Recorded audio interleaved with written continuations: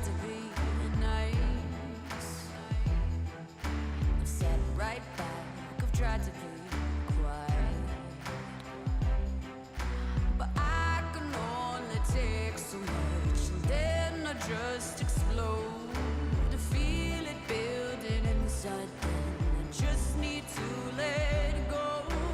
So don't ever listen to a word they say. It's time that you found out that I'm gonna get my way, okay? I'm gonna light it up, and then I'll burn it down. I'm gonna make you feel like you're invincible when no one's around. I'm gonna build you up, and then I'll strike you down. 'Cause you're about to know it's nothing personal. Sometimes good people do bad things.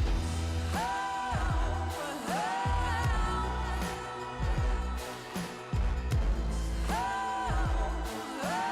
Sometimes good people do bad things. Oh, oh, oh. Sometimes good people do bad things.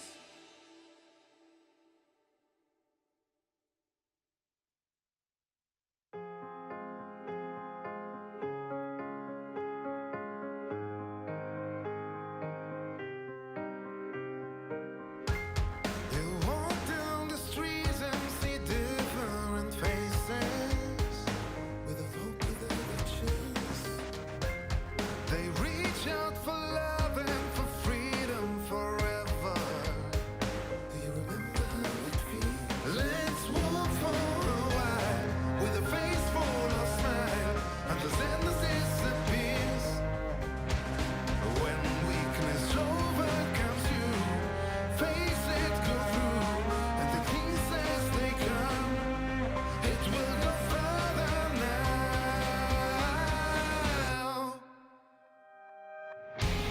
Spring arms wide apart in the middle of the storm. Whoa, you fulfill it right now. Set a goal for yourself. This is still not the end. And pull it through now. Every pain that you feel comes to an end oh so soon. The time has come now. No, it's not the time to quit. Put yourself together, whoa. And listen it right now. Don't care about the tears, all your problems. I'll be there for you in the middle of the night. And I don't care about all of these hard times. I keep pace with you, 'cause the rest is shining bright. Let's walk for a while with a face full of smile until sadness disappears. Oh, when weakness overcomes you, face it, go through, take things as they come. It will go further, it will go further now. Spring rounds wide apart in the middle of the storm. Whoa, fulfill it right now. Set a goal for yourself. This is still not the end. And pull it through now. And every pain that you feel comes to an end oh so soon. The time has come now. And don't stop the time to quit. Pull yourself together, whoa.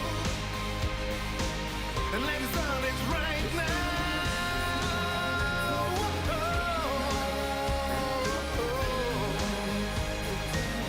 The time has come now, yeah, yeah. And pull it through now. The time has come now. The time has come now.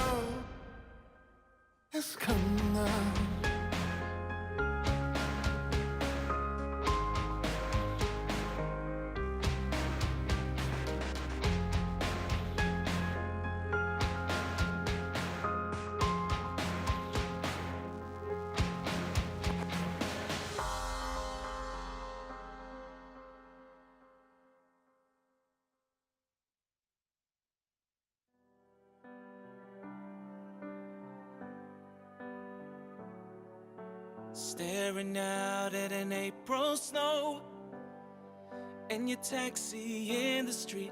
I imagine time has slowed.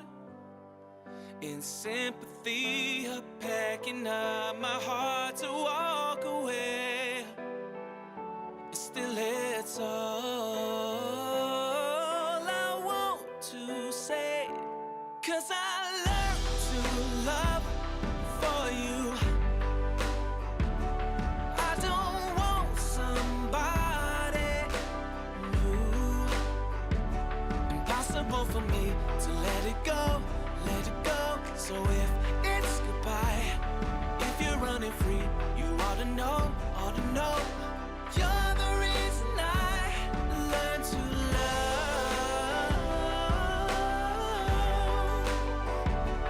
Learn to love.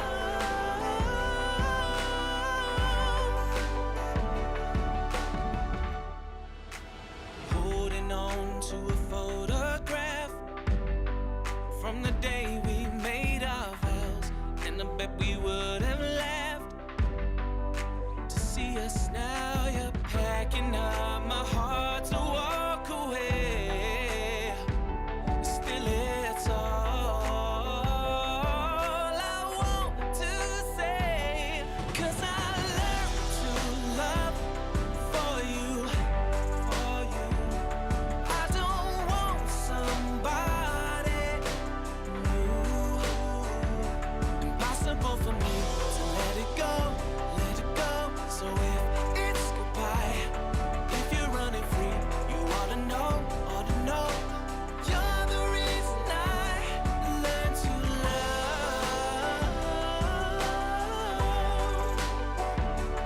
Learn to love.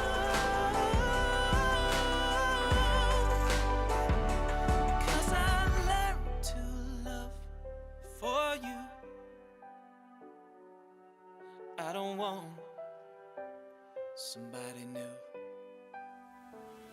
Impossible for me to let it go, let it go. So if it's goodbye, if you're running free, you ought to know, ought to know. You're the reason I learned to love.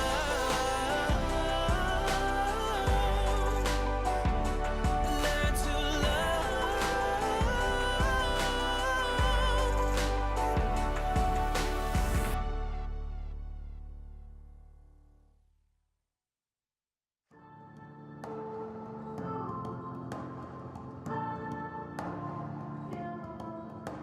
The moment I throw my backpack in the trunk of your rusty car, not knowing where we going, I'm hoping that it's gonna be far.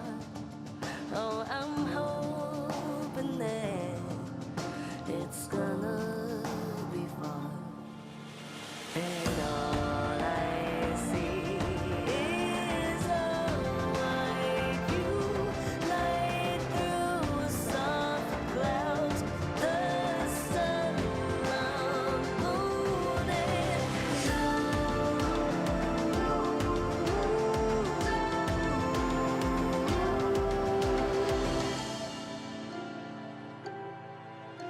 we follow our hearts. We see in the signs, led by the stars, not knowing where we're going. Yeah, I'm hoping that it's gonna be far, it's gonna be far. And all I see is a white view light through soft clouds, the sun, the moon, and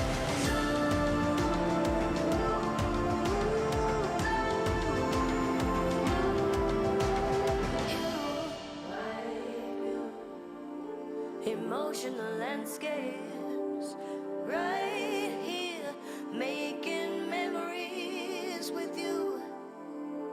Sun, moon, you.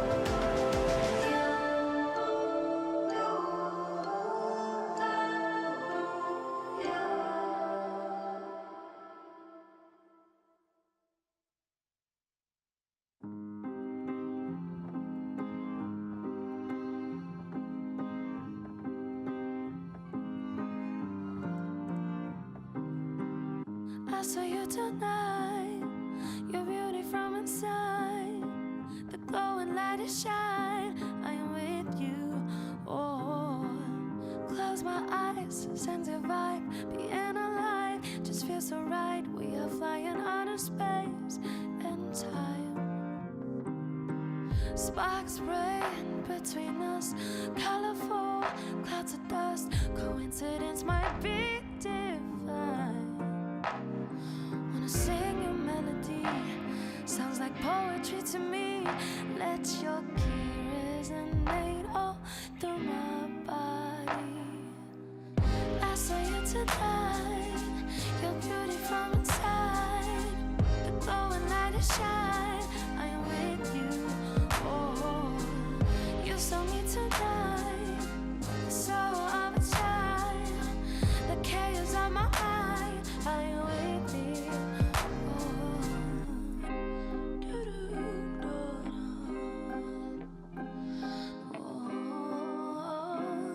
With me,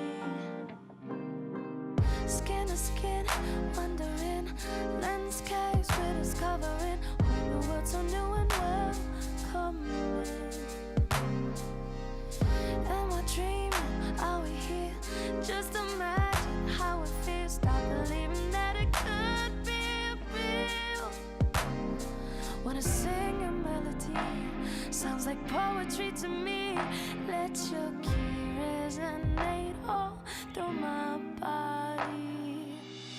I saw you tonight, your beauty from inside, glowing light is shine. I am with you. Oh, you saw me tonight, the soul of a child, the chaos of my mind. I am with me. Oh,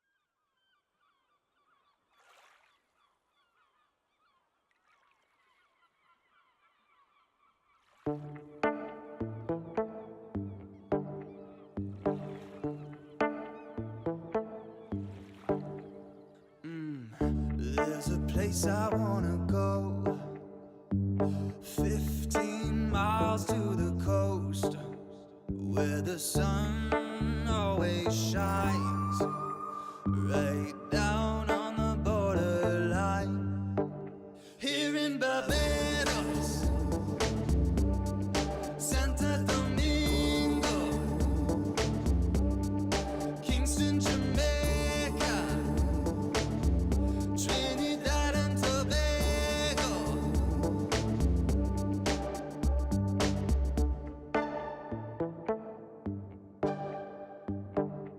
Sitting here under the blue sky, people here don't ask why.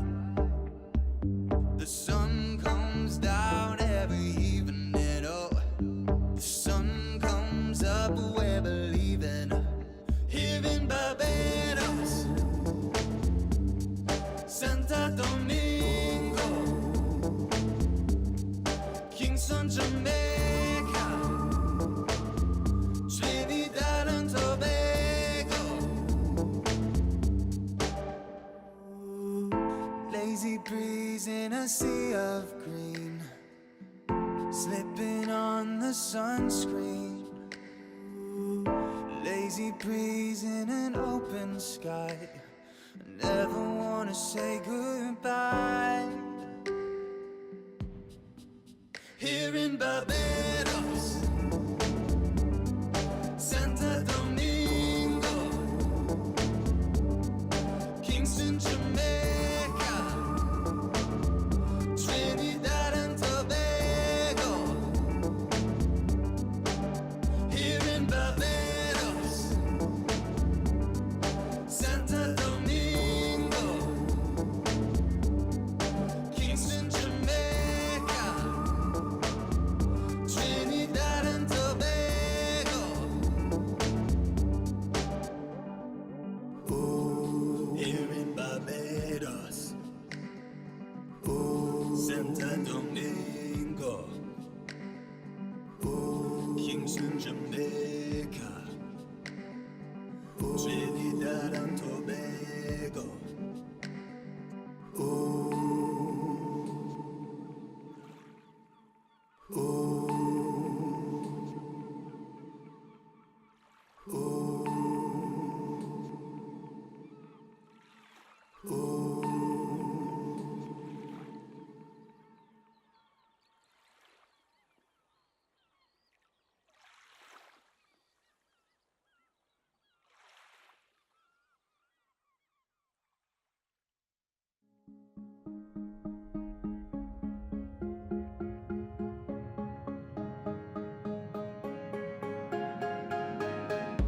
Running in circles, waiting for the moment to come. There's no rehearsal when you want to reach the stars. I lift my head up and hit resume. Get me away from the waiting room, 'cause we were born to achieve our dreams. So just fire away, fire away. Well, do you feel it getting closer?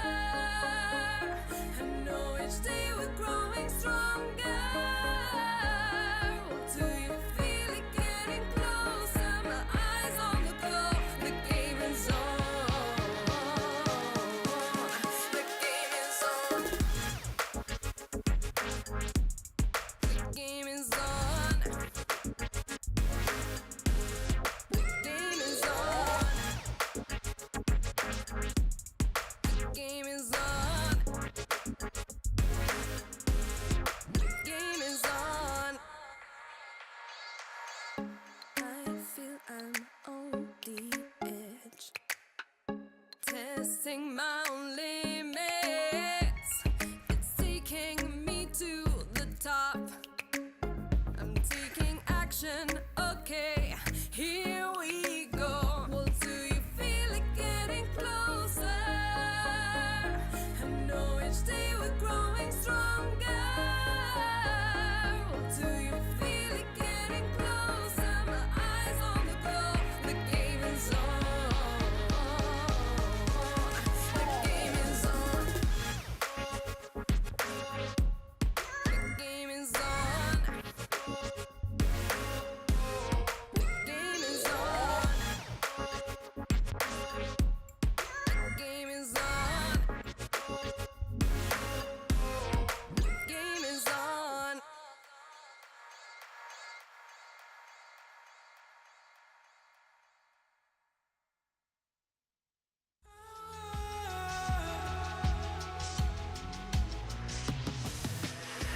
Why do you speak on my name? Why do you treat me so bad? 'Cause I never made you feel like this. Why do you leave me into? Do you love you for real? Do you love you for real? No, no, no, no, no, don't give me that, don't give me that. No, no, no, no, no, don't give me that, don't give me that. No, no, no, no, no, don't give me that, don't give me that. No, no, no, no, no, don't give me that, don't give me that.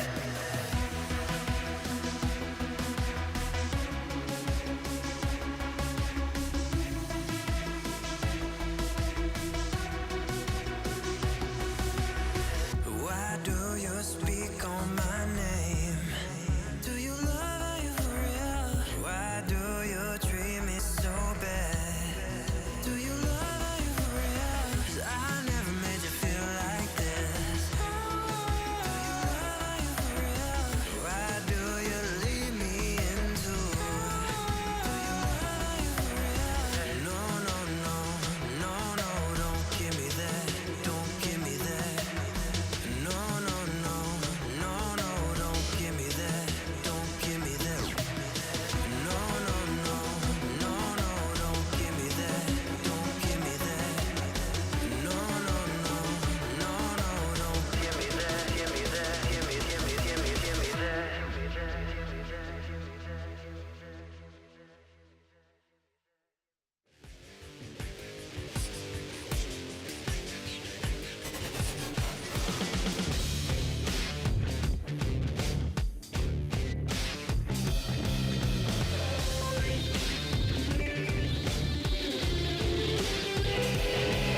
Like a siren without a warning.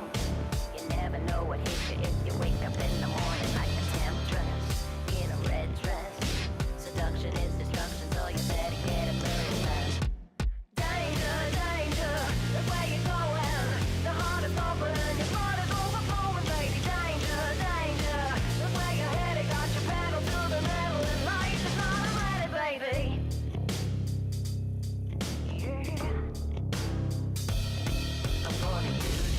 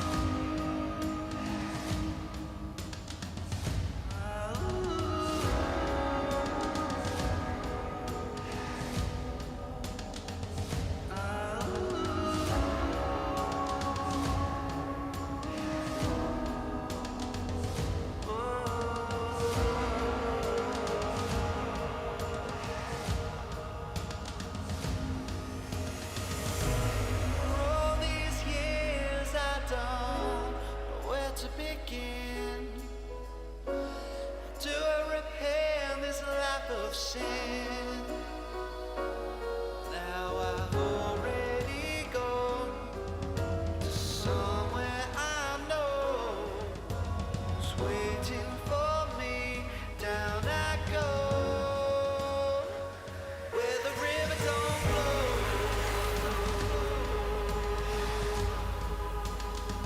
Since I left these bones,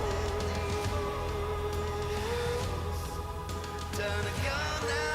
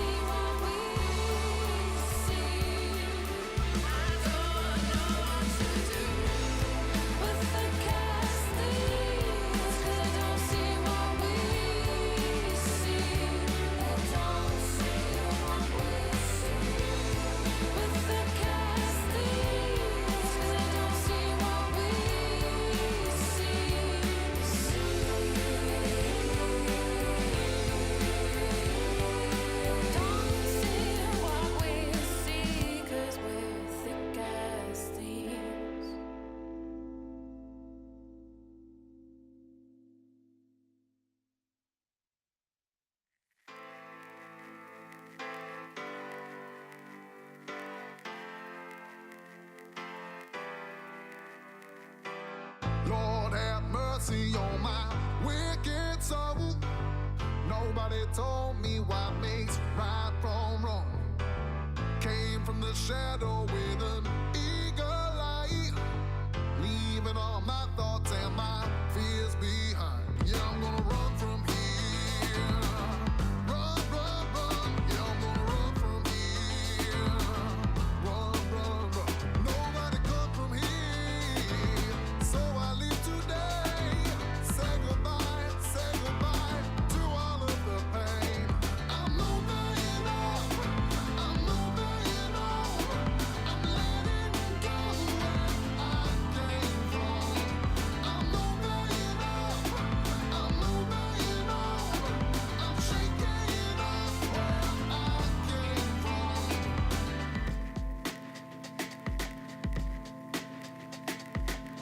Riding with freedom and I found my way. Ain't nobody gonna lead my mind astray. I'm gonna move the ground beneath my feet. I'm gonna lose the feeling at defeat. Yeah, I'm gonna run from here. Run, run, run. Yeah, I'm gonna run from here. Run, run, run. Nobody come from here. So I leave today. Say goodbye to all of the pain. I'm moving up. I'm moving on. I'm letting go where I came from. I'm moving up. I'm moving on. I'm shaking off where I came from. I'm moving up. I'm moving on. Ah, yeah, yeah, yeah. I'm moving up. I'm moving on. Ah, yeah, yeah, yeah. I'm moving up. I'm moving on. I'm letting go where I came from. I'm moving up. I'm moving on. I'm shaking off where I came from. Yeah, I'm gonna run from here. Run, run, run. Yeah, I'm gonna run from here. Run, run, run. Yeah, I'm gonna run from here. Run, run, run. Yeah, I'm gonna run from here. Run, run, run.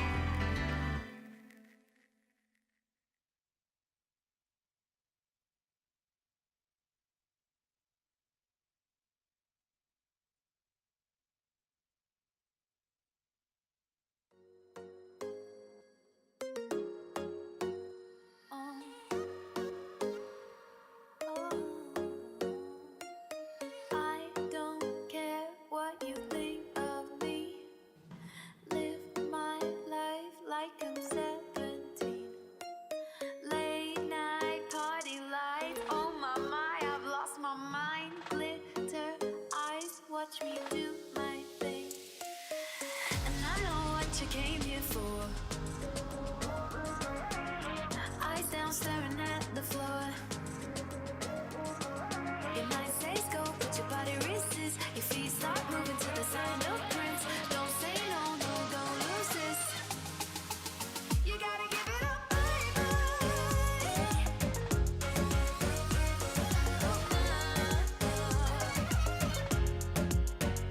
Give it up, baby. Give it up. Won't you give it up?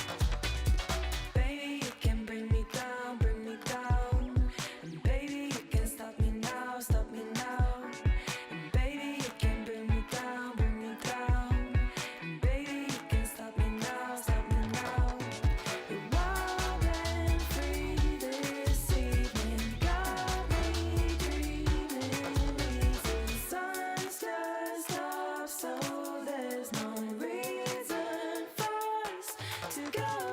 Baby, you can bring me down, bring me down. And baby, you can stop me now, stop me now. And baby, you can bring me down, bring me down. And baby, you can stop me now, stop me now. And baby, you can bring me down, bring me down. And baby, you can stop me now, stop me now. And baby, you can bring me down, bring me down. And baby, you can stop me now, stop me now.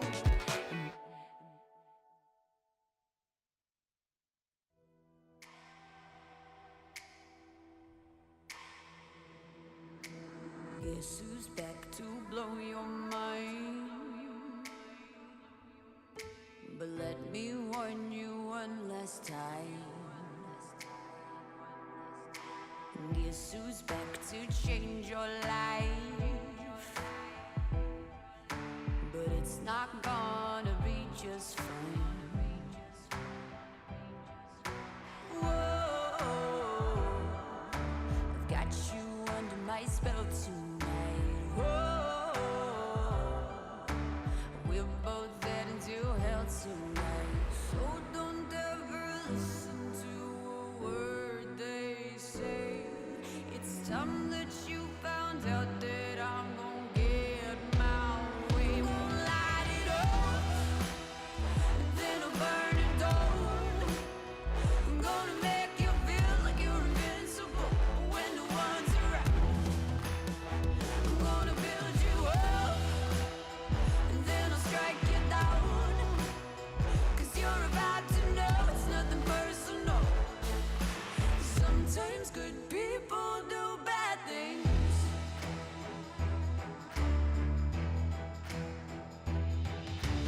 I have always tried to be nice. I've sat right back, I've tried to be quiet. But I can only take so much, and then I just explode. To feel it building inside, then I just need to let go. So don't ever listen to a word they say. It's time that you found out that I'm gonna get my way. Okay, I'm gonna light it up, and then I'll burn it down. I'm gonna make you feel like you're invincible when no one's around. I'm gonna build you up, and then I'll strike you down. 'Cause you're about to know it's nothing personal. Sometimes good people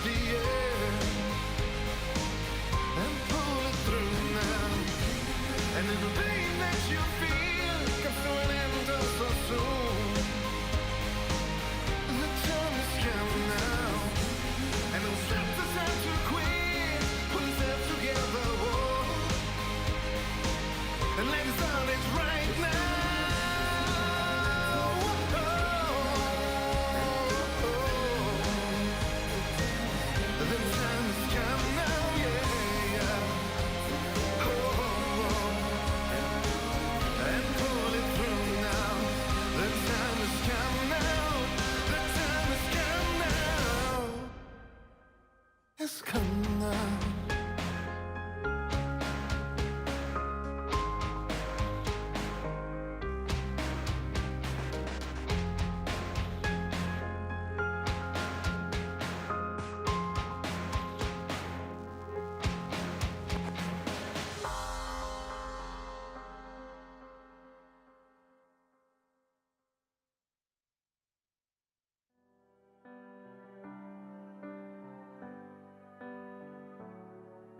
Staring out at an April snow and your taxi in the street, I imagine time has slowed.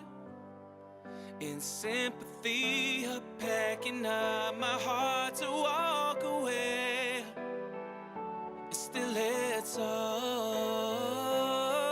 I want to say, 'cause I learned to love for you. I don't want somebody new. Impossible for me to let it go, let it go. So if it's goodbye, if you're running free, you ought to know, ought to know. You're the reason I learned to love,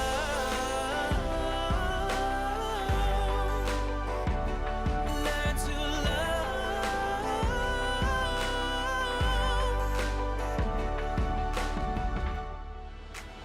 Holding on to a photograph from the day we made our vows, and I bet we would have laughed to see us now. You're packing up my heart to walk away. Still, it's all I want to say, 'cause I learned to love for you, for you. I don't want somebody new. Impossible for me to let it go, let it go.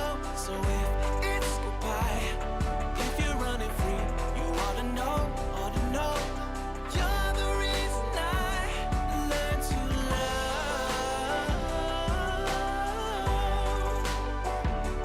learn to love. 'Cause I learned to love for you. I don't want somebody new. Impossible for me to let it go, let it go. So if it's goodbye, if you're running free, you ought to know, ought to know. You're the reason I learned to love, learn to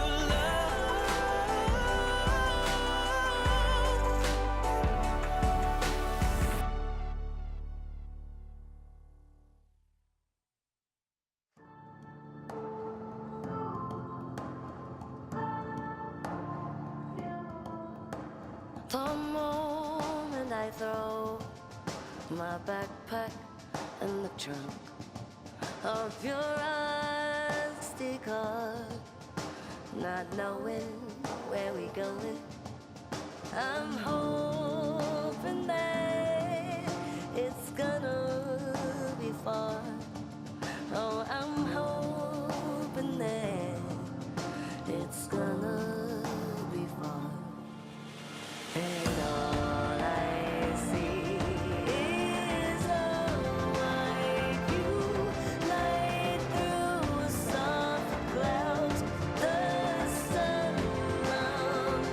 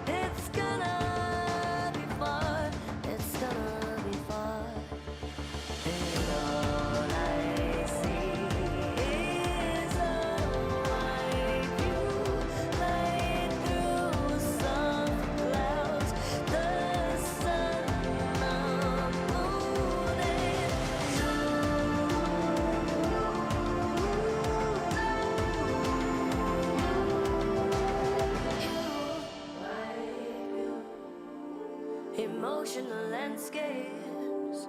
Right here, making memories with you. Sun, moon, you.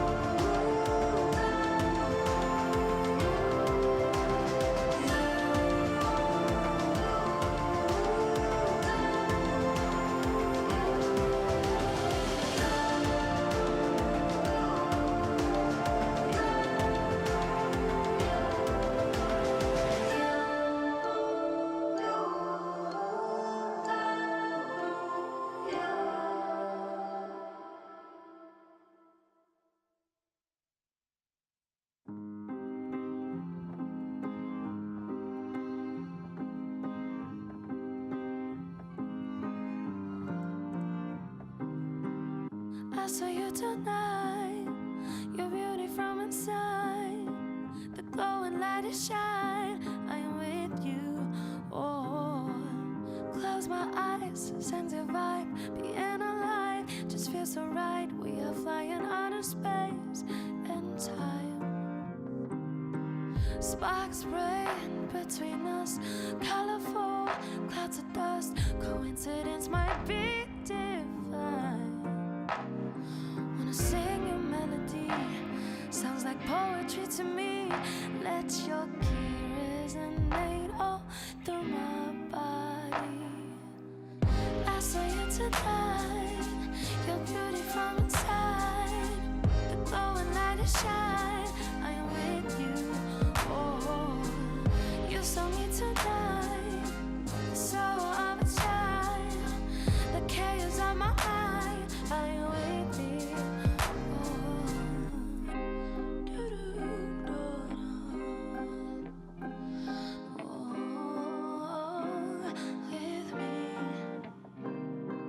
Skin to skin, wondering, landscapes we're discovering, whole new world so new and welcoming. Am I dreaming? Are we here? Just imagine how it feels. Stop believing that it could be real. Wanna sing a melody, sounds like poetry to me. Let your key resonate all through my body. I saw you tonight, your beauty from inside, glowing light is shine. I am with you. Oh, you saw me tonight, the soul of a child, the chaos of my mind. I am with me. Oh,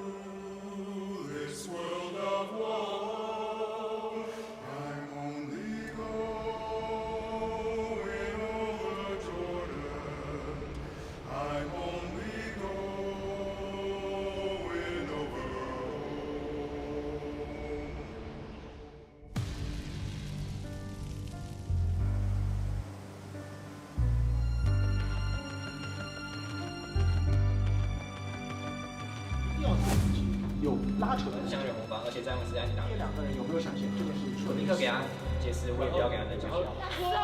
接接，拿他，能做的已经很不错。3、2、1，加油！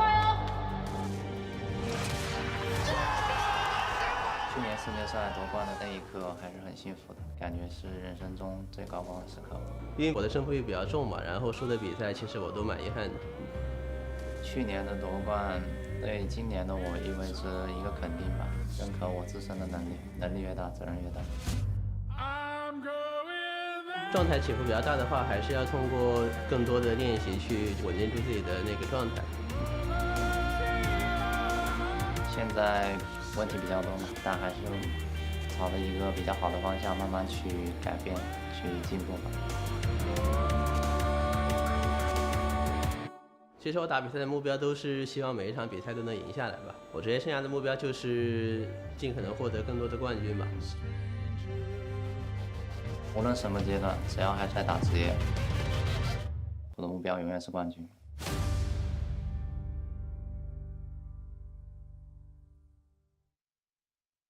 Welcome on in, everyone, for another wonderful day in the LPL. We are into the Week 7 Super Weekend, day 2 of that Super Weekend, and I'm Mazel, joined by Lyric, as we're going to be taking down the first 2 series of the day. But first, Lyric, we're going to talk about yesterday, all right? I want to pick your brain a little bit, because we didn't get to go the full 9 games, but we did get some bangers, and especially that first series, my friend. 2-0 JDG taking down the Titans of V5. Yeah, you and Dagda got a treat, right? V5 at certain times had control over both of those games. JDG, though, still showing up strong. We saw the rest of the day pan out maybe a little bit unexpectedly. TT actually pushed LNG to the verge of a loss. And then FPX actually coming back strong, bringing Care, their mid lane, their LDL mid laner, up to the main team, and were able to take down BLG. It's actually incredible to see, FPX resurging in this fashion, especially against BLG, right? But now we got to look at the standings because things are starting to shake out. We still got the blob there, the top 5, but it is petering out in the later parts, and especially down towards those last 4 spots in the LPL playoffs. Things are getting spicy. Now they're getting FPX moving up and things along those lines. Yeah, I just want to highlight number 1 and 2, right? Because Weibo and V5 before had a 2-game block between them and the rest of the pack. Now, with both them losing, I mean, those top 2 slots are pretty much open to be fought for. And again, top 2 in regular season sends you straight to the double elim portion of our playoff bracket. So extremely crucial to be able to finish top 2. But now we have today's games because we got 3 back-to-back best of 3s lined up for you. So make sure you got your snacks and all the goodies to sit through it all. We got LGD taking on Weibo Gaming, again seeing if the Titans can bleed again. AL taking on IG in our second series of the night. Both these teams trying to find a little bit of grace in the later parts of this season. And then we got the title match, the heavyweight contenders, EDG at 8-3 taking on RNG with the similar record. Look, Mazel, that's a cool matchup, but if anyone needs to know, you need to stick around for the second series because Mole debuting on IG. We'll get there later, but Mole is back. You cannot miss that. I'm not missing that. I stole that cast from Dagda just because I don't want to miss it. There's no other reason you're here other than Mole is going to be playing today. But we got to talk about the first series first of all, because LGD will be trying to take down Weibo Gaming. Weibo themselves coming off a little bit of a rough series against RNG, as we're going to take a little bit of a look back at that one. Yeah, we saw them go head-to-head with RNG. Weibo definitely going into that series as the favorites. But I think we saw Weibo's early game especially a little bit exploited against RNG. RNG were willing to go for these aggressive turret dives. They were willing to, push into SOFM's jungle and really put pressure on their laners who don't get a whole lot of jungle attention. And we saw Weibo start to crumble. It's really rough when you're put in predicaments like this. Gala going a little bit ham there as well. Just make sure you're hurting a little bit more. But Weibo, they try to come together in these kinds of scrappy fights, and especially against RNG, that doesn't necessarily work out, right? The bodies just aren't there. The timings are just a little bit off.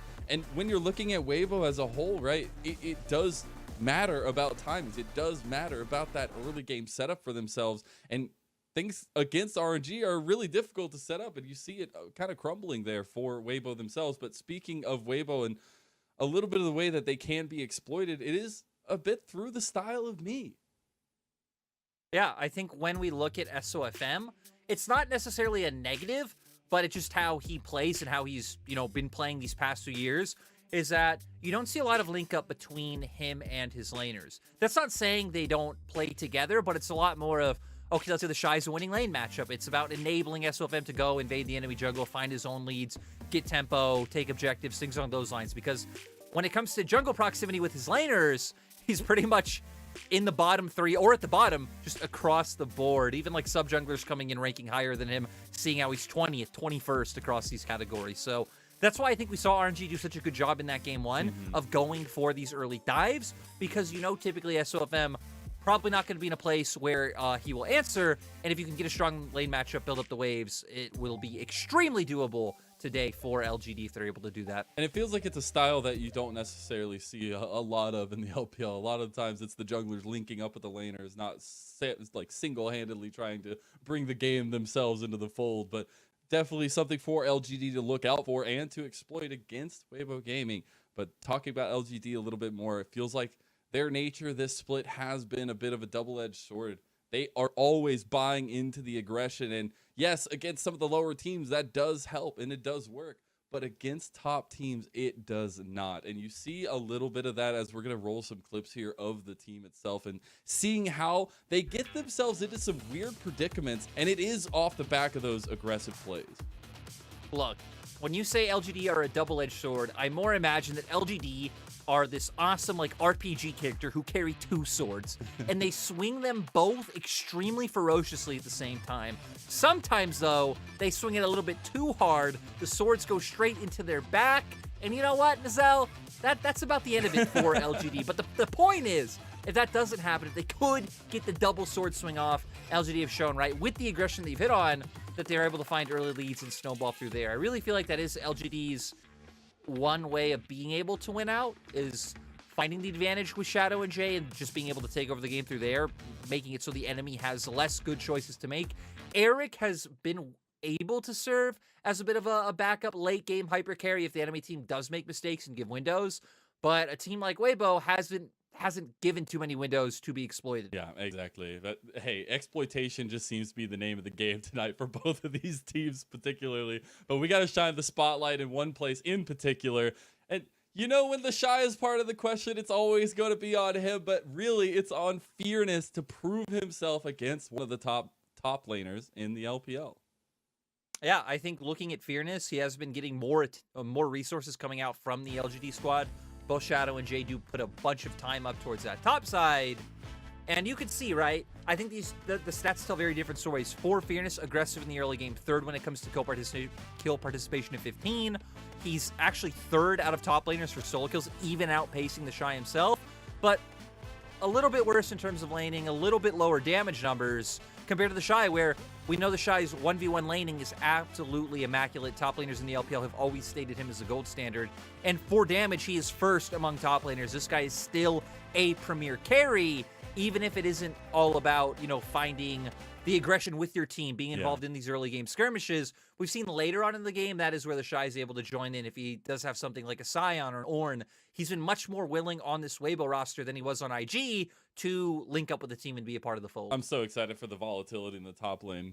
It's going to be a fun one to keep our eyes on and how it kind of integrates in the rest of the playstyles for the team. But we have another big news drop here, Lyric, as Wholesome Brother Gaming is finally complete. Since Demacia Cup, we have not seen them together, but Huanfeng and Sword Art are reunited at last, and we will get to see Sword Art coming in tonight. Very, very excited to see him perform. Yeah, especially with the fact that they have been using On for so long, you got to assume that On has been working better in scrims, and there's reasons why they haven't brought Sword Art in just yet. Like you just hit on, the last time we saw him was Demacia Cup, but especially since we have seen On still have some off performances, I think especially his Tom Kench, maybe bring in Sword Art, maybe as a bit of a different champion pool that you can utilize and just see how it works. And there's no better series to do it than up against a team like LGD, who have been struggling to find their footing. As we do see Weibo taking to the stage, see some reserved smiles from the team as well as, getting to get this roster up on the board and get to see, there's no hugging this time for 辅助 Sword Art There's a little bit 主 of 教 talking, 练 right? 麦子坚 But this roster obviously 再 has 次 been 欢 top of 迎 the table for WBG LPL, 战 right? 队 They have proven themselves to be one of the strongest teams in this league. Whoa, whoa, whoa, and whoa, now whoa, Mazal. coming in Whoa. with changing it up, bringing in Sword Art, does that really change the nature of the beast? 接下来让我们欢迎杭 You 州 know, I should have interrupted you before LGD you finished. I was 给 gonna 你 say this isn't the same roster that's been at the top of the table, That's what I'm Mazzel. This is this roster's Let me finish, first all right? game of the LPL. But this roster, Mazzel, this roster's played a couple games. Yeah, for sure. This roster's played Renata. Yeah, they have Goodness. played it. We even had a clip of it. It Shadow. happened, all right? It happened. But you see Jungdan J. LGD taking to the stage. Shadow. I've been a huge Fuju. Shadow Jinjiao. stan since seeing him in the 主教练 LPL, since Kabi. seeing him in the LEC as 再 well. 次欢 And 迎杭州 there are brighter LGD 战 futures 队 ahead, I feel like, for this team for sure. I know you're not one to necessarily buy into the positivity, but seeing this team still go for the things that feel comfortable with them, that aggression, no matter how the season has been going, is something to hold on to. Look, Jay has one of the most wholesome smiles He in does. the LPL. And if there's one thing I'm a fan of, it's an obscure mid laner. And you know all of these guys here to see Jay. Maybe to see Mole. I'm sorry, I but just freaked out. Jay, I'm, close second. your analysis points are great and all, but we have fans, and I'm so excited. I'm so happy to see people in the stadium in front of these players. Oh, that's so exciting. And, what a matchup to get to watch. Yeah, Zell. LGD versus Weibo Gaming. Which, hey, to be fair, right? Weibo are coming off of loss. They are. So, anything is possible in terms here for LGD to be able to pick up a win. LGD do still have 5 series left, so can get all the way up to 8 wins. That should potentially be able to get them through playoffs, pending how the other lower tier teams do. So all hope is not lost for LGD. Yeah, absolutely not. And getting into the draft is going to be very telling, I feel like, especially when we're coming into this one. We already said the volatility in the top lane is going to be really interesting, how they kind of play towards that. But obviously the LPL, it all stems from the jungle. It all stems, especially in this one, from Shadow on the side of LGD, trying to find those aggressive pathings, trying to find those invades, and if that's going to come to fruition against SOFM, who, as we have said, plays to himself. And so those early draft priorities are going to be so interesting. I think the more important thing will be how Jay and Fearness can stack up in the soul lanes, right? We Yeah, talked about true. Fearness versus the Shy. The Shy should be a heavy favorite in terms of just outright laning and being able to get on a matchup, find prio. So red side may be very important. I think Jay versus Angel will be the more interesting one, just because Angel has not been some guy who just comes in, dumpsters you in lane. No, Angel, solid laner by all means, but has definitely stood out in terms of his team fighting this split, right? Especially with his Orianna, some shockwaves have just been absolutely unbelievable. So if Jay can get on an aggressive matchup, win out the 1v1, try and guarantee Shadow some priority, then maybe we can start seeing that aggressive nature of Shadow come out and him looking for those invades that you're hitting on. And I'm also wondering if we do get a little Sword Art spice, or if we just get the tried and true, right? Because I do feel like Sword Art fits into the support meta really well right now. But I have been liking some of the niche picks we've been getting. Obviously, getting to see the Renata last time around for LGD. But I don't expect a lot of the picks to come through, because I do feel like LGD will be relying on a lot of comfort coming into this draft, particularly, especially going up against Weibo. You don't want to be set off kilter in the beginning of the match. That's where I feel like a lot of LGD's losses have come from, where they are juggling the ball and it gets a little bit out in front of them, and the other team picks it up and runs away with it. Yeah, I feel like one of LGD's biggest problems is the fact that they don't have a primary point of pressure that they can rely on in the early game. Yeah. I think that's one thing we've seen JDG benefit from 369, just a player who's going to actively always play aggressive. You know they're going to pull jungle.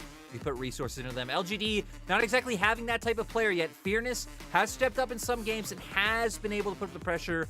Can he do it here today, though? Well, let's see how it all pans out for our first game of the night. We got Weibo Gaming on the blue side, banning away Tom Kench, Hecarim, and Rise. LGD on the red side this time around. Gwen, Zeri, and TF ban away that Rise and TF presence since the patch. Jinx, tried and true, locked in first pick for Weibo. Yeah, it seems like we have 3 first picks right now, which is Zeri. If it's open, then, between Gwen and Jinx, Jinx being the only one of those left open, makes sense she's first pick now. Lee Sin locked in right away for Shadow. Not going to be a surprise to anyone who has followed this guy since his day on the Mad Lions. And then the Aphelios, the other expected answer. This is where we're going to start seeing more flavor in the draft. in terms of what Weibo want to respond with. Xin Zhao is obviously always a tried and true pick, but for Weibo, they've been one of the teams more willing to leave jungle to second rotation and like bring out spicier picks that do just round out their draft well. I think the other pick you would typically see here is something like a Nautilus come out in the support role. It's been by far our most played champion, and there it is. Big Brain Lyric strikes again. We did get the Diego for SOFM, so going with the skirmish heavy jungler into the response of Lee Sin for Shadow. See what the final pick of the first phase is for LGD. Would expect it to be more engaged, right? Make sure you can't get more of those supports banned away from Jin Jiao. We'll see if that wants to be the case, though, because I feel like if you're gonna set yourself up, you're gonna need some of that forward pressure, especially with the fact that Shadow is going on the Lee Sin. So Leona is the answer. Yeah, now I think we're gonna be looking at potential mid laners being targeted. For LGD, I really think you do leave that counter pick up towards top lane, unless they decide to do the old reliable of, hey, let's just pick Fearness Ornn. But I feel like for LGD, they have looked a bit better when Fearness is put on carries. So for LGD, maybe we see that. Blind pick mid laners still left open, right? Ahri, obviously the standout. We've been seeing so much of her since the 12.4 patch has come on, as we apparently either have a no ban or maybe just a graphic error, Mazel. Yeah, maybe we'll get an update on that. And when we do, we will let you know. Or maybe LGD just gets the ban. Camille is the ban away from Weibo in their second phase, though. So definitely putting some more focus on Fearness, maybe trying to corner him onto that Ornn pick, which honestly is not that terrifying because Fearness is very scary on the Ornn, right? So LGD are perfectly fine being backed into that corner, I feel like. Yeah, I think you're right, though. I think the Shroud would feel fine with us just going to hit on the Gnar being probably his go-to pick if the Ornn just come out, but that now being taken away. The Shy getting pushed a little bit further down his pool. We haven't seen the Shy, right, willing to pick up the Scion. He's brought out the Gragas. Graves still being a champion that is left open. As Weibo take away the LeBlanc, again, my eyes still do gravitate towards the Ahri. Orianna, I guess, still being another champion that we've seen gone to consistently as a blind pick even on this patch, but there's been a lot more about the Ahris, the Vexes, the LeBlancs, these champions that can guarantee you early mid-prio. It's been a lot more heavily about the mid-jungle 2v2 coming on through. I'm going to go out on a limb here and say, I want to see something mobile in the mid lane. And guess what? We get it! Because we get the Vex. Oh, man, this is so exciting. I haven't gotten to cast the Vex in so long. Just feels like never is a priority. But here, LGD say, Jay, you got the tools. Yeah, we have certain mid laners who gravitate towards the right. Xiaohu being a big one. Knight has been going back to it in recent times. Rookie was one of the early adopters of the best Vex pick. Now for the side of Weibo, we already hit on the Shy, his go-to being the Graves, if the Gwen and Gnar have been off the table in recent weeks. So having that top lane Carol now going to be thrown out with some AP damage. I think Syndra's always an option. Again, we already hit on the Ahri. Looks like they might be hovering the Galio. I don't think you have a lot of great ways of bringing him into the backline. You do run Predator, so you can just look to engage for yourself if you want to go with that one. And it aligns with Weibo's style, right? Playing to your jungler, as we showed, in terms of the jungle proximity. Let's go! That's an Angel Zillion? We can see the laughter coming from his face, but I gotta say, this isn't too crazy for Angel. No, yeah, following absolutely. Weibo and Stooning over the past few years, Angel has been one of the mid laners more willing to kind of go down into more niche picks. He was a big Seraphine player when that came out. He was willing to bring out things like the Malzahar last year, the Kassadin, all of these specialties. Zillion has been extremely strong in solo queue lately for a lot of top challenger players. Yeah. Now we're going to see how Angel maneuvers it, and again, how he enables the likes of SOFM and Huanfeng in these team fights. We did get the final pick from LGD. It was the Akali. So double AP solo laners for LGD going into this first game. Just trying to find a way to kill this team, which will need to be done. Feels like it does get a little bit terrifying when you get the extra life there from Angel on the Zillion. So very interesting first game from Weibo. Obviously feels like they got a lot of the tried and true pieces. They like obviously the comfort for the Shy, but now it means that there's that much more volatility in the top side. That matchup that we wanted to put so much focus on is now a Graves versus an Akali. Yeah, but still, despite the fact, right, that typically like picking AP champions into Graves is fine because a lot of your value does come from the armor resistances that you do get from your passive. So you know, again, theoretically, you can see what he's going for there, but still, Graves going to have prio in the Yeah. lane. He's going to be able to push freely, should be able to out-trade early on. So I think the Shy will be fine. A lot of this is going to come down to the early skirmishes that I feel like LGD need to find, because in the late game, it's only going to do so much to shut down the double assassin threat coming from LGD. And the fact that you can just very easily itemize MR against this composition. You have a ton of DPS, and Weibo looking for those big 5v5s. Indeed, as I'm so excited because we are getting on to the Rift, the first match of the night. LGD taking on Weibo Gaming. The name of the game in this series is Exploitation. Can LGD exploit SOFM? Can Weibo exploit the aggressiveness for LGD? We'll find out after this first game kicks off and we hit Summoner's Rift.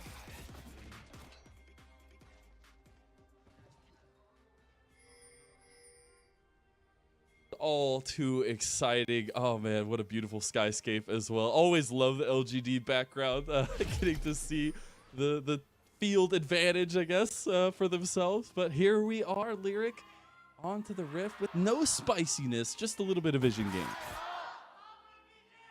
Yeah, no cheeky level 1s coming out this time around, and kind of going back and hitting on comps more holistically, right? For LGD, I really feel like the name of the game is going to be mid-game skirmishes coming through, especially around their top side. The amount of mobility, the amount of burst that you have, LGD should be feeling really good about early 2v2s or 3v3s around their top and mid with jungle. For Weibo, if you can kind of stem some of that aggression early game, get to mid-game where you are just going for these objective fights, again, they have a ton more DPS coming through. Fearness or Jay having to commit their full combo to try and assassinate someone, then Angel's ult just outright disrupts that. You have a very easy time itemizing MR when a massive amount of their damage is going to be AP. I feel like for Weibo, they should feel good if this game does go even, or even if they're slightly behind going into the mid-game. And setting up those win conditions is obviously so important, and I want to give that little bit of a dive into that jungle matchup a little bit more, because something we have seen from Shadow are those constant invades, the unique pathing, obviously on the Lee Sin that we see in all of LPL junglers pretty much. But it's that consistent, usually, you know, level 3, level 4 invade that Shadow will try to attempt. See if he changes that a little bit and goes away from that super early aggression, as Sword Art and Hwangfog definitely not going away from that early aggression. They've already gotten a couple good engages. Sword Art just feeling out the dredge lines here. Yeah, and I'm curious to see how Sword Art ends up playing the game, tying it into jungle, right? Because one of the great things about Suning when Sword Art was on the roster was it felt like he worked much better around SOFM. I remember back in 2020, Clement always saying, hey, Sword Art is a lot more... Sword Art and SOFM are the dual lane of Suning. It's not Hwangfong and Sword Art. So we'll see if Sword Art brings that back once again of playing much more for jungle than he did for his 2v2 lane. And on the Nautilus, feels like that is definitely a possibility. Gonna have to keep looking out on the roams. As, speaking of roams, Sword Out already on his first, going up towards the mid lane as the wave pressure, a little bit too heavy for Angel there. So we will see that first movement, as also seeing SOFM go for that unique pathing we were talking about, but this on the Viego, stealing away Shadow's camps. Yeah, so you were hitting on counter jungling coming on earlier through. Both these junglers really do love to go for this. This is why we hit on that for SOFM. It has never really been two-lane centric. It is about these invades. It is about putting the enemy jungler behind, putting yourself ahead. He's going to go back to his jungle, still have almost his whole bot side to clear out. There's still Scuttle Crab sitting right there. And as expected, right, lanes so far going in favor of Weibo. You see Graves winning out on top side. Zillion won't be able to garner any lane prio or pressure in the mid lane matchup, but should be extremely hard for Vex to poke him down or annoy him. Stand back. You always have the option of destroying the double bombs. Then bot lane's going to be a wash. We've seen this. We see this matchup literally every day, at least 6 times in a row, Mazel. Yeah. It is what it, Nautilus versus Leona, the tried and true of the LPL. Exactly. It just feels like bread and butter at this point. Can I just say, feels bad for Shadow, man. He was looking for like a little bit of unique pathing, realizes he would have to go to the bottom side of the map, and he's like, oh, I'm just gonna go to my blue side, see what's left. There was literally nothing left for him. So SOFM definitely getting the better of the early pathing in the jungle matchup there, but it is all about the volatility as we get to level 6 marks, and especially where we see Jay combining with Jin Zhao and Shadow. Right now, just going to try and take back some of this vision. They could look to try and wrap around and maybe make something happen on bot side. Obviously, Weibo's bot lane knows they're here. They just spotted them out killing a ward, so they shouldn't fall prey to any ganks. Looks like Shadow just trying to find some camps back after SOFM did completely cannibalize his jungle. He got the Krugs, okay? He's walking away with something. He's got pocket change. As SOFM clears his whole blue side of the jungle, Akidin's going to be pathing back towards bottom, which sets up Weibo for the first dragon if they want to go for it, as timings for them will be perfect, and LGD kind of pathing away from that bottom lane here. Yeah, they're going to have to be careful, though. So see on the mini-map, right now, Sword Art actually running into Shadow. You don't typically see teams risk going for dragons this early on, right? Especially when you don't really have any deep vision in the enemy jungle. You have no idea where SOFM is. Your mid laner was on a reset, even though sure he had TP. Angel would be very easily able to follow up. So I think good choice by LGD not going for that one. Still just going to see them default back to this early farm setup. And even though we hit on for LGD, right, that it would be a lot about early skirmishing around topside, you don't really have any great setup until the level 6 mark, and potentially just Shadow showing up to a lane, utilizing the kick, and then locking someone in place long enough to guarantee your Q hitting, and then potentially Fearness or Jay being able to follow up with their burst. So seems like for LGD waiting for that level 6 mark is Jinzhao going to say hi to SOFM, but they won't be able to respond. They're trying to put some emergency bandages on Shadow's pathing, because at this point, SOFM has the entire upper hand here. He is dictating a lot of Shadow's pathing in this early one. And that's not what you wanted the Lee Sin. That's something we highlighted into this one. Both these junglers are going to have to be self-sustaining, are going to have to find, you know, their own advantages to some extent. And Shadow just getting taken advantage of. Exploited, if you will. Yeah, I mean, you look at the CS advantage in jungle right now, right? About 20 ahead for the side of SOFM, so like 5 camps up for the Viego. Especially when Viego's going to be the champion that should be able to find much better use in the mid game as compared to the Lee Sin, right? Sure, you'll always be valuable in the game as Lee Sin, having opportunities to look for the kicks, but just the fact that SOFM can so easily look for these resets. And now level 6, right? Angel can have his ultimate available to him as well. Try and enable him. And for Shadow, now we're getting to the point of like, hey, you can start looking for these ganks. I think Angel's been playing pretty respectfully, because that would probably be your easiest gank opportunity. Go on to the Zillion, who is immobile, try and burn those summoners, make him pop his ultimate at least, and then you can pivot that into an objective fight where Zillion now doesn't have his ult up. So maybe for the side of LGD, that's what you're looking at. Rift Herald's coming up soon. Try and set up a mid gank before that happens.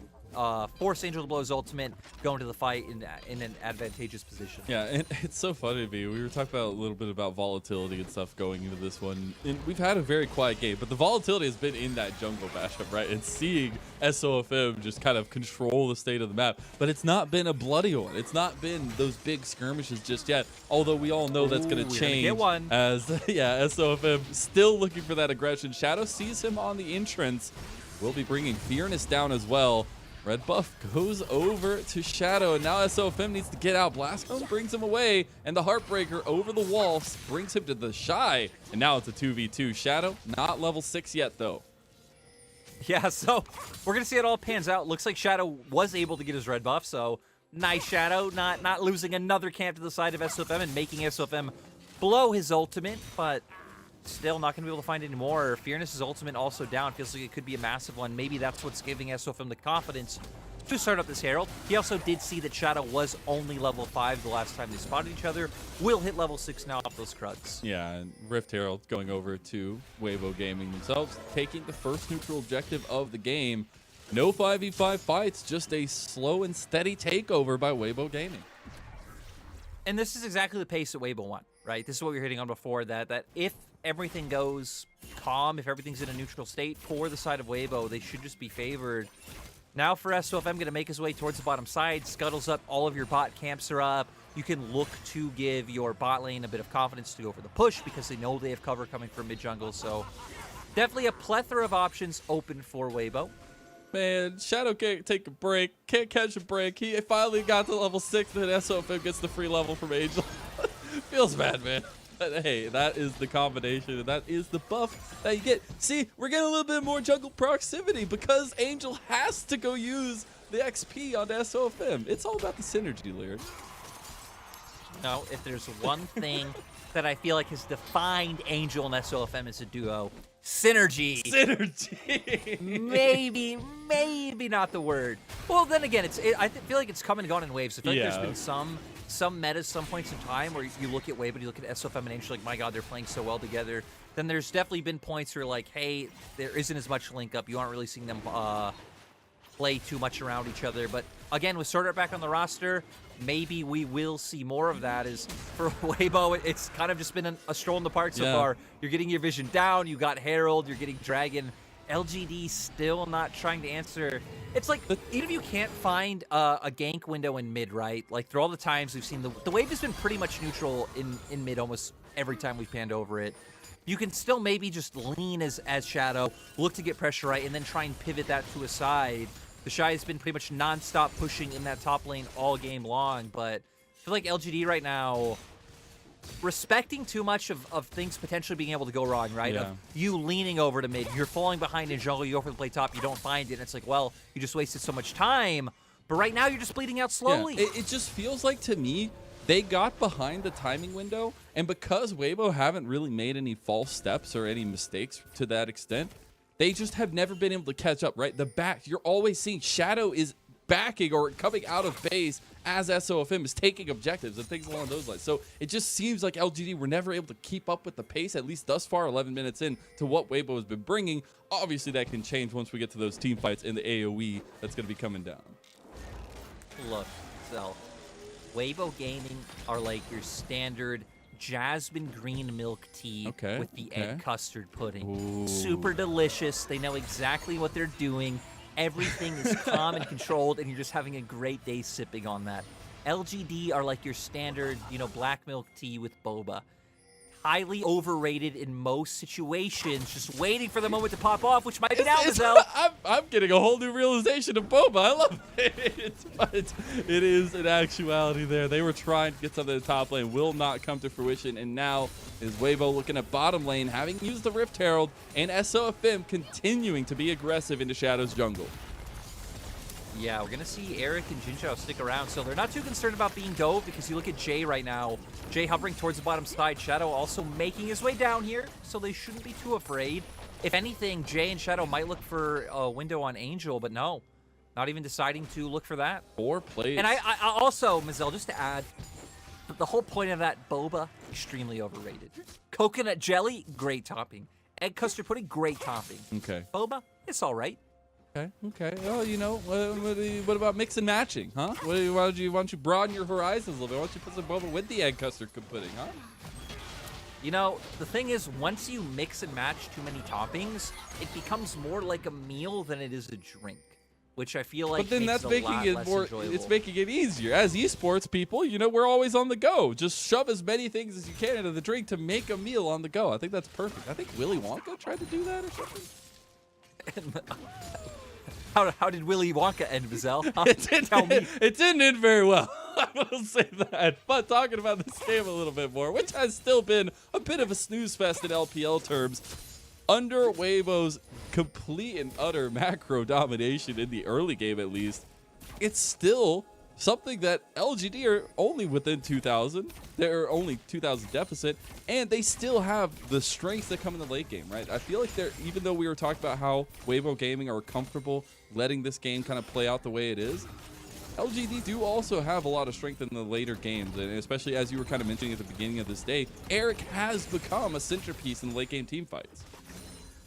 I feel like the problem is for LGD, if they're going to find wins in the late game, it's going to come through one of two ways. One is either going to be like side lane picks of Shadow and Fearness just playing together and trying to catch the Shy off, who now has a hull breaker, so will be extremely annoying and hard to take down. Or your second option is going to be just outright looking for picks, finding the flank, and Fearness and Jay coordinating and being able to burst someone outright. Is Jinzhao going for an engage? That was a solar flare used by Jinzhao. It did actually connect, and the cleanse got burned by Huanfeng. So a bit of aggression coming out of the LGD bot lane as Shadow was making his way there. And it seems like LGD are finally hitting the point of where they're like, hey, like, we're hitting 15 minutes and we still haven't been able to make anything happen with the comp that we put together we need to start pushing the accelerate button. We need to start trying to find some of these kills, because now we're at a point, right, level 11 for Angel. I mean, he could pretty much QWQ. The wave is gone. Yeah. And he could just look to constantly hover for SOFM, shadow down towards his bottom side. They're extremely close to taking this turret, but second Rift Herald about to come up. So right now we do see both teams just kind of hovering around the mid lane. Oh, so it was a Graviton actually connecting the first piece to force Huanfeng to get into the Soul Affair to also burn next one. So I wonder if that does come back to bite Huanfeng. Does have a lot of safety, at least with the amount of peel back that Weibo Gaming have chosen for themselves. Oh, the Winions! Oh my god, they're getting both towers on both sides at the same time. First tower will go down. Second tower will also go down for Weibo. And we've seen the shot expect the lane matchup to go with no real jungle intervention or mid lane intervention coming from LGD side. Shy been able to dominate in that 1v1. But Huanfeng and Sword Art coming out ahead, greatly helped by SOFM, his invades, him getting information. We saw him and Angel leaning towards bot a few times, allowing for them to find, you know, a little bit of CS lead and pushing down that turret. So sure, they lose Herald, but Weibo got more than what you should expect LGD to be able to get off of this Herald play. Heck, none of Weibo's turrets are even low. Yeah, they aren't, unfortunately, for LGD, but it is still LGD's first neutral objective. So they got something on the board here. They are still losing by about 3,000 gold in that passive difference, especially coming out of that top lane difference and the jungle. We'll see Huanfeng utilize the Gale Force. The beauty that is this item for ADCs, because you no longer just have to flash, all right? Ooh, Fearness. Not going to be as cheeky as we'd like. As we see both teams again playing around towards his top side. Right now, Angel's answering waves in bot. Doesn't have the TP, does have instilled spellbook, so not sure if he's on a timer where he could change it right now, but you're going to see Weibo actually aren't going to aggressively push into enemy river. And it's just timings like these, right, where for LGD, I'm surprised you don't feel more confident pushing into river and top side, contesting for vision, putting some threat on the Shy so he can't push out this top wave when Angel is showing just pushing bot to tier 2 turret. Just such an interesting state of the game, and we're right on the edge of getting a big engagement. Speaking of, SOFM gets attacked by Shadow here. Might get caught out as Heartbreaker has to come through. Dragon Rage kick was at the ready if SOFM didn't get out of there. Yeah, so now no ultimate on SOFM. They've been hovering around mid wanting to drop Herald. But 3 members here now, maybe this is your timing, knowing, hey, Viego won't be able to fight us. Sword and Angel, though, are waiting for it. Oh no, Shadow. Oh no, Shadow. Oh, he knew. He always still doesn't get out. The double bomb does connect, but Shadow will make it away. TP from Weibo just in case things got a little bit too finicky for them. But Shadow probably got a couple years just taking off his life there. Yeah, Shadow immediately having to go for the reset. LGD were the ones angling for a play. They were the ones looking for a timer to drop the Herald, but Angel just completely axing that plan. SOFM now halfway through his ultimate cooldown, 45 seconds on that one. Shadow using the Hex Gate to get back, though, and LGD want to go for it. This is the play they decide to go for. The Shy is on the side here as well. As LGD sees that happening, they back away from the fight. Yeah, and even though, you know, the Shy walking up, killing the ward, I think it's better that the Shy showed for the fact of just immediately LGD having to disengage and knowing, hey, we're not going too far forward. We're not over-aggressing, going to be in a numbers disadvantage situation. Fearness does have TP if anything did break out, but just the extra, let's say, 5 seconds the Shy would have in the fight, I feel like could have been monstrous for the side of Weibo. And Mazel, we're going to default back to the good old 1-3-1, zillion grave side lanes, catching waves, stealing jungle camps, 208 CS the Shy, 208 CS Huanfeng. It's actually dirty how high their CS numbers are in this game. It's just been a constant thing. 18 minutes and 30 seconds. The Shy is at 215. Yeah, I mean, it's crazy. But also the fact that, I mean, maybe that is a symptom or a reasoning for it is the fact that, you know, we're 0 kills at almost 20 minutes into an LPL game. Not the norm here, as SOFM wants to make that different. So Sword Art almost connected the dredge line. But as I said, Gale Force, the most busted item for ADCs in 2022.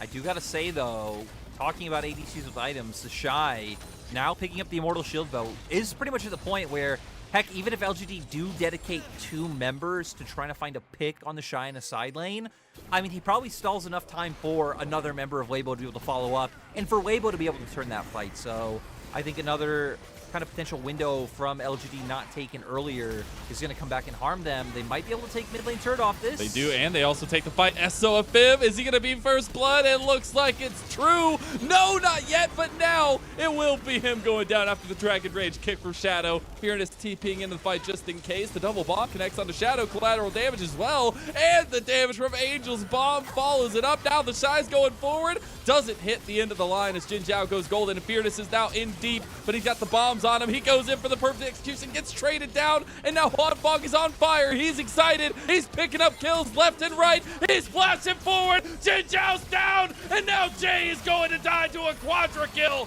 to Huanfeng. Huanfeng completely stepping up in that fight. I do feel like Eric on the opposite end, sticking around for that Nautilus kill was not worth it, my man. 4-0 Jinx now. Huanfeng gonna get some damage on this turret. Dragon's up. You would expect Weibo can easily pivot to that one. And we're gonna see here, since they secure the mid lane turret with the Herald, they're gonna go for the dive instantly. Good amount of burst able to come down onto SOFM right away. Love Shadow re-engaging, getting the kick to make sure that kill is confirmed. And then here, the double bomb by Angel, so crucial to guarantee that the damage goes down. The Shy can get in the fight. The first bomb finishes him out. Jin Zhao gonna be able to survive here at first, and Fearness saying, hey, the Shy's low, I want to be able to follow up on this kill. But again, Immortal Shield Bow on the Graves. He is so tanky and sore to bring down. He follows through, and Eric waiting for that last kill on the Nautilus. Feel like it was a little bit of a bait. We see Huanfeng able to take advantage, get another kill off that.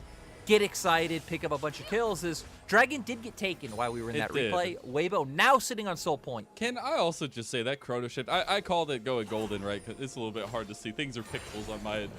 But the fact that chrono shift made such a difference there for SOFM, buying so much time and forcing LGD into one of those predicaments that we talked about at the beginning of the series. The fact that they always overextend, they're always too aggressive, and it comes back to bite them. And now Huanfeng, after having 0 kills in 20 minutes of the game, we are on fire here, and they want to keep on going. Weibo taking the fight after everything. Jin Zhao almost down, but doesn't go down. Shadow Surge is not available any longer, but the Mega Death Rocket is, and Huanfeng picks up his 5th kill of the game. What a resurgence, what a surge at least that Weibo have done. They were fine hanging out, and now they are going for the throat of LGD. Well, and it just happened exactly as we said what would happen if the game went neutral, right? That Weibo would take over. When you just allow a zillion Jinx Viego to get a free pass in the early game, I don't know what much more you can expect other than what Weibo have been able to do. You highlighted, I mean, right, even if you don't get a ton of value out of the Zillion ultimate in terms of you just outright revive someone, then they pop off, even just the amount of time and cooldowns you buy from the enemy team of them having to put so much into taking someone down twice. Again, it bought time for the Shy to get in that fight, come in, burst some members out.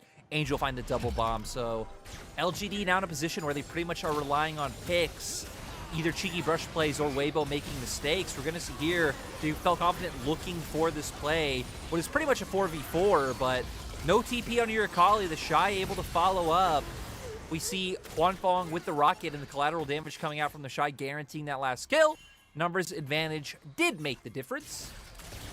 It absolutely did. And, you know, LGD have found themselves 3 kills in this one, but it still has felt really one-sided. Now Shadow wants to try to find something, tries for the kick on a Huanfeng. They have the Shadow Surge damage, but the Chrono Shift is there. That is what this composition does. You have a big Moonlight Vigil, and now the follow-up for the resets from Jay, who has the Shadow Surge, but will not follow it onto Sword Art under tower. All of a sudden, LGD strike back to the chagrin of Weibo Gaming. And we were just saying the numbers advantage for the side of Weibo in the last fight. This time around, the Shy was answering the side lane, didn't have TP. Huanfeng stepping a bit too far forward. Heck, LGD picking up this Baron can completely change the dynamic of the game. SOFM is here. SOFM also does have Smite. Yeah, he has Smite, he has Heartbreaker. The resets are available, and they'll get the Baron, but what about the fight? The Heartbreaker coming through, and he has been possessed. As Huanfeng is not in the fight, but you don't need Huanfeng when you got the Shy behind him. Jin Zhao goes for the engage onto him, but he's just going to die outright. Now you got 3 members trying to get the quick back from the Baron buff. They're separated. They're just saying run for the hills, but the hills have eyes, baby. As Eric goes down, Jay is chased down, and Weibo Gaming are cleaning up the scraps of LGD. Yeah, we're going to see Weibo able to take away 4 of the Barons from the side of LGD. Shadow should be able to get out of this alive, so at least 1 Baron for your side. The fact that Weibo were able to completely tear it apart in that team fight was huge. Sort out, I mean, they knew they were in that brush, right? But I think technically still hitting a blind hook onto Eric to guarantee that one. Shy wrapping around. And now, sure, you don't get the Baron, but we're going to see a pretty decent negative gold Baron power play come out from LGD with this one. 1,400 gold right now. As the Shy feeling perfectly fine taking in this 1v1, but what about a 1v2? Fearness is about to just die.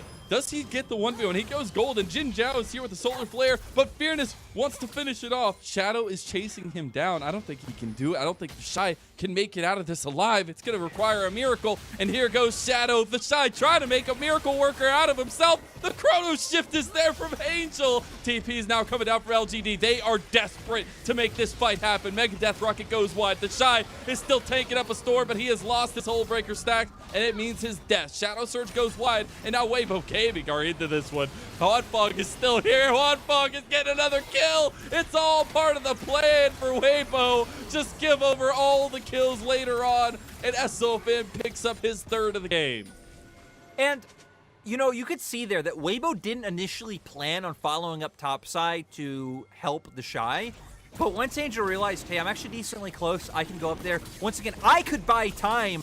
You saw the other members of Weibo who were initially just sitting around Dragon waiting for that one to come up, start making their way top because they know they could go for that play. Depth charge here as well, and it's Shadow's doom in the mid lane. Caught out in the back, and now it's the top side inhib that's going to be paying the price. And I wonder if Weibo will look for an end here, play it safe, and go for the recall. They have 30 seconds on Shadow. Jay's about to come up, so we'll be a 5v4. They smell blood in the water here. Fearness needs to find something on the edge. Jin Zhao goes in. Moonlight Vigil is huge. Solar Flare is well utilized. They've used all their tools, and the Shy's onto Eric. Fearness is separating the fight here for himself, but the Shy is tanking up everybody, and now LGD start to fall one by one. Huanfeng's playing dominoes, and Wholesome Brother Gaming has come to town. Huanfeng and Sword Art, Weibo Gaming, they take game number 1 with heart. Yeah, Weibo, they came out strong. They got the early game that they wanted, right? They didn't have to do too much. SOFM completely showing up and taking everything that Shadow had. That was all that Weibo needed. And hey, we talked about LGD as, you know, the dog pile, coming in aggressive, wanting to look strong. But I feel like the owner of LGD bought them one of those cute little fluffy doggy beds. We saw a nap for that first 15 minutes, Mazel. So it was 20 minutes, all right. Hopefully LGD wake up for game 2. We see a bit more of a contest in the early game come out from their side. Again, there's some nice things coming out from SOFM in terms of those invades and how he used Prio. You hit on SOFM's Shadow's early pathing kind of coming back to bite him, where he did do his blue into his red side, opened up for him playing away from his prio and setting up for SOFM to go for those massive invades. So there were a couple problems in the early game. I feel like there was a lot more opportunities they could have potentially looked for, but great on Weibo to just execute to their win condition accordingly. And for Angel to show us how annoying Zillion is. I was going to say, the Zillion pick, 3-0 and 13, not too bad. Just untouched in the mid lane. Didn't need anything to happen to be integral. Those chrono shifts, absolutely huge. As you said, it's the time bot, really, than the ultimate itself. And from the beginning, it was just LGD behind the ball, not on the tempo timing that Weibo were on. And it was constantly, at least in the early parts of the game, SOFM getting everything he want, the neutral objectives, the enemy camps that Shadow just couldn't keep up with. He had that 20 CS differential, the 5 camp differential or whatever, going into that 20-minute mark, that 20-minute fight where LGD chose to take the fight under tower. And that's some of that aggression that does come to bite them, and where you can see a bit of rejuvenation going to game 2 for them, because we have seen it in the past. I mean, even just moving past jungle matchup, like the Shy was completely dumpstering in the He top was. lane. We saw Angel not being pressed or punished in the early laning phase. As a Zillion, we didn't see Shadow like hover again. Just try and guarantee yourself easier push, have X move. There were so many different things I feel like LGD could have tried that we didn't even see attempted. Well, we'll see if they can attempt it in game number 2. We're going to set it to a little break as we get ready for the second game of the day.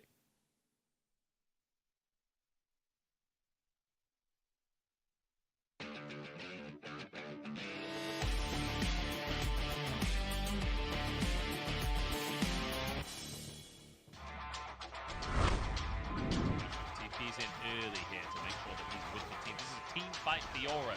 Not usually ideal. There's a great bubble comes out from the scout. Actually cleansing super late on that one. Viper is here. Kiss the ring, top esports. And now the rest of the follow-up Mako with a double play. It's too beautiful. Xiaosheng chasing them down one by one. Gets himself a double as top esports are just destroyed. Gwen is immune though, and Scout underneath the tower right now gets away on the dark passage. Oh, when she goes down, Wayward finishing that one with a turret shot.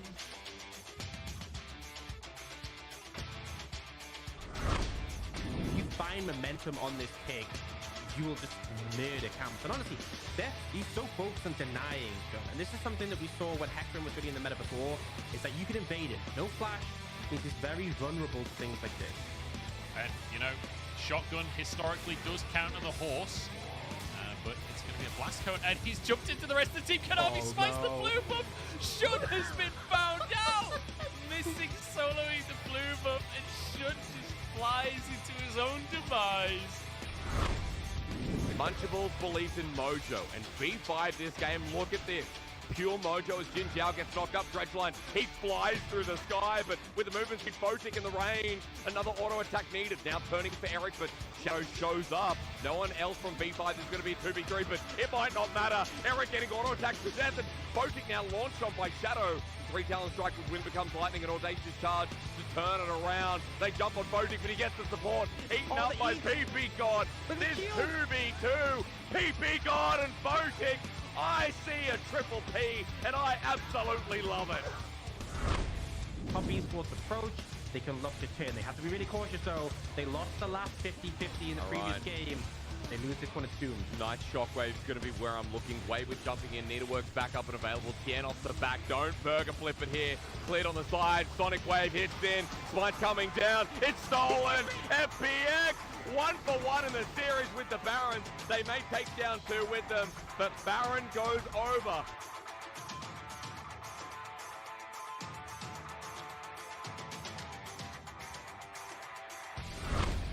This is a really desperate situation for LG. Can they take the Elder? It's smited away by Karsa, and now the Executes are going to be coming through. Flap those wings, baby, because the Elder Dragon is coming alive. LG still in the fight, though. They can't take down PP God. They can't take down Photic, and it's all over. Photic is flashing forward. The Elder Dragon sweeps. The roar of death takes hold, and LNG lose game number 1. A pentakill for Photic.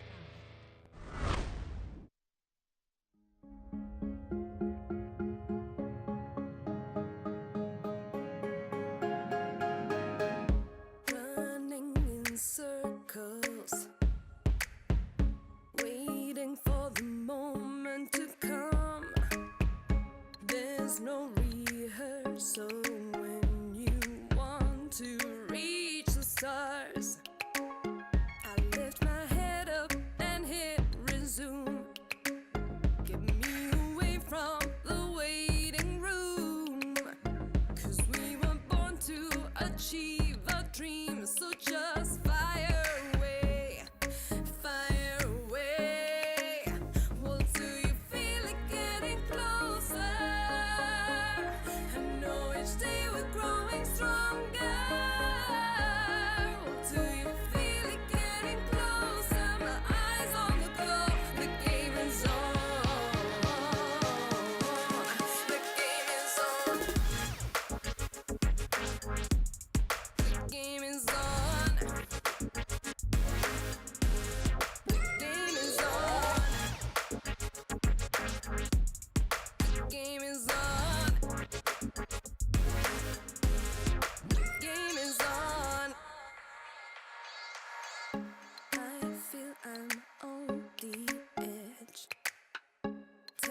testing my own limits. It's taking me to the top. I'm taking action, okay, here we go. Well, do you feel it getting closer? I know each day we're growing stronger. Well, do you feel it getting closer? My eyes on the goal, the game is on. The game is on. The game is on. The game is on. The game is on. The game is on.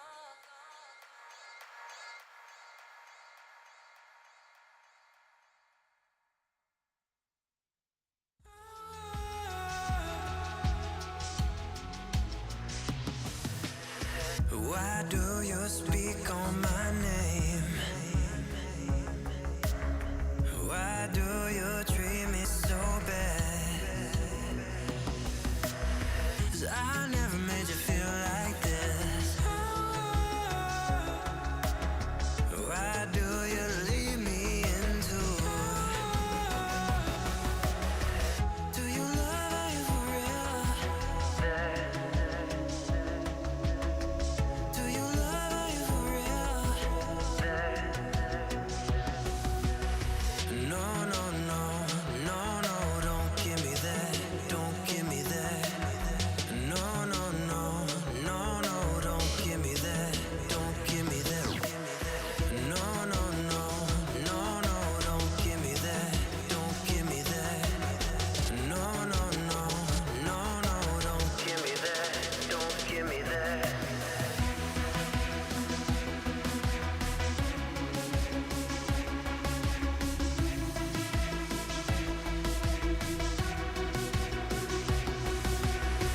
Why do you speak on my name? Do you love me for real? Why do you treat me so bad?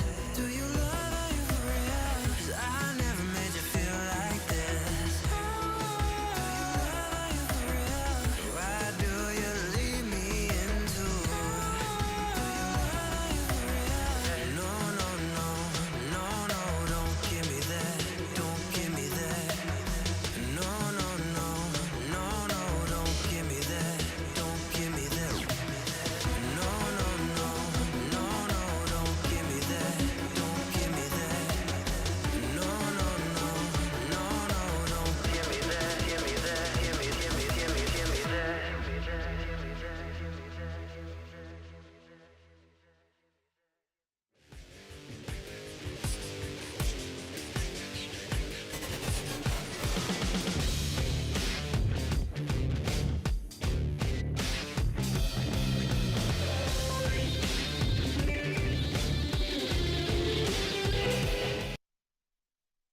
我觉得金角从 AD 转到辅助，因为他经验很老道嘛，所以会让下路两个人磨合得更好。然后老干爹的下路组合，在我心里面应该算是那种非常强势的，就有能力去 carry 游戏的下路。我们应该会全力以赴吧，就不要轻敌。Always appreciate hearing from Juan Fong. He had some respect towards the bot lane of Jin Zhao and Eric, but that game number 1, there was no respect. They absolutely smashed LGD, and Juan Fong himself picking up the MVP. I mean, we saw what happened, right? They won out in the 2v2 in bot lane. They got to mid game. They had a zillion. Juan Fong was allowed to do whatever he wanted. Some really beautiful team fights, some great rockets as well to allow him to pick up some of these kills. And overall, not a surprise that Weibo won in a dominant fashion. A bit of a surprise in the way the dominant fashion panned out in terms of, again, we see here, 20 minutes into the game, we're now just hitting more than 2 kills. Weibo taking their time in the early game, pretty much winning in all 3 lanes, right? Sure, Ice Angel technically was behind in terms of CS, but was able to always keep the wave neutral and follow up on any skirmishes. And when you do have these 3 winning lanes, and you have SOFM invading the enemy jungle, Juan Fong able to pop off in team fights on Jinx! Yeah, that is not the formula to allow for Eric and Jinja to carry, like Juan Fong was just talking about. Yeah, it's crazy to me that, we went 20 minutes without kills, and all of a sudden you give Jinx 4 kills back to back, and then it ends the game at 8-1-4. It was just a snowball from hell, and Weibo Gaming were in pilot of that one for sure. But going into, the next game in particular, it's going to need a holistic rebound from LGD because they just lost from the tempo that SOFM and Weibo Gaming were putting out from seemingly minute 2. Yeah, I mean, it felt like on all fronts, right? I mean, we saw in the bottom lane, they didn't get pushed in early on, but then once we saw SOFM start playing more towards their side of the map, they were playing extremely aggressive. They were getting waves in. They were taking turret plates. So we're going to see if they can do it again. They will still be on blue side, so they should still be able to guarantee that first pick Jinx, assuming bans go the same way. For LGD, maybe you can shake things up right. Maybe leave open something like a Gwen. Then it's like, hey, you're theoretically trading Gwen for Jinx. Is that a worthwhile trade? I don't know, but LGD feel a lot more comfortable on the Jinx pick themselves. 13 games of that for Eric. 61% win rate compared to Zefelios, which is sitting right now in the 30%. Do you want to give the Shy the Gwen, though? Like, I feel like that's the start of a horror movie to some extent. Like, I mean, what draft I love it. I want to see those wheels turn, Lyric. No, the thing is, what draft scenario isn't a horror movie for LGD? True. Staying on red side against Weibo. I'm not quite sure. They could swap out the TF ban and just take away the Jinx and then leave really no of the S+ tier blue side first picks open, but then still, right, for Weibo, they could just take away the Aphelios and there's no real AD carry to match it. You can take the Lee Sin away first, which we saw has been Shadow's go-to pick as of late. So I feel like there's still a lot more options there for Weibo being on the blue side. Well, and I do wonder if we see the comfort come out for LGD, what I was kind of looking for them to have in that first game, which to an extent they had a decent amount of. But if we see the Ornn be the fallback for Fearness and especially try and just solidify that top lane, because you need some stability. You need something to stand on. You can't stand on thin air, Lyric. I feel like even if you take the Ornn, right, the Shy's going to get a top lane matchup he's comfortable in, so it's going to be pretty hard, unless maybe you could ban out Graves and other things 4-5 and try and get the Ornn in there so he doesn't lose too hard, because as we saw, right, you can save counter pick for top like they did that game and try and come out as strong as you can, but yeah, point is, I feel like this is going to be another rough one for the side of LGD. They got comfort in game 1, they weren't able to pull it out. Still, though, I feel like the key is going to be how they switch around those first 3 bans. Again, maybe just take away the Jinx instead of the TF. Could be the go-to for the side of LGD. Well, we are into picks and bans for the second game of the day. Weibo on the blue side again. Tom Kench, Hecarim, Rise, banned away. LGD sticking to the same ones. It looks like we're going to get Salty run back. Gwen, Zeri, and TF banned by LGD. Jinx picked up by a Weibo. Aphelios, Nautilus this time by LGD. Yeah, so going to take that one away from Sword Art. Nautilus is quite an annoying champion, right? Point and click ultimate can be quite frustrating to deal with, as we see Weibo already pivoting, taking out the Xin Zhao this time around. We've hit on how for most teams this is the common second rotation, but Weibo have been one of the teams who've strayed a little bit away from the Xin Zhao still. Will serve as a great front line, being able to pop that ultimate. Now giving your Jinx some mobility with the Lantern coming out from Sword Art. And even just Thresh in general has always been one of the picks I've associated with Sword Art. Yeah, and also just provides so much flexibility in terms of peeling and engage and things along those lines. But we are into the second phase. We did see the final pick for LGD in the first phase was the Ahri for Jay. So another power pick coming on through here for them. As we got into the bans, though, Vex banned by LGD. Camille, the same ban as game number 1 for Weibo. And you can see for LGD with the fact that they did take Ahri, not too concerned about the top lane counter picks that we were talking about. LGD potentially being able to ban away, going to take away these mid laners. I do like the Ahri pick here, especially with the fact that Weibo have shown Thresh. So right now, all of your engage is dependent on skill shots, right? Unless SOFM goes for a flashy instead of trying to hit his W. Jay should be able to have a relatively good time in this game unless Weibo are able to get some more guaranteed lockdown in the rest of their setup. Azir also going to be taken off the table now. You'd expect LGD to be looking towards jungle here. The Lee Sin still left open if you want to go for an early mid-jungle 2v2. Charm set up the Sonic Wave from the Lee Sin. You have the burst there. The other thing that jumps to mind would be the Viego, but I definitely think the Lee Sin being more of the standout. Yeah, and for Shadow specifically, I gotta see a better performance in game number 1 for this guy on the aggressive style junglers in particular for him. And See if they do want to go back to it. It looks like they do lock that in for Shadow. So Lee Sin for the second time in a row. Definitely wanting to find a little bit better of an in than the first game itself. But as we get into the second phase for Weibo, they still have a lot of picks on the board. The Gnar not banned away this time and locked in already. And I remember we talked about on the last hit which teams would benefit the most from 12.4. And I pointed out Weibo is one of them just for the fact that the Shy always just been so high on the Gnar pick, even willing to bring it out in metas where it's not meta. Just being a reliable pick that he feels comfortable on in the laning phase. Now to see if Angel goes back to this, and he will. Once again, going to have the Zillion there to allow Huanfeng to do whatever he pleases. We saw SOFM take advantage of it quite a bit last time around. We talked about how much time he was willing to buy for other members to be able to follow up, either in these team fights or in side lane picks like we saw the skirmish and topside. The skirmish, oh man, this makes me so scared for side of LGD because of how Angel performed that last, because of how tilting it was to face this Zillion. Tilting on the other side there, LGD, they are gonna grab the Tryndamere, the boomer bust side laner against the Shy on the Gnar.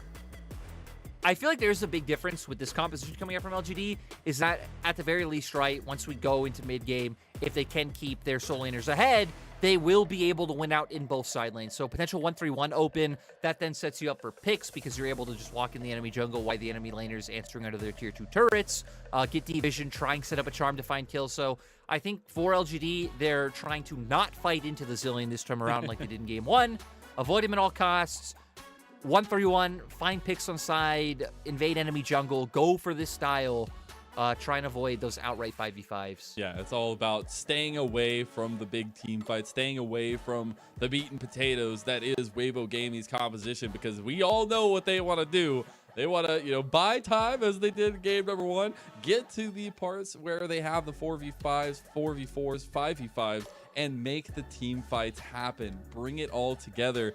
And on the other side, LGD, the bar of execution a little bit higher this time especially, but has a little bit more of an into the game itself instead of getting put behind super early and not having anything to say. Still, though, the main eye is on the tempo in the jungle.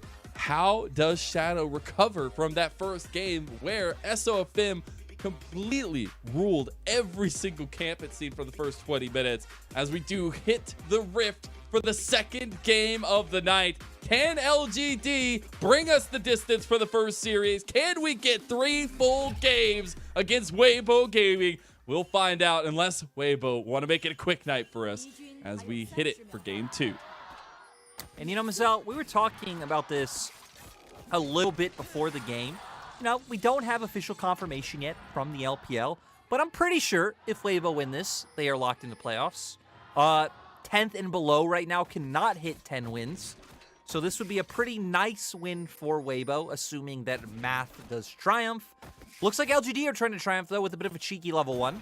These are the kinds of things you got to have, though. You got to be able to throw anything and everything, even the kitchen sink sometimes, to be able to pick up wins. And an early advantage with this kind of composition, with the 1-3-1 that we set up for them, would be a big boon for themselves. Yeah, you do see Weibo not falling for it so far. We do see SOFM up towards the top side, and the sad crying mummy emoji gonna come out from Jinzhao as they back away. Go for their standard starts. And talking about starts, right? Shadow making his way up towards the top side. This game, I want to see a lot more pressure put up towards this top lane matchup coming out from the side of LGD. Shadow constantly hovering, Jay making his way up. Because again, I feel like the most pivotal thing for the side of LGD is getting their solo lanes ahead. We already see Jay coming out with a nice trade, proccing his electrocute, starting off strong. But we need to see pivoted that into a way that, their comp has a win condition. Yeah. Because last time they just split out early and we never got to see anything come to fruition. And I feel like it's going to be very quick that we see a difference from game 1 to game 2, because it was that very steady, slow early game for both teams last time around. But if LGD want to change things up, get these solo lanes ahead, it'll require some different targeting, some different priority than that game number 1. Get into the Zillion's face, get Jay ahead, and then be able to transition that into the side lane specifically. But still, it is the full side clears coming out thus far. No unique pathing just yet. As we did see last game, SOFM did go for that extra aggressive vertical pathing. Now Shadow wrapping Going back bot. around towards bottom lane. Does have the ward hop over the wall. Will be spotted by the ward on the tri-bush, but it might be too late for Weibo. As Sword and Huanfeng realize what's going on, they back away. The wave state just not in a good position. And Shadow sitting on a ward being baited by Weibo. This will still be Huanfeng flashing out, though, so they at least get one summoner spell for their time. Yeah, I assume they were going to try and bait it since SOFM was on his way down, and they knew then they'd be able to just turn onto the Lee Sin, pretty much have a 3v1, and then turn that into a 3v2. But, I mean, a little bit wrong timing in terms of estimation, right? Huanfeng having to burn flash. Jinzhou did flash as well, so is a 1-for-1, but Huanfeng's flash definitely being more valuable. Now you see Shadow a little bit down in terms of tempo when it comes to clearing his camps. You expect that as a Lee Sin anyway, up against Sinzao, right? You would already fall behind, but now going to be behind a decent bit is SFM already finishing his Krug. He's about to do his red buff, will then reset, get back on the map first, be, you know, stronger for a small period of time, and he can set up to look for a play in one of these lanes. Not having great setup in terms of mid or top. Looks like Fearness pushing in now, so you might have a window there, but all of your setup being with this threat in the bottom lane. One thing I do love, though, in these particular picks for both these junglers is it feeds into that aggressive playstyle both of these guys like to go for, but it still falls back on the utility once that level 6 is marked, right? The complete engage catch out that Shadow can provide. We saw him trying to go for some of those last game, and having that Dragon Rage kick is so pivotal when you have Jin Zhao to follow it up with the engage. On SOFM side, that Crescent Guard could get so much value in terms of this team, especially against Jay, especially against Eric. But speaking of, Shadow is going to find out the Shy. He's not Mega Gnar yet, and he gets taken out. He might have missed a Sonic Wave, but he got the kill. I like that he still was patient with it, right? Ward hops over, gets the E off, did commit flash, but this is what we want to see from LGD. We hit on, hey, it's a lot about your soul lanes this time around. We need to see more proactivity in the early game. And Shadow now finally delivering is Jay, taking a ton of damage from minions in that last trade. That's definitely not what you want. Oh, the flash, the charm, the kill not there. One more auto attack, and he gets it. Jay gets the kill mid lane, solo bolo. Ooh, and it was starting to look like a really bad trade for Jay. Does not hesitate, though. Goes for the flash charm. Able to turn it around. And again, I feel like LGD, since Jay have come in, have been a more exciting team, which is why that first game was so strange coming out from them. We're going to get a replay of that one, though. Q comes off, procs the bone plating. This is where it looks a little bit rough, right? Gets slowed down, double bomb comes out. Look at all those minions hitting Jay right now. It's the whole wave. Maybe one caster down. But he knows he doesn't have anything.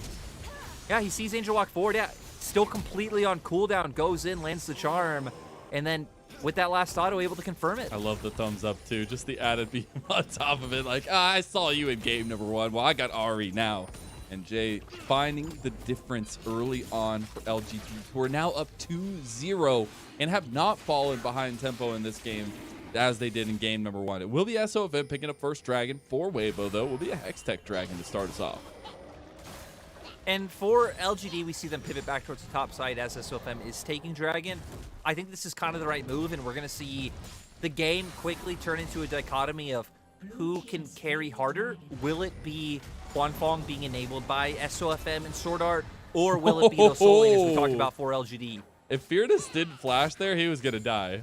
The Shy hit level 6 first, and there was no level 6 for Fearness there. Shadow, though, wants to avenge his top laner a little bit. The Shy too keen. He wasn't born yesterday. Jin Zhao getting hooked up, though, in the bot lane, though. He wants to re-engage as Eric has popped the gravity of Jin Zhao. You got to get out of there. The bush is beautiful cover, but not enough Sword Art flashes for it to get the kill. And I mean, LGD's bot lane looking for the aggressive plays. You know Shadow's angling up for a dive on top side. You don't know where SOFM is. Eric. And now Eric, SOFM's in your face. At the very least, might be able to deny him some CS with the threat of a potential dive here. So, Weibo, nice job finding something so massive in the bot lane. It looked like they were able to deny a little bit of XP, also able to pick up a plate of their own, transitioning this into a blue buff. They have some vision down as well, so, you know, they have an idea, hey, Shadow's still hanging out around the top side where the Shy is, so overall, really nice play coming out from the side of Weibo. Even Angel in the mid lane did get solo killed, still hasn't really fallen behind in terms of CS. still just that early tempo advantage trying to be gotten by SOFM. This time around, though, answered by Shadow. This is the difference that we also wanted to see from the jungler of LGD, is find a place in the game. Be able to take it to SOFM if he's bullying you in your jungle. And there we'll see a little bit of time wasted by SOFM as he goes to his empty Wolves Den. But that means the reset coming out from Shadow. Back onto the map are both of these junglers. We do see some roam timer coming out here for Jin Zhao, but no real lane state to speak of, and no big ability to take down Angel in the mid lane now the Chrono Shift is there. Yeah, Angel always playing decently close He's to still his going Jin for Zhao it. flash. He does have the Chrono Shift available, pops it, doesn't go down though. Nicely targeted by LGD, but now Jin Zhao is the target. Angel gets out alive with the speed, and the Crescent Guard pushes Jay back. This is the Wholesome Brother Gaming. Yeah, and I was just about to hit on the fact that committing to Angel is very hard without being willing to flash just right to him, right? For the fact that he's playing so close to home. They go for it, but both bot lanes reset at the same time, which means Sword Art is on the same timer in the same window as you are, able to follow up and answer accordingly. SOFM's around as well. And then Huanfeng being allowed to just bully Eric in this bottom side. I can understand the thought process coming out from LGD, but I think for LGD on their windows, they should typically look top first and then maybe pivot to mid. Ooh. Or even just have Shadow lean in around this mid lane, but not overcommit to a kill onto the Zillion. They actually just got the cleanse out of Eric with a death sentence under tower. Jin Zhao there, so some fear definitely in the hearts of LGD at this point. We'll get a replay, though, of that Angel.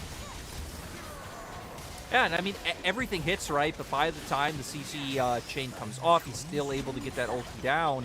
Like I said, Sword Art being on the same recall timing. Oh, the speed SOFM not too far away. It was super close by Jay, but still not able to land at the end. And even if he did get the kill, right, it would still be a 2-for-1 in favor of Weibo. Sword Art just consistently landing hooks under tower. Honestly, very, very impressed that Sword Art has just been able to kind of come in and have the type of performance that feels like Weibo haven't missed a beat in their support on, having been so crucial to a lot of the link-ups and things along those lines as we got into the mid-game. But Sword Art having those roams, having some good timers, and especially making sure that the bot lane is in a winning position for Weibo. Sword Art coming in and having a good performance so far, right? This is his first series in LPL 2022, has only played in the Demacia Championship. So great to see him back and see for the side of Weibo, it is still working. Game 1 didn't give us a lot of opportunity to see any highlights or mistakes come out from him with the way that Weibo, and more specifically the way that LGD were playing it, but this time around, definitely opening up for more, again, either good or bad impressions to come out from Sword Art, as LGD are able to guarantee themselves a Rift Herald. Weibo not even going to look to contest, just going to keep their bot lane down this bottom side. Okay, Eric with a nice little diagonal flash there will not be in Sword Art's target. So not going to be getting the ADC this time around, but flash was burned onto Eric. And now with Dragon coming up, I wonder if SOFM wants to put more priority into the second Drake of the game, as we do see a lot of Weibo members down towards this bottom side. Oh, I think you absolutely do, right? I mean, the Shy is TP, no TP on Fearness. You already have Prio and bot. SOFM already hovering around mid. There should be a very easy second Dragon for the side of Weibo. I don't expect LGD to look to contest if they do opt into it. You should probably just back off, look to move topside, and try and get more gold onto Fearness. But surprisingly, Weibo aren't even going to opt into it. They're going to send SOFM top instead. Changing up the priorities this time around. They did have that heavy priority on Dragon last game, but it was because of a lot of the state of the game and the tempo that they had. Huanfeng just duping Jin Zhao a little bit there, had the Dark Passage available. Now Shadow looking at the mid lane with the Rift Herald, and that's where I want to turn my eyes on next, right? We do have a Rift Herald about a quarter of the way down for Shadow, but it's the lane states that are so rough. There's no real position for you to get it freely. You're going to have to kind of drop and leave. Yeah, and we're going to see now. Oh, no. Okay, so Shadow... Oh, Shadow, no. you better get out of there, buddy. He flashes. All right. Well, takes it out of there. But there's a little bit of that two-sword style we were talking about. Mazel, okay, so they're finally doing the Dragon, because before we saw the invade come out, I was going to point out, like, you have no cleanse on Eric, you have no flash on Eric, you have no flash on Jin Zhao, you have no TP on the Tryndamere. I was really surprised that Weibo were so hesitant in terms of starting this Dragon. because even if it was just an outright 4v4 and you ignore the Shy being able to come, I feel like there's so much more risk on LGD. Angel is such a Chad. And now Fearless in some trouble. A full health, the Shy coming out of Meganar. The unrelenting rage, undying rage rather, was popped, but Shadow there just in case Fearless needs to get away. Some healing coming through, but the Shy is still big. Mega Death Rocket going a bit wide. Huanfeng zealous on that one. Yeah, and it makes you even wonder how Fearless got himself in that position where he's literally on no HP while the Shy is full. Look at the minimap. You see Sword Art moving up towards topside now. Weibo maybe looking for a play. Jay just TP'd, is half health now coming up here. Shadow makes the first move into Jin Zhao here, has to get away. Crescent Guard was utilized by SOFM, meaning the Death Charge actually goes full onto him. See if they can catch him down. That's some serious mobility there. And SOFM is down already. Now the Shy on the side has not the Meganar ulti, but the play there for Sword Art. It's Shadow following through. Jin Zhao trying to get away. Shadow so low on the health bar, but the Shy is taking a 1v2 at the top side of the fight, and he's going to find Jin Zhao. I mean, the Shy finds the kill, but I feel like Weibo were so disconnected in that fight. The Everfrost from Angel completely whiffing. I feel like he threw it out extremely early on. Throws out one bomb too soon. You see forces a flash, but then Sword Art all-ins. He could have gone down the Shy playing the opposite side of the fight. He's looking for it. Oh, he mist-targeted it. It was so close. He was moving up there. They were trying to get Sword Art up there with some vision, but they didn't find out Shadow. Yeah, not going to be able to find it, but still. I mean, the fact is, even though I just heavily criticized Weibo for that last skirmish, they were the ones who were able to come out ahead. We see in terms of top lane matchup, the Shy still completely dominant in terms of being able to get some turret plates on his end. Fearless still not getting anywhere close to the Shy's turret on the opposite side. Is Shadow, he's been sitting on this one for a while, just forced to drop it, as none of his lanes have push. Yeah, and it's been so if you don't have push, like, what do you do, right? Because typically you'd want to rotate one of your sides over to mid. Oh my goodness.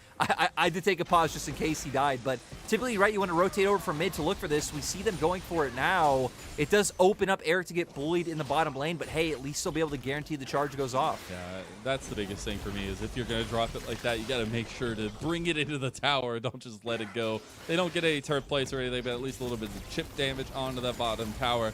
Now they're moving down towards this bottom side, try to save Eric from the situation that he's in. That top side getting so much worrisome, though. We're not getting that side lane pressure for Fearless. And for me as well, the mid lane itself. Jay is down 30 CS against Angel. Yeah. And we wanted to see a difference in the mid lane. We wanted to see them try and take down Angel on the Zillion. It has not worked out for the second game in a row.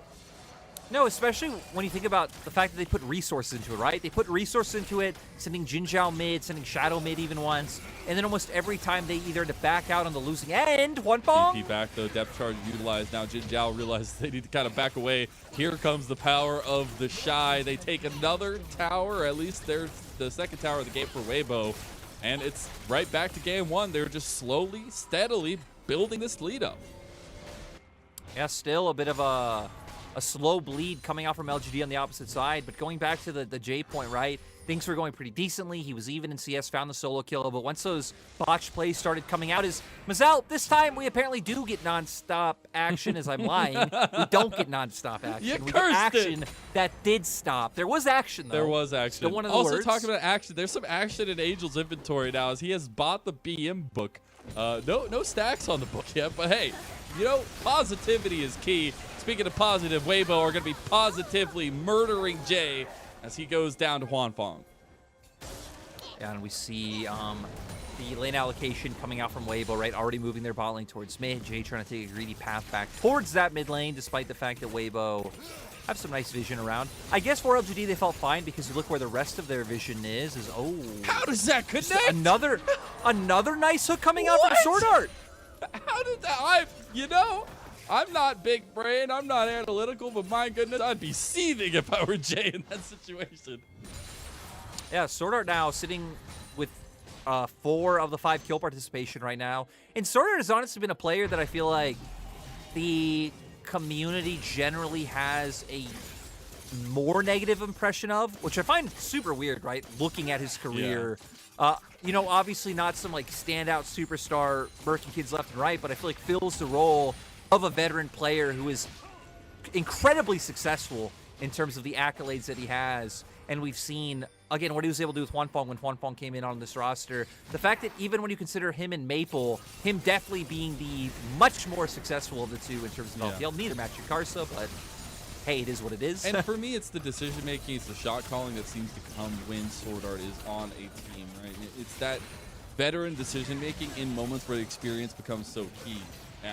Obviously, waiting to see that kind of play out a little bit further on in the season for Weibo. That is why they brought Sword Art back in as well. As we see, the Rift Herald charge in mid gets the third outer tower for Weibo, so no structures on the outer sides for LGD now.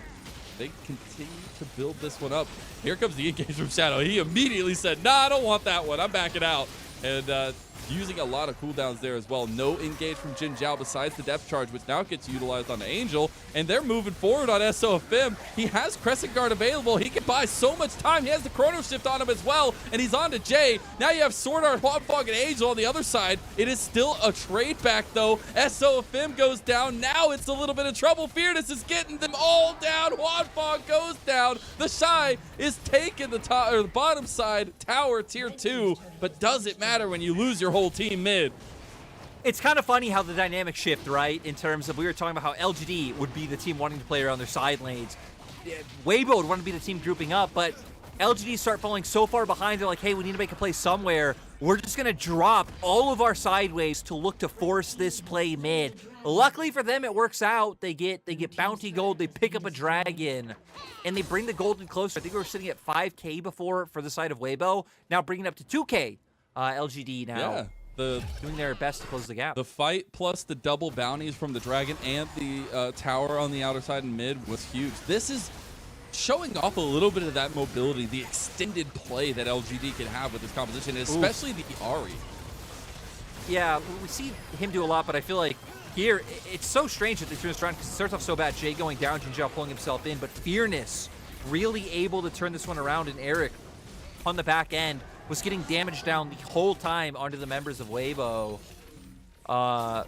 LGD, they make a bit of a Hail Mary. It looks like it's going to flop, but in the end, it flourishes. It flourishes, as Jin would say, maybe a little bit deadly so, as it does help Fearness, right? That's something I wanted to keep checking in on in this game, was how this side lane is going to go, right? We already said that LGD have opted into this kind of Nayram style right now, and it's working out for them. They get SOFM's Crescent Guard. They also get his life. No, they don't. The Chrono Shift is there. Fearness on the backside here now. The Shy having Mega Gnar. He's moving forward. The rest of the team a little bit worse for wear, though. He's all alone in the middle of everybody. He just dies. That is miscommunication to a T for Weibo.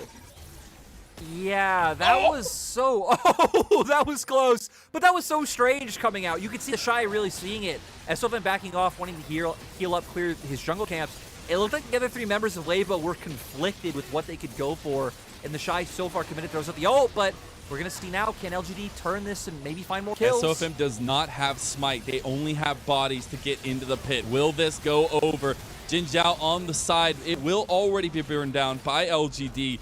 Do Weibo want to go for the continuation fight? They are too quick, too fluid, and slippery like a fish.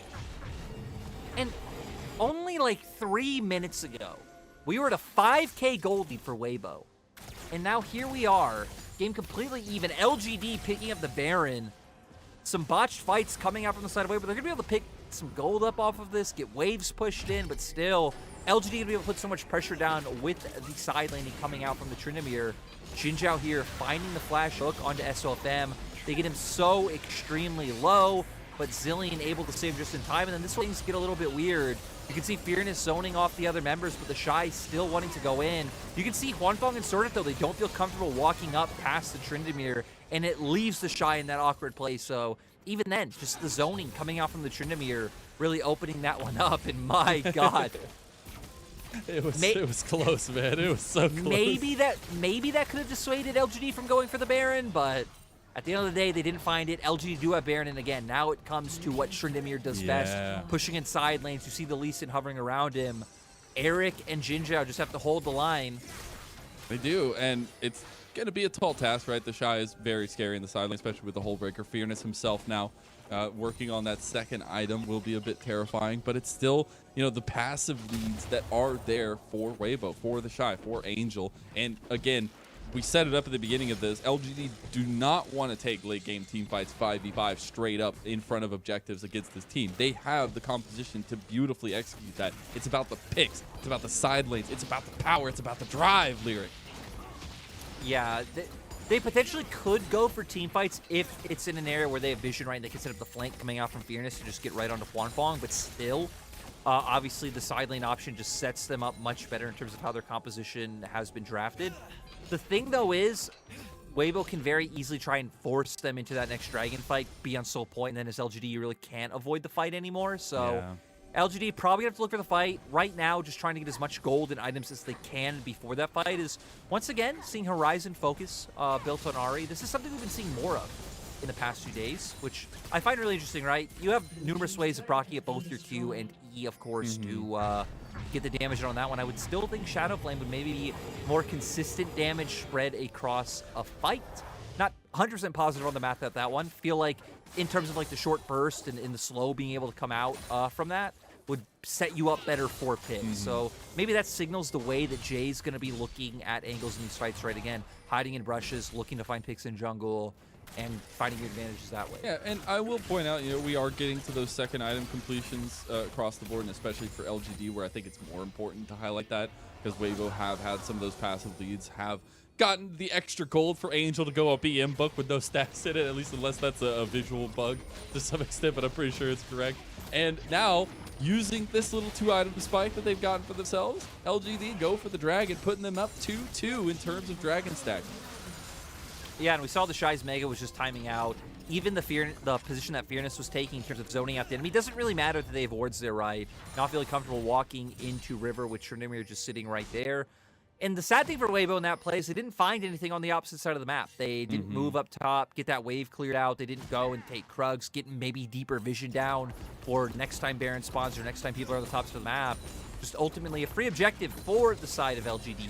LGD continuing up the pressure, using this side lane, but keeping a bunch of people in the mid lane. A little bit of a 4-1, I guess, split between the sides now, as they are trying to crash into the tier 2 on the bottom side. I feel like that's the more important goal here for LGD, to try and get Fearness unlocked. They're going to find the Shy, but he is a tanky Gnar. They've already gotten Fearness's Undying Rage. Jay flashes and uses the Fox Charm as well, but can't hit it onto the Shy. Mega Death Rocket comes back. Look at the Shy. He's buying so much time. He still has Mega Gnar. And into the wall, into the fight. Here comes Weibo Gaming. Huanfeng uses the Gale Force forward. Takes down Eric. The Moonlight Vigil was huge. The Chrono Shift even bigger now, as Jin Zhao has to flash away. Shadow taking the fight to SOFM on the side, but he's all alone now. Death Sentence connects. Can Huanfeng get excited? That is the key to this fight. Shadow's down. Fearness is going to go down, and Huanfeng coming out on top again and again and again. Weibo Gaming.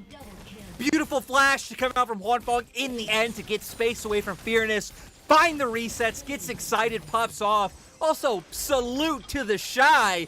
Bot time finds the ultimate, which sends Eric into the side of Weibo. And we're going to go straight into the replay here. You can see what LGD are going for. They'd push in mid, they'd push in bot, setting up for this dive onto the Shy, who's in mini Gnar. This is when he's supposed to be vulnerable, but kites it out beautifully. Even Jay flashing in to try and buy some distance. The charm sadly doesn't connect. And here's where it looks like he might go down, but they aren't able to burst him out. And right here, hits the ultimate Eric flash, but still Eric is right in front of the carries of Weibo. Huanfeng going to be able to take him down. Jin Zhao tries to find him, but with Angel's ultimate, they aren't able just to commit onto the Jinx. Shadow trying to take down SOFM on the side, isn't able to land the Sonic Wave, and just a bunch of missed abilities all around, but I feel like the most crucial point is here. Huanfeng holding onto his flash until Fearness goes in, gets excited once again, and is able to follow up on Jay's retreat. What a play, and just like last game, Weibo have just seemingly exploded this game. Obviously not a huge lead in terms of gold, but it just feels like the momentum is in Weibo's pocket here. And it was that miscommunication, it seemed, in the middle of that fight for LGD, with a little bit of the ins and outs of the entire team, that if it gets shored up, if you have direct target calling, that LGD fight goes way different. And Huanfeng probably doesn't get the same pop-off to the extent, but it's all about target acquisition. It's all about decision-making in those fights, and Weibo are just on one right now. Yeah, Weibo. Okay, I cast a curse SOFM. He's just dead somehow. Shadow also finds Huanfeng here, but won't go for the kick. Look at the Shy. Sword Out's just got, yeah, the Shy is playing an RPG at this point. Huanfeng gets the Chrono Shift onto him, but dies to the rest of LGD. The inhib will not fall. Angel's still alive. What has happened to Weibo Gaming? I don't know how SOFM just got exploded out of Still nowhere. are dealing the with Shy. The Shy gonna be able to. Okay, we're gonna see what's gonna happen. Angel was gonna go and try and stop the recall, but wasn't able to get there in time. So Jay will answer. Still should be a Baron for the side of LGD. I don't like. No, there's numerous members coming. I know, the Shy is dead. But at least he's able to get the tower. Maybe let's see if he gets it. One more auto. He gets what he came for, Lyric, and that's all that really matters. He will die eventually to Fearless. It is Baron secured by LGD once again, but they are losing their base. We're going to see if Weibo can make this matter, because I feel like at least right now it shouldn't mean too much, right? LGD going to have Baron for the next few minutes, so they'll be able to get their side lanes sorted out, especially the spot side where the inhibitor was taken. But the one thing it does open up, right, is one fight win for Weibo. You don't have the base open through bot. You could just look to push an end as SOFM. Oh my god. I guess you're making that play expecting the Lantern to come out, you know, a bit sooner and be able to get away, but with Shadow coming around the side, it looks like Weibo pretty doomed no matter what happened. Jay also able to find a way over the wall, despite the fact that the Shy does have a control ward there, so wouldn't even really be able to collapse down in your bottom side. Nice engage coming out from the side of LGD. They have Baron, they can go for these pushes. Infernal Drake also about to come up, which would put them on Soul Point, just outright stacking Infernals. They're going to start hitting like trucks. Heck, they already hit like trucks. Yeah, they do. We saw what happened. We saw what happened to SOFM just a second ago. What am I saying, Mazel? What am I saying? Got obliterated. It was red-white from Eric, though, helping out with a lot of the damage from the chakrams. Still, though, it is LGD who take pole position. They take almost a 3,000 gold lead with that Baron play, and they also got a bunch of structures to catch themselves up. Yes, the bot lane is looking a bit hard as the inhib is already down, but the fact that you're unleashing a little bit of this pressure and giving Fearless more options into the later game. Yeah, you know, Fearless is kind of like Peacemaker. Have you seen Peacemaker? I haven't, but I've heard great things. Peacemaker's, I'm not going to spoil Peacemaker, but you know, Peacemaker has a quote that even says in the last Suicide Squad movie that, you know, he's willing to kill any man, woman, or child to guarantee peace. And that's Fearless in this game. He just wants to peacefully make it to that Game 3. He's doing the world a service by trying to murk the members of Weibo. As I don't think Jay's going to go for this. Stayed. All right. Jay's not going to go for this. He's not going to go for this. He's not going to. LGD are keeping up the pressure, though, as we were saying, using this 1-3-1 setup for themselves. But Weibo realized what kind of position they're in and want to capitalize on it. They haven't been able to do so just yet. The Shy still on the top side with Unleashed TP. But the wave management from LGD is looking mighty fine. Yeah, overall, it's looking solid. Looks like for the side of Weibo, it's kind of transition right now. They're at the point where they're looking to commit the Shy to still pushing. Doesn't have the Hull Breaker, so we've seen him be able to do a tremendous amount. And, I mean, for Weibo, right, in terms of the outright 5v5s, we've still, I feel like, seen them come out ahead more often than not. It's been when LG can find these picks. Oh, look at the damage on SOFM. Eric is just obliterating people. How has this become the state of the game? LGD are finding picks left and right. Jin Zhao will not die to the Mega Death Rocket. Huanfeng trying his darndest, but now it's an unmatched fight. It's 3v5, and LGD are pouncing. Yeah, and I feel like we're seeing the 3 Infernals come out in spades. Eric and Huanfeng have the same amount of items, but Eric is just absolutely deleting people. Huanfeng's here now, though, and he will delete people as well. Both ADCs on 4.5 items or so. The LGD getting the inhib and getting out respectfully done by the team. And now they're going to also take away everything in Weibo's side of the jungle, so denying even more gold from their side on top of the push that just happened, you taking the inhibitor. So now 1 inhibitor apiece. Fearless going to be able to go answer that bot wave and make a pretty penny. SOFM walking into the enemy jungle. This Xin Zhao is, you know, he's got 2,000 something health. You know, the health bar doesn't matter at this point, Barry. You see each one of those auto attacks from Eric is doing like a quarter of his health. and trying to force your way in river. You don't have mid push. None of the members of LGD were showing in top or bot wave as well. I believe Jay had just shown on top wave, but that still leaves 4 members unaccounted for. SOFM goes in, and SOFM and Sword Art get punished. Maybe even just, you know, Sword Art playing back, playing for the Lantern. If you're going to try and get shallow vision, then wait for your team to be able to regroup mid and push out that wave before you walk into your jungle. Could have been the play for the side of Weibo. It seems like now they just feel no confidence at all fighting the members of LGD. Heck, now LGD have the gold lead. We've already hit on the Dragons numerous times. Feels like the members of LGD, even if you just go frontline to frontline, you could put so much pressure on Juanfang being able to zone him out with Fearness just being in the area, having the ability to Gale Force. And then Eric right now is just shredding the front line of Weibo so much faster than it feels like Juanfang is able to answer on the opposing side. And I'm just so happy that we get a state of game like this. Off of that first game, it was looking dire for LGD, but they have come back with that aggression we know and love, the early pathing for Shadow, to get themselves into a position where they feel confident taking some of these fights, right? Like, they have a gold lead at this point. They have been able to take consecutive fights where they pull away at least something from Weibo. But it can all end in just a moment as SOFM hunting right now. Tries to get Jay. The Everfrost misses Jay. Has to dash away, but SOFM again just getting obliterated there. Has to get the chrono shift onto him, but doesn't get procced. Now Eric moving forward with Jay and the rest of LGD as they all come to mid lane yet again. Yeah, they're doing a great job of controlling, right? Even like the side waves, they have those slow pushing into the side of Weibo. Baron about to come up, can have vision down for that. Dragon as well would be Soul, as Jay just going to TP in. Looking at summoners, pretty much flashes up across the board, so you have those tools to reposition. I will say, obviously, the Shy being with the team, losing that whole breaker buff. Fearness himself on that 4 or 5 items now will be terrifying damage on the backline that cannot be killed.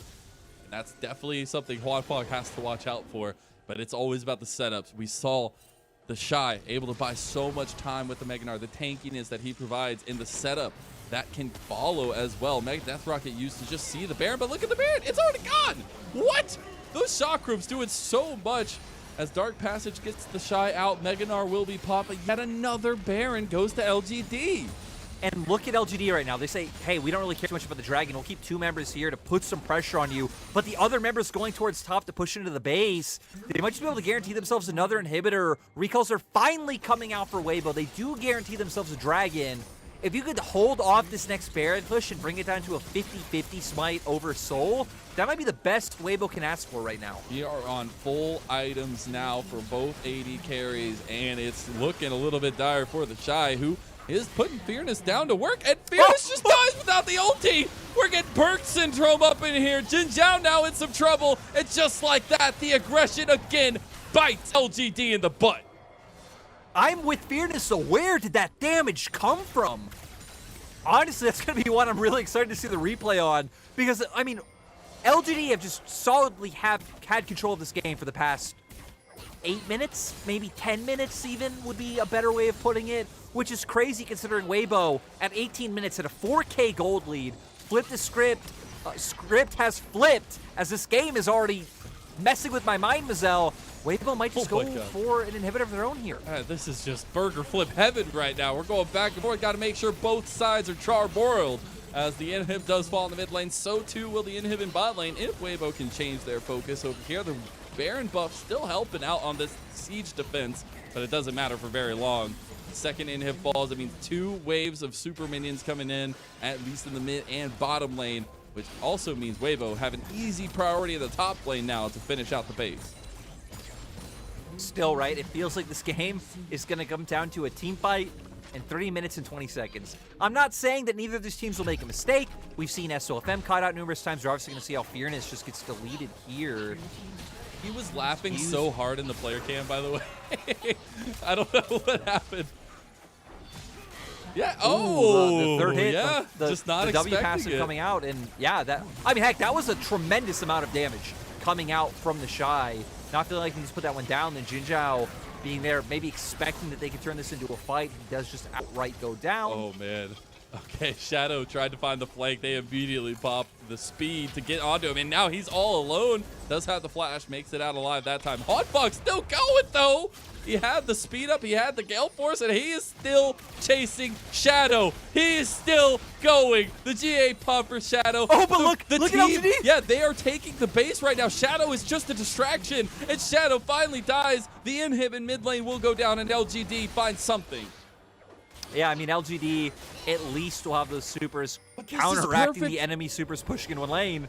This is Weibo. They can, like, this is exactly what they want. They wanted to put focus at the top side, try to take the rest of these towers down, and it works out as they already have 3 bodies up here. But can LGD capitalize on that? Jay taking the red buff. They are going to concede this second tier tower. Gotta expect the line is drawn in the sand at this last inhib tower. You have to. My God, Eric's damage is going to keep surprising me. I mean, just the Infernum just clipped him on the end, and it did like 20% of Hwanfeng's HP. Of course, Hwanfeng can lifesteal it up so easily at this point. They're gonna keep going with the push. There are a couple rockets land. Hwanfeng, oh my goodness, both these ADCs. It's just so on a knife's edge because both of them can blow you up in a millisecond.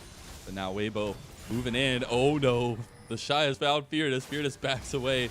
He has Undying Rage, though. Hopefully he'll be able to pop it this time around. But it is LGD making a good base defense. Weibo not wanting to relent, though, as they feel they have the power to push. Yeah, they're going to keep this one going. Now having Shadow back up. The Shy trying to keep pressure in the mid lane, but LGD are just going to engage. Could the Shy just end the game? He's going to go for the fight, though. Eric has already found 1 and make it 2. LGD finding the unmatched fight, and Weibo getting taken advantage of to an extent. Also catching out Sword Art here. Now for LGD, I mean, there's a ton of minions in their base, right? You have 40 and 50-second death timers. I would assume you just try to push for the end, but I wonder if they're going to try and play this one more calculated.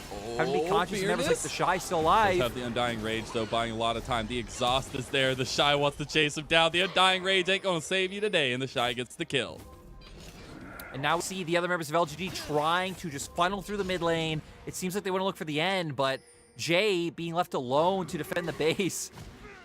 You know, I don't know why part of my mind tells me that the Shy and Angel would TP in and try and out base race them, but thank God they're not. They're going to stay here as Shadow finds a kick. This could just be it. Eric is looking for it, and they have found the Shy. They're TPing in. We could be going to game 3. We are going to game 3. Just like that, at a snap of the fingers, LGD make this a series. 18 minutes. Weibo had a 4,000 gold lead. I mean, we saw numerous times them getting caught off guard when LGD would just be like, hey, you know, we're going to give up sideways. We're going to group up 5-man mid, look for these picks. They're able to find them.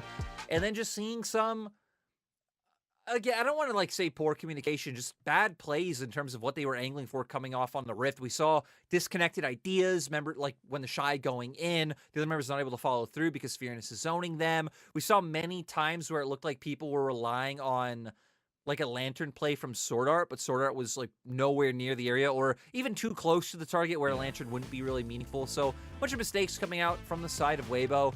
For LGD, I mean, they might have lost hard in the early game, but once they got to the fights where it mattered, right? Jinzhao hitting hooks consistently.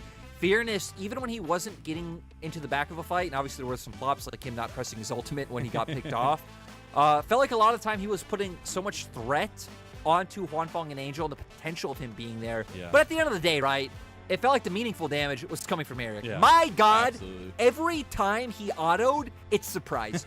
It was like 40 or 50% of the enemy HP coming down when you add in the fact that he was full build and did have 3 Infernal Souls stacked up. Yeah, Hwanfeng even at the end tried to pivot to the Bloodthirster. It did not help. It did not help with the damage that was coming out. Also, on top of the fact that we got to see some clean macro decisions from LGD in the later part of the game, especially the team fights, they also got all 3 Barons, which is insanity to me going against SOFM. And that lead that they had, it seemed like they would have the priority over the Baron pits, but it was LGD every single time and holistically taking that game in some wonderful team fights at the end. The chaos continues, though, as we got to get ready for game number 3, Lyric. We're going to send it away to a little break, and when we come back, the final game of this first series.2015年跟 WBG 打季后赛，就最后一把好像，然后玩个压缩就把我认为那个时候好像没人在比赛上打出过EQ 3仙这个连招，然后我用了这个连招把我们队友就是从劣势到优势，然后就导致我们赢下了那个比赛，然后拿到就是选拔赛的名额。就那个操作比较难忘。最难忘的操作还挺多的，但就是最近突然想到一个以前确实是忘不掉的画面，就是以前那个就是在18年打 IG 的时候，那个就决赛嘛，那个大王升级，就最近让我突然想到那个画面，就挺难受的。太多了，我不能一个一个说，真的是太多了。 딱히 없는데 좀 생각나는 거는 고압도 백도 호자. Is around the base, it's the base. Yeah, control ward goes in. There's the flash from Khan. He just wants to kill the Evelyn before she can get there. But Thorn has teleported forward. Empowered recalls are going to be available. But Griffin, can they actually make it? Oh my god!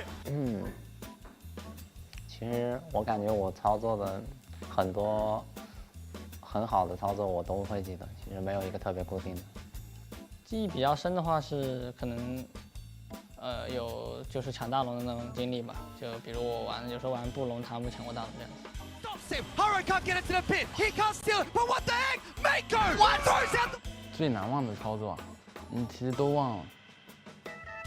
就去年那个卡反杀镜吧。应该就差不多就是很沙发也有，然后差不多很神的法的时候也有，就是这种盲僧什么莫言闪。 都很有，然后沙发的差不多都是这种，就是往往是EQ 闪控或者什么周痛1闪控这种也有吧，都不太记得哪把吧。사람들이 많이 기억해주는 게 남지 않을까? 솔직히 너무 많아가지고 그나마 롤드컵 때가 기억이 나는 것 같아. G2전이랑 했을 때. 아 그거 피오라 마지막 그 우리가 진 거. KT still marching. It's a base race. The Shy's on the blue Nexus. KT's on the red. Who's gonna win? The Shy will not. 都挺好忘，想不起来。升降级呗，打那个发条打新单。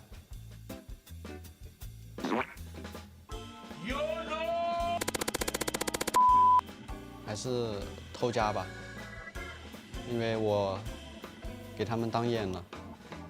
那可能就是去年偷拆主堡的那一场，对，打到输0吗？有点忘了，就是玩金克斯拆主堡那场，对。没有吧？感觉每一波操作都挺正常，就没有什么令人难忘。就那个 TP。 The TP's already coming through the Shy. The masked man standing. Can he get Doggo? Oh no! How is Doggo on this side of the tower? 很恶心。S 几来着 ？S10决赛晋级5杀吧。 It's a Quadra looking for it. Bin will pick it up. Get the pentakill for Bin and Suning Gaming. 其实这个问题之前采访过我也说了，就是可能是2018年夏季赛闪现秒那个泥王的岩雀嘛，但其实。 去年一整年对我来说也是，我打了1年上单嘛，对我来说也是一段非常那个丰富的职业生涯吧。然后特别是奈尔这个英雄，我感觉还是对有很多局拍的挺爽的，对，就是可能红 buff 拍了EDG4个人那一波，就感觉蛮帅的。And now we're back. We're doing this again. It's Shower. Oh my god!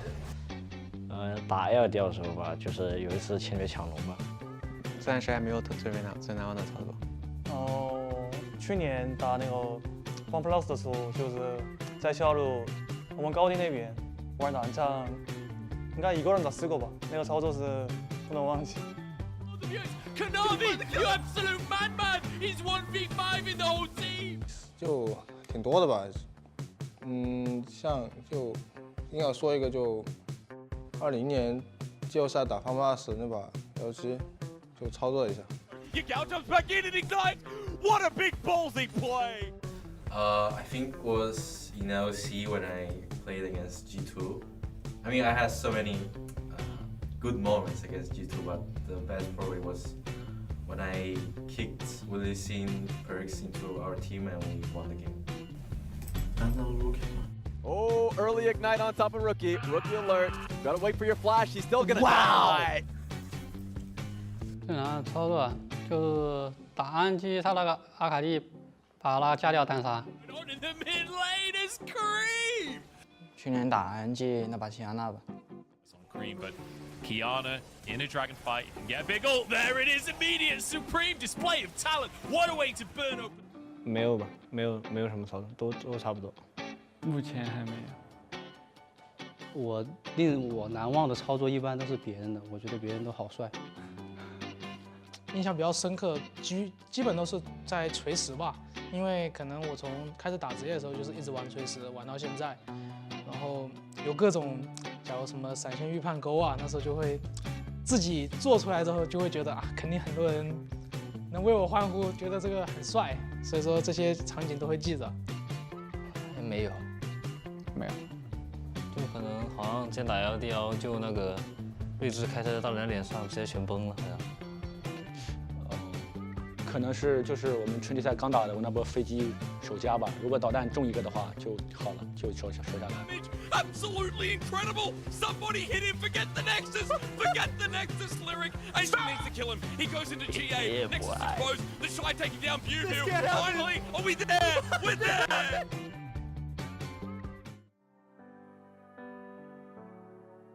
Staring out at an April snow and your taxi in the street.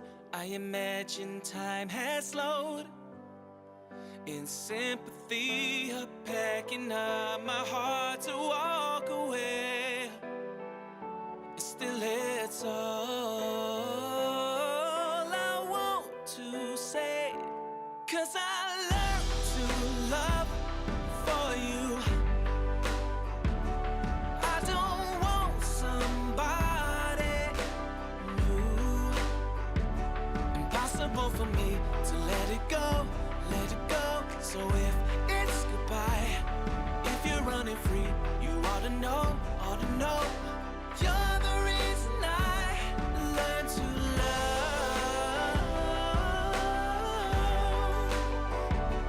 learn to love.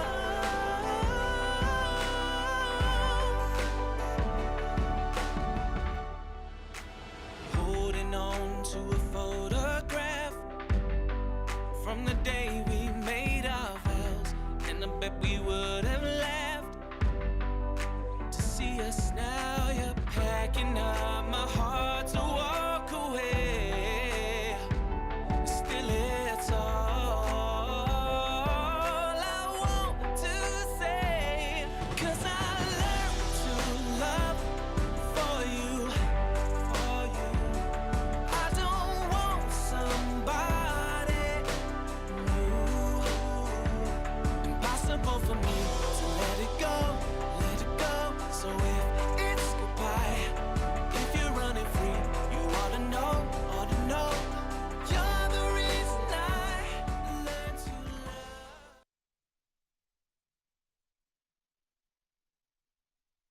幻风就是一个打线发育的选手吧，他就一直发育嘛，我也跟他发育吧。后面的赛程所剩无几，就尽可能的能赢就多赢几场。 Welcome back, everyone, as we have gone the distance in our first series of the night. LGD coming out with a convincing late game win, at least, as they were losing the majority of that one. But it all comes down to execution, and the picks were alive. The 1-3-1 composition turned into a 5v5, and Eric picks up MVP for our first game. Or for our first game really interesting of LGD, sorry. It was really interesting to see how for LGD, since they fell behind so much early, they instantly pivoted, being like, hey, screw side lanes, drop those, give the Shy side lane turrets, just look to group and find picks mid. They did it, and then they got to such a strong point, they were able to do both, right? Yeah. We saw them controlling sides while also still being able to group up and team fight just with the advantages they had. It all culminated in Eric just being this absolute monster. And, right, he was full build, and I think it's been stated a lot how, like, individual dragons don't feel like they mean too much. But, I mean, heck, they got up to 3 Infernals. It's an extra 12% bonus damage coming out for Eric. And it definitely mattered. Seriously, anytime he touched a member of Weibo, they were just gone. They were just deleted right off of our screens. And Eric has always been this player we've thought of, right, as the kind of late game insurance policy for the side of LGD. He's shown if he gets resources, he can carry. This is what Huanfeng was saying in the previous interview before last game. Like, hey, we've seen Eric has carried quite a few games, so we are going to show him some respect. And this was one of those games. I do got to say, though, definitely feels like Weibo massively dropped the ball on this one. Yeah, I guess that's the analogy for this one. But again, going back to the first thing we were talking about for this series is exploitation and exploiting some of this wayward aggression that Weibo have presented to us in the later parts of that second game. So going into this third game, it feels like, you know, everything is bare. We're back to a one-game series, and anything can happen because we've seen both iterations in both games go in different fashions. Yeah, we've seen one consistent trend among both, right? It's the fact that Weibo have been able to come out ahead in the early game, so I wouldn't expect that to change too drastically, especially since LGD are still opting to stay on red side. So I wonder how much drafts will change, considering that a lot of the same picks, same priority picks were there, right? In terms of like the first pick, Jinx, we saw the Aphelios answered. The Nautilus Prio did kind of go back over to the side of LGD, but overall, still similar picks to what we thought we would see. And now going into game 3, we'll see if Weibo chooses to adapt, right? Whether it's taking away things like the Tryndamere or the Arya, or if I'm Weibo, right, or I'm Weibo's coach, I look at that game and I say, hey, we lost that game kind of in our own circumstances, and maybe you don't feel like you need to change anything. Yeah, I guess that's the interesting conundrum, because there are good things to pull away from both games for Weibo themselves.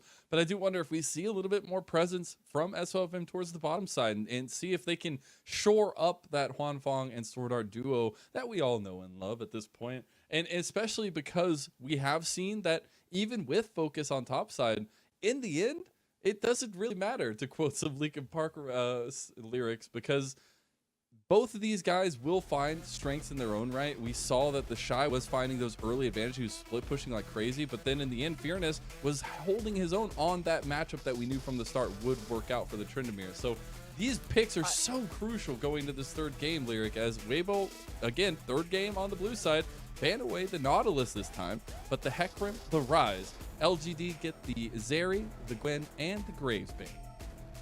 Yeah, so we saw Jinzhao finding some nice hooks in mid-game, so I think it's understandable to take that one away. In regards to SOFM in his early game, I don't feel like SOFM has to change anything.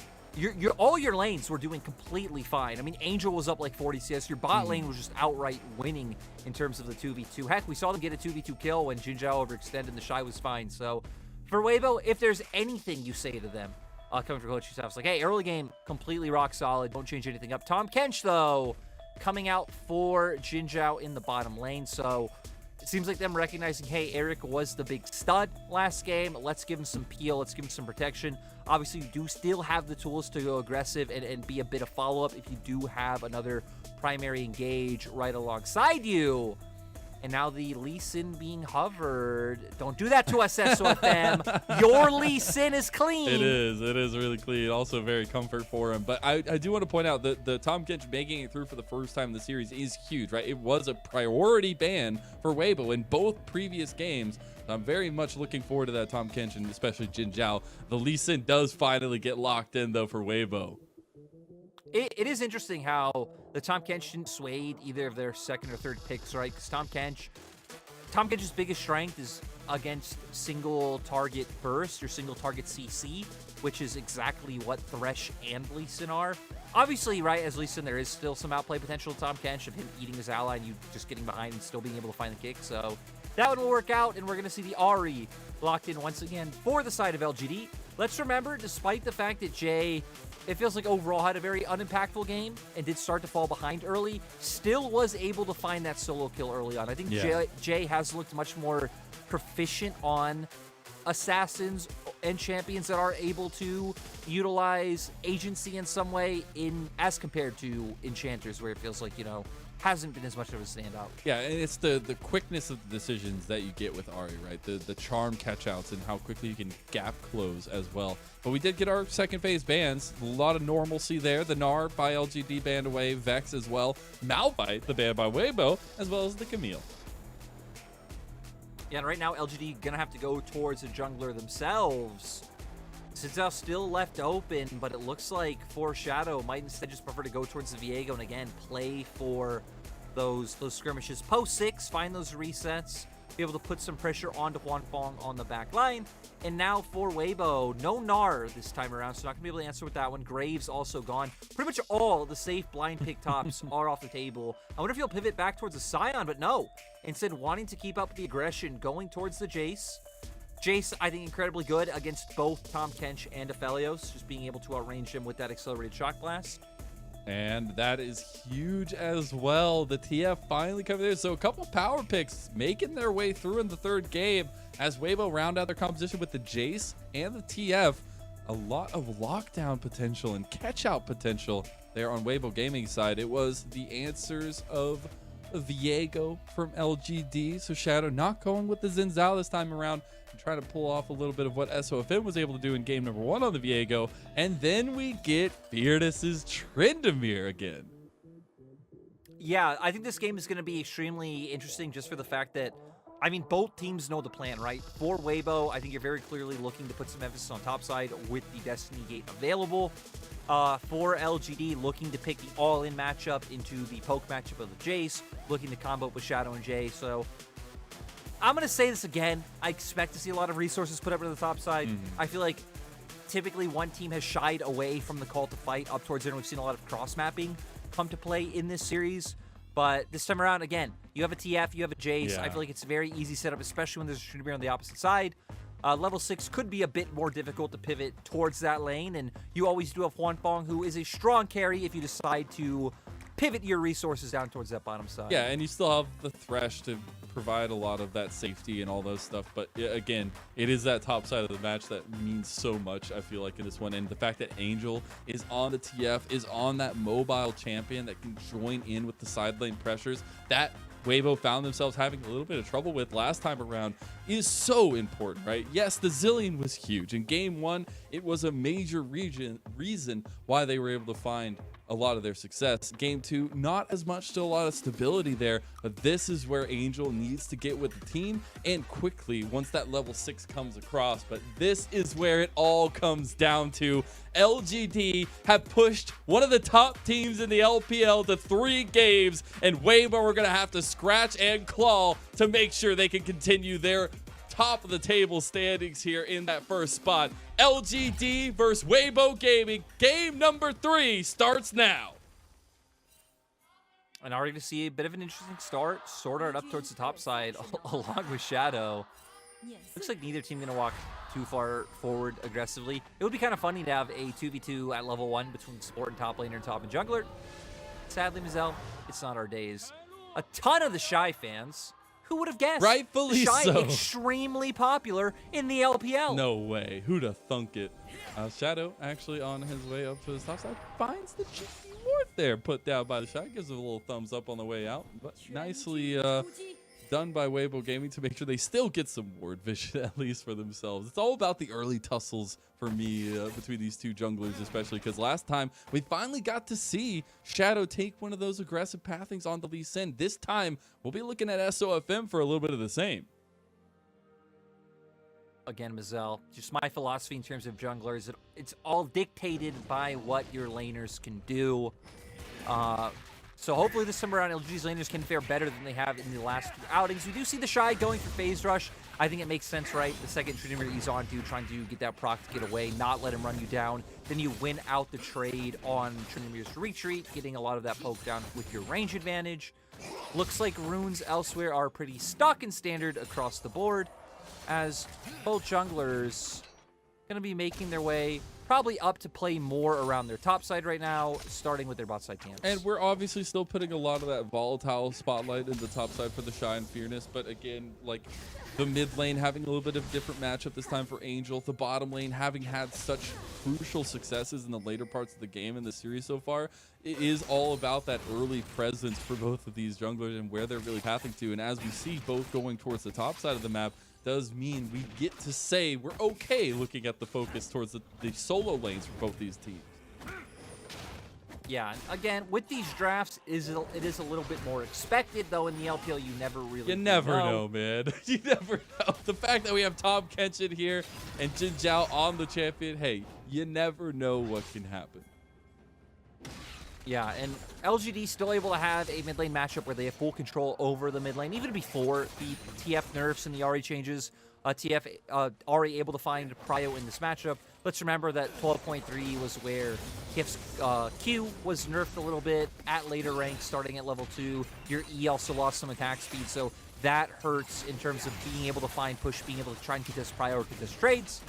So right now, Shadow going to aggressively go towards the top side with prio in both his top and mid. Isn't going to spot out anything, though, Mazel. Yeah, so he's not going to yet. back off and not look to just run it down in the enemy jungle. What world are we in? Hey, all right. You know, sometimes you got to take the respect, okay? And SOFM is somebody you definitely should be respecting in the LPL as he shows up in mid lane. They will know where he's pathing towards his bot side, and Shadow could be looking for some wraparound gank, maybe a top side dive or something along those lines to just force Fearness into a position of power. Yeah, I don't think necessarily would have the setup to go for anything like that right now. For LGD, looks like going to be in a point where resets are going to start coming out.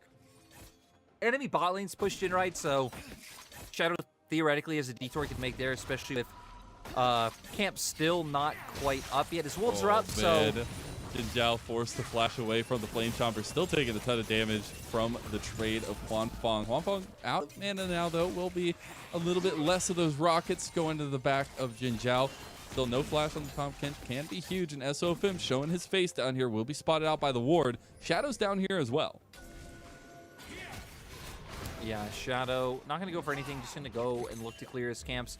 And in regards to Jin Zhao losing his flash, right, feels like Huan Feng and Sorter have gotten the better in terms of the laning in literally every game so far. That isn't going to stop yet. Even having a bit of a CS advantage for themselves. Eric, though, is playing true to his nature, starting with the call, trying to get that scaling going. Pistol Dive actually connects on Huan Feng. The Dark Passage is right there to get him out of dodge. Not even have to burn any summoner spells in that engage. But Jin Zhao is prominent and looking for those engages. And I think that's something that's going to be key, obviously, as he is literally the majority of their engage. I guess 50% of it.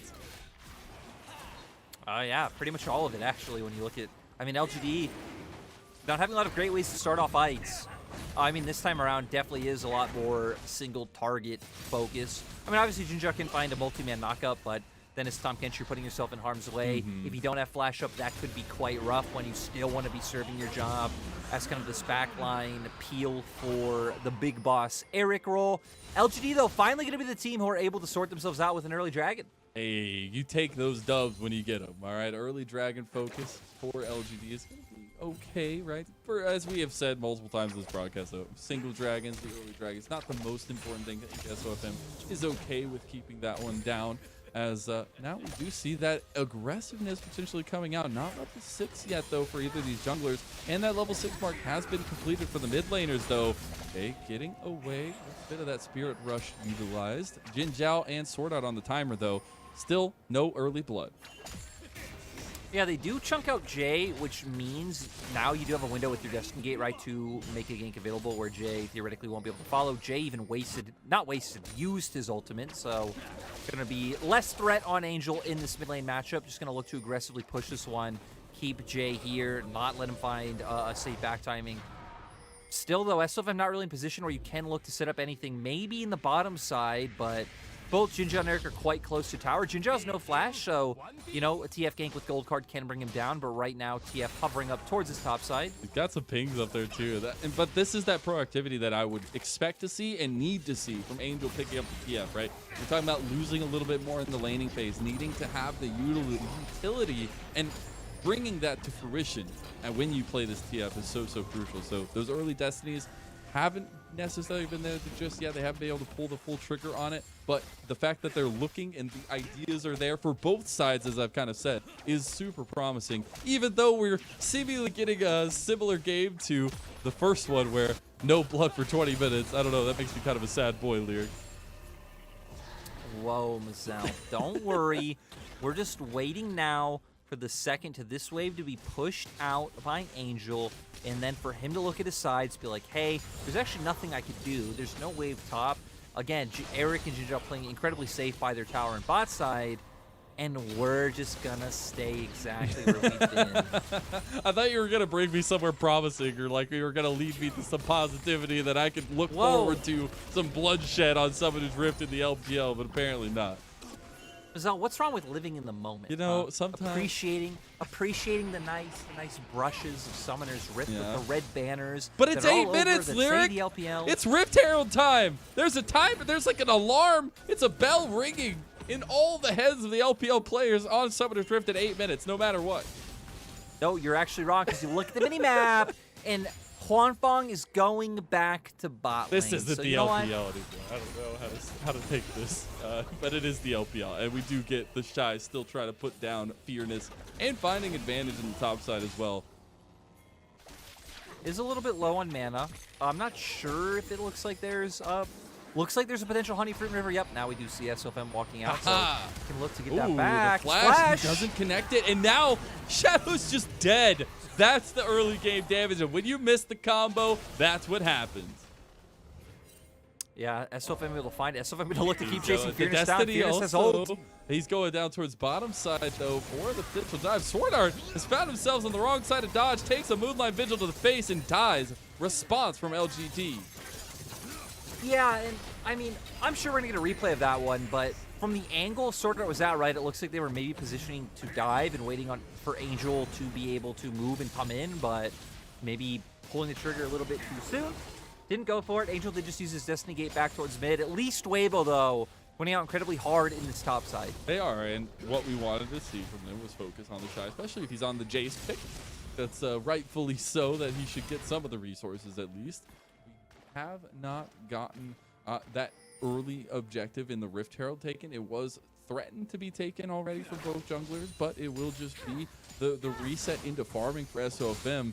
But that means that Shadow can take advantage of the tempo, the priority that he's gotten in mid lane from Jay's Ari, and look for the neutral objective himself, as SOFM looked for mid lane. I feel like the biggest thing here is that Angel, 1, has no mana, and 2, has no way of getting back to the lane, right? No Destiny up, no teleport up, so no matter what, even if the lane was in a neutral state, he'd be able to guarantee it, but SOFM still wanting to look for this. This will dive there to get Jinj out into the fight. SOFM just making them worry a little bit more. It is a 1, or I guess a 2v3 at this point, as the Mech Death Rocket a little bit late there just to try and help out a little bit. SOFM still on to Jin Zhao. Has the Dragon Rage kick as well, and the rest of Weibo could be looking to join. The big jukes. That was huge. That was one of the biggest outplays we've seen in LPL history. In LPL history?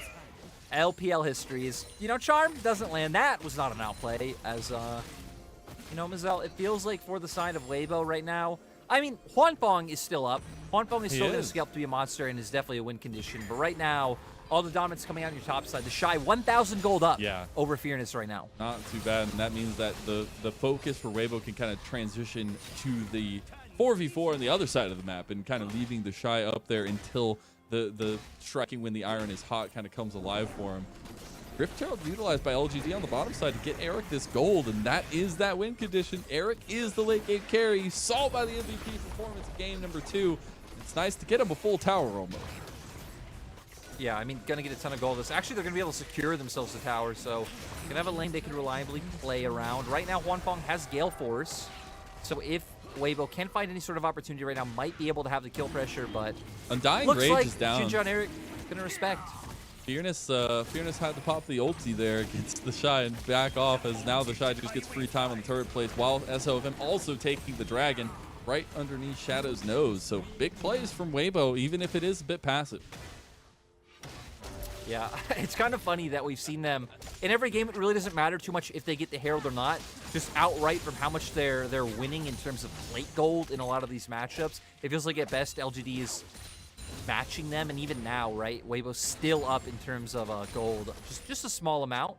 We do see for LGD, though, they found themselves an advantage to match the Shies. Eric, 1k gold up over Huanfeng right now. We'll pick up some plates, so we'll at least be able to get that one a bit closer. That was so close. Well, the Shy able to get away with a little bit of confidence in his own right there as well. We'll see the reset come out for almost the whole of Weibo and get back towards this top side of the map, where now you see Shadow heading in for a bit of a lane gankerino here. Potentially looking for something a bit spicy against the Shy, who will be looking aggressive when he comes back to this lane as well. Let's see if the Shy falls for it. Doesn't look like it. He knows. He knows. The Shy's not the same. I'm not going to say. Don't anything. say I'm it. not Don't saying say it. Do not say it. I know exactly what you were about to say. No. he has fallen for it though, but he does take a 1v2 pretty nicely. The Heartbreaker makes the difference though, and Fearless picks up the kill. Now SOFM going in by himself. Mega Death Rocket from across the map. SOFM forced to flash. Undying Raise there for Fearless yet again, and the timing is just right. LGD strike again. That obviously didn't work in terms of like the kill being able to come through, but nice execution by Weibo with, you know, the Super Mega Death Rocket. I do gotta say though, right, that was just a really cheeky gank coming from Shadow. Yep.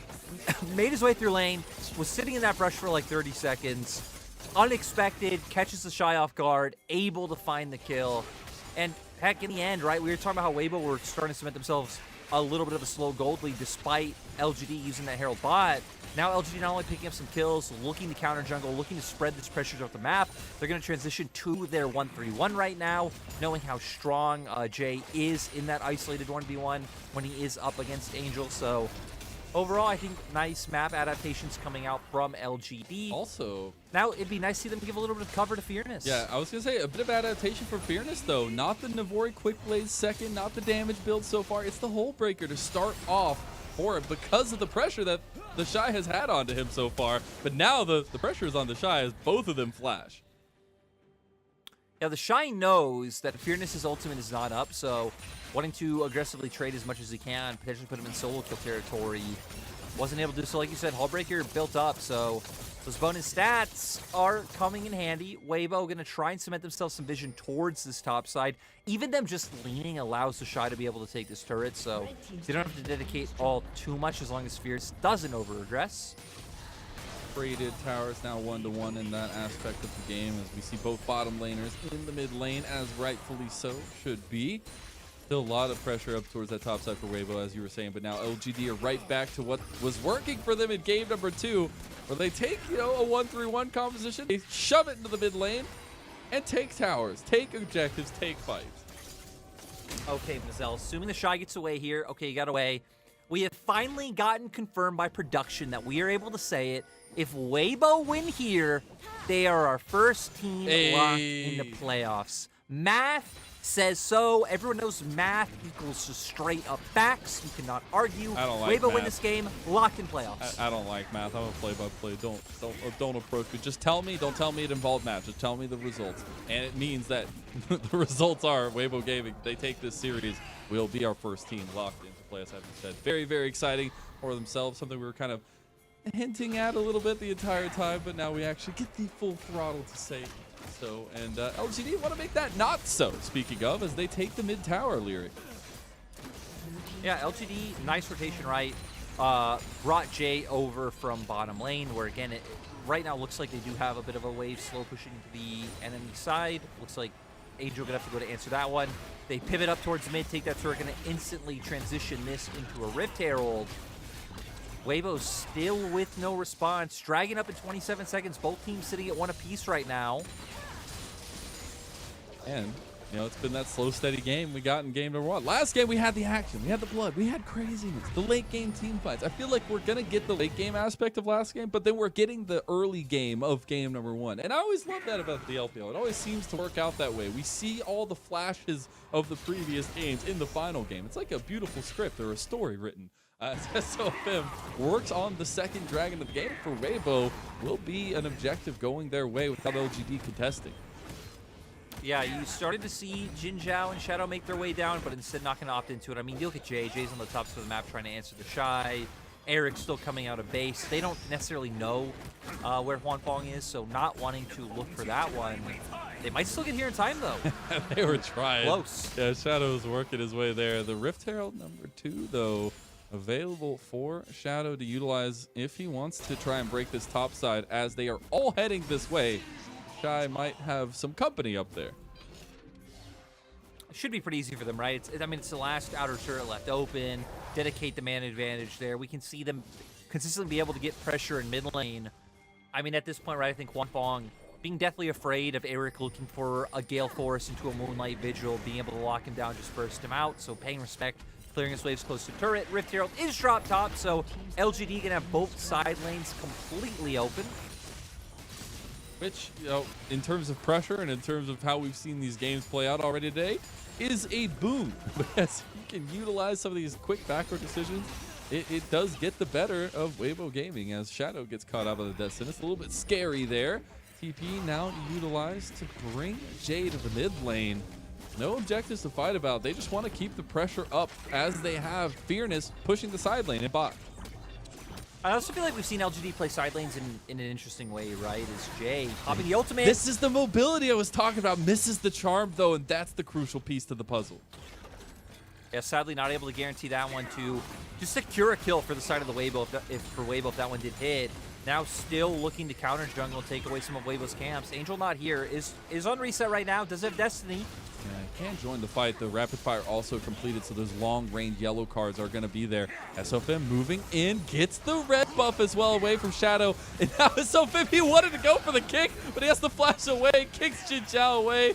Calamity of errors there, at least a good target selection to pull off of that, because I think he would have put himself in a precarious position. Yeah, but I want to go back to LGD and again how they play sides, because right, we've seen teams like Weibo this series who just play sides by hard committing the shot at taking objectives, whether it's tier 2s or inhibitor turrets. We've seen LGD all game long be the team is willing to just set up slow pushes into enemy territory, posture on objectives, and look for these team fights. So not necessarily over-aggressing for picks. They obviously did just try and set up for picks in that last play we saw, but it's been a lot more about using their side lane pressure to give them man advantage and tempo advantage in 5v5s. The Shadow and Fearness going to try and run down Angel and the Shy. Name of the game is speed. The Shy goes back onto Fearness as they try to get the Undying Rage. They have popped it now. Angel onto Shadow, but this is the Shy in a 1v2, and I'm sure he's going to go down. He did end up falling as now Sword Art and Angel back away from their fallen teammate. Yeah, you know, it's quite interesting when we think he's gonna go down, but right at that instant that the game freezes for us, and we're like, I tried. Did he go down? Well, the world may never know. It does make the games more exciting because I feel like this happens to us pretty much only when a kill's about to go down. So, you know, as a play-by-play, I'm just gonna say this is not. It hurts. It hurts. Okay, it's alright. I just want to keep yelling. But in all actuality, right, that was a good capitalization from LGD onto a bit of an overextended Angel in the Shy. And it was one of the, I'd say, safer plays that Weibo has available with their composition. They still got punished for it, right? Sending both soul lanes down towards bot, one having the global, looking for the gank with TF. I mean, tried and true. We've seen it a million times before over the years. But LGD not playing towards the opposite side, already had numerous people leaning down. They almost getting the recalling Sword Art, but won't do it. Now LGD moved into the top side jungle. They're continuing to keep up the 1-3-1, or at least a version of it, as Fearness just wanting to take down the tier 2. Mazal with this game going by at a rather respectable pace. Okay. I feel like people might be out there listening thinking, why am I still here? Why am I still tuned in the LPL? You know why you're still tuned in the LPL? Because one, you want to see if Weibo gets guaranteed for playoffs, but two, you can't miss Mole debuting in 2022 on Invictus Gaming, the next series Mole IG. What about facing Sword Art? anyone's legend. Sword Art debuted tonight too in the LPL. What's up with that? Come on, man. You know, we've had 2 games of Sword Art. There's a game of Sword Art going on right now. But I'm trying to make sure they don't leave. And they shouldn't leave because the best player ever to grace League of Legends, who's going to win Worlds this year, is up next. Just and yes, because I'm going to be incredibly biased. Just because you have an obsession with Mole doesn't mean you need to bring that bias in here, all right? Because it doesn't matter. It doesn't matter. Your bias. I got to say, What? I gotta say, when Dagda offered me to cast that series, I said, guys, I don't know. I'm gonna be incredibly biased. I prefaced, I warned them. Just make sure the chat calls them out, all right? I'll keep you to that chat as the Shy needs to be kept to the bottom lane. And LGD want to take him out here. Abyssal Dive will not connect, but does the Shy get the outplay? Oh, the Devour. So good from Jinzhao. That was so close. I mean, Shadow even having to commit a flash as well. Just consistently finding these picks and sides. I mean, heck, we knew in terms of the 1v1s, they'd be able to find some semblance of kill pressure, right, in terms of all-ins. But now committing to playing around the Tryndamere, because they know that is going to be the more volatile matchup rather than Ahri versus Twisted Fate. Twisted Fate really shouldn't have any kill pressure on the Ahri. Should work the other way around, but Jay just answering waves, considering Weibo are the team more committed to playing around this top half of the map. This Jinzhao goes in, but finds nothing. Look at the flank. It's the flank, though, the whole time. You've had Fearness behind. Moonlight Vigil connects as well. The destiny here for Angel to try and connect something. Yellow card does go through, but they can't get the damage follow-up. No, Super Mega Death Rocket. The flash yellow card. They don't have anything to follow it up, though. They have or do they? What? Jay You're just wrong, died. Mizzell, you're wrong. I'm wrong all day long. Jay just gets caught, and everybody from LGD has to watch their teammate die. Okay, here we go, Mizzell. I'm going to start play-by-playing now, too. They're starting the Baron. Abilities come out. Auto attacks are everywhere. Look at LGD. They're circling them, Mizzell. Weibo are trembling in their boots, but the accelerated shock blast it hits so hard, Mizzell. It hits so hard. But you see, it's all about the analytics. It's the analysis. It's about the movement. The line, Lyric. The line. Is it there for LGD? We'll see. Shadows into the pit, but Angel gets the Baron. Now it's Fearness down already, who had the Undying Rage and couldn't pop it. What a turnaround for Weibo Gaming. Jinzhao is running for the hills, but he's going to be a fried catfish. You have to have no doubts. Everfrost doesn't connect. They're going to be slowly but surely taking him out. He's a big catfish. He takes a while to roast, okay? Typical Weibo Gaming. Throw game 2 with a 4K gold lead at like 18 minutes. Come into game 3. Start to lose a little bit of control in terms of the early game, I'd say, with LGD finding these picks. Just to bring it right back. They were trying to scare us. That's all they were doing. Yeah, I mean, come on. You can afford that a little bit later into the season, or can you? I am just very surprised that Fearness did not have the ability to pull out the Undying Rage. Also, Shadow smiting just a little bit too early. It's a bit unfortunate. Yeah, I mean, even then, right, you had 3 members of Weibo kind of like postured to look for the turn, so even then, it's like you're kind of set up for both, right? The fact that Shadow not able to find the steal, and the other members of Weibo in a position where they can take an advantageous fight with the engager, able to get off. We saw the poke from the Shy going down a little bit beforehand as well. And it sets up Weibo now 4K gold lead, dragging up in 2 minutes, so Baron not going to last that long to at least translate into control for Dragon, but we're going to see how many turrets they are able to get off this play. Right now, playing around top and mid, they're going to send Angel to answer that wave first. Does have Destiny just in case any fight breaks out. And the side lane pushing just hasn't been available for Fearness because of the pressure that Weibo has been putting on into the jungle of LGD. That red buff also taken away by SOFM just puts a little bit more hurt onto Shadow for sure.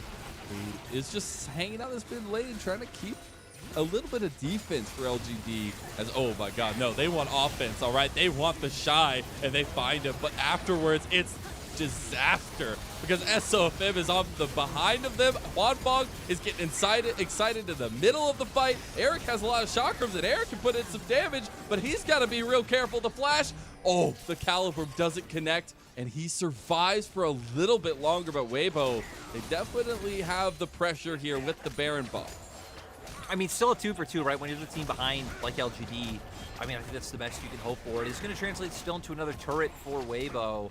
I don't imagine they should be able to get more. Eric now going to be at full HP, but that was extremely close. We saw Fearness putting so much pressure on with the flank coming from behind, kind of forced Wanfong to go forward and more aggressively look for those kills and resets where Eric was lying in wait. We'll go straight back into the replay. LGD just going on the Shy, straight up bursting him out. The knockup's enough, and Jay able to follow through. Shadow, though, is going to go down pretty soon after. Does get beat by Jinzhao to buy time, but still, you're surrounded by members from Weibo Gaming. SOFM trying to zone out Eric on the back end of the fight, but like I said, Tryndamere kind of forcing Hwanfong to go forward to try and find these resets and these kills. There's just a lead to his doom at the hands of Eric, who once again get a pretty nice scoreline. I love it though. Hwanfong was just trying his darndest just to not think about fear. He's like, he's not there, he's not hitting me, he's not killing me. I promise, I'm just gonna keep going, keep running forward, and it still didn't work out for him. Fear is finding so much advantage on this Tryndamere, already so much in this series as well. But now we're right back to it. We're at the Dragon Dance here. 20 seconds until one of these teams can pick up Soul Point for themselves, which again, we've already said, for either of these teams, puts a ton of macro power in their hands. And I feel like the dynamic of the game is going to start changing, right? Where you see Fearness, Hullbreaker, once a split push, feels comfortable going toe-to-toe against Shy. Shy, though, I think is going to do much better if he does stay grouped. We hit on just Jace being strong against champions like the Tom Kench, like the Aphelios, being able to try and zone them out from the objective with the Accelerated Shock Blast, and they absolutely burn this down. Yep. LGD don't even get a chance. Shadow almost gets taken down, has to use the Heartbreaker, and it's Jin Zhao who gets caught. Now the Destiny is there. They can see everybody. They can hear everything, and the Shy is taking them down too. Oh, the Zap doesn't connect. The Moonlight Vigil just to try to separate some space. The kick comes out, and LGD are dusted. They are going to lose this mid-inhib tower as well. Jay almost dies, just a couple of rockets, a little bit of damage, but they are pressing this in. Weibo want out of this series, and quickly, the flash forward. The damage isn't there from Angel. He still wants it. He can't get it, but it's the towers, it's the Nexus. That's what matters. Fearness trying to put on his best defense, but all he is a lonely Tryndamere. He has the Undying Rage. He can't make it out. He goes golden. The towers are going to start falling. Hwanfong going to get excited, and Weibo Gaming, they gave us a scare. It might be Halloween for them, but they still come out on top in the end, and they continue to dominate the LPL, our first team to lock in playoffs. Yep, congratulations to Weibo Gaming. You know, maybe depending on your terms of exciting, not the most exciting series to some, maybe very exciting to others. Point is, though, at the end of the day, they get the win. They're guaranteed for playoffs, so can start making their way to, you know, securing those buys in the later rounds by picking up more and more wins. For LGD stays pretty bleak, considering now they are sitting on 3-9. They themselves only have 4 series left to go, so the most they can get up to is 7, which, you know, if RA pick up another win, they're now at 7, then only your 10th spot will be up and available. Yeah. So a lot of playoff implications kind of in this matchup. Again, much bigger ones for the side of Weibo. Absolutely, and good thing to, you know, have a little bit of a scare, but make sure they knock it home and secure that spot, because that is important in the LPL, right? Just to make sure that you have secured a spot at some point in the playoffs. Somewhere you will be in that postseason.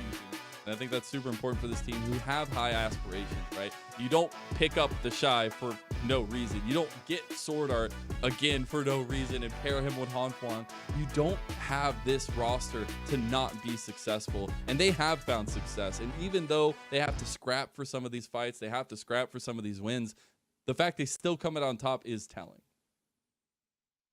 Yeah, I mean, it's one of those things, right, where, I mean, playing from these weird game states or playing from deficits is something that I think is much harder to practice, especially when you are a team that is so consistently winning against your opposition. So nice to see that when kind of pushed to the fire, that Weibo are still able to come out ahead. Again, this was what should be an expected win for them, right? In terms of if you look at where both teams were in the standings. So overall, massive props to LGD for being willing to put up the fight.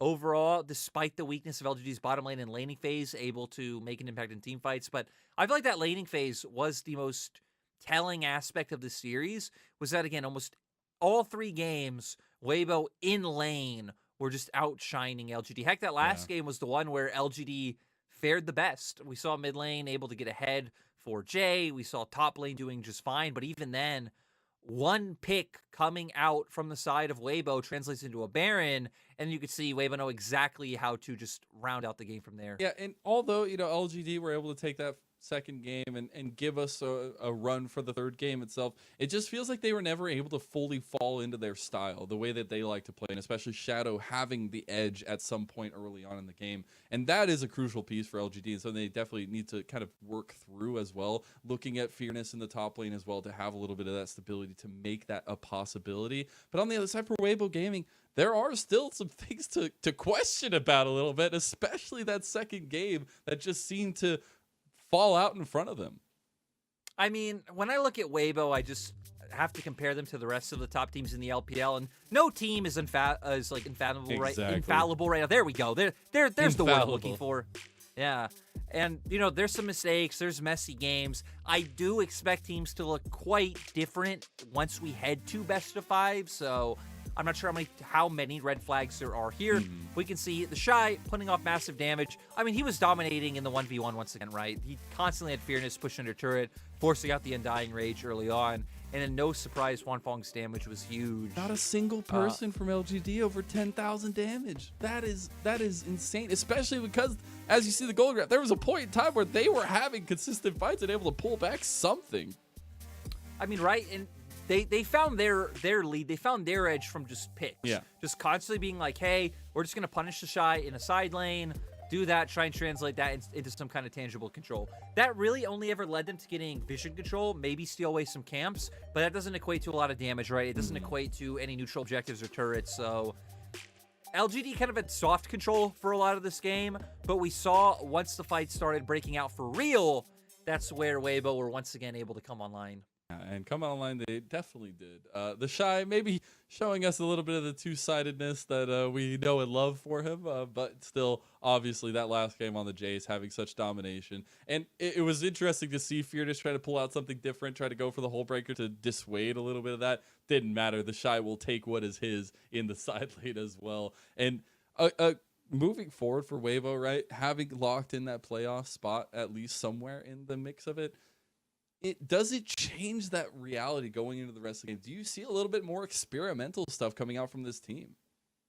I don't think so. Well, I don't think we'd see any more experimental stuff than we would regardless. I guess that's true, right? Like, I wouldn't be surprised if they would have picked up the Zillion no matter what against like whoever they were facing today.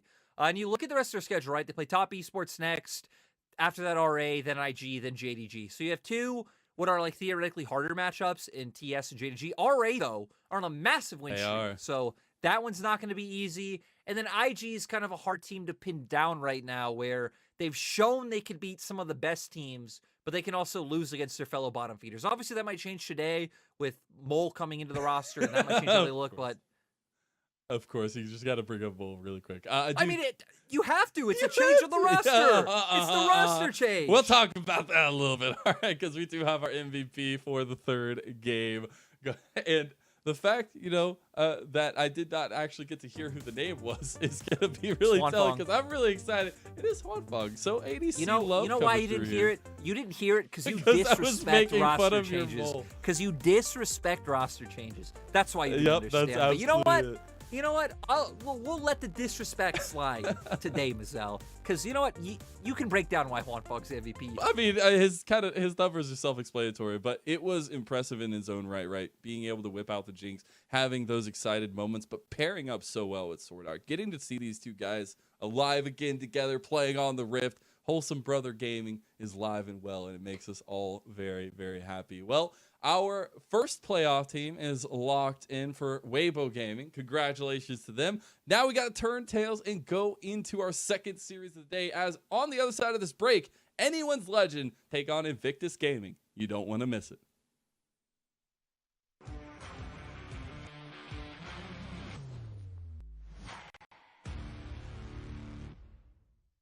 In 2021, RNG lost to EDG in the most important match. Oh, it's gonna miss. He's got a ward hop away to stay alive with a flash to find the knockup. Jeja is perfect, and he finds the kill. That's an easy smite. The flash is followed with the dunk, and Gala is gonna get sniped by Viper. EDG, it took them 6 attempts, but this time they will knock down RNG. Now, RNG wants revenge. He could try and force it now. Actually, he's gone down. Why are you there, my friends? Why are you pushing him when he's still acquainted? He's still healing up. That healing was ridiculous. They still haven't taken him down finally to get him. And here comes the package across everybody. Burn, baby, burn. RNG find themselves a fight. Triple kill for Big. Xiaohu played well in the top lane in 2021, and we worried whether he would be unfamiliar in his return to mid. But now it seems our worries were superfluous. As the leader, he deserves to be trusted. 再次回到中路的话，其实这条线我也比较熟悉嘛，然后所以在那个对线方面我是也是没什么担忧的吧，然后也是新带入了一些上单的一些就是学习到的经验跟打法吧。Although he burns on the interim, but anyone's left over. He's in a Xiaohu! Xiaohu! Vex, Xiaohu! Say his name, say the champion! Xiaohu is still one of the top mid laners, but this time he's going to face the finals MVP of World Scout, who is still a top mid laner in the LPL in his own right and is always willing to exert his pressure. 最近我们这里的状态可以说是不稳定吧，但是也在慢慢提升中。然后后面的话，我们保持好状态的话，应该会没问题。Flare as well. He goes gold with the shockwave from down on the back end. That's the real hero play. The teacher is still the teacher. Under the leadership of Xiaohu, RNG is still outstanding in this spring split, and Bin has well passed the adaptation period and has played to his strengths. Absolutely huge. Well, now Bin might actually try and dive the Akali. He gets him, I think. Yeah, one more snippet. He got him. He's dead. The night is still ticking, but not enough because you've got the needlework for the healing. He'll able to push out this wave as well. Way not quite able to make it on bot side, but Bin makes up for it in top. EDG still retain dominance as world champions, especially JJ. He may even be stronger now than he was at Worlds. And he's still him going down fast over the wall. Pillar, but he gets it. He does. JJ gets it. World champion quality jungler. 我觉得这次一场 RNG 的话，胜负关键还是我感觉在小虎身上吧。对，我们要去研究一下小虎这边的打法。英哥啊、小虎啊，他们应该都挺想拿 MVP 的，就是看他们两个表演就行。EDG and RNG are both strong legacy teams of the LPL, as well as MSI champion and world champion respectively. Over the years, they have been friends, they have been opponents, however, there can always only be one winner. They all must fight for their own honor. EDG versus RNG. We've been walking countless miles on a mystic way of life, unsure where we're going. Where's the rooftop of our life so we can lay down side by side, facing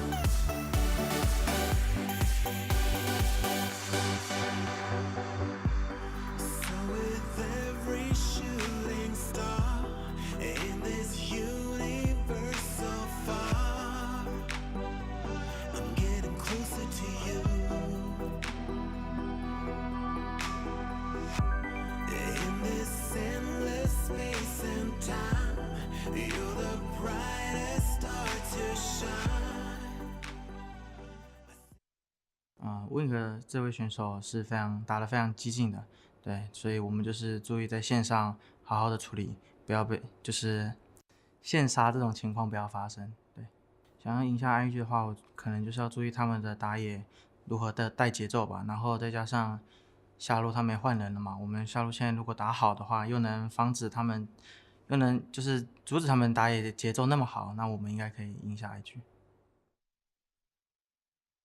Welcome back to the LPL Spring 2022 split. I'm Mazel, joined by Lyric yet again. And as from Betty, you hear the big focus is on stopping the tempo of Shun for IG. As we crest ourselves into Anyone's Legend versus IG, we are already going to have the picks and bans up on screen for you as we have to catch up here, Lyric. So as we do have that coming up here quickly, I do want to kind of dissect the big strengths for both of these teams a little bit, and of course give you a little bit of room to introduce Mole. So have the floor, Mr. Man. I guess I'll give you your obsession one time. I was going to say, how dare you even ask like those are two different things. The big strength for IG coming into today is seeing how Mole fares on this roster. Obviously, things with WE didn't work out. I think if you watch those games, not just Mole's fault. Mole was not a good player on that team, though. Some egregious plays overall. But I think Mole going all the way back, 2019, 2020, 2021 spring, always having a solid performance on his team. Always top 2 player, if not the best player on his team. So hopefully this goes a lot more like the V5 days and not like the WE days where he comes in, kind of just runs it down. And yeah, I think him and Shun being a mid-jungle can be exciting. There it is. There we go. Picks and bans. As we got a Draven going over the side for IG. We got Wink in the bottom lane, so that's not too surprising. But the aggression and the counter to Zeri coming out just with the strength of his laning phase. Mole going to opt into the LeBlanc up against the Ahri on the opposite side. And interestingly, getting a set down in that bottom lane. Yeah. So again, some more aggression spelled out for the side of Anyone's Legend. And just kind of holistically, right? You look at IG's comp, I think it does spell out some side laning. It does spell out some picks, having the LeBlanc and the Camille looking to rotate over. You have the Hextech ultimatum to lock the Zeri down, and then Hecarim to charge in, follow up, try and burst her out. For the side of AL, I think it's way more skirmish-based, a lot more team fighting. You have the big meat shields in the set, Renekton 2 by space for the Zeri to just pop off. So I think 2 very different game plans for 2 very different teams. You know, there's one thing that I put together with Chocho, and it is Chad Gaming. And the fact that he's got the Chad of them all, the big boss set down there, I'm very excited to see this, especially going against the Nautilus and trying to put up with Wink's Draven. There's so much to look at, and we got to get into the game pretty quickly. Obviously, Shun, Xiao, big focuses in the early game for both of these teams. Shun on that Hecarim will have so many tools to kick off the fight, and the lockdown for IG will be crucial. But as you said, the skirmishing for Anyone's Legend, trying to find the window for that, and especially as you crest into the mid game, is so crucial. But here we go. It is time for our second series of the day. Anyone's Legend taking on Invictus Gaming. Game number 1 starting now. Mole's debut game of LPL 2022. Super important for both teams, right? Both of them trying to inch towards a playoff spot. Neither of them are out. The run is still alive for both teams. And then kind of hitting back to what you're talking about, right? The drafts and seeing how these teams played out. I think one fun thing, Mazel, more maybe comparatively to last series, is you have 2 compositions that very much want to go in. Very aggressive on both sides, right? For IG, I think it's pretty straightforward in terms of setting up those sides. Again, Hextech ultimatum onto the Zeri or onto Forge if you can find it. Shun linking up at the same time. And then Wink kind of faring for himself, trying to peel out either Chocho or ZDZ in that top lane. For AL, I think it could be a little bit trickier, but you also do have room to zone to flank with the Ahri. But I feel like mostly we're going to be looking at how Chocho enables the team. Yeah. Maybe try to bring Lucas into the other members, or Shun. If Shun finds win on the backline, ult him out by space. Again, Betty and then Forge able to lock and load on that front line. That's exactly what I was going to say, and I love that you highlight it, right? It's about getting these supports out of these lanes and into the top side of the map. But we'll see the early aggression from Chocho and Lucas go to bear as both of them take down about half health. But it's those first roam timers. It's how much aggression out of the lane we can get, because we know Wink and Betty will be just fine. I also think it's just about, bringing Xiaohao down to this bottom side. Because one of the things about Set, right, is you're very liberal with your flash usage because you take Hex Flash. You're willing to flash in there level 1, burn enemy AD carry for your own, and overall it's going to be a worthwhile trade for you because then you're going to be the team playing more with your jungler in those 3v3s. So right now, both junglers are pathing down towards the bottom side, so I think IG having a read of what AL want to do. Also, cool to note that Zika is running the more aggressive summoner setup, right, taking both TP and Ignite, so can control his wave state, or if he falls behind, he's chunked out, can always TP back, but also having the Ignite for those all-ins. And I'm just excited to get to see the Camille again. Gets banned a lot of the time against teams who do prioritize her, but excited we get that very seemingly volatile matchup between the Renekton and on the top side of the matchup. Even though we've kind of been focusing on the jungle early on, it still gives a little bit of presence there, and especially later on in the side laning as well. Xiaohao now going in for his own aggression, immediately finds Shun, and Shun is in some trouble here. The skirmishing power of the Viego early is very detrimental to the health bar of Hecarim, and Shun will back away, start the Krug camp here. Has the rest of AL move again with the priority gained to bot lane to try and take more, as now Shun is just dead. How does this all turn out this way? You would think that IG would be able to get back and help, but they cannot. No, the crucial thing was with Xiaohao obviously being the aggressor, right, you can coordinate that, you can communicate. So both Chocho and Betty very quickly moved over to Tribrush to cut Wink and Lucas off from being able to answer. With the fact that Forge has Prio in mid, he is also able to follow Molt at the same time, which left Shun in a pretty bad spot. Obviously, Shun in the end still did end up like over-aggressing for Krugs, because you know Betty and Chocho are on their way because obviously the left lane, but still, I think overall that was just really good coordination coming out from anyone's Legend. Was, and leans out to first blood for them. Now Shun, on the aggression of his own, wants to recoup some of that lost timing, and we'll go for an invade on the top side of the map against Xiaohao, who is still on the bottom side. So this should be an easy Krug camp capitalized on by Shun. Yeah, and we're seeing lanes so far pretty even across the board. Not too surprising. I think most interesting being this mid lane matchup. Ahri, I think, has some decent tools to be able to deal with LeBlanc. Obviously, being able to hold your charm for when a distortion comes through, you've like a very easy time. I think an easier time clearing the wave in terms of just being able to throw out your Q to where, you know, we did see LeBlanc get a bit of a nerf to her W damage later on, which can make it more annoying to contest the wave once you do get a little bit higher in levels. You know, something that's been bugging me this whole time, not bugging me, but exciting me, we don't have a Aphelios or Jinx here. It's a miracle, David. It's a miracle. It is. It is great. You know, I tweeted out the other day, I don't know what the stats are. No. That's a lot of damage. He does still have the Haymaker, though, back. Chocho now losing that shield, though.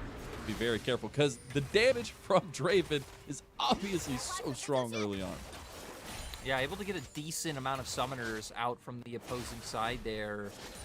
But, again, hitting on the AD carry point, we have Jinx 178 games, Aphelios 147, then Zeri and Jin. Oh, Charm! Oh my goodness, Mole! The Ignite, the burns, nope, it's on the wrong one. So, you know, Forge, unfortunate for that one. I agree anyone's Legend IG. Screw talking about those carries. Absolutely. Keep giving us the fight. Forge thought he could replicate what we saw in the last series, but not able to find that. Is that the Mole diff, though? You force the Ignite onto the Mimic? Or onto the Claude? Is that just the Mole difference for IG? It was obvious, like, it was all planned and calculated coming out from Mole, but this is going to lead to First Dragon coming out for the side of AL. You even see the reset for Chocho being a little bit faster than Lucas. Zika not level 6 yet. ZDZ had hit that level 6 mark, not popping the dominance to assert his dominance, but still having a little bit of the level advantage on top side and the CS advantage. Still, Zika will be catching a pretty decent-sized wave, so he will be just fine in terms of CS, but Mole crucially needing a reset. Oh, wait, they find Chocho, and now the devastating charge in. That was a nice face breaker, though. The Haymaker onto Wink as well. Chocho's just left out to dry, though, and Wink gets the kill. Those adoration stacks working out nicely. Now the Forge on the other side with a Spirit Rush gets the charm. The cleanse from Wink is dead. Betty finds it, and on the back end of it, AL come out on top again. Yeah, overall, I mean, I think a lot of that's off of the pressure that Forge generated from going for that solo kill. I mean, he chunked Mole out. Mole was low. Mole had no mana.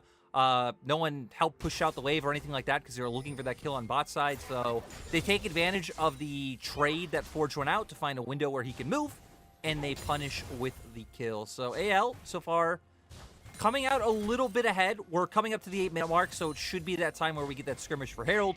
For AL, you've had Prio in both your side lanes so far, so I think AL should be the team that we're expecting to look up at that objective. Look at this aggression, though. Shun and Mole moving in towards this top side. As Xiaohao trying to clear out his Chicky Nuggies. Red will be seen by IG.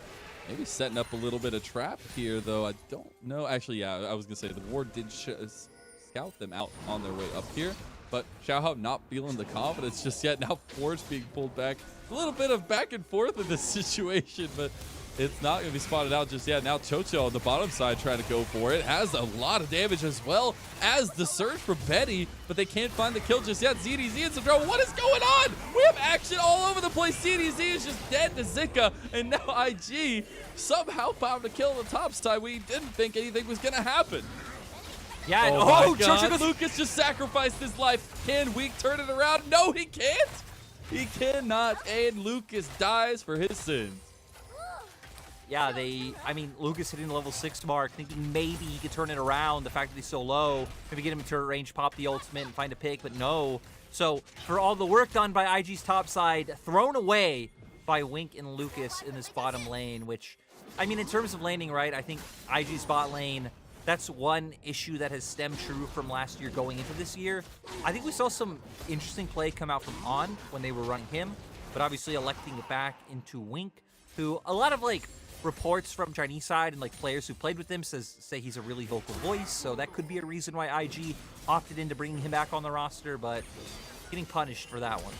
He was, and we still look at that early aggression in this game and have seen a decent amount, a lot more than last series at least, but it hasn't led out to anything too crucial just yet. We have one dragon on side of AL. We're working on this first Rift Herald now for IG. Xiaohao dodges away from the first chain, well, not the second one. Has to use the Heartbreaker away. Does get over the wall, and now IG move in for the Rift Herald #1. Yeah, it looked like AL were going to come to contest because they originally brought Betty up to the mid lane, but instead sending him to respond down to Wink so Wink doesn't get free time with plates, deny him CS and him experience. So it is just going to open up the Rift Herald for the side of IG. Wink also might be able to get a plate of his own. Pretty nice for him. So far, going towards that stronger lethality start early on, serrated Dirk, double longsword. So he will hit like a truck. Yeah.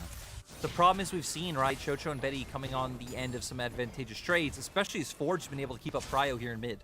And obviously, the ADC game is late game, right? We're waiting for both these guys to, especially Betty on the side of AL, to get to those big scaling items and have that insane mobility having late game as Zeri, as well as it finally gets let through in the LPL, as I feel like it's spanned out almost every single series. We'll keep a side eye on that one specifically, but now I'm turning my attention back to Xiaohao, back to Shun, as we are getting the second dragon on the Rift in 30 seconds. Both junglers down this way. A lot of presence from both teams as well.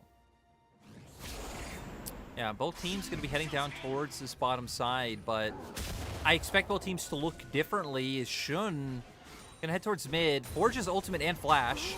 Oh, that should go. Oh, Onslaught of Shadows used, but Forge too quick with the speared rushes. Yeah, it's kind of interesting because I was just about to say that I expect IG to maybe look towards bot and for AL to be the team to look towards mid, but IG looking to circumvent that one by burning a summoner out from Forge and taking away his ultimate. The fact that Dragon's coming up right now, that could be so crucial for them. Now timing it with Mole's reset as well. Zika's TP is about to be up. So for IG, you could look to contest this one. Though we need to remember, still 11 minutes.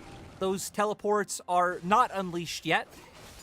Yeah, I will say I would expect Shun to want to use this Rift Herald before potentially going for a fight over the Dragon. Both teams are just pinging like crazy down towards this objective. But the push in bottom lane will mean IG have that priority and can move their bodies to the position in front of the Dragon Pit thus far. But again, if you die in this situation, it's a bit rough for IG because we're right on the precipice of either team really finding an advantage for themselves. And instead of going for those overextended plays, the aggression, both teams playing a little bit more reserved as we crested into that 11-minute mark. I also think they'd be a little bit more reserved in that moment specifically for the fact that since Forge got chunked out, he recalled first, had Tempo coming back on the map. Both junglers so far just posturing around bot. Looks like Shun might go for mid play again, hoping to drop the Herald, maybe if they're able to find a play, but I think AL doing a nice job of just hiding in Fog of War kind of prevents Shun from making any aggressive plays, and heck, they might find Lucas and Wink off this. Yeah, overextended a little bit by moving up for that wave.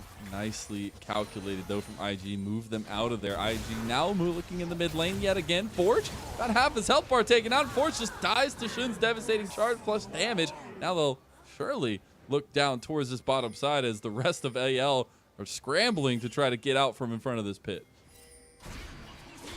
Yeah, gonna opt into going mid first. You assume they want to drop the Herald, clear this wave out, and then start making their way down.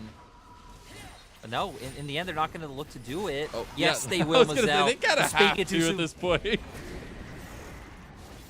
They do get that charge off as well to Mole, though. So decent amount, actually. 3 turret plates for them as well. So there you go. He's getting the resources in his pockets on the LeBlanc. Are you happy, Lyric? Does this satisfy you? Hasn't really been hitting the chains, but you know, that's just rust. Like that's just rust. That's fine. No. For someone like me, I like to think that it's on purpose to give the enemy a false sense of security, and then bam, the Hecarim comes in, and you are just dead. So yeah, that makes sense. Makes sense. It's been working out so far. AL gonna look to take themselves a dragon though. ZDZ, you might need to be careful. Zika's level 10 right now. Forcing this red buff feels bad for Xiaohao as the Infernal Rift comes online. A little bit more priority in that direction as well. In 5 minutes, the next dragon does spawn.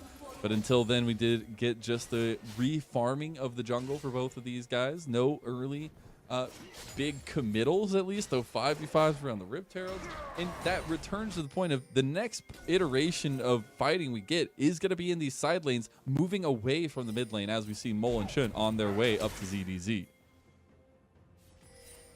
And at the very least, they'll be able to deny ZDZ some experience and get some gold on Zika. Zika getting a couple tower shots to the back. Not too bad. Everybody else backs off from IG. ZDZ backs off of his tower a little bit. And it will just return to normalcy, at least at this point. And that's where I do want to check in, right? We're getting the item completions. We have Trinity Force for Betty. We have the Eclipse there for Wink with that lethality build you were talking about earlier. And this is where, you know, you can have a little bit more confidence when you're bringing the 80s into these plays, and especially when you're seeing the aggression from IG in the bot lane. Yeah, IG's bot lane has kept it up, despite the fact that they were the ones kind of falling short in some of the earlier trades that we were seeing. Now I want to see where Wink goes with this build. Typically after Eclipse is when you see things like, oh, maybe I need to calm down, Mazel, or maybe I need to not calm down. What's the opposite of calming down? I need to calm up. Calm up, yes. Quote Lyric on that one. The opposite of calming down is calming up. I don't know words. I've been here for years, and I still don't know how I talked my way into doing this job. But, yeah, point is, right, things we could see after the Eclipse are things like the Essence Reaver come out of the Collector is what you typically see in solo queue. But I remember, I think it was Jackie Love still went full like mobile crit build after that. They've been on the wards this whole time. AL just moving. Now we're getting that 5v5. I wanted at least a 4v5 at this point. The lightning does crash, and Betty is doing some serious damage. Chocho already out of there. Onslaught of Shadows is out. This is everybody from IG trying to run away, and they just can't. They are dying under tower to AL, and they had you in the first half, didn't they, Lyric? And I mean, it looked like for AL, they had a much better position on the fight. All members being able to make their way down. ZDZ having a massive impact. It's not only to AL being able to take this turret bot side. And thinking about it, AL are also the team sitting on 2 Drakes right now. So AL, bit of a commanding position. We're going to see here both members of IG sitting on wards the whole time. So AL knew exactly what they were getting themselves into. Chocho doing a nice job of hitting multiple people with that haymaker. He brings Shun away from the fray and instantly flashes out. Then I feel like ZDZ being the big difference maker in this fight gets in there with the ultimate, huge Q onto 4 members, and then both Xiaohao and Betty able to follow up to finish off some of these kills. And for me, for anyone's legend, a crucial piece is them having the single target CC, right? Especially the charms coming out from the Ahri. Xiaohao able to find some engages in the right. but it's the immediate turn and burn that I need to see when they catch that. And that was a perfect example of them executing on that. Every single target, they would take one at a time, stun them down, kill them, go on to the next. I think that's something so crucial to keep an eye on for AL as they move into the fights, right? IG's impression of these fights is to try to get around that, try to get the flanks going, get the single target focus, get the Hextech ultimatum onto Betty, onto Forge, keep them locked down and get the damage down. So in terms of, you know, focuses, it's a lot of the same, turn and burn onto a single target, but it all comes down to execution. I also do feel like AL just have more AoE options available. Like, sure, as IG, right, you have Distortion, like pretty much all of Shun's kit. But for AL, I mean, ZDZ, popping Dominus, getting middle of the fray. Chocho, right, his Showstopper into a Haymaker, hitting multiple members. Forge throwing out a Q. There's just so many different ways, I think, where AL benefit in those types of fights as compared to IG. So now we're going to see, with first side lane turret going down, us defaulting to the 1-3-1, where if IG can keep gold about even, they should be in a pretty fine spot to try and take some fights later on. But heck, AL already posturing to take this next dragon. They'll already be at Soul Point. They will. It's only about to be 18 minutes. Might be capturing all the Rift Heralds, but the dragons are definitely in the eyes of anyone's legend. We'll see if Shun wants to utilize this Rift Herald as a bit of a distraction in terms of this dragon taking. But AL know what they want. They know what they came for. Dragon is spawning now, and they find themselves in front of the pit. And we're going to see 4IG kind of all coming in from the same way. So not taking advantage of those potential flanks that we were just hitting on, right? Looks like Mole maybe will wrap around from the bot side. I think that'd be a good call, right? Putting some pressure over the wall. Good Forge, look at Mole. Mole getting a bunch of damage to Shao, but the dragon is secured by anyone's legend. What about the fight, though? IG are looking very scary here as the Showstopper goes through. Betty is still untouched, but he can't do anything, but there's still 5 members of IG strong. Double kill for Wink, and that is a big turnaround, even though they lose the dragon. The sad thing for IG is the fact that there's no Baron up. Nothing really you can easily translate this into. You can go get damage on top lane tier 1 turret. Maybe you could take that. You see Camille pushing down in bot side right now, but that could have been a game-changing moment. They did get themselves some gold back, which feels pretty good. They should have some pretty nice resets after this. But I mean, heck, AL being on Soul Point, I feel like is the bigger takeaway from that fight, right? Even if it comes down to a flip, as long as Shao mites correctly, I mean, that is a game-changing objective for the side of AL, especially where I feel like damage is pretty nicely distributed on both sides. We're going to see here, I feel like Mole and Shun doing such a good job to start this fight off, getting onto Xiaohao, instantly bursting him out of the fight. We see Lucas's ultimate able to bring down Forge as well, and then it leaves the members of AL into this 5v3, and instantly turning into a 4-kill spread for the side of IG. So again, massive props to Shun and Mole to start that one off. I feel like Lucas as well having a pretty solid fight. I will say, though, and now for IG, you finish, Mazel. Yeah, I will say, Betty was missing a lot of those Qs in that fight. The damage obviously isn't there for this area just yet. Still waiting on a lot of the stacking.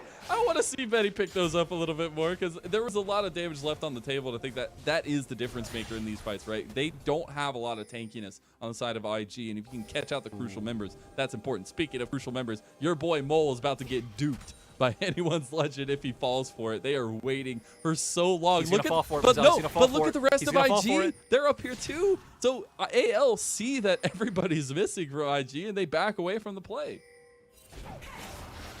We're gonna see here is okay. They actually do back away from the play in the end, and for IG now, we're starting to see take place of Zika putting up this pressure down in the bottom side. CDZ playing a little bit respectfully, playing far back. And now the other members of IG able to hover around Mole, enables LeBlanc to get the side lane pressure, start taking some of these turrets. And I mean, this is some pretty good momentum for IG going forward. I want to go back to your point about Betty missing, a lot of his abilities, though, because I don't feel like it's just Betty. I feel like today is a day of missed skill shots. Like we've seen a ton. Again, Mole's not really been hitting any change. You're highlighting Betty. We saw in the last series abilities missing left, right, and center coming out from both Weibo and LGD. There's really no takeaway from that point. Actually, we're just kind of saying, hey, people are playing bad today. It's a peculiar day in the LPL. We had a game where we went 20 minutes without a single kill. Come on, don't tell me that's not peculiar. But here we are into this series where we did not have that steadiness. We have had chaos in our first 21.5 minutes, and we have had AL stacking up these dragons, but losing in overall gold to IG, about 3,000 or more, about 4,000 at this point. Ultimately, though, again, anyone's Legend's fate pretty much can be sealed. Well, I guess IG's fate would be sealed if AL gets the Soul in 1 minute and 37 seconds on the dot. IG keeping up the pressure, looking for these aggressive picks. Xiaohao in some trouble here, though. Mole takes about half his health.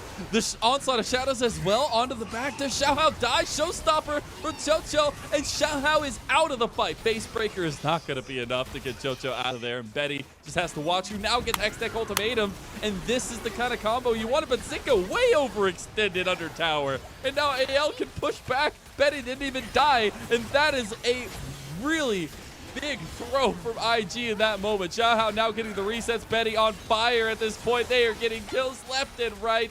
And how did we get here, Lear? How? We got here because Zika, for some reasons, like, yo, boys, let's dive mid-lane turret. Instantly dies, gives over a ton of kills to the side of IG. They should have just left him out there. They should have just left him to die.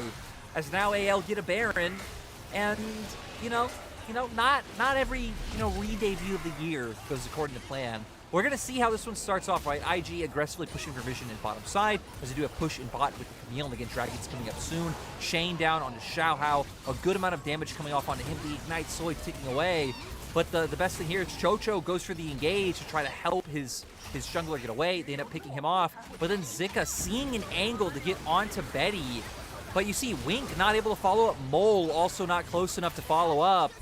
It opens up for the turnaround from AL, and then a lot of members of IG already chunked cooldowns, now having to be waited for. AL able to pick up a bunch of kills. And you saw the rookie top laner of IG, too overzealous, Mazel. You saw IG were not ready for that. 3 of the members were walking away from the fight when that happened. Even Wink had to flash forward to try to get into it. Now AL see that IG took the dragon. They don't care. They're working on a tier 2 in mid lane with the Baron buff, but they have found themselves in a very sticky situation. Betty tries to get away from the backside. Shun is on the flank here. Can IG make something happen here? The confidence not there, though. Both AD carries have no flash. Both are vulnerable to an engage. Both teams have ways to getting onto the backline easily. Chocho's looking for it. We're in such a weird position. Lucas just flashes over the wall. What is happening? AL just somehow find themselves in a 5v5 fight. The resets are not coming out for Xiaohao this time. Okay. We come away with a 1-for-1. Both supports die somehow. You know, when a play is that crazy, like, you gotta give props. Lucas, no idea what you were doing. You were trying to cement yourself to the back line. I assume, right, get over the wall. He's right in the middle of the team. Throw out the ultimate onto Betty and just be able to burst him out, or Forge at this point because of how big Forge is. But, you know, it didn't exactly go like that. Still a 1-for-1. Look at this again. It's like IG were on the wrong side of the map. They realized they're surrounded by AL, and then this happens. Yeah. We saw the Nautilus ult Betty, but Betty was actually nowhere near the rest of the team, so no follow-up able to be put onto him. And yeah, that was a really creative way to engage. There you go. Look at that positivity, Lyric. I'm rubbing off on you just yet. I love it. You got some good positivity there. But AL looking pretty positive that they want to take this top side of the map because they walk in, Xiaohao steals the Gromp, and now they take top lane. Yeah, AL gonna go for this. Also, another Horizon focus coming out onto Forge. And I'll shout out, you know, who did the math.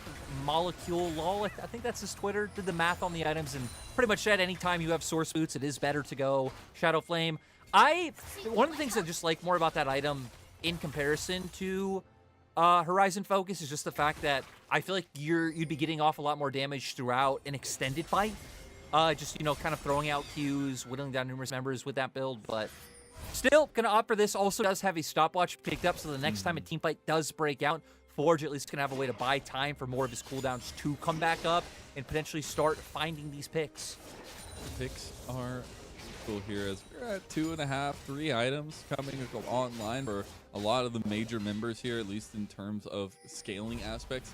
The ADC is going to be coming alive at that 3-item spot, especially Betty. Is going to feel much, much better once you can hit that 3-item spike. But it's still, you know, looking like a late game situation here for both these teams as we get to watch Chocho moonwalk around the map somehow. Thank you, observers, by the way.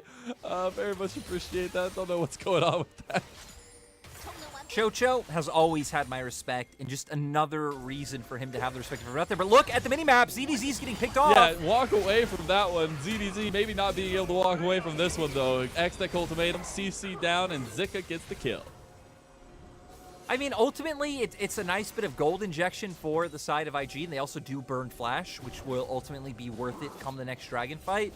But IG not going to really be able to translate this into an objective. They will be able to take away the enemy jungle, which, you know, jungle camps is gold. That is, like, presence on the map, be able to put down wards. So it is a bit of an objective coming out for the side of IG, but obviously something like Dragon was up at the time. That would have been way more impactful, being able to deny AL from Soul Point.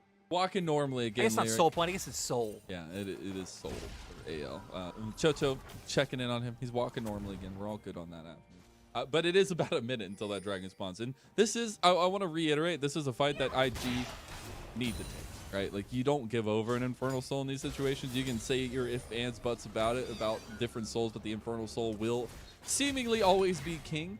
And in these kinds of situations, it is that little bit extra that can push AL over the edge. Yeah, for AL, I think at this fight, I'm going to be looking at ZDZ, I'm going to be looking at Chocho, right? Their ability to keep Shun and Mole off of Betty and Forge, I feel like will be crucial. If Chocho can get a massive ultimate onto Shun away from his carries, then we saw what Betty was able to do in that last team fight earlier when Zika overextended. All 5 members from AL walking together, the turtle shell online. Chocho almost takes half his health from just the couple bits of damage from Mole. We got a flank coming through from IG again. This has been the name of the game for them. Just get weird angles and try to engage on AL. I feel like it's worked out to some extent so far. Shun wants to go for that engage, has the devastating charge, but gets caught out. Now they jump onto ZDZ. The lightning crash from Betty is huge. We've got a split fight. Should buy so much time, but it doesn't matter because you've got Forge and Betty still firing away. Zika burning down to death. Betty gets grabbed by the dredge line, but that baits the rest of IG in. Now Betty is still firing away, gets another kill, and that is another team fight win for anyone's legend. Yeah, them able to pick off the Hecarim extremely early on, so nice for their side. They're able to buy a lot of time in the other fight as well, coming out with these Zanyas from Forge, as well as Chocho, again, buying that space. And now Infernal Soul for the side of anyone's legend. This could be a very easy Baron for them. And then, I mean, now, right, they should be favored in almost every team fight going forward. We're going to see this one started. Shun wanting to find a flank onto the back line. Not to be spotted out by Ward, just by the members of AL sitting in that brush. They're able to take him out quite early on, despite a bit of time by going golden. But here, right, I feel like Chocho buying so much more time in this fight. Yeah. Zika once again going in so deep and then left to die by the other members of the team. And then when Xiao gets back into the fray, able to use that ultimate to get on top of Link's Draven. And yeah, that hook from Lucas actually baits Wink to step forward to try to get the kill, and then he just seals the deal for the entirety of IG. So unfortunate for them, but very fortunate for AL. As we saw coming out of the replay, AL were trying to force the Baron. We're not able to do so. Now ID are here to force a fight. Zika not taking the hook shot this time, but gets charmed and dies anyways. Hextech Ultimatum saves him, though. He's not dead. Onslaught of shouts to the backline from Shun, but look at the damage, the front to back. It could be there. Betty is crashing all around us. The AoE. Betty on the side. Oh my goodness, there's no way. The double kill comes through for Wink, but in the end, it's an ace for anyone's legend off the back of seemingly nothing. Yeah, I mean, for IG, right, they were trying to take advantage of a window where they knew AL would want to look to reset. They had taken a little bit of damage from the Baron and thinking that was their only window. A bit of desperation, but I can kind of understand desperation in this scenario where you're already losing each fight and the enemy team has Soul. But that also cements it for AL to just be able to easily take this Baron, have an even larger gold lead, and have an easier time closing out this game. And there were a couple moments there where you could see IG, a couple right decisions, a couple right targets.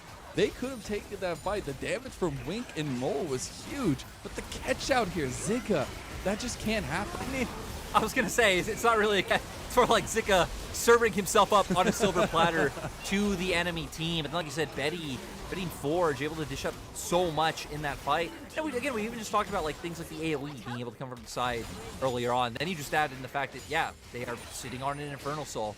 This makes it so much worse for the side of Invictus Gaming.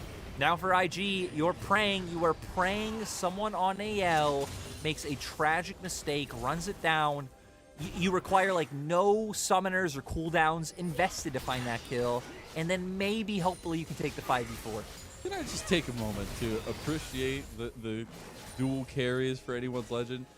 Forge and Betty have found, like, even if Anyone's Legend season hasn't been everything they'd have hoped for, right, and they're still fighting and trying to punch through, the entire team has been so good. Like, in bits and pieces. Exciting That's maybe. what okay, Good. good, exciting, same thing to me as a play-by-play, but it's...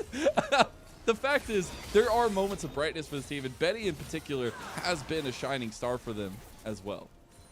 Yeah, this is probably the best split Betty's had in the LPL. I think very easy to say. And again, I think Xiaohao has been stepping up once again massively after the first, let's say, like week or two of this split. Yeah.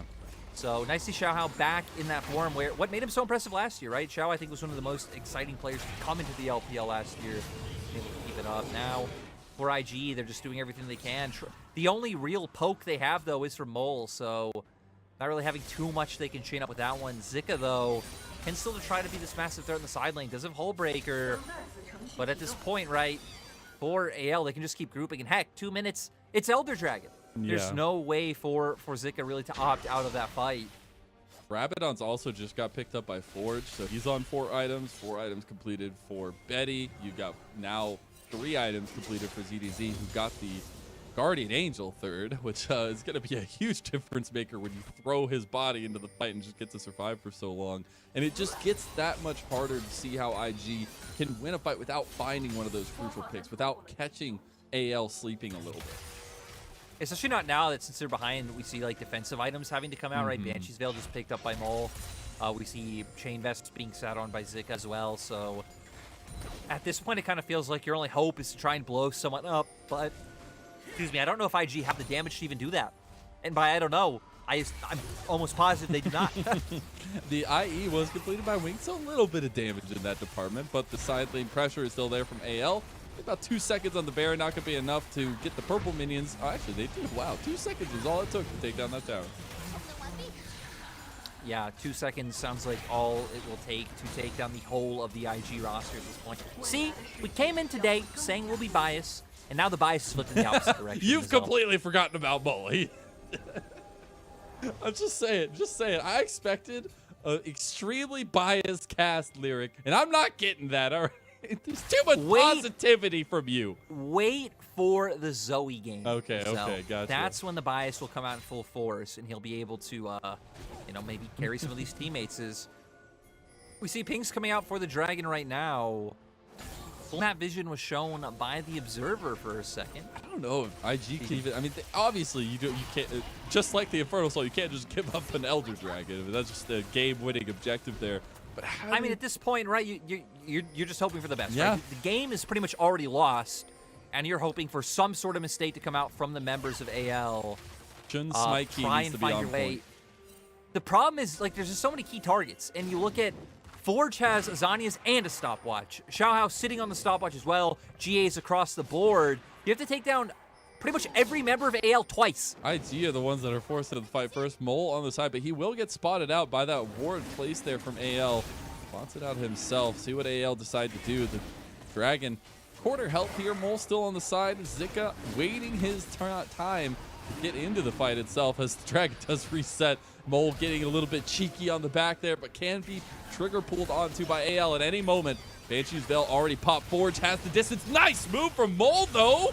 The smooths right now from IG. They can't get Forge the double stopwatch, or no, Forge is still the focus. They finally get him. The health bars from IG are actually pretty strong. ZDZ goes down to the GA, though. Zika now onto Betty. Betty goes down to the GA himself. GA's popping everywhere, but can it be the difference? Zika is going down next. Mole. IG, what happened? You were so close. You were so high and up towards the sun, but the sun burns, and IG lose another fight. I mean, we saw the difference maker there, right? It was everything we pointed out before the fight. The fact that you had to kill the members of AL twice. If it wasn't for, right, the stopwatches, the GAs, maybe it was a fight IG could have won. I think that was much more favorable than I expected the fight to go, in favor of IG actually picking up 2 kills. But at the end of the day, the lead for AL is just too large. You did pop both Zanyas. You did take away the Zanyas and the stopwatch coming out from Forge. But now, with Elder going to be coming out for Anyone's Legend, right? I don't feel like you'll be able to replicate that same fight twice. Yeah, it's a bit difficult. And now with the obvious Elder Dragon, it gets even that much more difficult. And the fact that Betty is still 6-0-14 in this series, or in this matchup so far. And wait, Mazel. It's my one time to praise Mole. This nice play coming out from Mole. Outplays Forge. Forge surprisingly does not go down though. But again, did have to use that initial Zanya's. Yeah. I guess he needs a stopwatch. I guess he just sold it after the spike. But Betty, no, like it was broken. So it was the stopwatch was broken and the Zanya's were used. That's why I was curious at the moment because it was a double stopwatch. It just seemed really short. Yeah, and then we're gonna see in the rest of the fight, right? Zika finds his way onto Betty, but Betty had already been left in touch so long, getting all that damage down. And just a difference maker that both those GAs made, that the stopwatches and the Zanya's made for the side of AL, especially when IG's comp is decently, like, cooldown reliant. Like, you're very rotation based with your damage, especially coming out from people like Mole, like Shun, who are gonna get in there, do their one combo, and get out. So, I feel like a ton of value gained from that. Elder, Baron, Mazel, IG are done for. AL done it. The Panda Samurais have come in and they've slayed some hopes and dreams, at least in game one. The purple carpet with the dragons all around, definitely leading them to victory here as they take down the mid inhib. They can stick around here as having TP from ZDZ can't change things around a little bit, but IG maybe playing a little bit zealous here, trying to make something happen with Mole. But again, if you can't pick anybody out, if you can't get the lockdown with the damage followed up, there's really no way into these fights. Should still just desperately wanting to find something. Here comes the TP now. Xiaohao decides to engage onto Mole, who almost just dies to the Elder Dragon buff. And guess what? The wings are flapping and IG is lapping. That's it for game number one. AL clean house. And you hear the roar as they take game number one of this best of three. Yeah, great performance coming out from Anyone's Legend. Early game, they found some nice moves, especially in regards to the bottom lane, where they were able to find some picks into that 2v2. Even Forge, I think, had a solid early game, right? Had that one time where he tried to go for the solo kill and Mole wasn't able to do it, but it guaranteed him pressure for the rest of the lane phase and set up for some of those bot plays. And then in the mid game, after IG started to bring it back a little bit by finding picks of their own, especially through Shun and Mole, I mean, that's when we saw the weird dive, where Zika kind of threw away any chance that IG had, opened up for the Baron to come out from Anyone's Legend. That's where the game really just started snowballing forward for the side of Anyone's. Heck, we can see it on the gold graph, right that time when the Zika dive came through and the gold swing went in favor of Anyone's Legend. And also a very stalwart reason why you don't let Zeri through the bans. Like, honestly, this champion is insane. And I loved what Wink tried to pull out with the Draven. The damage threshold was definitely there from IG. Once you get to the late game, she is just untouchable. And even when they were able to get onto her, the GA made the difference there. So Betty having an incredible performance. I know I highlighted him in the game itself, and he does get our MVP for this first game as well. Rightfully so. I mean, you get the Zeri and you back it up with a performance like that, that's the way to go. And he got the little signal call too. He's too cool, man. But again, Betty had a great performance this time around. He was able to take advantage of the lead that AL found after the mistakes did start coming out for IG.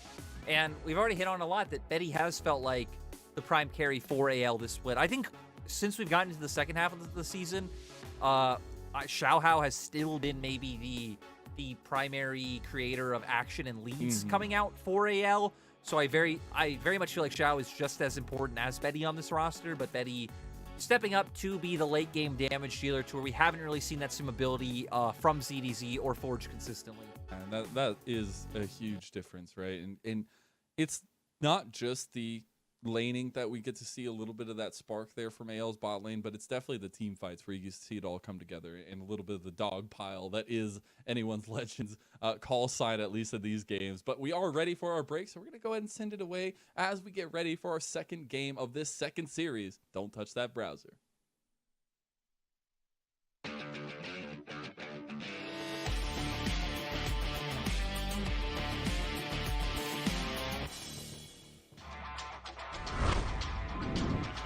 in early here to make sure that he's with the team. This is a team fight Fiora, not usually ideal. There's a great bubble comes out from Scout. Actually cleansing super late on that one. Viper is here. Kiss the ring, top esports. And now the rest of the follow-up Mako with a double play. It's too beautiful. Xiaosheng chasing them down one by one. Gets himself a double as top esports are just destroyed. Wendy's immune though, and Scout underneath the tower right now gets away on the dark passage. Oh, actually goes down. Wayward finished that one with the turret shot. If you find momentum on this pick, you will just murder camps. And honestly, he's so focused on denying John. And this is something that we saw when Hecarim was really in the meta before, is that you can invade it. No flash means he's very vulnerable to things like this. And, you know, shotgun historically does counter the horse. But it's going to be a blast cone, and he's jumped into the rest of the team. Konami smites the blue buff. Shun has been found out. Missing soloing the blue buff, and Shun just flies into his own demise. Munchables believes in Mojo, and V5 this game, look at this. Pure Mojo as Jin Jiao gets knocked up, Dredgeline, he flies through the sky, but with the movement speed, Photic in the range, another auto attack needed, now turning for Eric, but Shadow shows up. No one else from V5 is going to be 2v3, but it might not matter. Eric getting auto attack to death, and Photic now launched on by Shadow. 3 Talon Strike with Wind becomes Lightning, and Audacious Charge to turn it around. They jump on Photic, but he gets the support. Eaten up by PP God. This 2v2, PP God and Photic. I see a triple P, and I absolutely love it. Top esports approach, they can look to turn. They have to be really cautious though. They lost the last 50-50 in the previous game. They lose this one, it's doomed. Nice shockwave is going to be where I'm looking. Wayward jumping in, Needleworks back up and available. Tien off the back, don't burger flip it here. Cleared on the side, Sonic Wave hits in. Smite coming down, it's stolen. FPX, 1-for-1 in the series with the Barons. They may take down 2 with them, but Baron goes over.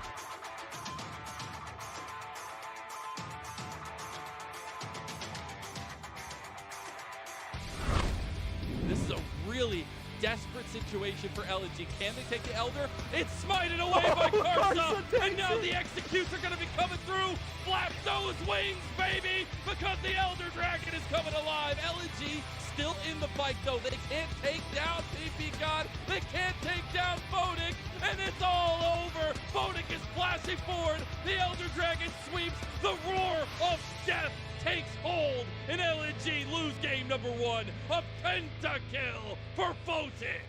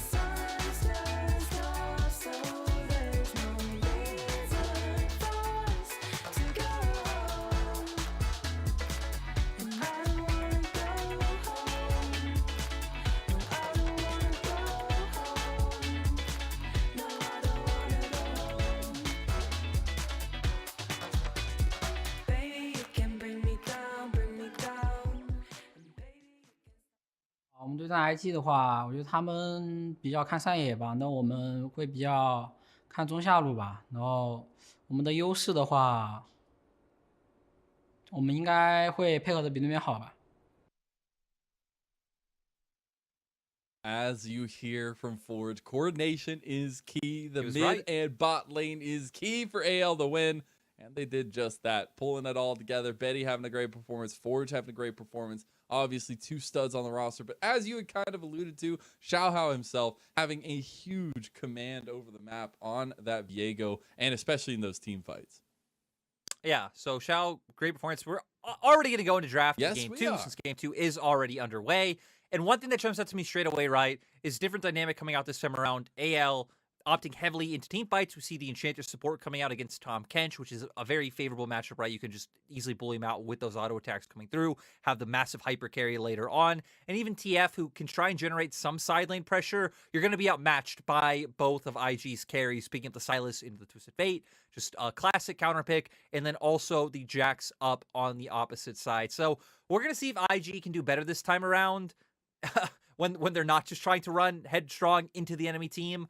But I don't know. I feel like IG have been one of those teams who very much like to fight, very much like to go for the ARM, force the 5v5s. So we're going to see if they can pull it out this time. Mazel, can the boys do it against the Panda Samurais? Yeah. I'm not sure. I think Forge was kind of right. I think AL showing better coordination in that game one than IG did. Yeah, for sure. I do say Silas has a lot of options, at least. So a little bit of flexibility when you get into the team fights itself. But Slicing Maelstrom. I know, right? But the thing is that's going to transition and something we can kind of keep our eyes on too, because at first it's going to be trying to match the destinies, and then it's going to turn into the team fight where you want to get that Slicing Maelstrom or the Crescent Guard every time to make the difference. Yeah, and now we're going to see Mazel drafts we just talked about. Mo once again coming in for IG. The Betty on the opposite side stepping up, these massive forces of good and evil going head to head. It's a wonderful time. We're right back to Felios and Jinx. I didn't think I would ever say that with a little bit of sadness in my voice, but here we are into game 2, which makes me happy because it is Invictus Gaming taking on Anyone's Legend with a quick turnaround in game number 1 to make sure they come out on top. Let's see if IG can do us the same and get us to a full 3 games. I know it's my dream. Lyric, it might not be yours, but here we are onto the Rift. It's all yellow and it's all bees. Wait, what is this? It's bees. This is actually really, really cool. Oh my goodness, the effects and everything. There's honey everywhere in the LPL. Are those new skins, Mazel? Yes, I don't they keep are up with new skins. Good job. Good one, Lyric. You did good. You found out something that you don't know any information about. Skins aren't important to the game. It's like, you know, again, obviously now casting the LPL, all I follow is LPL because it's on every day. But right, like obviously Faker, famous for never using skins. Don't know if that's still true or not, but it's true for the longest time ever. The longest time ever. I'm liking the generality of that statement there as well. Zell, all I make is broad generalizations. It's perfect. It works out. I don't give specifics, but except when you're talking about Mole. Well, of course. But looking at this matchup, right, I think we're going to see a lot come out around mid-jungle 2v2 for the side of IG. I mean, you have the aggressive all-in matchup of the Sylas up against TF. We know later on we expect to see him take the Destiny, start making plays around the map. For IG, I think you're kind of fine looking towards either side, just for the fact that with AL running an Enchanter support, if you can set that behind, if you can take Flash from Betty and Chocho, it's going to be very hard for them to walk forward aggressively in lane and look to whittle down enemy turret. But obviously the Jax on the opposite side as well wouldn't be too bad of a laner to set up. Maybe for IG, try and give Zika some attention early on, and then pivot and put some resources in the bot lane once you hit that level 6 mark. Yeah, and the level 6s are obviously going to be very, very crucial in the way that we have drafted with all these teams. The ultimates are so pivotal. It's not that early skirmishing that we would maybe typically see, especially with both of these junglers, but it is that trying to respect in the early game, get to the point where we get to these first objectives, especially the Rift Herald, and then start looking for the fights. And keeping an eye on these solo lanes in that time is so crucial, as we do see both junglers pathing towards the top side of the map. So solo lanes are the key. And for the side of AL, right, they've gotten some good vision down. 2 wards in bot side. They even had a ward in top side River that did just time out. So overall, covering their bases in the early game to try and spot out any aggression that could come out. Like you said, though, both junglers going up towards the top side. Wave still in a bit of a neutral place right now. Looks like it is pushing into Zika. So maybe Xiaohao hoping he can find a window before that happened. But Zika is going to get a ward down. He didn't spot Xiaohao, though. So Xiaohao's walking into the dual clear of Shun. Smite already down from Shun to try and get the healing from the Gromp. The 3 talent strike and first blood for Xiaohao. Really nice aggressive play coming out from him. We know Xiao's the type of jungler who always looks to make these plays. Also catching Shun when he was already using cooldowns to clear away the camps, already missing a bit of health, finding the perfect time to strike. And now speaking of striker, right, ZDZ putting some pressure onto Zika in this top side. I don't think this should lead to any sort of dive, but now Zika actually taking a fair amount of damage. Is this matchup not working out for Zika so far? The wave state not in his favor either. See if Xiaohao wants to lend him some attention, but it's just the Scuttle Crab take plus the ward for Xiaohao, who then heads back to his jungle to keep farming. Shun, on the other hand, took that early bite to the hand, went right back to farming, and will need to wait a little bit till he really becomes effective for sure. Yeah, and CDZ still just being a nuisance in this lane. And right, a lot of this domination also comes down to the fact of like even ignoring range versus melee and things like this, the fact that your jungler is the one aggressively invading, killing the enemy jungler, so now you can play as, let's say, free, as careless as you want. Is Shun now going to posture on this mid lane? We were kind of highlighting how Shun might put attention here. If you can land the Abscond Abduct his Mole, sets up very easily for a gank from Shun.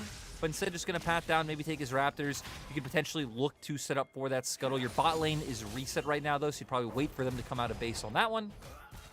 The continued scuffling going on the top side between Zika and ZDZ. That's going to stay a constant as well. But now, speaking of constants, dragons spawning up in about 10 seconds or so with AL and IG heading towards this bot side. We haven't seen necessarily the big tussles over these early dragons, but it's definitely a macro decision that both these teams are taking into account. Yeah, and we see both teams playing around mid right now. I think that's very important for the fact that both mid laners sitting on level 5, about to that level 6 mark. Whoever hits it first, right, and can find the impact with the global can be so critical. Obviously, Mole having a bit of a window since he did reset first. Does still have to answer this wave, but is going to opt into hovering around river just in case any aggression comes out. And in the end, nothing's going to happen, right? I feel like we are waiting for this next wave where mid laners should potentially be hitting level 6, and we can start making these plays. And with wave states where they're at, AL's bottom wave pushing into IG, I think bottom lane is definitely going to be where we're going to be looking for that aggression to come. Xiaohao trying to get a lane gank, a little bit cheeky with it. Will not be spotted out just yet, and AL pushing up to make sure that is so. Keep these minions cleared up. The ward there on the entrance will spot him out, though, so they do know that his presence is down here. And that is good information for Shun on the other side of the map to try and get something for himself. Yeah, and Shun, gonna need to find something, right? Because now, for anyone's legend, you not only have that first kill, but you also have 2 lanes that are ahead. Both ZDZ and Forge being ahead of their counterparts. Xiaohao picking up this first dragon as well. Early game so far has been smooth sailing for the side of anyone's legend. It's really before their comp even comes online in terms of, again, the Slicing Maelstrom, the Destiny from Forge, trying to be able to create that numbers advantage. Dragon. Still able to find it. Yeah, first dragon will be taken by Xiaohao as Kun is on his way down here. We get the mid lane little scuffle as both have hit that level 6 mark. Destiny available for Forge if he wants to pull the trigger to help out Xiaohao. But the dragon secured, mean AL get what they came for and back away. Yeah, and we've seen Steel of Ultimate hasn't come out from Mole yet as Lucas looking for the aggression down on the bottom side. Heck, even Shun's here invading the enemy jungle.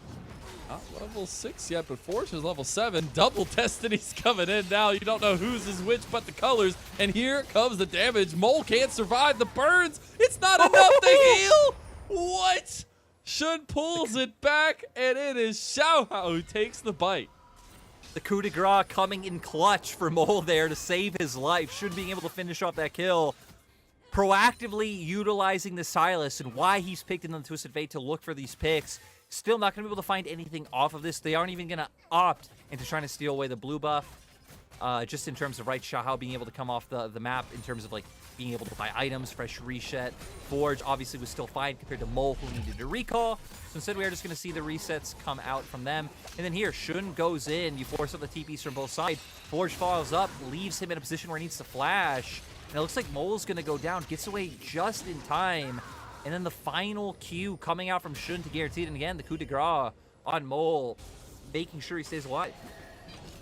What a back and forth little bit there, but we're still 1-1. We're still very neck and neck 8 minutes into this game for both these teams, and something that AL definitely will feel okay with, as their setup in the team fight will be there with the cannon ultis and things along those lines. Still execution and early prowess there for IG as they move into the top side to take this Rift Herald.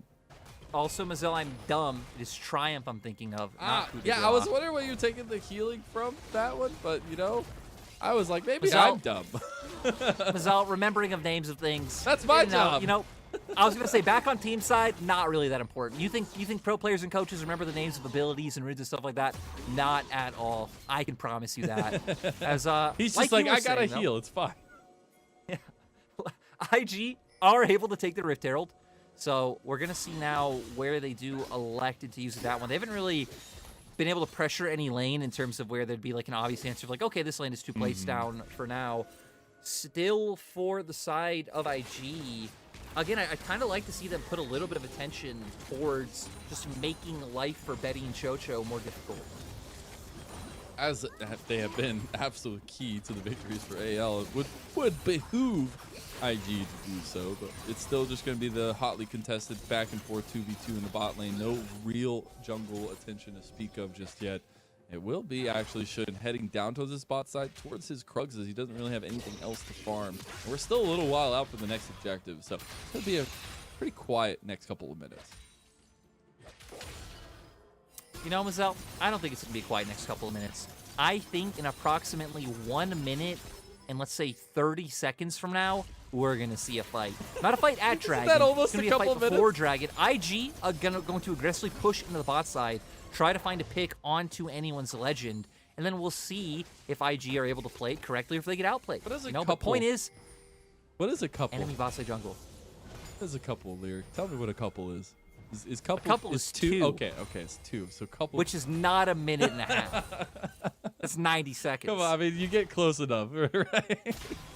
It will be looking forward to that setup though, right? It is a Hex Tech Dragon as our second dragon of the game. Haven't gotten the luxury of the souls all that much. We had the one in the last series. This time around, Shun is in position with that Rift Herald on the mid lane.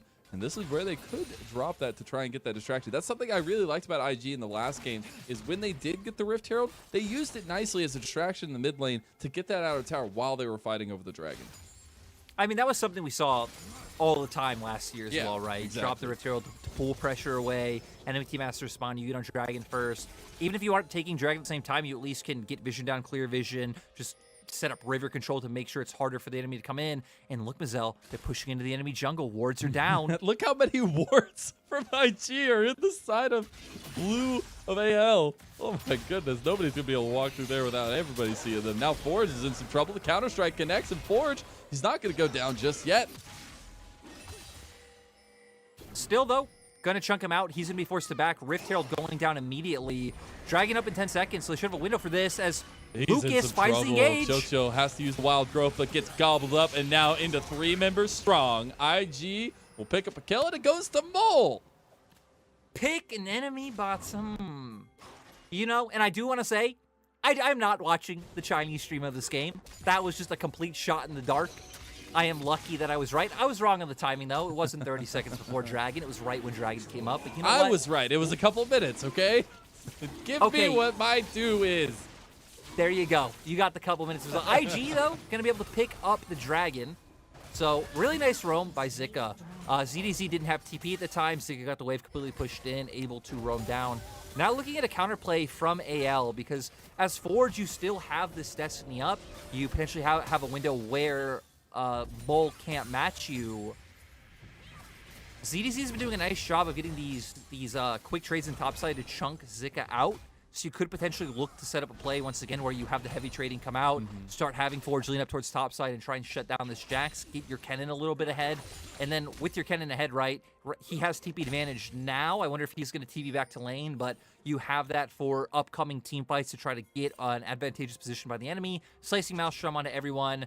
Zin lightning. Bam!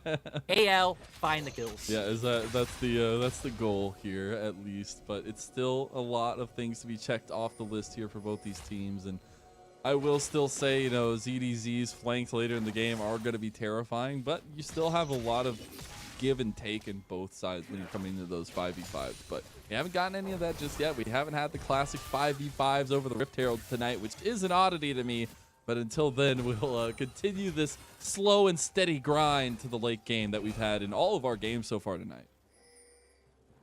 Yeah, we are getting a bit of trading coming out, coming in this top side. Also, Merc Tread's already being built on Zika, so respecting the AP, respecting the stun coming out from Kennen. We saw him looking for those all-ins, ZDZ having to trade on his exit back out, but having a decent bit of sustain with 2 corrupting pots still left open compared to ZDZ, who has no more usage of his potion. Bit of potion, but it'll be okay, at least, to some extent. We do see Shun and Mole moving over here. Destiny available for Mole. And that's something I do want to highlight is Forge pulled off that first Destiny. Actually, I think Mole made it first with the Destiny, so it was a very interesting situation. But since then, Forge hasn't really been able to find anything with it. And that's something that was a big key to me for AL when we hit that level 6 mark. But now we're at 10, and we've only seen one real big play with it. Well, I mean, now he's at a point, right, where he's consistently getting pressured in lane. He has to respect the threat of the all-in from Mole pretty much at every second. And you look at where Shun is on the map, right? Shun is pretty much, if you made a box around mid lane, like right now you see with where the observer camera is, that I bet Shun has been within that box a solid 70% of this game so far. They're setting up for another one. Everfrost does not connect. The Onslaught of Shadows, devastating charge. Yellow card on to Shun under tower, though.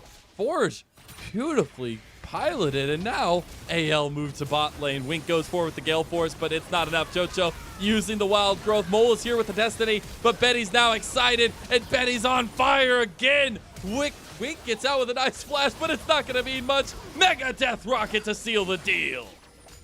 And they found the TP with ZDZ. They held that before to set up this beautiful dive on bot side. IG's mid jungle was trying to set up that gank in the mid lane. Sure, Mole could follow, but Mole following just led to his demise as well. The Jack's going to be able to answer on the opposite side is a decent silver lining. But overall, anyone's legend with a massive win on the map. And just like that, Betty somehow, some way finds scary potential for AL, even though it was so neck and neck. And these are the kinds of fights that mean a lot, right? It's the decision-making for AL that we saw be so clear last game that we're seeing be clear again in this game, right? Wink went forward with that play. He knew what was coming and wanted to go for the kills. They just didn't have the timing down right. And Mole, a little bit late to the party, trying to get there with the Destiny, ends up, sacrificing his life and getting Wink killed as well. I mean, I feel like the only way this could have been better for IG is if Mole doesn't Destiny at all. I think there's really no world where Wink and Lucas don't die there, 100%. Yeah. Even them finding a kill would be quite hard between things like the Wild Growth being available. Obviously, ZDZ's there with his ultimate. He's going to lock you down. So, yeah. For IG, I think they played it as well as they could have, other than Mole also throwing his life away to try to save his teammates.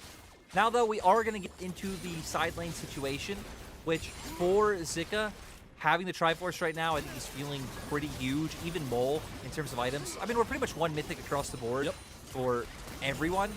But IG Soul Laner's definitely going to win out in terms of those 1v1s. But as we saw from that last play, right, ZDZ and Forge both showing they're willing to drop waves to be able to gain more on the map from grouping up. We will see the adaptations in the laning assignments for both of these teams. Forge answering Mole on the top side of the map. A lot of people from AL in the mid lane as Xiaohao moving forward onto Zika. It is dragon time here as the first dragon of the soul has spawned. Will be the second dragon of the game for either of these teams as AL take pole position for there. But the Rift Herald again utilized beautiful timing from IG. Second one in a row, and the mid tower will fall. Now Shun actually looking for the fight. They actually get the engage on Xiaohao, but that's an overextension. And Mole, you've been caught with your pants down and you've been killed. We'll see Zika on the side here against Xiaohao, but it's 3v2. And now Forge is joining it. He just goes back in because he can. Zika gets eaten up by the Devourer, leaving Shun to die. And the miscommunication is rampant, it seems, from IG as AL still firing shots. I don't even feel like this is miscommunication coming from IG. I just don't like their idea of taking this play, right? They have the Rift Herald. They think, hey, we pulled him towards mid. Since Mole has push up in top lane, he can do first. We can try to find the picks. But I think for the side of IG, it'd probably be more worthwhile to just give Drake here, try and get gold on top side, set up a dive onto the TF, drop the Herald top, and we see Mole go in here. I mean, just gets instantly bursted down. I mean, you have ZDZ there, right? So being a champion like Silas who has to jump in, you're going to get locked down. You have so much burst. No one else able to follow up into the Slicing Maelstrom. And then Zika sees an opportunity, tries to jump back in onto Xiaohao, but instantly getting taken out by the Tahm Kench. We saw Shun going in as well, getting bursted out, and then Wink left by his lonesome. Again, the fight itself is whatever. I feel like the idea, the shot calling, the play was not the best move coming out from IG. Yeah. Set up the dive on top, drop the Rift Herald, take down TF, get yourself a bit of a gold lead. It'd only be second dragon for anyone's legend. But now we find ourselves not that far of a gold lead in front for AL, as we still do have, you know, some of those passive advantages to CS going in the favor of IG, but it's still the fights that are so worrying. And something that obviously stands out for me is the fact that you do have the setup for AL, man. Like, just the fact you have ZDZ Slicing Maelstrom on top of everything else, the CC layered down, it's going to be terrifying. And Chocho is always there with the wild growth to back everything up, as is last game. It's hard for IG to take these fights. And at least so far in this series, right, we're seeing no matter the roster changes that IG brings, that I feel like a lot of their issues stay the same. Like both Wink and Mole, obviously recent additions, but still the mid game seems to be where IG have struggled all split long. Heck, we saw against, I believe it was EDG, who they came out both games just absolutely stomping them, end up throwing both. And I feel like that's been the story of IG, able to compete in the laning phase, able to find some early advantages because Shun's willing to play aggressively, but it always falls apart around the 15 to 20 minute mark. Mole's in some trouble here. He has the Crescent Guard though, so this is a bit of a tricky dive. Crescent Guard comes out and they back away from Mole. There's 4 members up here. Betty takes the tower shot. They're proxying the wave. Oh, look at IG in mid. I was going to say, the tier 2 is going down and AL are committing to this. Mole buys so much time for his squad as tier 2 dying. It is still the outer tower to AL, but they have to back in a hurry. Yeah, this might be an inhibitor turret for IG as well. Resets might come off in time. Yep, they're gonna have to back off. They won't be able to get this one still. Stayed. I saw him moving mid. I thought maybe they were gonna go for a little bit of a play since IG had pushed so hard, but it's IG who make it out like bandits. Yeah, I mean, even if Forge did commit to mid, right, you kind of have to quite patiently wait and hope that the members of IG overstay for too long, which they didn't do at all right. They would have backed off. So Forge would have been able to find an opportunity, instead just gets the wave pushed in. So ultimately a net positive, denying gold and experience from the side of IG members. Items kind of being finished up across the board. Rapid fire cannon now going to be there for Forge. Going to help a lot, especially up against a decently short range comp coming out for IG. Zanya's also being done for Mole on the opposing side. And Zanya's is such a key item for Silas, buying you that second rotation of spells, being able to get off another W to heal up, another Abscond Abduct to lock someone down or get away. Wink? Wink? Betty! The Devourer has to come through because Betty playing with that aggression we know and love. Yeah, Betty just completely styling on them. They're going to be able to guarantee themselves this mid lane turret. They should even be able to get some good damage done onto this tier 2. Shun is in trouble. He has to use the Onslaught of Shadows. That's the second game in a row we've seen these angles from Shun not work out. Now Crescent Guard from Xiaohao separates Mole from the rest of his team, and he might be caught out here as well. He has no tower to return to, but does have the angle. ZDZ was moving in fast, thought maybe you could come in for the flank, but AL decide wisely to back away. And that will just be it for that moment. Yeah, AL do a nice job of capitalizing and trying to find that pick on Shun. They do force out his Ghost and his ultimate, but also nice discipline by IG to not give in to the chaos and to finally start playing to the Shax's strengths, allowing Zika to split push and be able to start taking objectives, which hopefully can translate into some items, giving them some map pressure. Dragon going to come up in 50 seconds. For the side of AL, I think they should still feel squarely confident in taking this one. I'm going to keep my eyes on the Zinzao. So Zinzao ultimate is 30 seconds, so we will have that back up in time for Dragon. You have Slicing Maelstrom, you have the Wild Growth, you have all the tools you need to be able to beat out IG, because again, members like Silas, the Hecarim, having to run straight into the Kennen ultimate, I think should just squarely end up being a teamfight victory for AL.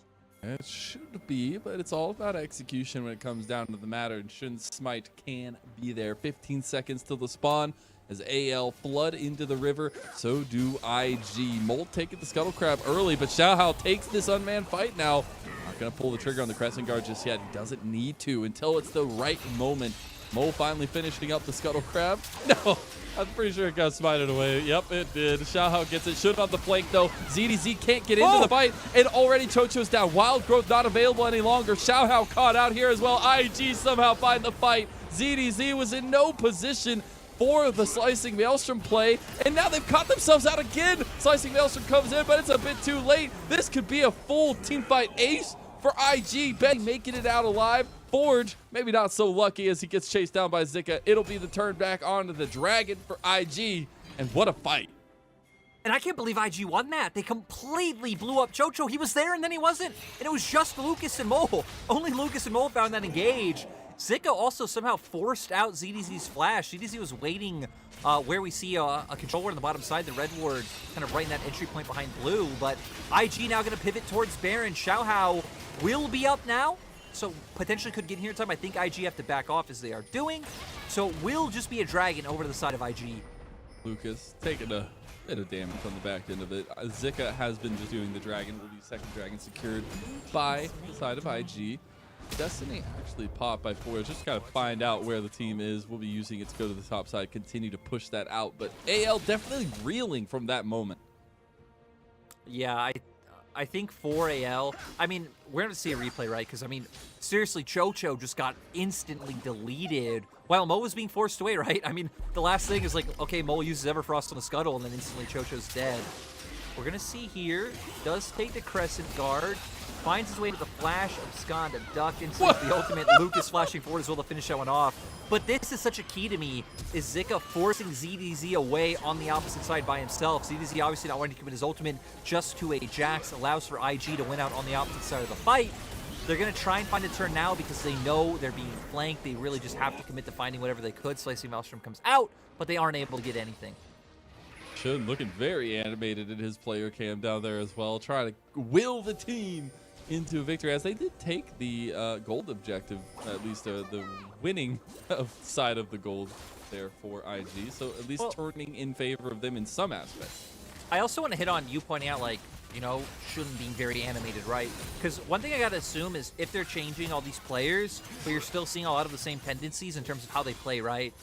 You have to assume Shun and Lucas probably are the shot callers, considering the same issues and the same strengths do still persist.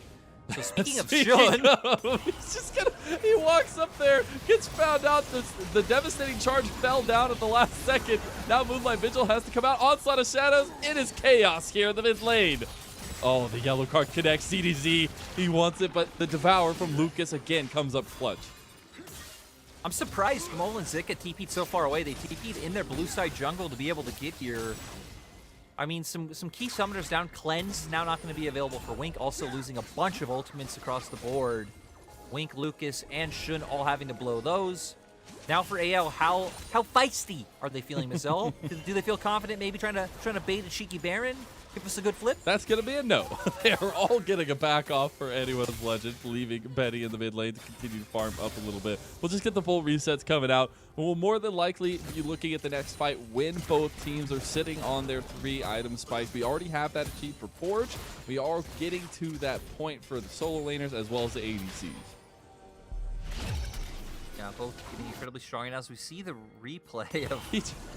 I mean, Shun trying to set up for it. The TVs were already coming out by the other two members in that bottom side jungle, but we're going to see Shun forced out incredibly early. Again, the ultimate already having to come out, and then with Forge having the rapid fire cannon, able to get the extended range for the gold card, making Lucas use his ultimate as well. ZDZ has TP, is getting the back off right now. IG are positioning around this Baron pit.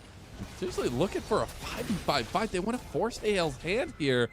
Mole gets spotted out by the entirety of AL. They know he's in the buffer zone here, and ZDZ isn't there yet. He has TP, but no ward to get the flank off. And now it's Xiaohao who has to make the day. He has to make something happen here. Baron at 4,000 health. Shun getting a little bit low. Destiny coming in. IG gets scared. They pull off, and now Mole, he misconnects the stuns. He has to use the Crescent Guard. IG are scrambling to try to get over here and help him. Beautiful healing from the Kingslayer from Mole. Gets him out alive, but now the rest of IG are in a predicament here as yellow card not landing for Forge there. The rapid fire not enough distance. Look, I think game one, we were seeing a little bit of Victory 5 Mole. maybe this game we're getting more colors of the WE version of Mole. So there's still hope. It's only his first series back. Where, you know the LPL community, very nice, forgiving people who just in chat say I didn't know tons you were of just great going to straight up things lie to about the broadcast like this. Hey, Mazel, there's another Baron. There Call is, it is. IG. They've tried so many times to get this Baron, and every time it's an overzealous decision. Right there, they were thinking AO were going back on their recall timings, just kind of hoping for a bit of a cheeky one that they can pull right out from under AL. Nice of AL to still be conscious of that. They can still be looking for that Baron and not having to commit too much, right? Just throwing out the super mega death rocket to check if it is being all in. But Dragon now going to be up in 30 seconds. Flashes up on pretty much every party. Cleanse still not yet up for Wink though, so you have to be careful in terms of what Forge is able to do. And speaking of Forge, also now having the stopwatch picked up as well, so he himself will be able to buy some time as compared to Mole, whose Zanya's isn't up. And obviously we're on the 3-item spike now, right? I was setting this up because this is going to be a smorgasbord of action. Betty and Wink have the tools to be able to take these team fights. Speaking of, Wink just obliterates almost the entire team from AL with just the Moonlight Vigil and the AoE from the Infernum. Forge can't pull the trigger on the yellow card just yet, and AL just continue to push mid. Getting flanked by IG though at the same time, and IG move into mid while they take the Dragon, and IG taking advantage of the situation AL put themselves in. Yeah, and you know, they have to be so respectful right now because of Mole having the Slicing Maelstrom, because of Shun still having his ultimate up as well. They're just going to back off and put IG onto Soul Point. What a turnaround and macro play there. Still about 1,000 gold in the lead is IG, but now they can force the fight for AL around that Dragon Pit in that 5 minutes time. We've already seen they're more than willing to try to force AL into these fights, which is so interesting with the team fight potential there is on AL's side. That IG would opt into that with the strengths that they have, but them themselves having a lot of that team fight scrappiness as well. Yeah, also IG, you know, feeling confident in winning in extended skirmishes. We see, especially with Zika picking up the GA so early on. I mean, Zika's been doing a lot in these team fights as well, right? Despite the fact that he's 0-0-1, he was the one in that last fight as well, like aggressively pushing forward, trying to engage and forcing a lot of the members of anyone's legend back. And that's why you see all the heel cut coming out, especially because you have the duo of Zika and Mole who are so terrifying because of those sustained fights, as well as Shun on that side of it. So a lot of heel cut needed by AL. Does force their build decisions a little bit more so, and you know, dropping gold into places that maybe aren't as super crazily damage heavy. Shun, again, looking for the flank. They found it though on the Xiaohao, who uses the Crescent Guard in beautiful timing with him, with Mole themselves, as Mole, this primary aggressor. Oh my God, Lucas! I can't believe that was close. He's gotten them every time. Lucas has been so clutch with these Devours. My God, Shun playing on a knife's edge. I mean, he better. No, he owes Lucas dinner and a beer. There you go. Lyric certified. Cash in, Lucas. Cash in. It will be the setup around the Baron Pit for IG, though, as Xiaohao and AL just trying to find the footsteps that they feel confident in up here, because it feels like there's just been a confidence vacuum on the side of anyone's legend. They do not feel confident moving up into these fights against IG. And right, a lot of it comes from, one, they don't have like a great amount of, in terms of like long range engage, right? Xiao having to find a W and go in himself, or Forge having to TP into a fight, things along these lines. And you also don't have like an outright tank.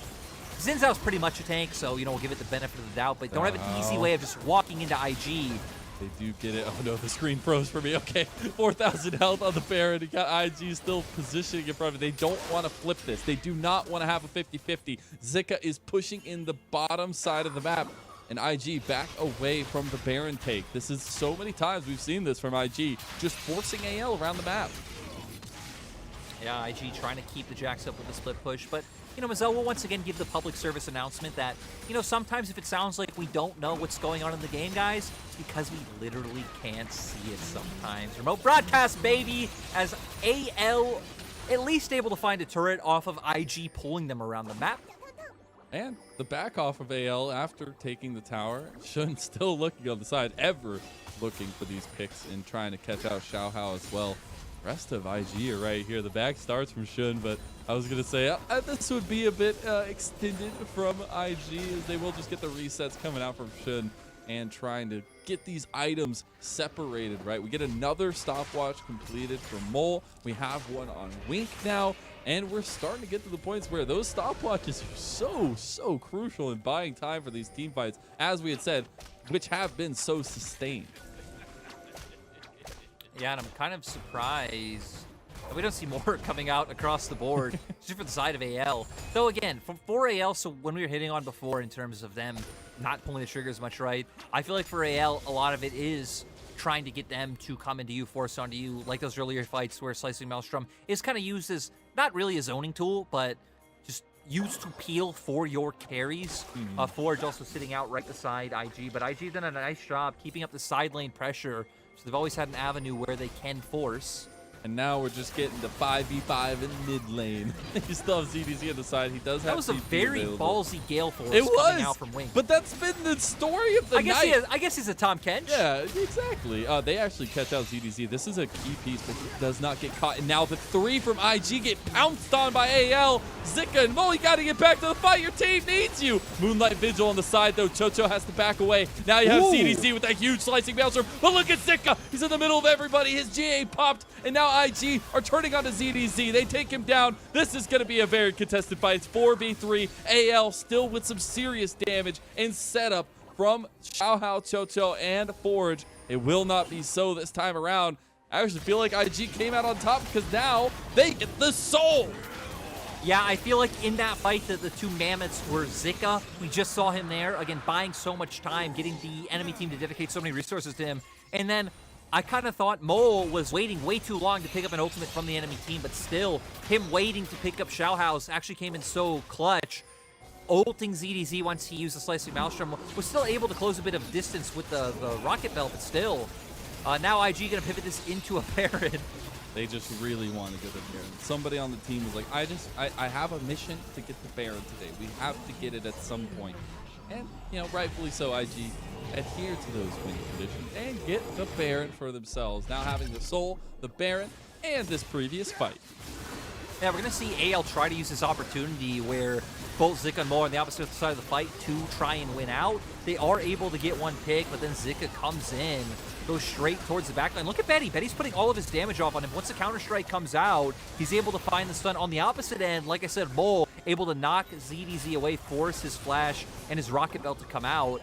Buys time for Wink to be able to reposition after coming out of the stopwatch. They didn't have any damage. And that was the biggest thing. Like, after you lose Betty, after you lose ZDZ, the damage is hard to come by. I mean, you have Xiaohao, but Forge himself will still be sparing on damage until this build really gets completed off the ground. I mean, right, no, you hit the nail on the head. All of their damage is in ZDZ and Betty. And even ZDZ, right? ZDZ just about hitting that one big ultimate. All of their sustained DPS coming from Betty. And that's why Zika, I feel like, was the most crucial member of that last team fight, getting right on top of him with that counter-strike, making him waste so many of those autos and being able to take him out of the fight completely. IG now, with Soul and Baron, are going to be able to get this 2-lane push going on. Having Mole kind of be the one who hovers in between just in case they commit resources up towards that top side. And at this point, it's just feeling like IG are bringing us 3 games. I mean, they have found so much in this one. 9-game day.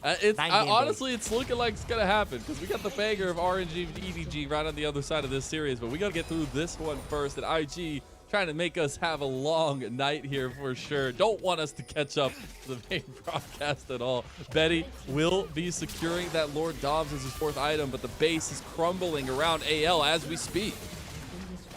Yeah, for AL. I mean, especially without having Flash on ZDZ, I don't know, you open Destiny or you commit Flash Gold card from Forge to try to find your way in and just try and brute force it, right? You're probably going to lose, but at this point, they go on a Wink, but Devour is right there, clutch yet again. Moonlight Vigil back, heals Wink up to full. The Mega Death Rocket doing a lot of work onto Lucas, but IG and Shun, the rest of them focus towards top. The top inhib tower goes down, but AL at least mounts a defense. Yeah, at least they're able to buy themselves some time. IG still were able to pick up an inhibitor and obviously opened up the inhibitor on top side. And IG are going to keep the pressure going. Lucas back. They don't care. They absolutely don't. Zika also has TP if they want to keep the pressure up, if he wants to get a back off. IG finally decide to back off though, but it is into the mid lane where they have super minions and Baron buff. And they can easily pivot towards bot side. We see Kings coming out now. They have a bit of a wave started there, so can look to take down this last inhibitor turret. Then I think you have a decently easy time using the super minions in mid lane to find a way to pressure these 3 inhibitors themselves. And that's just going to be, again, the slow drain from the side of AL. Xiaohao with a nice job of finding that last engagement, almost finding a pick. Again, it's nice that AL are still trying to be somewhat decisive with the engages coming out, but Zika now able to answer on the opposite side because no one can match him 1v1. So IG actually doing a decent job of juggling their pressure in top and bottom lane. This is such an interesting situation because we're about to be 40 minutes into this game, and it's all about the balance, it seems, right? And we have the Elder Dragon coming back up in about 2 seconds, or coming up, at least, rather, for the first time in this second game. But it will still be that crucial fight for AL, right? And it fits them beautifully, I feel like, right? We've been looking for the big ZDZ ultis, the big setups. It just hasn't been there for a majority of these fights. But when you are forcing the fight into a pit, into an objective, that's where things can come alive for AL. Yeah, we've seen IG be a lot more conscious of it ever since the first Cannon Ultimate, I feel like was the big downfall of that early team fight that IG lost. And they've always committed either Zika or Mole to trying to zone him out on the side of a fight. And also the vision denial, right? We've seen that they haven't been able to find any flank wards. If IG pushes, there will potentially be some now if ZDZ wants to try and find a way onto wing. That's been the vision game from IG. They know that that is a crucial piece to finding the big flank, finding the big team fights for AL, and they don't want to let that happen. We did have Rabadons completed by Forge, so a little bit more damage in the tank for AL. Their base is left with literally nothing. I mean, they're losing their last inhib tower here, and AL are forced off of the fight. Wink getting the inhib here, gets the Crescent Guard out of Xiaohao, and this just feels like Shun getting caught out might be a change of things here. Zika not able to get the Counter-Strike off. Now it's going to be Betty getting excited. Moonlight Vigil goes a little bit wide. AL mount the defense, the Mega Death Rocket back, and this is a pretty good turnaround for AL, even though they lose everything in their base. Yeah, I mean, AL able to keep it going. You look at IG's composition, right? IG's composition, super low ranged. 4 melee champions plus an Aphelios.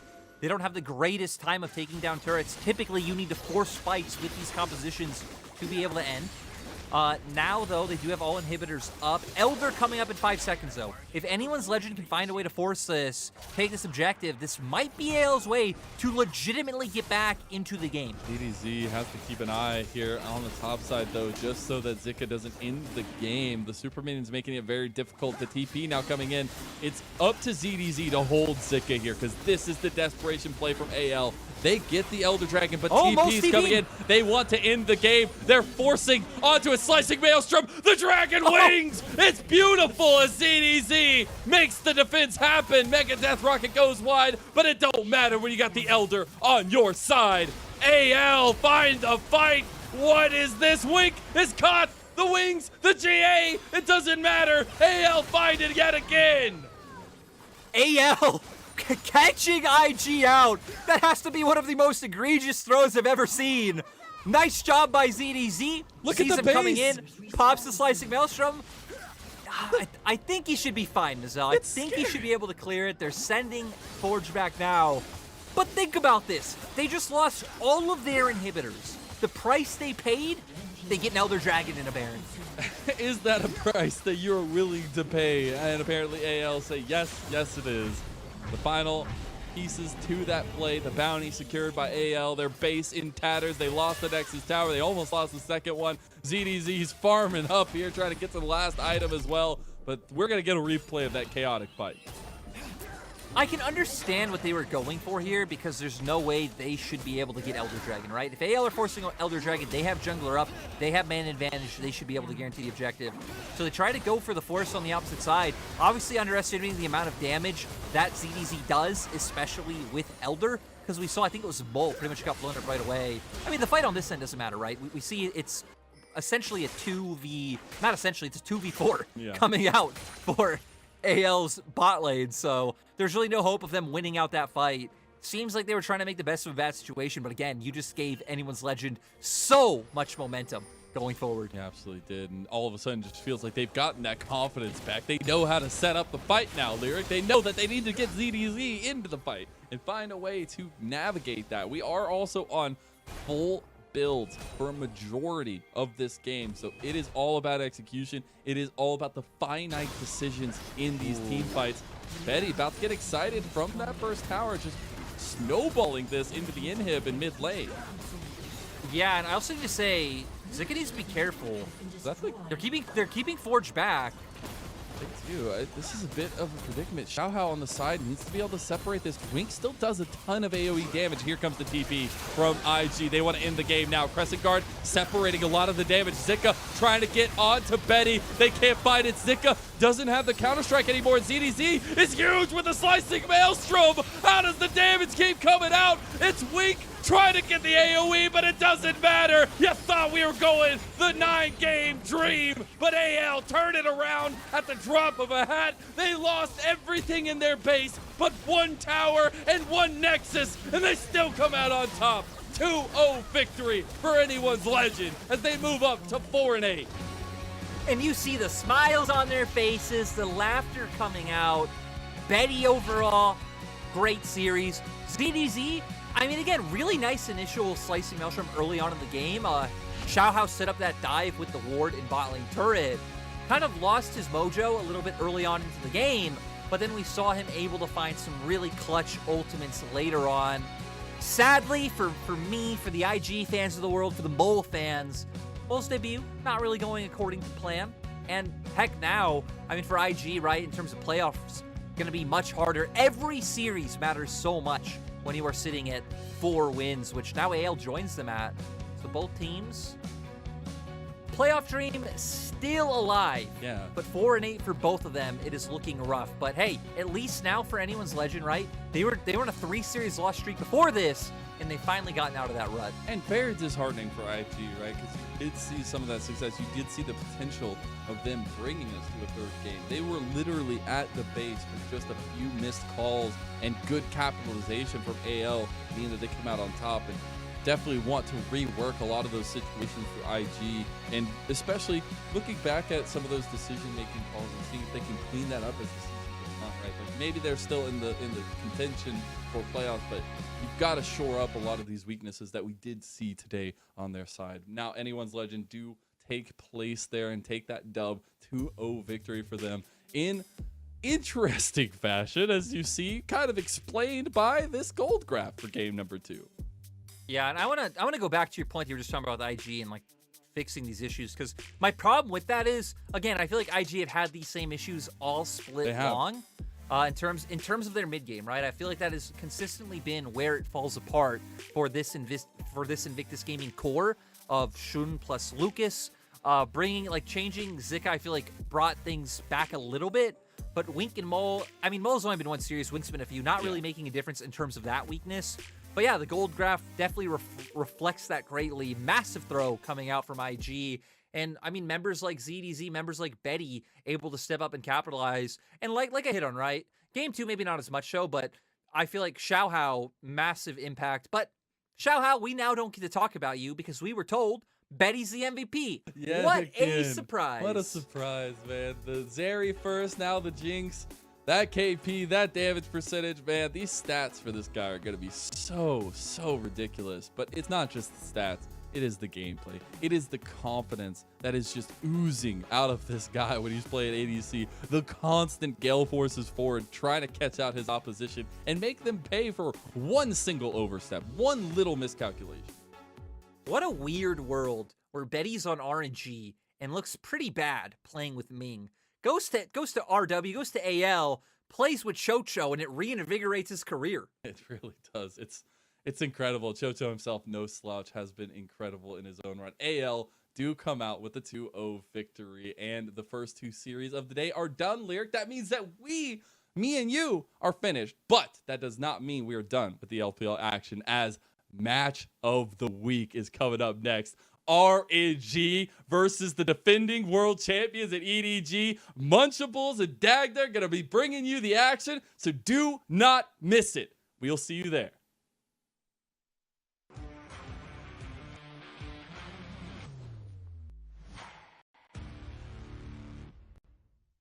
In 2021, RNG lost to EDG in the most important match. Oh, it's gonna miss. He's got to ward hop away to stay alive with a flash to find the knockup. JJ is perfect and he finds the kill. That's an easy smite. The flash is followed with the dunk, and Gala is gonna get sniped by Viper. EDG, it took them 6 attempts, but this time they will knock down RNG. Now, RNG wants revenge. He can try and force it now. Actually, he's gone down. Why are you there, my friend? Why are you pushing it when he's still acquainted? He's still healing. Oh, that healing was ridiculous. They still haven't taken him down finally together. And here comes the package across everybody. Burn, baby, burn. RNG find themselves a fight. Triple kill for Big. Xiaohu played well in the top lane in 2021, and we worried whether he would be unfamiliar in his return to mid. But now it seems our worries were superfluous. As the leader, he deserves to be trusted. 再次回到中的话，其实这条线我也比较熟悉嘛，然后这个那个对线方面我是也是没什么担忧的吧，然后也是尽带入了一些上单的一些就是学习到的经验跟打法吧。Although he burns on the interim, but anyone's let Jeff reset the Xiaohu! Xiaohu! Vex, Xiaohu! Say his name, say the champion! Xiaohu is still one of the top mid laners, but this time he's going to face the finals MVP of World Scout, who is still a top mid laner in the LPL in his own right and is always willing to exert his pressure. 最近我们这里的状态可以说是不稳定吧，但是也在慢慢提升中。然后后面的话，保持好状态的话，应该会没问题。Flare as well. He goes gold with the shockwave. Oh, from down the back end. That's the real hero play. The teacher is still the teacher.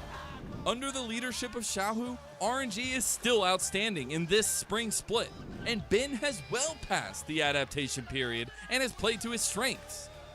Absolutely huge. Now Ben might actually try and dive Nikali. He gets him, I think. Yeah, one more snip and he got him. He's dead. The night is still ticking, but not enough because you've got the needlework for the healing. He'll able to push out this wave as well. Way not quite able to make it on bot side, but Bin makes up for it in top. EDG still retain dominance as world champions, especially JJ. He may even be stronger now than he was at Worlds. And he's still him going down fast over the wall. Pill, but he gets it. He does. Jed gets it. World champion quality jungler. 我觉得这次一场 RNG 的话，胜出关键还是我感觉在小虎身上吧。对，我们要去研究一下小虎这边的打法。英哥啊、小虎啊，他们应该都挺想拿 MVP 的，所以说看他们两个表演就行。EDG and RNG are both strong legacy teams of the LPL, as well as MSI champion and world champion respectively.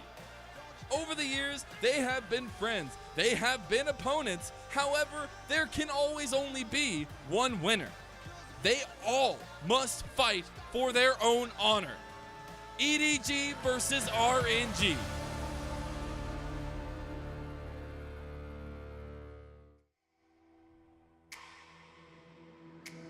Guess who's back to blow your mind? But let me warn you one last time.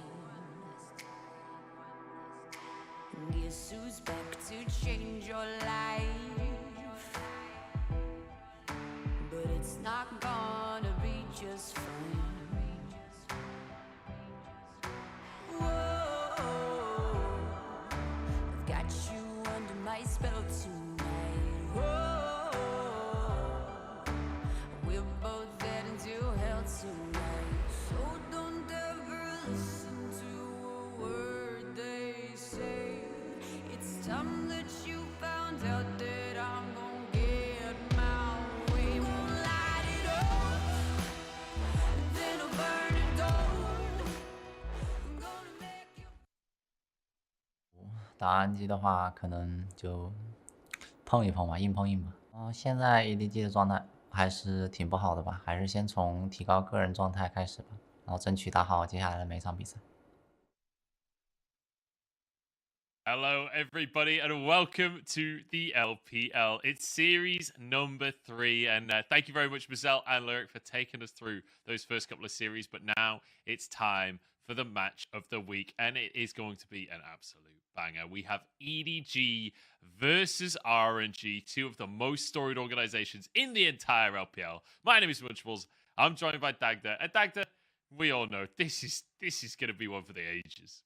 I'm not gonna lie. There are certain matchups in the LPL that give me butterflies, just fill me with excitement. And this is one of those games. Like, the fact that we managed to get EDG versus RNG, I don't know who we prayed to or what God blessed us, but I'm so glad we got it, Bunch. Oh, yes. And do you know what? Let's just start off by taking a little trip down memory road on what this means for both of our teams. Because we have two, like I said, two of the most storied organizations in the history of the LPL. And when you look at the head-to-head, it's damn close between these two orgs as well over the course of history. It's 12-16 in terms of series, RNG with the lead. It's 45-39 in favor of RNG in terms of total games. But most recently, Dagda, last time these two guys met, it was at the World Championship in the quarterfinals, and EDG were the ones to come out on top 3-2. And it was an incredibly close series, one that went the full distance with both teams fighting back and forth. And I mean, but at the time, like, these were the two big teams in the LPL, right? You look at RNG, who had just won, spring 2021, came in, won MSI, then they went on to Worlds, but EDG managed to pip them across the line in summer, picking up that summer championship. Eventually, EDG went on to win that World Championship. But these two teams had very different styles at that time, where RNG very much liked to play towards Xiaohu in the top lane. EDG were very much a clean focus on their team fighting. And when you see these clips coming up, you'll see that focus coming through from EDG, trying to cement themselves early to set up for these big team fights. Whereas when we looked at RNG, it was very much looking towards Xiaohu. Can this guy carry in these fights? Can he set up RNG for success? And it was an absolute banger of a series. I'm expecting the same here today. Yeah, the full 5 games back at the World Championship. And just look how long these plays are as well. We only have 2 clips because each of them lasts like 30 plus seconds, because the fights in the early game between these two teams were so intense the entire time. And that's what I'm hoping for today, because we have seen a good amount of proactivity from both these teams. I'm hoping we get a similar level of brawl to what's on the screen right now. And I think it'll be an interesting one, because both these teams looking slightly different now, right? Blondre not starting for EDG in the top lane. It's going to be Xiao Shang coming in once more. And as well, looking across at Xiaohu, the top lane also swapping, right? Xiaohu now playing in that mid lane. We've got Bin coming in. I think that top lane is going to make things very, very interesting. And EDG still kind of playing to that same style of trying to find these skirmishes and team fights to win. Whereas with RNG, they're not playing as heavily around Xiaohu in that top side. They're trying to orchestrate more of those kind of early roams and have Xiaohu orchestrate the early to mid game rather than those big fights and late game split pushing. Absolutely. But before we jump into the actual game, and we'll talk a little bit about the lane matchups and who's up against who, I want to talk about EDG more holistically in terms of how they've actually been doing this split, because they came in on a massive hype train. They're very close to the top of the standings right now. It feels very positive, but when you take your magnifying glass out and you expect this a little bit closer, in the top 9 teams, EDG has lost to 3 of them and still is yet to play another 4. That is a worrying start to things. This is my, as you say, my biggest worry for EDG. Like, the fact that we kind of had them as these team fight gods, winning Worlds 2021 with this style, and now we come in and a lot of these like early skirmishes are starting to make them fall apart. They're not making the right decisions. They're not falling to those lower teams, the teams that are very good at punishing when you make a mistake in those skirmishes. Maybe you're taking a fight that you shouldn't at the wrong time. This is where the good teams, the teams that are at this top of the table, that are really starting to punish them. The loss to Weibo, lost to V5, lost to Top Esports. The only team that they have beaten in the top 9 is JDG, which was right at the start of the split when JDG were struggling. And as you can see in yellow, a lot of these top teams still to play. So for me today, for EDG, I want to see them back to basics. I want to see that smart decision making in the early stages, because RNG will tear you apart if you are not taking smart skirmishes. Yeah, and you know, teams like RA, teams like BLG towards the bottom, you would hope that EDG will be able to beat. And BLG certainly looking weak recently, but RA on a 5-win streak, you know, and then when you look at LNG and RNG, I mean, these are big teams that you're going to have to face that are currently tied with EDG in the standings. So it feels like a huge amount of pressure. But this is some of the examples of EDG's team fighting, which does feel lacking. Yeah, a lot of that is kind of like Mako and these enchanters, I feel like doesn't offer the big engage tool that EDG need. But also I want to like keep your eyes on Flandre in this fight as well. It feels like this is kind of an example of the poor mid-fight decision making that we see from EDG. Flandre has ult, still has ult, no real use for it yet. It's not. Then finally you see that commitment, but most of EDG are already dead at this stage. It's these like weird decisions in team fights that we're not really seeing. And also when you look across it, like how well they used to kind of hold that line that was kind of exemplified at Worlds, that was brought to the attention of the world. We're not seeing that anymore. It just feels like the coordination and the early decision making that was the hallmark of EDG is starting to fall away. Yeah, it does feel like there's been trouble in paradise there, and sometimes in those fights it feels like perhaps a shot calling issue, but we'll have to see. We'll have to see how that progresses across the course of the split. But up against them, RNG, and in their most recent series, we have to give props to Wei, the jungler, because not to pun too hard on this one, but he was outweighing Weibo, which is a statement and a half. But seriously, RNG, especially in the early game, they're looking so proactive, and it's Wei that leads the charge on every single one of these plays. That lower third looks like he's giving them the finger and covered it up.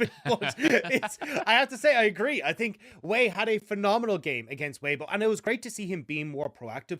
Got the Hecarim 2 games in a row, and really started to solidify a lot of that early lead for RNG that they were able to carry through. I'm looking for early skirmishes in his own jungle, because we saw SOFM main keen these plays in the jungle. But this is an example of, you know, RNG punishing over aggression from the enemy team. They already have Gala and Ming who are able to rotate up towards this fight. Weibo means that they don't have the numbers advantage, and RNG are able to capitalize, get Gala this big early lead. This was in game number 2. You see it in game number 1. It's actually RNG being a bit more proactive with their team fighting, finding these aggressive plays at the Herald, again finding these numbers advantages. And this is something that I really think is going to be the core of today's series. When EDG have been struggling with their decision making on skirmishes, when to take these fights, if they should be taking these fights in the first place, RNG have been very good at capitalizing on those mistakes. So for EDG, you need to make sure you're on point, because RNG will be gunning for you if you make one misstep. Oh, yeah. And I feel like, you know, Wei's mentality is similar to the expected support mentality, right? He's more than happy to lay down his life for the cause. He will go gung-ho just to get that fight kicked off. And it's so much fun to watch recently. But we have to look towards the mid lane. You talked about the solo laners. The solo laners changing the rosters on both of these teams, right? The mid lane is an absolute banger now. Xiaohu moving back to this mid lane. So last time we saw these two players facing, it was in the wrong lanes. Now it will be in that mid lane. Now we get to see Scout versus Xiaohu once more. And especially when we're looking for consistency on EDG, it feels like Scout has been able to offer that, right? You've got the massive goal difference of 15, his CSD of 15 has been insane. This guy has been able to find success on a lot of these more roaming oriented picks. Like we've seen the Rises come out, we've seen some of the Corkies and that come out as well. I think the really interesting thing is that we have been seeing a ton of bans from EDG towards the Rise, and I think that's going to be really good against Xiaohu, because Xiaohu, we said, likes to be the conductor for the early game of RNG. Make sure that he's able to get out of lane, operate into sides. Now, we've seen some missteps with RNG where they end up putting Xiaohu on like things like the Corki, but I actually feel like the Corki nerfs are a buff to RNG, because having Xiaohu on these more proactive mids, on things where he can make plays towards sides, where he can have a lot of freedom in team fights, is where RNG can shine. Yeah, it certainly is. And you know, I'm just so excited. I'm watching the camera pan across all of these players' faces. It's EDG versus RNG, Doctor. And there's an extent to which we can talk about the inner workings of the gameplay of both of these teams. So they're both very exciting teams to talk about in that regard. but there's a level at which, for me, just as a fan of League of Legends, I'm watching the MSI champions versus the world champions, you know? I'm watching two of the biggest names in League of Legends when it comes to organizations going head-to-head with their new rosters, with what they think is going to work for them here today. And we'll see who comes out on top. But also, I'm watching one of the most historic games in the history of the LPL. And you know that before this game, the management had a big old pep talk with the players. The players are certainly going to be feeling the weight of this series on their shoulders. But RNG looks like spirits are high right now. A couple of giggles as they managed to stand a little too far right on the stage by the looks of things. So maybe I'm wrong. Maybe there isn't that much pressure for RNG. And look, you've got to feel it. When you end up with organizations of this caliber going up against each other, there's going to be a lot of, a lot of pride. There's going to be a lot of attention onto how you were able to perform in this game. And honestly, this is going to be a massive decider on placement for playoffs. And both these teams are going to be keeping that in mind. And yes, you can come in a little bit of a laugh and a giggle, but certainly when we get into game, it feels like it's going to be all about business as usual for both these squads. And I think a huge amount of this is going to focus around the mid lane, especially as we start to come into draft. Already kind of said it, like EDG have banned away Rise in 9 out of their last 11 games. They have only picked, the only 2 games that got through was when they picked it up for themselves in the mid lane. A huge amount of this series feels like it's going to be decided by, hey, who gets that kind of advantage in the mid lane between Xiaohu and Scout, who can operate towards those side lanes and start to get the game rolling in their favor. A huge amount of it as well for RNG, giving Bin the resources he needs to dominate in the manner that he usually does. Whereas when you look across at EDG, it's all very much focused on that bot side still for Viper. Viper has the highest kill participation of anyone on EDG's side, so you know this man is going to be trying to carry from the back line. And you have to, we were talking about this yesterday. When you look at Viper, man, it's a different category at times. Yeah. Like, with most AD carries, you're like trying to judge their highs versus their lows, and like, you talk about when they have bad games and this kind of thing. Viper just doesn't have bad games. Like, his version of a bad game is like 5-2-7. Or something like that, like his scoreline is still immaculate even in the losses that this team gets. Like, Viper is just, seriously, he's in a category of his own, both statistically and just in terms of, there's that je ne sais quoi about certain players that you can't quite quantify, right? The clutch factor, if you want to call it. I dare I even say mojo, right? But memes aside, Viper has this factor to him that you never ever can know what he's going to bring to the table. He brings that intangible, just he is a win condition in some mystical way that I'm struggling to explain. And I think that's the reason why EDG have kind of gone back towards this team fighting style. Like, when you've got a player the caliber of Viper, enable him whatever way you can, especially in the meta we have at the moment with Jinxes and Aphelios kind of at the forefront. Getting Viper into a position he can carry is always phenomenal. And honestly, as you say, there seems to be there's a floor that you kind of look at for a lot of the great AD carries that we have in the LPL, and it just feels like Viper's floor is so insanely high. Like, and we actually were talking about this in regards to the MVP performance. It's like, how do you give an MVP to Viper when every game you just expect him to be one of the MVPs? So it ends up having to be some absolutely extraordinary game for Viper to receive MVP when any other AD carry would probably get it anyway. But we are into draft. RNG banning away the Twisted Fate. There's that rise that we talked about from EDG. They do not want that going across. And I think, as we talked about, a lot of the roaming mids are what I'm going to be focused on in this draft. Things like the Ahri, things like the Vex going to be very big, as RNG banning away the Jinx. So maybe a Zeri ban, maybe an Aphelios ban, but one of those big AD carries is going RNG's way. Yeah, so far so good for RNG. Obviously, on that blue side, you can set yourself up for success. A Leona ban coming out towards Ming. I mean, it is a very popular support. It's certainly something Ming's been happy to go towards. But when you look at Ming's champion pool, I mean, he's got 16 games on Nautilus and 4 on Leona. This is the next most popular champion. So I don't think he was looking at Leona. I think maybe EDG want to grab that Nautilus, though, in this rotation. I 100% agree. Nautilus going towards the Aphelios is more than likely what we're going to see here for the bot lane for EDG. They're going to go towards the Hecarim first, the premier jungler on this patch. For RNG, I'm curious to see what the plan is, because what made them look so successful in game one against Weibo was actually the Hecarim and Zeri playing heavily down towards this bottom side. We saw Gala solo diving to get 2 kills underneath the Weibo turret. It was sick. But now we got to see if they can find that good matchup here for Wei. Still things like the Xin Zhao available if they want to go towards that. And we'll have to see what the support is going to be. Ming going back towards the Alistair that he's been well famous for across the years.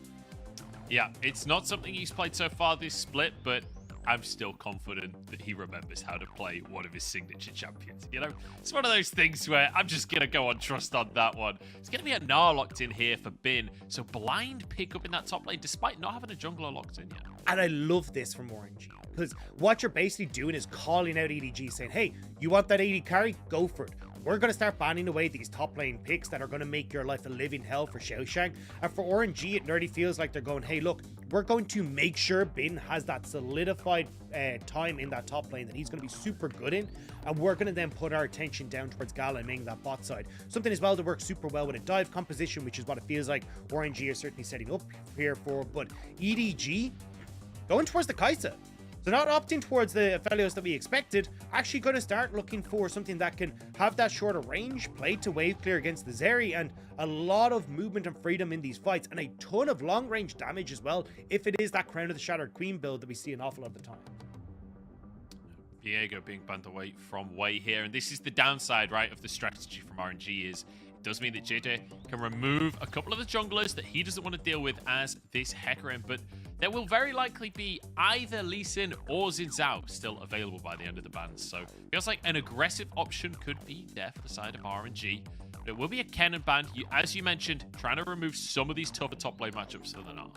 I feel like for EDG, a Jarvan ban is your best bet here, just because it kind of works alongside that dive. But one of the things that Hecarim is really bad at in the early stages is playing aggressive into the enemy side of the jungle. So oftentimes when we see this Hecarim come through, you're able to actually take a little bit more of a passive jungler on the opposite side. So maybe Wei is kind of looking, going, hey, look, I could go towards something like a, well, if you want to look at dive, Diana also still available if they want to try and go for some sort of AD mid for Xiaohu.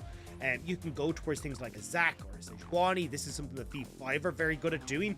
But I think with Jarvan still up and available, I really do feel like this strong early game jungler that can, you know, set up on this bottom side is going to do super well and facilitate the dive and the short range composition that RNG have. Yeah, also something that can be super proactive. That's what we talked about with RNG. Wei was all over the map in their last series, and I want to see that again from him.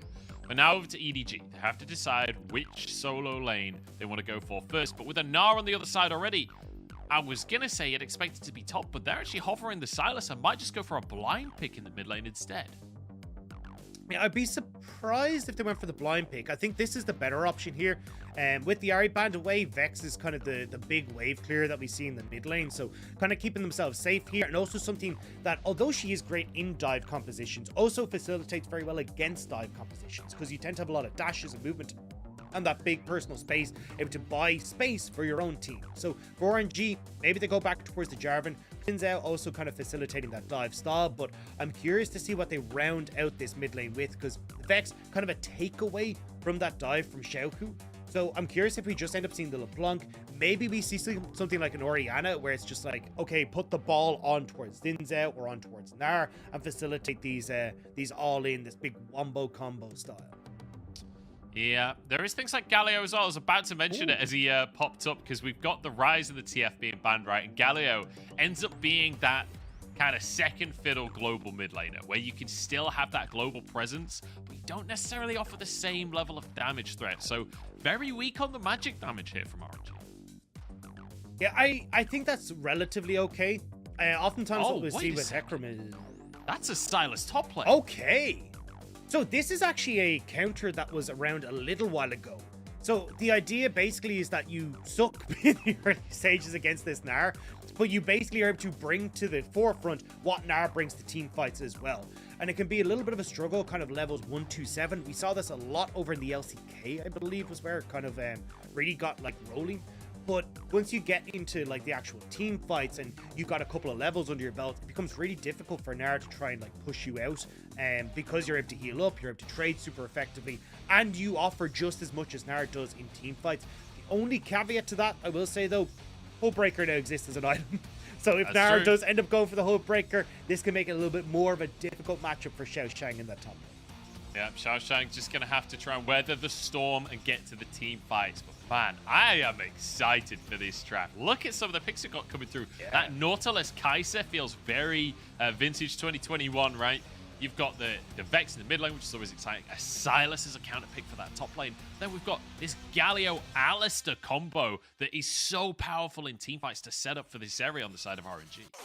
Yeah, I really do feel like for RNG, a lot of their pressure is going to be through that mid jungle and then facilitating both sides of the equation on their side lanes. Moving up towards Bin, if you end up with the dive potential is always possible, especially because Nard, at least in the early stages, has a lot of priority there.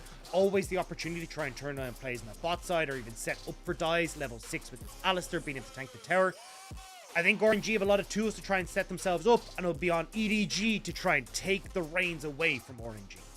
Here we go onto Summoner's Rift as the sky is filled with strange bee-based demons. Unbelievable. It is. Oh no.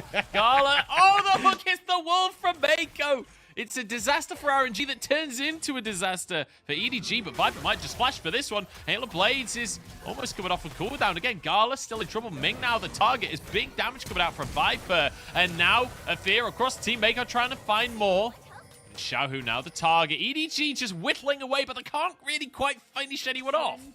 I mean, even trading Summoner spells all said and done. Scout trying to see if he can spot them, but just backs away at the wrong time. Won't spot them underneath the tower. Full control here for EDG on this bottom side of the map, though. At least now they'll have a good idea as to where he's starting. Bot lane for RNG will also be late to the lane. So EDG getting a lot of early pressure now in this mid and bot side of the map. All right, so let's try and figure out how we're going to start this one off, because Wei going with an invade right off of the bat. Bin is going to be here to help him. Xiaosheng, he knows it's going on. You can see JJ moving over. EDG are going to contest this invade. They don't want to just give this one up. It's going to be a 50-50 smite, but Wei already pushed away on this one. JJ can return to the buff. It looks like RNG just forced away here, and EDG do find themselves the advantage. Brilliant response from EDG. So, like, the thought process from Wei there was, I have fully lost control of my bot side. Chances are, JJ is either stealing away my camps on the bot side, or is going to start bot, use the mid push and bot push that now EDG has gained to start to invade onto my bottom side, and I just don't have the man pressure to try and help with that. So Wei tries to read that, play up onto the top side of the map, but EDG respond beautifully as Mako gets a little bit of damage here. Ming actually taking a lot of damage. A little bit, yeah. Yeah. It's like 3/4 of his health. This Gala just desperately trying to trade back. Look at this from Xiaohu at level 2, trying to make a play towards the bottom side, but I think realizing it's not quite going to work out. Scout calling that he's abandoned the lane. And that's the part that now gives a little bit of wiggle room to RNG. Because Scout moved across to try and help out on the invade, Xiaohu now actually gets control of the mid wave where you traditionally were able to. So now Wei going to be able to pick up his full jungle. He will just be late on the clear because he's kind of gone for this invade on the top side and not been able to put the resources where he needs to. But it does unlock Xiaohu nice and early, which is actually giving a lot of space for Gala and Ming to freeze this wave on the bot side and make this lane really uncomfortable now for Viper and Mako. So both teams reacting really well to the map state, and this is why these two teams are considered some of the best teams that we have in the LPL. And it feels so exciting straight off the bat. We've not had a single kill, but the amount of like cerebral gameplay we've got coming out from both of these teams is so exciting to watch. Has been doing a good job of just putting pressure down on this top side. You can see already a 10 CS lead in that top lane. Similar lead in the jungle though, off the back of that level 1 play. JJ now with a 2-camp lead in that jungle matchup, now going for the Scuttle Crab as Wei goes for his chickens. Does have vision on Wei as he actually moves in. Hope to be able to see that, observers, but it's going to be Wei moving towards the Crux here. We could have a little tussle between the two junglers. Wei a level up right now. Oh, sorry, JJ a level up right now as Wei getting cut down. Still has his flash and needs to use it, but smite onto the Crux. Found him alive at very least. Xiaohu with the Predator. And a Hex Smash over the wall from Ming, but RNG, they've answered, they've protected their jungler, but they won't find any.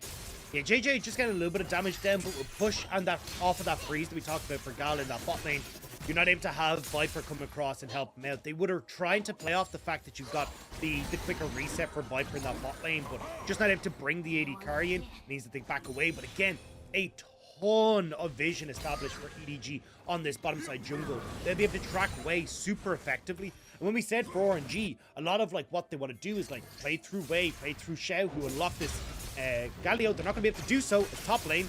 They could play through Xiaoshang on the top lane. If JJ can make this kill happen, Xiaoshang just keeps away, keeps himself safe. And it will be first blood taken by EDG and very easily done with Bin being so pushed up.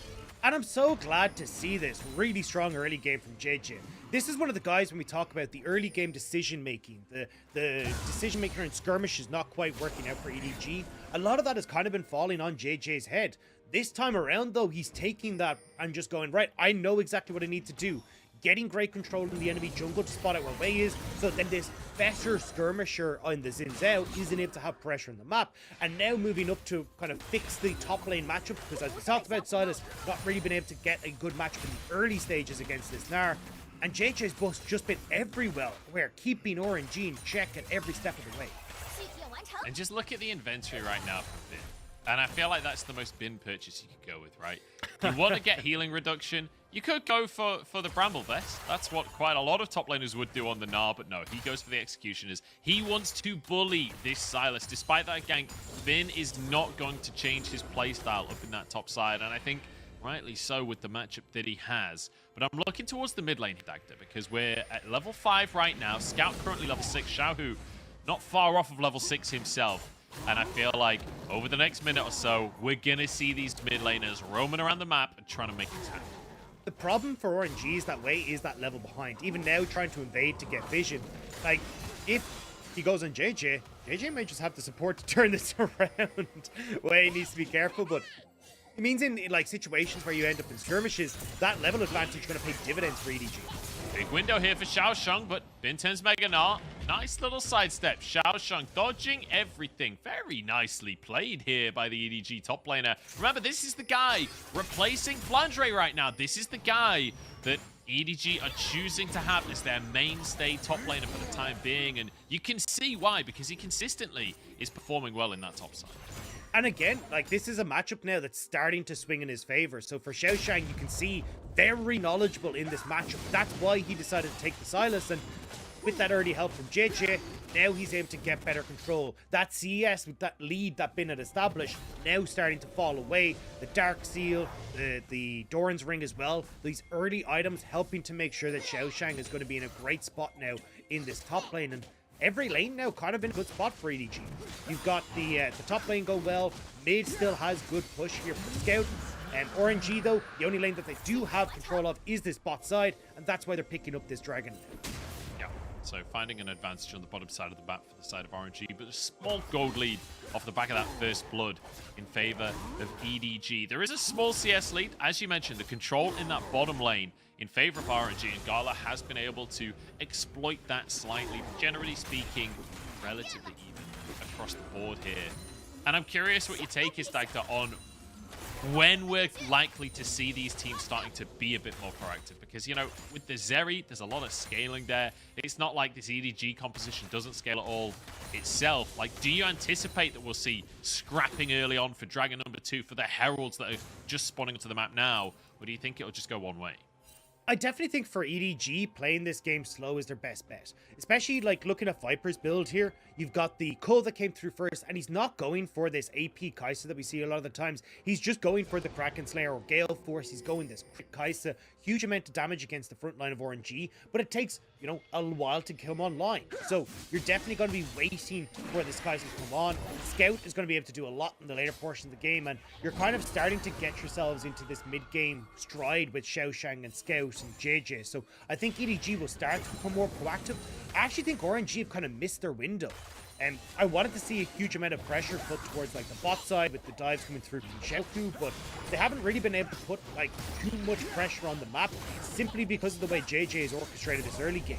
And they will get this Rift Herald, which certainly can help them in making proactive plays, but I really do feel like RNG are the ones that should be in the driver's seat, and they really aren't in control right now. And I think part of that is the fact that they have this out as opposed to the Hecarim that they had against Weibo, right? When you think back to this super proactive version of Wei that we saw against Weibo, it was this Hecarim where at level 2 he's diving in the bottom lane and then just sprints all the way to the top lane and pulls a dive off up there as well. And granted, they weren't the cleanest dives I've ever seen in my life, but just trying to make things happen to try to cause chaos. This feels like a much more tempered RNG today, and perhaps it's down to the matchup, perhaps it's down to the pressure of being up against your old nemesis in the LPL, but EDG now, it's their turn to be proactive. Gala spots out Mako.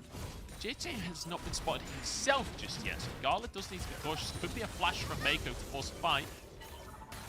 JJ going to cancel his recall. It could happen. It could still happen. Oh, they're on tenterhooks right now. Channeling the response. Gala moves up towards Ming. Scout's moving over as well. I don't think it's going to happen, though, Dank. No, the Scout was spotted in ward. I think they've given the jig up, and Ming and Gala just try to play like...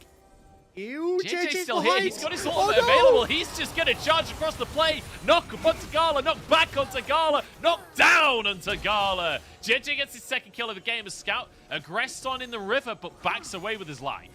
I mean, they smelt it. RNG knew there was something astray, but they didn't think that JJ would stick around that long. It was like 20 seconds that JJ spent in that bottom river, and it means that they end up getting caught out. Also, as you can see in the picture-in-picture, Scout having to burn his flashes. He tried to move down just to cover the Xiao Hu roam in the bot lane play, but great job from EDG. And we talked about for EDG, Viper, the man on the mission. Viper, the one with the damage. Viper, the guy who's been stepping up massively well. He's gotten the resources once more to do it, thanks to JJ facilitating that bot lane play. But RNG want a bit of revenge. They've got a ward in the tri-brush. Mako sweeper about to run out as Ming is in the brush. They're going to go straight onto Mako. They're just going to blast damage all the way across. Wei trying to finish this kill off and will be able to do so. So both junglers now, the only players in the game with kills on the board. Yeah, I mean, nice answer back from RNG there, but EDG trying to cross-map it. Bin very alone under terror, and Xiaoshang has stolen that ultimate. Bin's about to do Mega. Xiaoshang whiffs the ult as well. Bin surely wins this. Might be able to 2v1 as he ults them against the wall. And in comes Xiao Hu with the knock-up. JJ taken down. A shutdown for Xiao Hu. And in the meantime, Shelly gets a charge. It's Fizz Tower with a counterplay on the top lane. It's beautiful for RNG. Yeah, Xiaoshang with the not-so-Xiao mistake there. That was a huge error missing out on that ultimate. And now RNG get the answer for the play on top from EDG. They're now getting the response on that bot side. And this is exactly what we said with RNG. You make one misstep, they will punish you so hard. And we just saw it there. That gold lead that EDG been holding on to all game now swings in RNG's favor. Absolutely brutalized here. And at the end of the day, it's a really tough look for EDG because they had control for the vast majority of this early game, despite being the ones that realistically don't have that much compositional presence in that early game with this crit Kai'Sa that's going to take a bit longer to come online, but managing to try and push the envelope on this top side, just get punished for it. And JJ just goes down for Xiaoshang's mistake here with the ult missing, the Gnar bar nearly there for Bin. I mean, that was a risky dive at best, and the fact that it went wrong from the get-go just means that it's going to be disastrous across the board. So RNG turning that play around. EDG will get the dragon just off of the reset that RNG had, but for RNG now, you're in a great spot. Terror down in bot. Gala putting pressure on this top side. Vision control starting to be established on this top side for RNG as well, so Gala and Bing can continue to play aggressive in this lane. And full push in mid for Xiao Hu. He's starting to roam up towards this top side, but wait, Xiaoshang's in a ton of trouble. Xiaoshang be in serious trouble here as Viper's starting to move over. JJ is here as well, but Xiaoshang is going to be okay. We'll have to wait and see as Xiao Hu steps on forward. JJ is here. We're just going to have a team fight. It's not even an objective here. We just want to scrap right now. Xiaoshang has an Alistair ult as well. As Viper will survive the bit of damage coming out from Xiao Hu. And that's the issue of having this Galio, right? Any other mid laner, Viper's dead there. Galio just doesn't have the damage.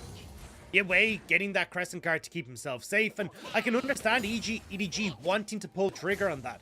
Bin could TP in, but because it's going to be just press team 14 minutes now. Would have had to go all the way back to his own tower, so EDG would have had the numbers advantage for quite a while. As well, Xiaoshang stealing that Unbreakable Will means he's such a tanky frontline, incredibly difficult to deal with the Sylas that's got that Alistair ult, but they're not able to find the engage. RNG do a really good job of disengaging, and now the problems are starting to come through for EDG. Look at the first item for Bin. We already talked about it, that whole breaker picked up. Now Xiaoshang no longer has control in this side lane, and you've got to try and worry about things like the dragon in 3 minutes. You've got, you know, another rift tower that's going to be up.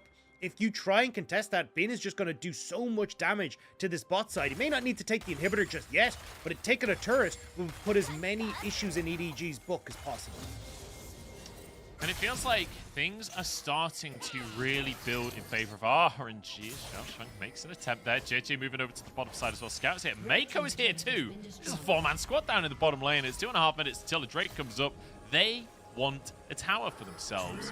I'm not sure that they're going to be able to find it. While Viper, in the meantime, still just chilling. Oh, sorry, Gala is just chilling up in that top side. Clearing things away. Way getting a Herald, and EDG. This doesn't feel like that great of a macro play, right? Committing 4 people to the bottom side where there isn't a Drake. You'll get a tier 1, but you're sacrificing a Herald and a tier 2 for it. I mean, that just feels like a blunder to me, Declan. I just don't feel like EDG can take fights right now. Like, one of the things that we talked about for RNG is like their ability to take really good team fights with dive. But you've also got a pretty heavy dive composition on EDG's side. And when a Galio is in that mix, Galio can do so well at disrupting a lot of what EDG have to play with. And just the champions in general on RNG's side come online right now. Like Zeri with that Triforce and the Zeal, super strong. Xiaohu being able to lock people up. Way with Gore Drinker is going to be huge. And, I mean, Hullbreaker's just silly. So when you look across at EDG, you're still waiting on a lot of these big power spikes, especially for Viper on this Kai'Sa. Kraken Slayer is nice, but not really enough to kind of write home about. So for RNG, they are definitely in control. EDG aware that they don't want to, like, blow this game open by taking a poor fight. And I think that shows, I mean, if we're looking at, like, the LPL TV show, character development for EDG. Because, realistically, that's what I wanted to see. And again, Ming has found a way in onto Scout here. Looks like RNG just trying to find control of the river right now before that Drake comes up in a minute's time. But Scout and JJ moving in themselves. They don't want to give this one up just yet. And so, you know, we're talking about scaling. We're talking about all of the potential advantages that RNG have right now. But we do have Mythics coming through for EDG, right? We've got this Kai'Sa with a Kraken Slayer. Ming close to getting caught out here. JJ just gonna hard commit to the play, denying this Blasco. No, he's not. Ming actually headbutts him away, gets the knock up onto JJ, and now maybe a turnaround for the side of RNG. Gala's just going to burn through JJ. It's Xiaohu to grab the kill, and now flying down from the heavens with a knock up. It's 2 for RNG. Xiaoshang into the backline, but it doesn't matter because Wei has chased Viper off, and it means Sylas is alone. Scout has to flash over the wall as Wei tries to chase, but misses the W. But that's a 4-kill sweep for RNG. EDG were just trying to find the pick. They didn't want to find the team fight. But when Ming outplays JJ, RNG are perfectly able to collapse. Dragon, number 2 for RNG. Tower is going across to RNG. This is the moment that RNG needed to blow open this game.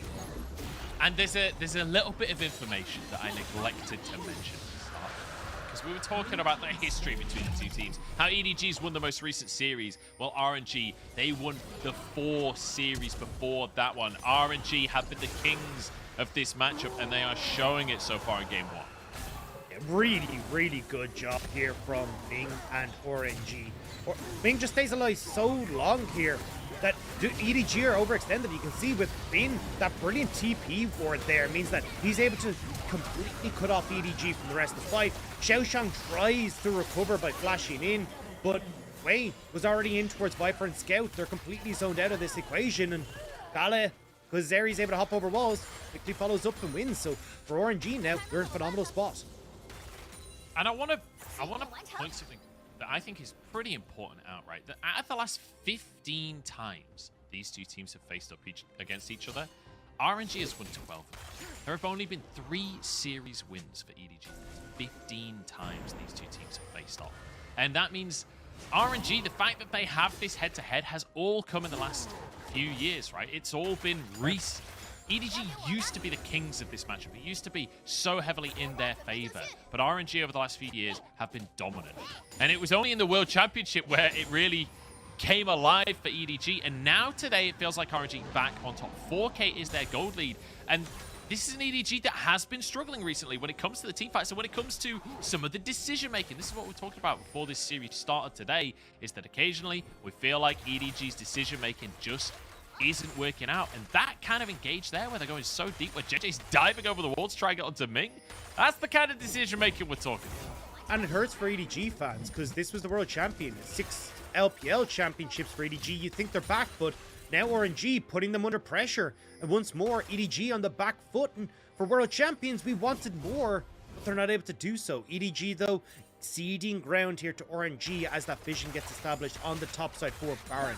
Buy space for Xiaohu to push in this bot wave, for Bin to push in top. Like, the team fight in the 1-3-1 is so strong for RNG right now.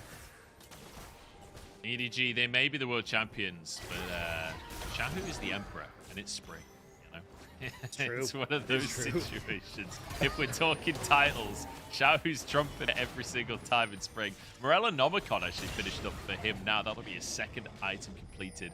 And I think we have to mention quickly that RNG is one of those teams in the LPL that when they find the lead in the early game, they are not afraid to pull that trigger, push that accelerator, and really make that known to their opponents, right? Currently, they're 4,000 gold up. They've got 2 out of the 3 Drakes in the game so far. That next one will be coming up in 2 minutes, but I wouldn't be too surprised with Gala having 2.5 items already if RNG just try and find a creative way to fight.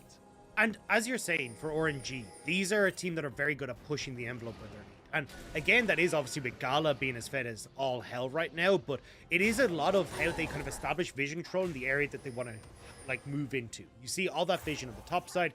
You're very aware that Baron is up and available. And if you are then investing wards as EDG into this top side jungle, well, RNG can then just cross map. You got 1.5 minutes until the dragon. Cool. We've now started to establish vision in your bot side jungle as well. And it becomes this really difficult move for EDG because RNG can go towards Baron at any time they want, but you've also got to keep control over this dragon in the next few minutes. And when you've got as many items as RNG do, this is a really difficult team fight for EDG to take if they don't have that vision. I will say, though, for EDG, at least Viper now on the 2 items. The Kraken Slayer, Phantom Dancer, it's an incredibly strong combo of items that just spike individually. Very big. And once he finishes off an Infinity Edge as well as a 3rd item, Viper will be absolutely terrifying to deal with. We'll be able to one-shot people in the back line. Scout as well with 2 items. It does feel like EDG are starting to get to a point where the carries, if a fight does happen and they're in the right position, I mean, we talked about Viper earlier. There's always that little thing at the back of your head that tells you that maybe, just maybe, Viper could just make it happen. He's up a hill, though. Like, when you look at the 3rd item, the Titanic Hydra bed to complete it for Gala, I mean, you've got so much lockdown that's here and available as well. Xiaohu being able to find those opportunities to zone Viper away, even Bin as well. It actually is really difficult for EDG to try and operate in these team fights. So for Viper, he's going to have to pull out some of that serious magic if he hopes to try and carry this. Has Scout paired with them, though. I mean, 2 items for this Vex is not anything to kind of sniff at. And if Gala ever gets caught out, that is so much of RNG's damage down. So keep your eyes to see if Scout, if JJ, maybe Xiaoshang can find that window of opportunity to play on towards Gala. Break started here by RNG. This would be their 3rd, but EDG want to fight for it. It doesn't matter, though, as Mako forced over the wall, and it's EDG that are just getting eradicated one by one. They're discoordinated. They're not going in together. They're separated into pairs, and RNG want to chase them down. Mako, no flash because he was caught at the start of the fight, and RNG just complete control from start to end this game. That was a terrible engage from JJ. Completely separated from the team, not able to get onto anyone of any note on RNG's side. They get Dragon. Well, they don't even want Dragon. They're just going to go over towards this Baron. How do you try and contest this as EDG? Yeah, you could have maybe tried to go for both here for RNG, honestly. Yeah. Maybe just go for Drake and then go for the Baron. Now, I'll get a full go this Drake, which does mean they will not make it to Soul Point here. This will be 2 Drakes apiece. EDG will grab that as a consolation prize. But a consolation prize is all that it is. A 2nd Drake here and a bounty, but it's traded over a Baron at 24 minutes for RNG, who are well and truly in control of everything. Gala sliding across the 5 stars. Yeah, I mean, look how far JJ is before anyone in EDG can follow up. And this is something that we've seen a lot from JJ, and why we kind of said, look, a lot of the issues that we've seen on EDG tend to fall on JJ. It's moments like this where he's just going that bit too far forward ahead of the rest of the team. Communication isn't there. And now EDG suffering as a result, especially when you look at RNG. You know, Baron up here with great side lane pressure, hole breaker for Bin. This is a nightmare of a defense here for EDG as RNG just run through mid. They've already got the wave in top. They could crack open the base right now. They certainly could. They're going to try and do exactly that in the mid lane. And, you know, when this team lost to R8, people started to worry, but apparently that was just a blip on the radar. Gala will be knocked up. There's the fear coming out from JJ as well. Gala just jumps over the wall. Wade trying to tank up a Scout, and Viper is separated from the team. Gala's going for a 2v1 on the backline as the rest of his team in a 2v3. Xiaosheng taunted and finished by Gala. Shadow Surge goes a million miles wide. And RNG, they've actually lost the fight in terms of numbers, but it doesn't seem to matter at all as they start to take this base apart brick by brick. I mean, mid inhibitor and tower down, top tower down as well, and this is just a great push from RNG, as he said, losing the numbers fight, but picking up the map state. And that's the more important thing here for RNG. And now EDG just falling further and further behind. And the biggest problem for EDG is that they are playing this kind of dive composition. So they have to go forward to try and find these fights. But when you're so far behind, that can be incredibly difficult. JJ tries to go back into the actual forefront of the fight, but Viper had already launched himself in the back to try and kill Gala, so meant that Viper's completely zoned out. Gala is so large and in charge right now that there's just nothing that the backline for EDG can answer with. When you look at the replay, Scout and Viper both dive onto Gala at the start of the fight, and he just doesn't take any damage. Oh. They just don't manage to do anything to him, and now he's got 3 items plus a QSS. So worst case scenario, he even has that cleanse alongside his heal, although his heal will be on cooldown for the time being. But RNG with that mid inhib now, with Baron still for another 30 seconds, should be able to push for a little bit more in the base. And we're getting to desperation o'clock here for EDG as they start to lose everything before their eyes. Mako is going to go in, but he just isn't tanky enough onto the backline. Gala's in trouble. Can this be the fight for EDG? They found one. Viper low, though. And EDG, they've dived so hard that they're on the wrong side of the play. Bin is trying to chase this one down. An advanced Hex Flash comes through from Xiaohu. That's a callback and a half as he tries to head them off. Viper will be taunted and taken down. Scout with a Shadow Surge to get himself on the right side of the play. Beautifully done, but Ming has abilities too, and it means that Bin grabs a double kill. RNG with the Dark Technologies will find the teamfight win against EDG. Even with Gala going down, with only 2 members of EDG left, it's more of their base exposed. And with that, RNG would take a second inhibitor. All 3 inhibitors exposed. Dragon in a minute and a half. And that was that desperation play that you called for, Munch. It just didn't pay off. It certainly did not. They did manage to find Gala. At least this time they did get Gala, but at what cost, Factor? At what cost? Yeah, and I'm kind of surprised to see how long Gala took to use that QSS. I was meant to point it out before the fight kicked off that he'd actually picked up the QSS, which was going to make it harder to make this exact play, but just worried about how many fears and how many different things he was going to have to dodge. Pulls the trigger on the QSS incredibly late, but it doesn't matter. RNG are just so far ahead at this stage. Bane has a ton of damage. You've got Wei who's able to work his way through the team fights as well. And EDG dump everything on the AD carry and have nothing left for the rest of RNG. And the amount of damage that Gala is pulling out in these fights, you can tell that there's a Gnar and a Galio on the team, right? Because Gala, he's stood in that Socialite Hex. He's got the double buffs going on here. He is annihilating everyone that comes near him, if he can survive long enough. This time he didn't, but the thing is, he's so tanky. With just the way that Zeri is as an AD carry, you do massive damage, but you're still incredibly tough to deal with because of the Titanic Hydra that you build. It feels like it takes them so long. It takes everything that EDG have just to kill Gala. And, I mean, there's not actually that much damage across the rest of the team from RNG, but there's enough to win the fight. I will say, like, Bin does hurt. I mean, Triforce, Hull Breaker, given 117% efficiency in team fights, it's kind of nuts. You've got the team at here. yeah, this, like, he really does hurt. The only thing I will say, though, is, yeah, I mean, the majority of the damage is Gala, so it's still good if EDG can pick Gala off at the start. You just got to make sure you have enough left in the tank for the rest of RNG. EDG, though, trying to cross-map at the moment. Dragon goes the way of RNG, that's the third one. EDG have seen too many times what happens when they try to take these team fights, so they're just trying to get some desperate gold back into their pocket, see if they can claim some of these bounties. Free items kind of across the board now for EDG. When you're looking at 4th items coming across here, maybe 5th items if you're looking at Bin, EDG still very far behind. RNG now searching for picks in the jungle as well, but EDG won't fall prey to it just yet. Dagda, I want to revisit something we talked about earlier. EDG have been struggling in team fights, and they've gone for this somewhat scaling composition on their side. At what point does that cash in? Are they going to be able to fight? Hang on, maybe we've just got to fight now. Okay. Are we going to be able to find a late game scenario where EDG does come back into this one? Or are you feeling like it's just a bit... It feels like it has to be a massive gnarled from Xiaoshang. And yes, I said that correctly. Xiaoshang needs to find that really big moment to try and win this back.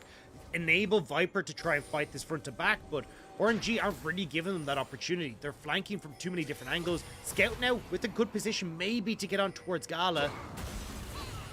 Engage from Ming, but he kind of whiffs it. Mako getting away. I'm not sure if he whiffed it or if that was an anchor. Power from Mako. Hard to see sometimes, but either way, it's going to be EDG walking away, and RNG can just rinse and repeat this, right? They still have vision control of the whole area. They should be able to play that forward chicken pit or not. They don't like clearing vision. Either way, though, RNG with vision control force EDG to face check once more. Baron started up here. EDG know about it, but RNG, they actually just want the fight. They don't really want to commit to a 50-50 Baron if they can help it. Ming thinking about going in. Xiaoshan steals away that unbreakable will. It's so valuable on the Silas. I agree, but I still think that the higher value ult is Bin's ult. Like, getting this massive AoE wombo would be the best way for EDG to try and burst out RNG, but don't have that option now as Xiaoshang stepping forward. Goes in, and Xiaoshang trying to be the front line. In comes Xiaohu. It's a knock-up only onto one, though, and in the meantime, Xiaoshang is practically invincible. This is the front-to-back that May EDG needed all along. Bin in Mega Gnar, but it's starting to run out, and perhaps a re-engage could come through from EDG. Trying to make it happen, but Wei knocks everyone away. Fear across the team, out from JJ. He may have sacrificed life, but sprints away from the fight. Scout trying to re-engage. There's a Shadow Surge, but it goes wide. It's one pick for EDG, and finally some semblance of control. RNG don't want to give up just yet, though. Gala's still alive. A recall from Xiaohu, and he does have TP available here. But it looks like EDG will back away in time. Or will they? TP in the mid lane. I think this is going to be extended, Dagda. I'm sorry, I've got to cut you off on that one. No, go for it, go for it. He's making the flank happen, but the fear comes out from Scout. Nicely done, but Xiaoshang caught on the top side of the play. And now Xiaohu trying to chase him down. Everfrost goes wide, but the taunt will connect. There's a knock-up. There's a kill for Bin as Viper fleeing into the base, and Gala will not let him. Gala, the man of the hour at MSI, and he wants to be just that in spring once more. Bin with another double kill, 7, 1, and 4 on this. Nah, he's had a game and a half here as RNG start this series in style, demolishing EDG from the word go without a moment's hesitation. RNG finding such good success in this mid game will fight back EDG for game number 1. And so many times we talked about how important these team fights were going to be, how important this early to mid game was going to be in this series, and RNG showing that they have a much better grasp on how they want to orchestrate that. RNG with an amazing start to the series, and you know, I was coming into this one thinking RNG off the back of beating Weibo, probably the favorite right now with some of the issues that we've been seeing from EDG. But I didn't think it was that black and white, you know. I didn't think it was just going to be the fact of RNG straight from the bat, reading every play EDG tries to make, winning both sides of the map simultaneously, and then just snowballing to a win. I have to say, Dagda, I'm kind of disappointed by game number 1. I thought EDG were going to give us a banger. This is RNG EDG, but so far, it doesn't feel like it. And it's kind of exemplified everything that we highlighted at the start of the day, right? Why EDG have been struggling, why they haven't been able to take wins against the top teams in the LPL. You know, poor decision making on how they want to skirmish, poor team fighting, poor coordination. We're starting to see all that exemplified. And it's heartbreaking. Because you look at that fight at Barrett and you're starting to see glimpses of EDG of old. You know, finding those team fights despite the gold lead. That was something that EDG in 2021 were able to do so well, but not this time. RNG, they get the TP back in and they close out the game. And I mean, the Goldcraft tells the story here. 1 or 2 mistakes from EDG, despite the fact they had that really strong early game, it meant nothing when we got to the mid game. The decision making from RNG too strong, and EDG fall. And Viper actually topping the damage table, which I have to say I'm massively surprised by. I was expecting that to be Bin with the scoreline at the end, and maybe Gala with how these team fights have been going. But Viper doing as much as he possibly could. To be said, I think JJ, a couple of question marks, and Mako too, both of them occasionally getting caught out of position, going too deep in some of these fights. The gang just not having the follow-up. And the thing is, this somewhat arguably dive composition coming out from EDG. It felt like, in theory, would be able to do stuff, but you're against an Alistair and a Galio, right? Like, it feels so difficult to ever actually deal with Gala in the fights. We only saw them succeed one time. Yeah, and I was kind of... I'm playing with the thought in my mind about whether I like the build from Viper or if I would have preferred to see the AP build. Because one of the big benefits of the AP build is that you do get a ton of poke off of the Void missiles. And I think when you're looking at this very heavy dive composition coming through from... a composition that's both paired up for dive, but also pretty good at anti-dive that came through from RNG. I think going for the poke could have worked out really well, especially when you've already got Scout there who can lend to kind of a lot of long-range damage too, and maybe you try to play these team fights a little bit slower. It just felt like, honestly, JJ not really comfortable going to be that big engage to afford these dives. Some of the front-to-back team fights working out, but they really just felt like they weren't in control of when it got to the mid-game. Yeah, not quite working out for them in game number 1, but we'll see if EDG can go back to the drawing board and fix things up. Really intelligent draft from RNG in game 1 and a dominant win to boot. We'll see if they can keep that rolling right after the break.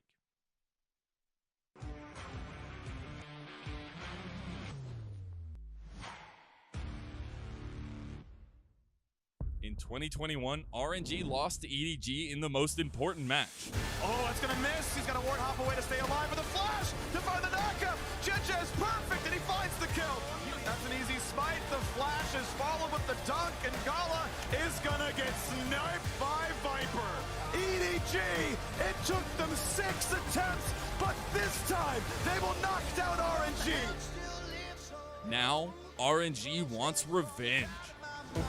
He's gone down. Why are you there, my friend? Why are you pushing it when he's still a Gwen and he's still healing? Oh, that healing was ridiculous. They still haven't taken him down. Finally, to get him, and here comes the package across everybody. Burn, baby, burn. RNG find themselves a fight. Triple kill for Big. Xiaohu played well in the top lane in 2021, and we worried whether he would be unfamiliar in his return to mid. But now it seems our worries were superfluous. As the leader, he deserves to be trusted.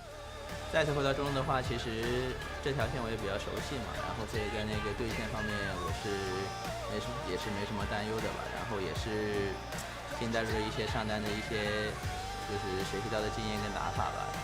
Although he burns on the interim, but anyone's legend of reset to Xiaohu! Xiaohu! Vex, Xiaohu! Say his name, say the champion! Xiaohu is still one of the top mid laners, but this time he's going to face the finals MVP of World Scout, who is still a top mid laner in the LPL in his own right and is always willing to exert his pressure. 最近我们自己的状态可以说是不稳定吧，但是也在慢慢提升中。然后后面的话，我们保持好状态的话，应该会没问题。 Flare as well. He goes gold with the shockwave from down on the back end. That's the real hero play. The teacher is still the teacher. Under the leadership of Xiaohu, RNG is still outstanding in this spring split, and Bin has well passed the adaptation period and has played to his strengths. Absolutely shoot him. Now Bin might actually try and dive the Kali. He gets him, I think. Yeah, one more snip and he got him. He's dead. The Ignite is still ticking, but not enough because you've got the needle work for the healing. He'll be able to push out this wave as well. Way not quite able to make it on bot side, but Bin makes up for it at top. EDG still retain dominance as world champions, especially JJ. He may even be stronger now than he was at Worlds. Feel him going down fast, it's over the wall. Pill, but he gets Oh, it. he does! Jed does! gets it. World champion quality jungler. 我觉得这次一场 RNG 的话，胜出关键还是我感觉在小虎身上吧。对，我们要去研究一下小虎这边的打法。兵哥啊、小虎啊，他们应该都挺想拿 MVP 的，所以说看他们两个表演就行。 EDG and RNG are both strong legacy teams of the LPL, as well as MSI champion and world champion respectively. Over the years, they have been friends, they have been opponents, however, there can always only be one winner. They all must fight for their own honor. EDG versus RNG.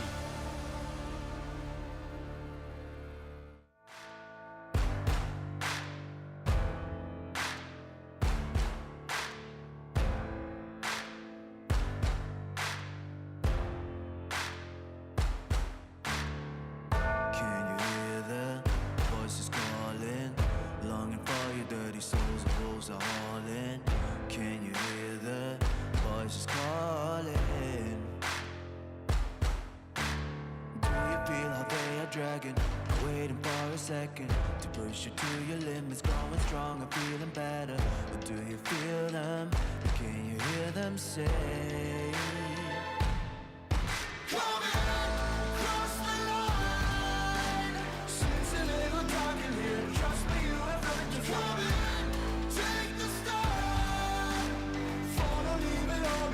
Welcome to the other side.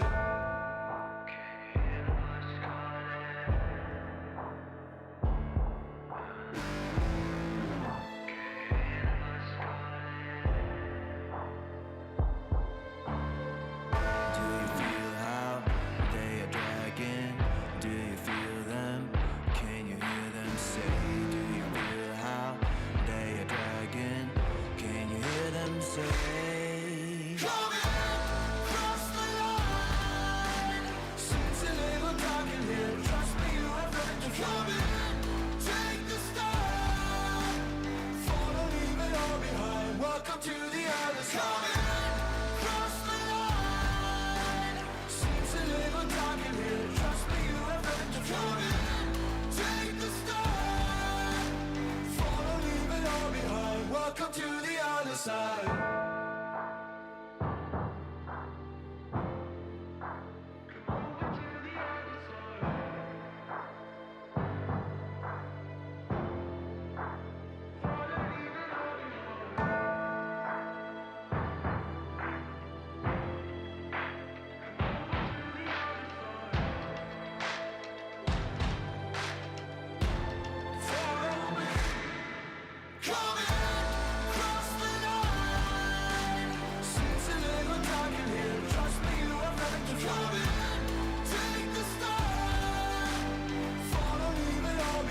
Welcome to the other side.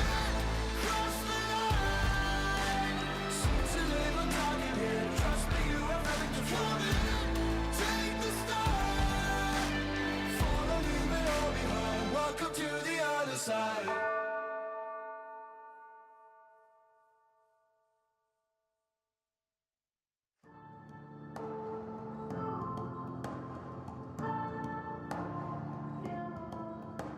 The moment I throw my backpack in the trunk of your rusty car, not knowing where we going, I'm hoping that it's gonna be far. Oh, I'm hoping that it's gonna be far. And all I see is a white view light through a soft clouds. The sun, the moon, and you.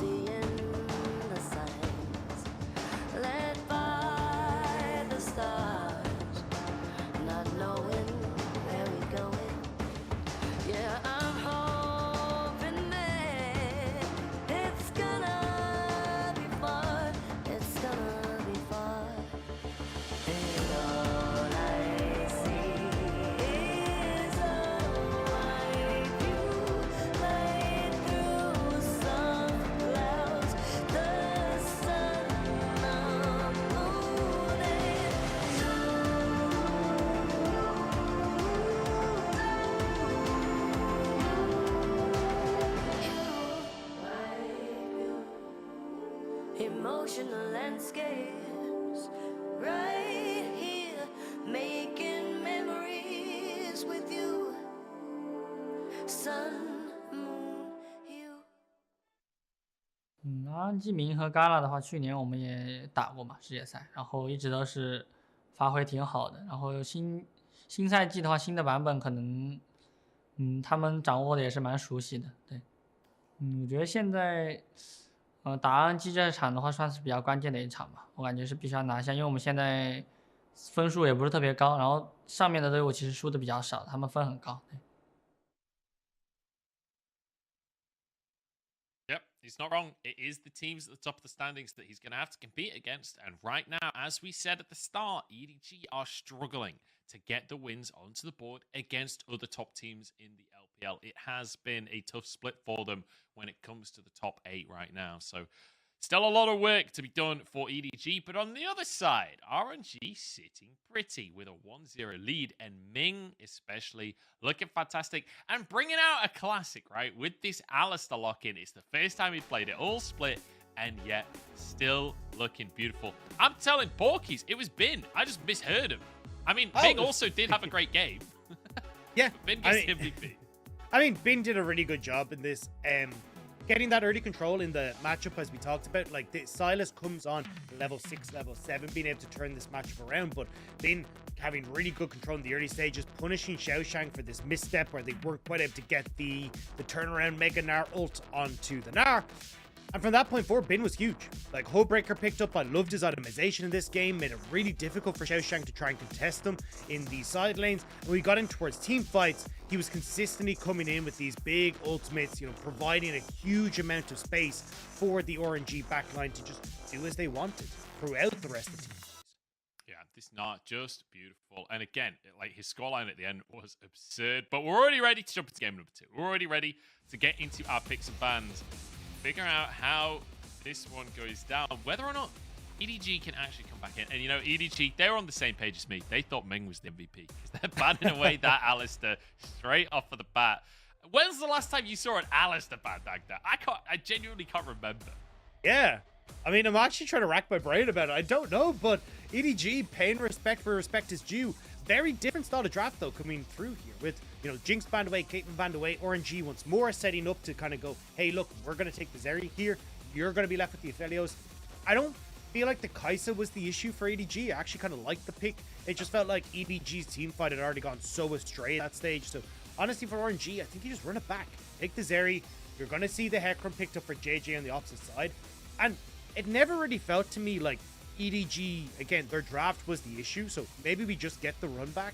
But it does feel like it was more the execution was the issue for EDG. I am curious where RNG go in terms of support, right? Because once again, we've got this Leona ban, therefore Nautilus pick strategy from EDG, but also banning the Alistair. Dagda, I'm going to make a bold prediction here. We could see a set from Ming. It's something he's played this split already. It's something he's played a ton historically. We could have another set support angle because they likely want that hard engaged support once more. We saw it in the early stages of today. Maybe we do, but that big mid lane pick in the Rise is left up and available. This is a terrifying pick to give to Xiaohu, and especially when EDG have been struggling in their mid game fights. If you don't have something to control this Rise in the early stages, you're not even going to get to the mid game before you can really get a grip on what RNG are doing. So I think for EDG, looking at this Orianna pick could be something big on this next rotation, but it does mean you get the ban away from RNG on more of those AD carries, and suddenly Viper is left out in the cold. So again, RNG doing a wonderful job in draft of kind of pushing EDG into really difficult decisions. No support and no jungle in that first half of the draft, and the Galio comes in to answer this Rise out from EDG. This is such a strange draft series. Like, the priorities seem totally different for RNG too. Most teams in the LPL. Leaving jungle to the second rotation both times and blind picking both of your solo lanes. It's such a different take. So I'm just going to point this out as EDG ban junglers, RNG are going to ban away top laners. That the big reason why we're seeing this kind of shift in meta in the draft priority for junglers is because of Hecarim. Like, so many of these picks, banned away for AD carries for RNG. But the big difference here is Hecarim doesn't have that pressure in the early game. So when you see that Hecarim locked in, it actually opens up a huge amount of jungle mixtures that you can go for, because you don't have to worry about being invaded early. You know, Hecarim just doesn't have that skirmish or dueling damage in the early stages of like a Xin Zhao or a Lee Sin.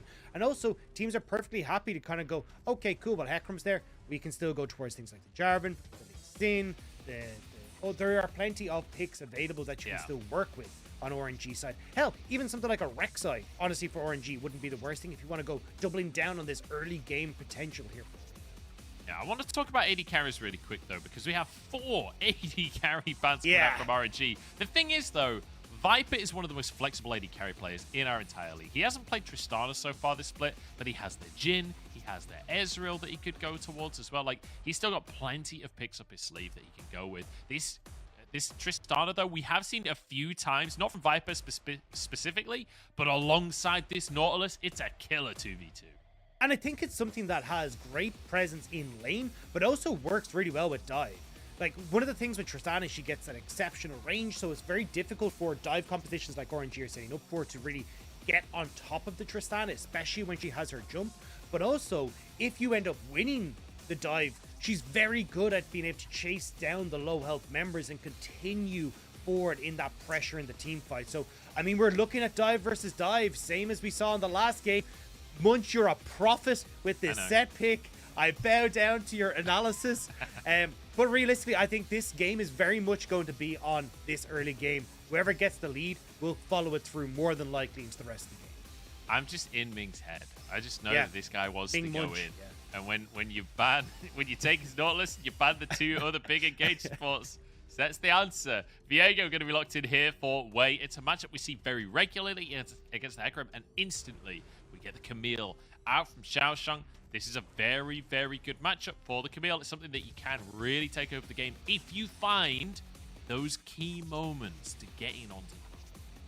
And that's the big one, is trying to find those key engagements, and especially for the opportunity for JJ to start playing up towards this top side alongside Scout on this Galio. So I certainly think Bing putting a bit of a target on his back here, especially with the way EDG want to play, because honestly, Viper, Mako, happy to just farm it out, scale into the later portion of the game. Huge amount of roam potential here in the mid lane. And I personally think that, like, with the early pressure Xiao Hu has in the mid lane, you'd be crazy for Wei to not go for these. Sorry, laugh at a little backslap there. Good banter between the coaches, but you'd be insane as Wei to not go for these invades into the enemy jungle. Like, this is such a simple way for you to get control. Like, you push early mid and top, push early mid in the push early in the top lane, push early in the mid. Just go for these invades and really get JJ behind.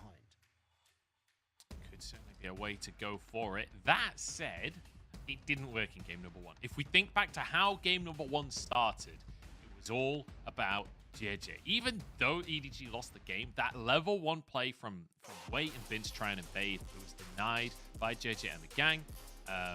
And it set up JJ for a really nice start on this Hecarim. We'll see if RNG can change things up at level 1 this time around.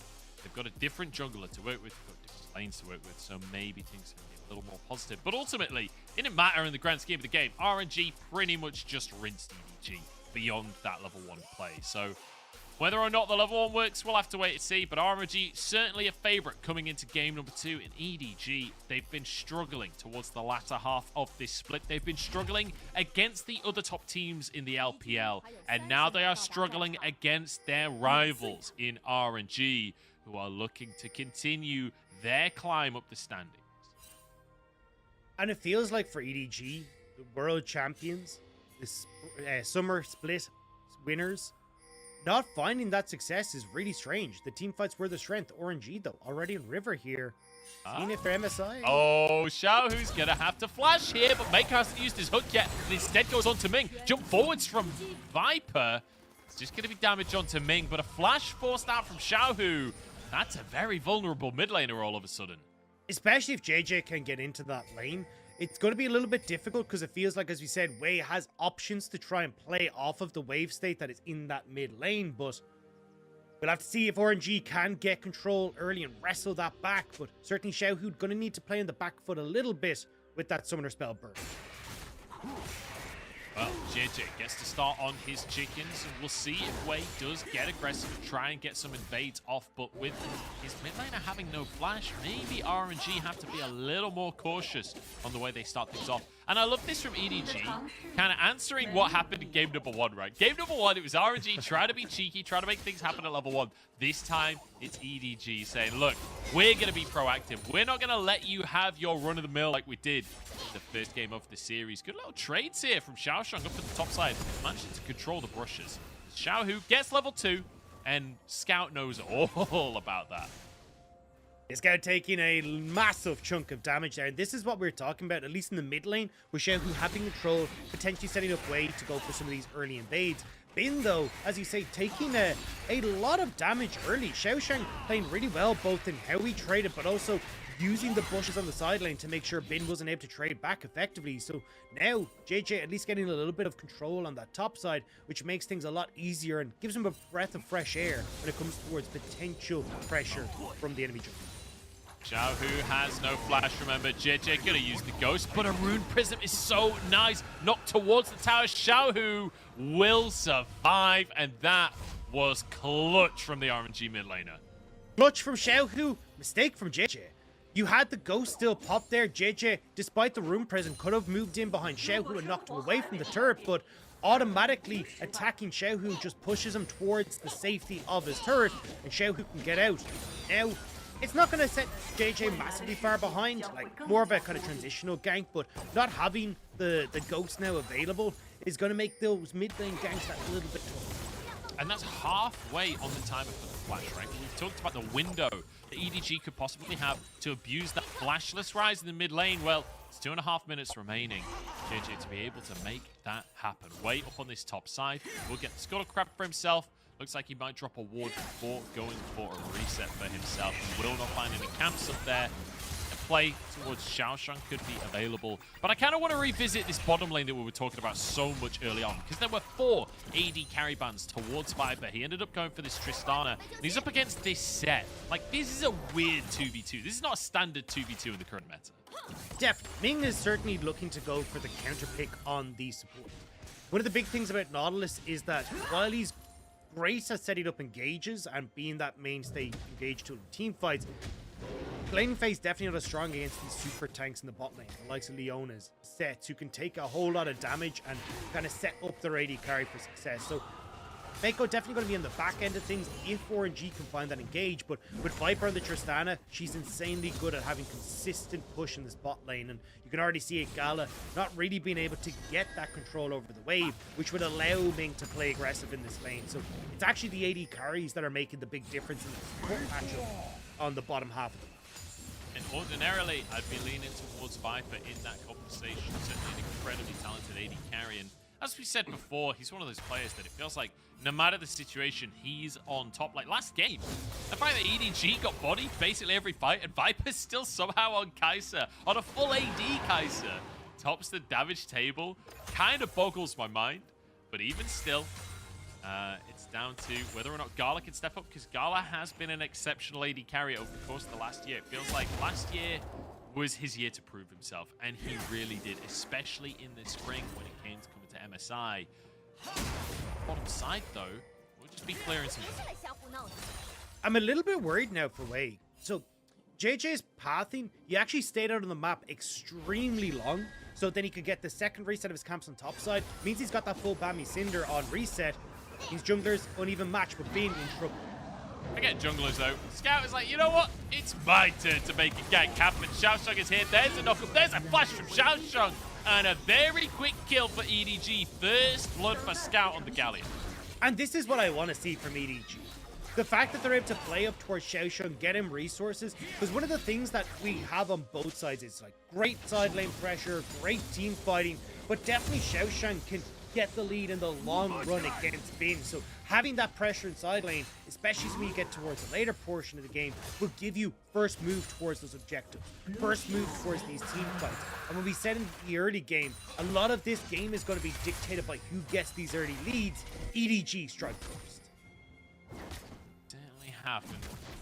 I mean, it's not going to be a huge gold lead for them to start off, right? We're still basically even in gold, and it's traded for a dragon on the bottom side for RNG, so Certainly not a massive lead on the side of EDG, but it's a nice start for Scout to get that first blood. It does mean he's now got a Doc Seal in his pocket if the next few fights do kick off. And crucially, I want to talk on the conversation of early presence, right? Because we've seen Scout already making a play. Now level 6, so he can make another play towards Bin if he finds the opportunity to. Xiaosheng with this Galio Camille combo. We've all seen it before, right? It's notorious. There is a lot of playmaking ability for EDG in this early game. And especially with the flash burned on Bin, there's just no real wiggle room for him in that engagement. Mako moving up here to make sure that Scout can get control of the mid lane as well. And now Scout can just dip into Fog of War. Bin overextending the top lane. He may not be able to get this wave crash, which again, either he respects the potential playing topside and backs away as you can see, or Xiaosheng just gets to freeze the wave. So again, it's a win-win for EDG. And a lot of this has come back towards, Xiaohu burning that flash in the early stage. Not able to get control in the mid wave, not being able to play as aggressive as he should be able to rise, and not allowing Wade to go for these invades that we talked about in the enemy side. Bin not having control of that top wave as well because those good trades from Xiaosheng. Like, this early game from EDG, again, very well orchestrated. It's a case of, can they now carry this into the mid-game fight? That was what made them lack in game number 1. Did EDG, while we're talking about potential advantages in the fight itself, so far in laning, not doing so hot, behind in all 3 lanes right now when it comes to CS numbers, but instead they're just going to group up and go for a Herald, because like you said, they've got a potential advantage in these fights. Herald's eye popped 4,000 on that as RNG immediately engaged upon a JJ straight over the wall, followed up by Scout. Knockups galore. Xiaohu stuck in a corner right here. Health bar still going for EDG, but now Gala's arriving and he's going to try and clean things up. It's 1-0 so far, but a stun on Mako, and it feels like RNG are on the chase. Realm Warp coming on through. I've no idea where that was meant to go, but it's going to be a kill for RNG. Wave flashes forward. Scout back into spray, but he goes down. JJ behind enemy lines, but he just can't go in at this point. And RNG, the longer the fight went, the more it felt in their favor. And a lot of that came down to Bin at the start of that huge Gnar ult to soften up EDG. And it meant that when RNG were able to get themselves into position, get this front to back, they could push forward. Look at the top of this fight. Bin incredibly close to Gnar, or Mega Gnar. The engage is great from JJ here, but watch Bin. Shuts down every bit of engage that he wants to do. Xiaosheng can't follow up. Fyko zoned out of the equation. RNG deal with JJ, who has been separated on the back line, and with those squishy health bars already there, RNG are able to follow up and find some of these kills for themselves. So good to be an RNG fan right now because the team fighting is looking magnificent. And once again, Dagda, we have to go back to what we said at the start of the day.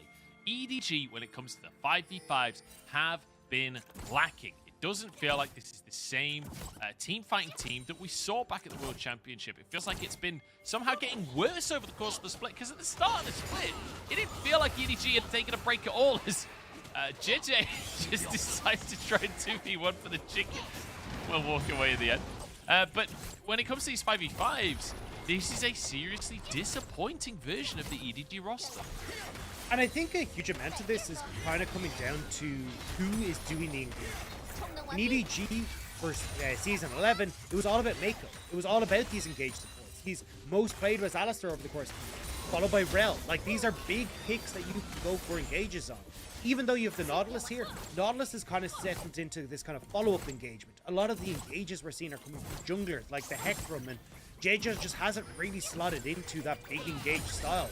EDG, though, doing good jobs on the map here. Viper going to be very quickly accelerated, getting this nice bit of turret damage on the bot side, and will answer for this eventual Rift Herald play that we see, but actually not going to use it on the top side like I thought they would there for our way moving down towards the bot lane.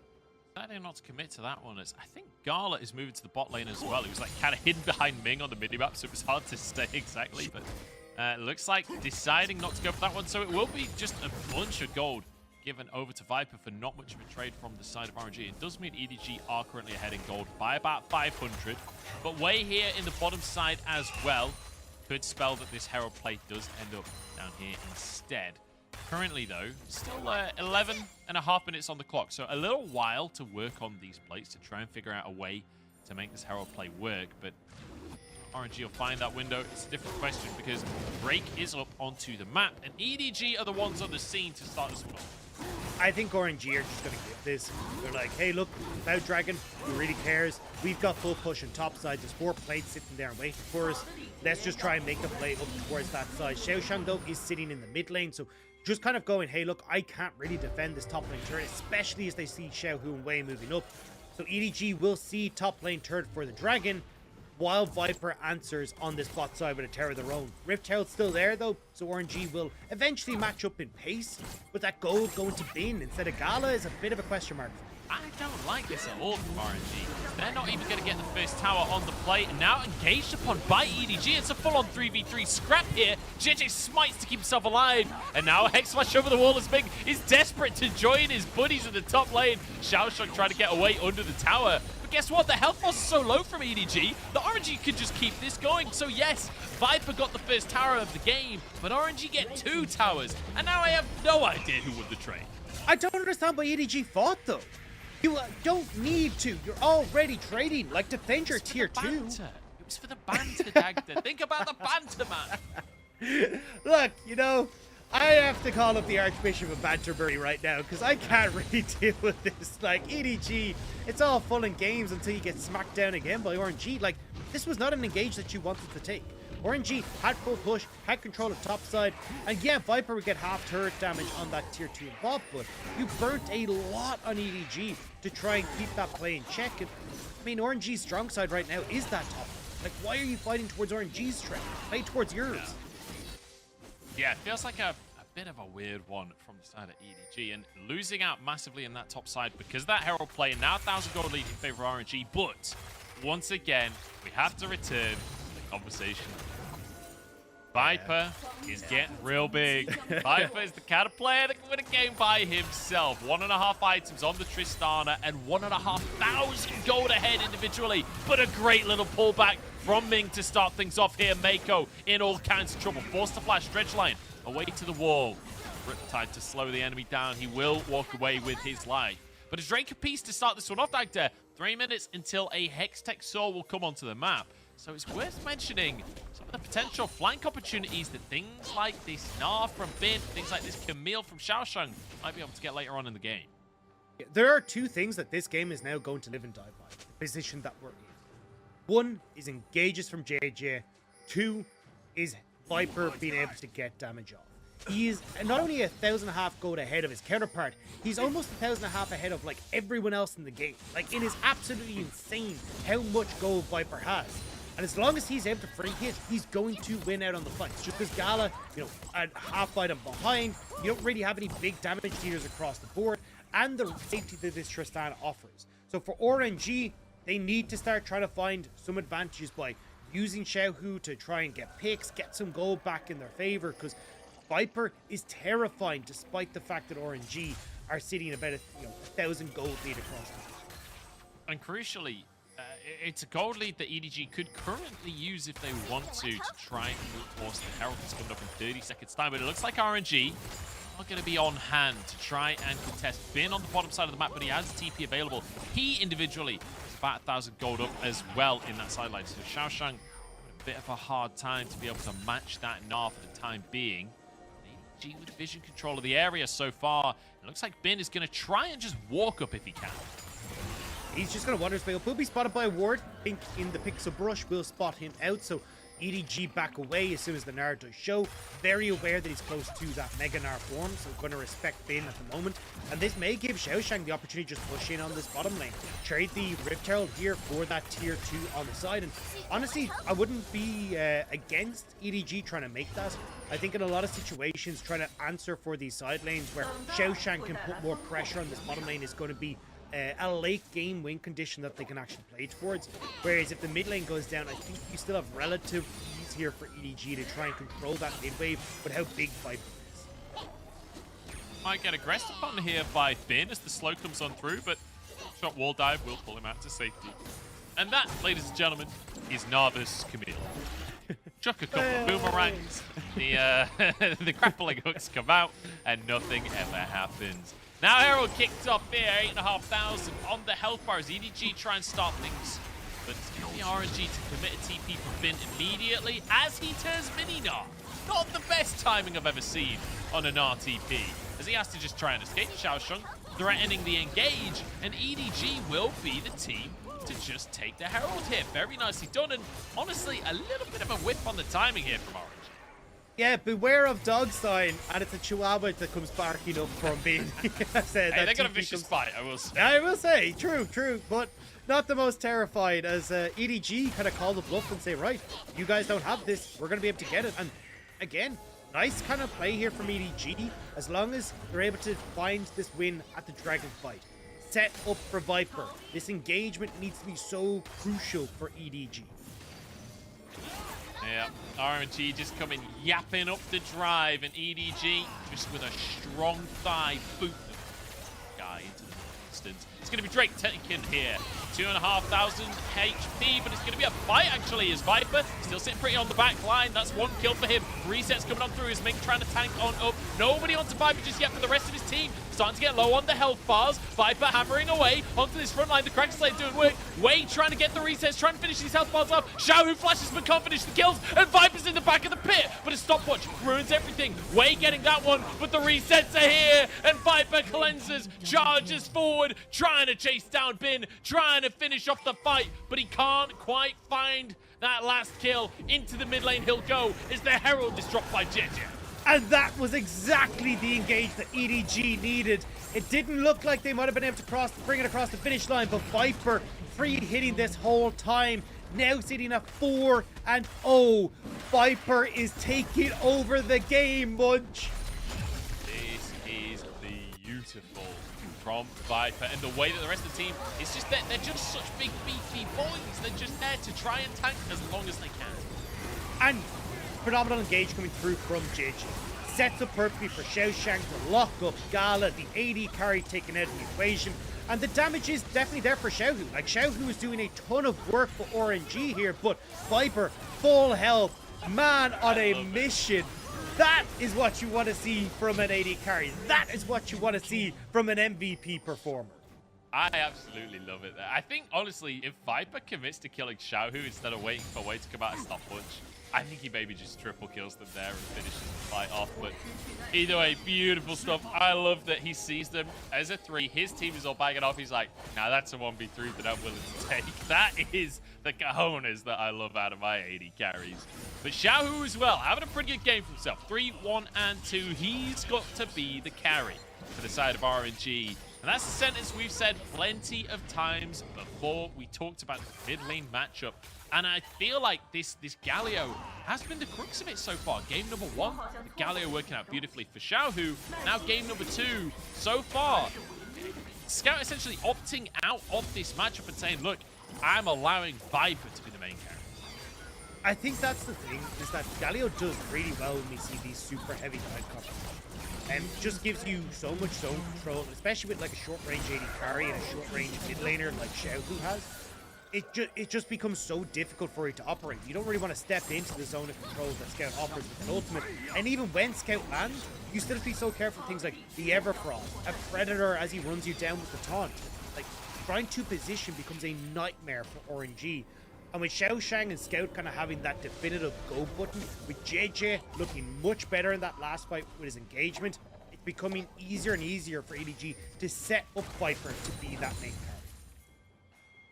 Here's 2 items now, and again, the Kraken Slayer Phantom Dancer that we talked about in game number 1. It's a big power spike in of itself, and Tristana is one of these crit AD carries that doesn't necessarily need to have those 3 items to have the big spike like a lot of the AD carries. Because the way her kit works, you have so much burst damage that realistically, if the fight starts well, you're still going to be hammering real hard without finishing that Infinity Edge. So the 2 item mark still very prominent for Viper on this Tristana. The fact that he still has, 10 CS per minute across the course of this game, despite how many scraps he's had to be a part of here, certainly helping accelerate him into the mid game. But EDG trying to make a play towards his bottom side. RNG with a lot of players here as well. Feels like both teams know what's going off here. EDG just fishing for the vision at the moment. Want to try and go for this tier 2. Xiaosheng calling the bluff there. Kind of going, hey, how many people are here? And a really nice play from Xiaosheng there. Now RNG all exposed, standing underneath this turret. Yeah, and the bomb ticking away. That's going to be big damage, and a tower taken down by Viper times more. And EDG basically saying, look, we're coming to the bottom lane and we want a tier 2. And RNG go, well, we'll send 4 people to watch you take that tier 2. Nice job. Golf There's no way that we can actually fight you right now. Hang on, though. 30 seconds until this trade comes up, Dagda. This would be sole point for RNG, but can they actually fight it? That's the problem that I have. Look at the vision control that EDG had established in that jungle. You're now clearing that out for RNG, but it means you don't have a huge amount of control of the mid lane. They're trying to TP in with Bin to guarantee control. Bit of a late reset for EDG, actually. Might give RNG access to this river. So EDG, staying a little bit too long on the map for this dragon, and now RNG in a phenomenal spot. Viper is going to struggle a little bit to get access to this fight, but with the Lord Dominic's Forgotten now completed as well, if he can fire on RNG, he's going to deal so much damage.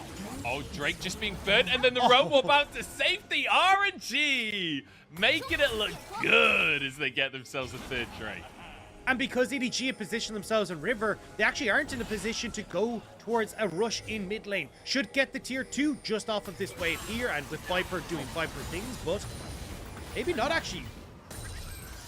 Not as Bin about to turn Mega will be denied by Scout. Good little Everfrost there to disengage the play, but Xiao Sheng looking for a flank. The tower on about 1 HP. EDG wants to just go for the fight here. Wait, moves in. We'll just find a Camille though. That's not a 1v1 that the Rune King wins, but it's not in a 1v1. Bin is here, but whiffs the ulti. A flash coming out from Xiao Sheng, pulled in by Ming. Now the Galio to fly on over. Xiao Sheng bought time. Is it enough is the question. Viper now starting to get resets in the fight. He's just churning through these health bars one by one. The members of RNG are cut down before our very eyes. EDG just dominate yet another fight. You've activated EDG's trap card. You jump onto Xiao Sheng, and he just sets up the engage for Scout. It is perfect, and Viper leaping over the wall, picks up the fight. They pick up the Baron. RNG, though, they're looking to contest. I don't know if they have the numbers for this. It's a 2-man contest. And it's a mini-nart as well. Xiaohu and Bin, can they make the magic happen? Xiaohu and the replacement top laner trying to go for a 2v4. Big damage into the bit. Scout trying to get torn onto the 2 of them. Viper here with the damage. Knocks Bin away, who's about to turn Mega here. And it's a valiant effort from RNG as the Mega Dart comes on through. The ult comes on through, but the damage just isn't there. 2 more kills for EDG. The Baron does reset though. Perhaps they've delayed enough. Wei trying to make his way over as well as the Baron started once more. Round number 2. Ding, ding, ding, ding. Deja RNG going for another fight with a numbers disadvantage, but Scout is behind the play, way over the wall. He wants to try and make a miracle steal happen. Doesn't have vision right now. Has a blast cone to try and get into the pin, and he's done it. Wei makes the steal happen, and now Gala locked in a Hextech ultimatum, but he takes down 1 for his trouble. I mean, the burger flip from EDG was not the call. They just take the fight. Scout was in a perfect position to set them up for success, but somehow Wei gets into the play. We're going to come back to this earlier fight, though. This is what we're talking about. You chase with the Xiao Sheng, but I mean, it's the trap card for EDG. They turn around with the Hextech ultimatum. It pushes back EDG. Scout comes in beautifully with the ultimate, and look at Viper once more setting up for this run-to-back fight. He gets so much damage off, but here, Wei, this steal, so crucial. Still, EDG get a huge amount of gold. They will get a ton of presence on the map, but just missing out on Dragon, just missing out on Baron. These are the things that could have crossed EDG over the finish. And the thing is, this is the panic that we've been talking about. This is the late game issues we've been talking about with EDG, right? It comes down to the shot calling. We've seen dodgy team fights that not necessarily are an issue of mechanics, it's an issue of the coordination of the team. And now we're seeing these calls, these plays that, like, trying to 50-50 to Baron. Like, if it works, fantastic, but you know, it's a 50% chance of working, so not exactly ideal. And like losing the Drake on the back of the map plays, it does feel like even though RNG have been behind the vast majority of this game on sole point with the next Drake up in a minute, maybe a chance here though as Gala is caught. There's a knock up, there's a fear. Gala just locked up forever, and Ming already fell in the fight as well. Okay, I was laying it on thick about EDG, but it turns out they're still in control. Xiaohu was trying to see if he could get top wave push, so he wasn't in that fight, and RNG trying to see if they could get control of River to enable Xiaohu to go for the side lane play, but Gala gets caught. That's the power of this Galio Camille in these later portions of the game. And just with that pick, EDG get full control for the next dragon. They're going to look for the resets now. Maybe Wei can look for the Miracle Steal, get that soul point for them, but with EDG's team fight, it's going to be tough to try and answer. Is RNG trying to get some vision control. 30 seconds on the Drake, and the resets have come on through for EDG, but you can reset a little bit later on this map thanks to the portals. You can rejoin the fray. So EDG will be grouped, but look at the ultimates right now.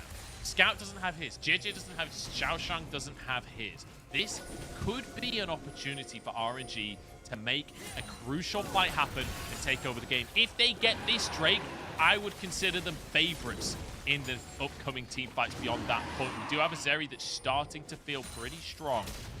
He trying to group up in front of it. Xiaoshang trying to find a flank for Bin. Very close to Meganar. Pulled on in.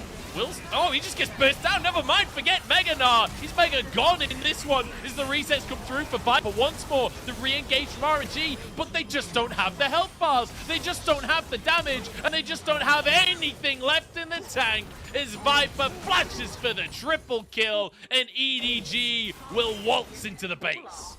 Bin is a Chihuahua. Viper is a boa constrictor. He has absolutely decimated the front line of RNG. There is no even fight. It doesn't matter about the ultimates. Viper will win the game for EDG. Anaconda don't want none. As I can't remember the rest of that song, but it's 20-7 here. And EDG come back in the series and give hope to a fan base that was starting to wane a little, I fear.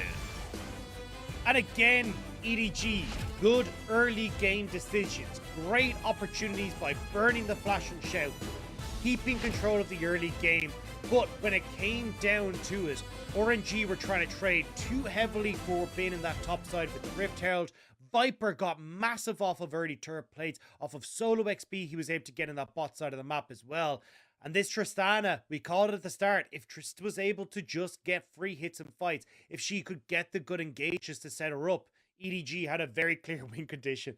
And honestly, when literally every other member of your team has some form of engagement, it's going to be a little bit easy to get yourself set up for this Tristana.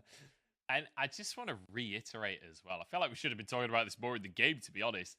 Viper had 4 bans against him, and this is the performance that he puts up. We said it right at the start of the series, and I'll say it again. Viper is a player that you literally can never count out. He does not have bad games. It sounds like hyperbole, right? It sounds like I'm just hyping for the sake of it, but genuinely, point me to a replay of a bad game for Viper in the last, year. It just doesn't happen. This guy is unbelievably consistent, and that level that he's consistent at is best in the world. And that's the thing. You look at the other AD carries that we have in the league, and it's Viper in first, but it's head, shoulders, chest above everyone else in the league. It's this guy is such a magnificent player, such a joy to watch. And when he's given the opportunity, as you can see in this game, to carry, he just pops off. 26,000 damage in this game. The amount of control that Viper had in these fights and the willingness to put himself in harm's way to carry these fights for EDG is what separates Viper from me. And I love that EDG essentially have acknowledged this, right? They've gone, look, Viper, mate, you're pretty good at League of Legends. Let's just build a composition where everyone else can just play bouncer, play bodyguard. Everyone protect the president. We'll just lock in the biggest champions we can think of, because most of those have CC, and just run from there. Really nice to see. But also, I love that they went with this Galio Camille, right? Setting up a strong way to play around the top side of the map so that Viper can be left on his own to take literally every turret plate plus a tier 2 down to the bottom side. It's a kind of a twofold, right? You get that early play to kind of play towards top. It means that Viper gets ignored and can set up. But also when you get to team fights, when you see these dive compositions, oftentimes there's very much that focus on the AD carry to provide that damage from the backline. This game was impossible for Gala to play with that Galio and Camille, and just made Viper even more important to this setup. So honestly, really well orchestrated by EDG. A lot of the problems that I saw starting to get fixed in game 2. We'll have to see if they can do it coming into game number 3. We will have to wait and see. One more game on the docket for today. EDG and RNG going the distance as we knew they would. Join us after the break to see how this one finishes out.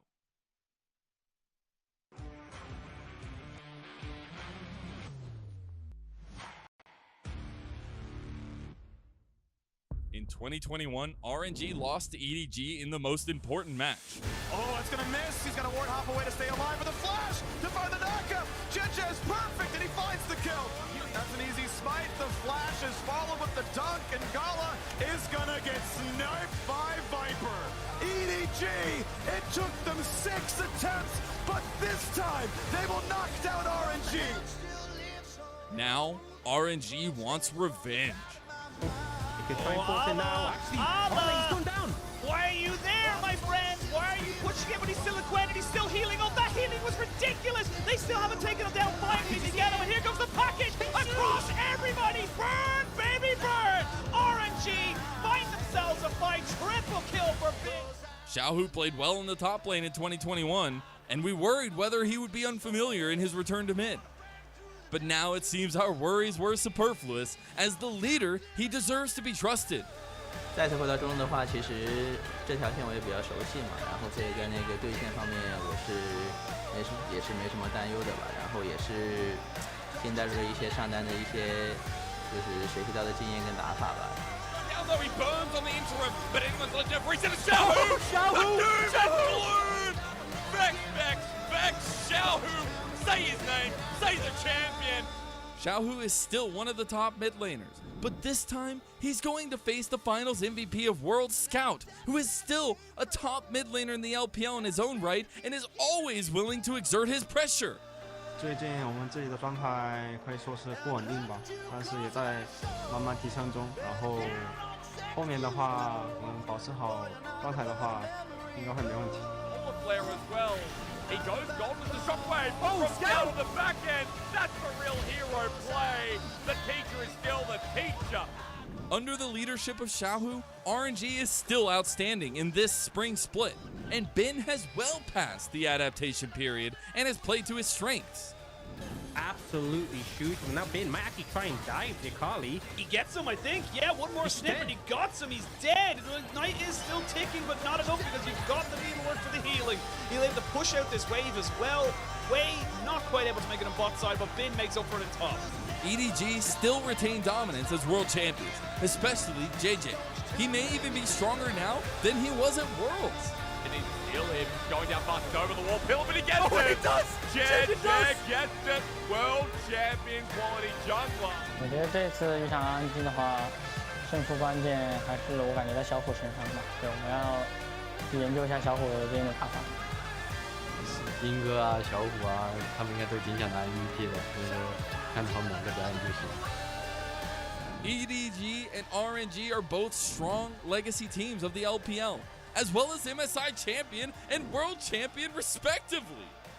Over the years, they have been friends, they have been opponents, however, there can always only be one winner. They all must fight for their own honor. EDG versus RNG.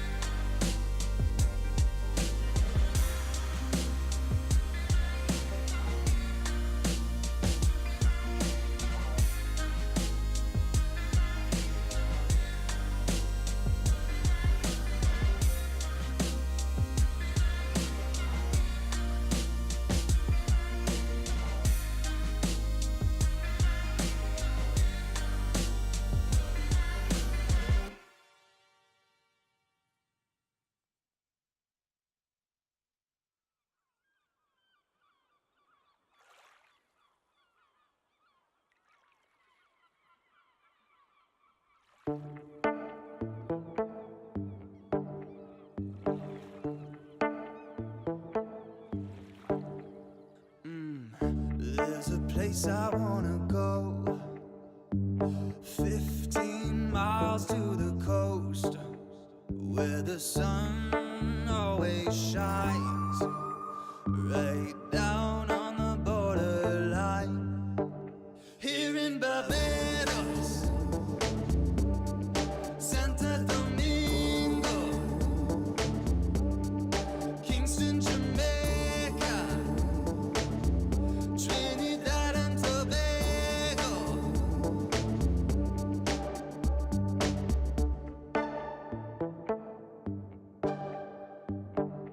Sitting here under the blue sky, people here don't ask why. The sun comes down every evening, oh, the sun comes up, we're believing. Here in Barbados,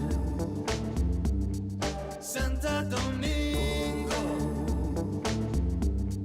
Kingston, Jamaica, Trinidad and Tobago. Lazy breeze in a sea of green, slipping on the sunscreen.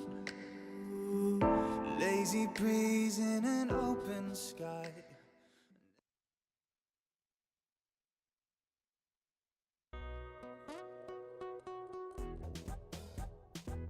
Welcome back to the beautiful site that is Shanghai, China. The sky does that every night. It's crazy. Absolutely mental. Believe it or not, that was actually a time lapse, not a live shot of Shanghai. I wish that was a live shot. That was cool. But yeah, definitely a crazy way to start this one off, or to continue this one. It's what a piece out at EDG. I think it feels good as an EDG fan to see that kind of game, because this is the kind of game that gives you confidence, right? They were just in control. It didn't feel like anything was dicey. It didn't feel like anything was falling apart for them at any point. No, EDG certainly had control of that game, even from level 1, right? Burning the Flash on Xiaohu, they were able to take massive control. They set up so that then they were able to play through Xiaoshang to begin with in the top side. But very quickly, you could see with all that attention kind of being put into the solo laners, Viper slowly farming up by himself in this bot lane, getting a ton of gold for himself and taking over in this game. Beautiful stuff coming out from Viper. He's going to be our MVP coming out of game number 2, and rightly so, because let's be honest, that was destruction. 12-0 and 5, jumping forwards for a 1v3 during one of the fights. Like, this was a carry performance like no other, and this is the kind of team where when you've got an AD carry this good, I have no problem with EDG drafting for Viper to be the only significant carry every single game if they want to. If that's the way they want to play League of Legends, I'm on board, Dagda. Like, give me Coke more for Viper every game, you know? Like, let's go old school with this, because he's the kind of AD carry that can make it happen. We'll see if that's the... I'm not necessarily anticipating that, I do want to say. But we'll see if it happens. We are going to see, though, RNG on the blue side, EDG on the red side for the 3rd time this series now. Both teams happy with the strategy at play. This time, JJ having that Hecarim banned away. Interesting note, though. Hecarim, as you say, banned away, means that we don't get the double AD carry bans we've seen from them. It means that you're going to end up leaving over probably the Jinx here if you want to ban the Caitlyn, or maybe they ban the Jinx and they leave open the Caitlyn. But either way, it's going to force a change of strategy here for RNG. Mako's Alistair also left open thus far by EDG, so I'm really curious to see what these last bans are going to be, because it does feel like it's been evolving throughout the course of this series. Feel that way. I do like this Leona ban. I love that the EDG are just sticking with that one, and now RNG are like, okay, we banned the Zeri. We're first picking Nautilus, guys. Unless you ban it, EDG. I think that's the way this has evolved at this point. I personally would rather that they go towards the Ryze. I feel like Ryze is such a strong pick at the moment. Super versatile in the different types of playstyles that you want to go for. And if you don't actually, have the mistakes that we've seen from RNG at level 1, in theory, you should be able to get a good amount of control in that mid lane. So we'll have to see if that is going to be the place, or if it is just going to be Jinx for Gala in that bot lane. Look towards that late game scaling. That's been more the traditional style that we've seen from a lot of teams in the LPL. Yep, the Jinx, the highest priority AD carry, just because the range advantage is gone. They have their pick of the litter when it comes to junglers, when it comes to those solo laners in terms of things like that Rise that you mentioned, but also things like the Gnar that was blind picked for Bin certainly looked pretty good in the blind pick scenario earlier on in the series, but the Nautilus that the fans were laid out for is going to come on through, and Viper will go to Old Faithful in that Aphelios. Yeah, not a massive surprise here. This is kind of going back towards a more traditional pick and ban that we've seen over and over in the LPL. Here's to see though what RNG go for. Jungler feels like it's going to be on the cards here. Potentially the Xin Zhao to go towards, which way is already hovering. And honestly, I'm pretty sure we're going to go for a support here for Xiaohu unless they want to. Right? I was going to say the Alistair pickup, but there's always the option to go for, you know, Xin Zhao and the Rise if you wanted. Like, make sure you've got that Rise pick in your back pocket, but they're all good. They're just going to go for the Alistair. I imagine Xin Zhao still here, unless they still feel comfortable leaving way into that second pick phase. But with the Hecarim band away, you don't get as easy as a time in those first kind of 1 to 6 levels, so they will go back towards the jungle. An aggressive jungle matchup. The Hecarim off the table does make this a lot easier to pull off. JJ doesn't have that strong, secure engage tool that he has kind of been relying on, it has to be said. Maybe Jarvan could be an option they could lean towards. He's also played things like the Polybear, things like the Poppy, although in this matchup, I'm not sure Poppy would be that good. Although pretty good against the Alistair. We'll have to see where EDG are going to lean on this. And this is where I really start to question what RNG's game is. Ari actually going to be picked up for scouts, so good push in the mid lane, but this is now going to even just double down. My question is, how do RNG play this? Because we've looked at Bin. Bin has been almost exclusively side lane pressure. It's kind of been a 1-4 operation for RNG, unless Xiaohu ends up on things like the Rise, which I imagine are going to be banned away here. Things that can actually like have presence in this side lane. And for RNG, it feels like they're going towards some sort of team fighting composition with the champions they have locked in, but that hasn't been RNG style. So I now want to see what the plan is for RNG. Do we get a shift from Bin, where instead of playing these side lanes, he is actually going to go towards something that could be a bit more team fight oriented? I'm not going to lie, I'm just looking at this mid lane. Dari there, like Xiaohu, play LeBlanc. That's it. That's all I ask. I want the matchup again. I got to see it twice last time I cast, and I'm addicted. I'll be honest. I'm totally addicted. I need more of that in my life. EDG, if you ban LeBlanc, I'll be furious. Don't you do that to me. I need Scout versus Xiaohu. I need Assassin versus Assassin. Give me the banger matchup. Oh, I don't know. I feel like it could be. I mean, it's I'll such a accept good Zed. pick here. If I have to meet halfway, I'll accept a Zed, okay? I'm willing to I don't know. I don't know if I get the Zed. Actually going to be the Galio ban, so maybe you still get it, because like what I was kind of pointing at was like, are RNG going to go side lanes? It feels like, you know, still traditional Bin champions works well. Maybe Xiaohu goes towards the LeBlanc here, and then you can actually play through those side lanes. The only thing I will say for EDG is like, Scout does, if you go towards LeBlanc, if Xiaohu goes towards LeBlanc. Rocket, is that you? Yeah. If Xiaohu goes towards the LeBlanc, Scout gets a good amount of control in the mid lane and can look for roams on either side. So that may be what you're a little bit worried here for EDG, but EDG, I think you go jungler into your counter pick top, and plenty of options here still to go for, even with the volley and the Trundle band away, Lee Sin available, Diego if you really want to go towards as well, but I definitely think having the earlier pressure with the Lee Sin makes a lot of sense here for you. I was kind of excited. Oh my god, he hovers the Zed. Come on! Don't do that to me, Xiaohu. I was kind of expecting a Jarvan to be locked in for JJ here as opposed to Lee Sin, but I like the aggression we're getting, and I like that combo with the R. Being able to play for the 2v2. I don't think it is going to be the Zed after all, but Vex still kind of exciting. Certainly good against the Ahri, right? Think how many dashes Ahri has. That's the whole point of Vex, is to know. Yeah, the only problem that you have is that, so Scout's damage is higher off of his Q and has a lower mana cost. So when you're playing this Vex, you have to usually invest 2 spells to clear the wave in the same time that Ahri does. So you actually still end up with Xiaohu being pushed in this matchup in a lot of situations. So it's still that advantage and the priority for Scout and the opportunity to roam. So we'll have to see how Xiaohu's going to deal with that as Bin goes back towards the Gnar, both split push and that team fighter that we're kind of angling for RNG. So overall, RNG, you know, good solo lane in the 1v1 thus far. Like, not a huge amount that Nara really struggles against in that 1v1. And now you've got phenomenal team fight. For EDG, still think you've got great team fight, but I would rather see a little bit more engage potentially here for EDG, just because your only big engage tool right now is that Nautilus, and with not really much in the way of backline threat, Gala could be reasonably alright in these team fights. I will say, Xiaosheng, you've earned my respect with this one. Going for the Silas again after being completely bodied in this matchup in game number 1. I respect the commitment to saying, no, I just misplayed. We can do this. We can go again. Xiaosheng goes for that Silas. And we have a very scrap-heavy team on the top side here from EDG, right? Lee Sin, Ari, Silas. These guys would love to have a 3v3.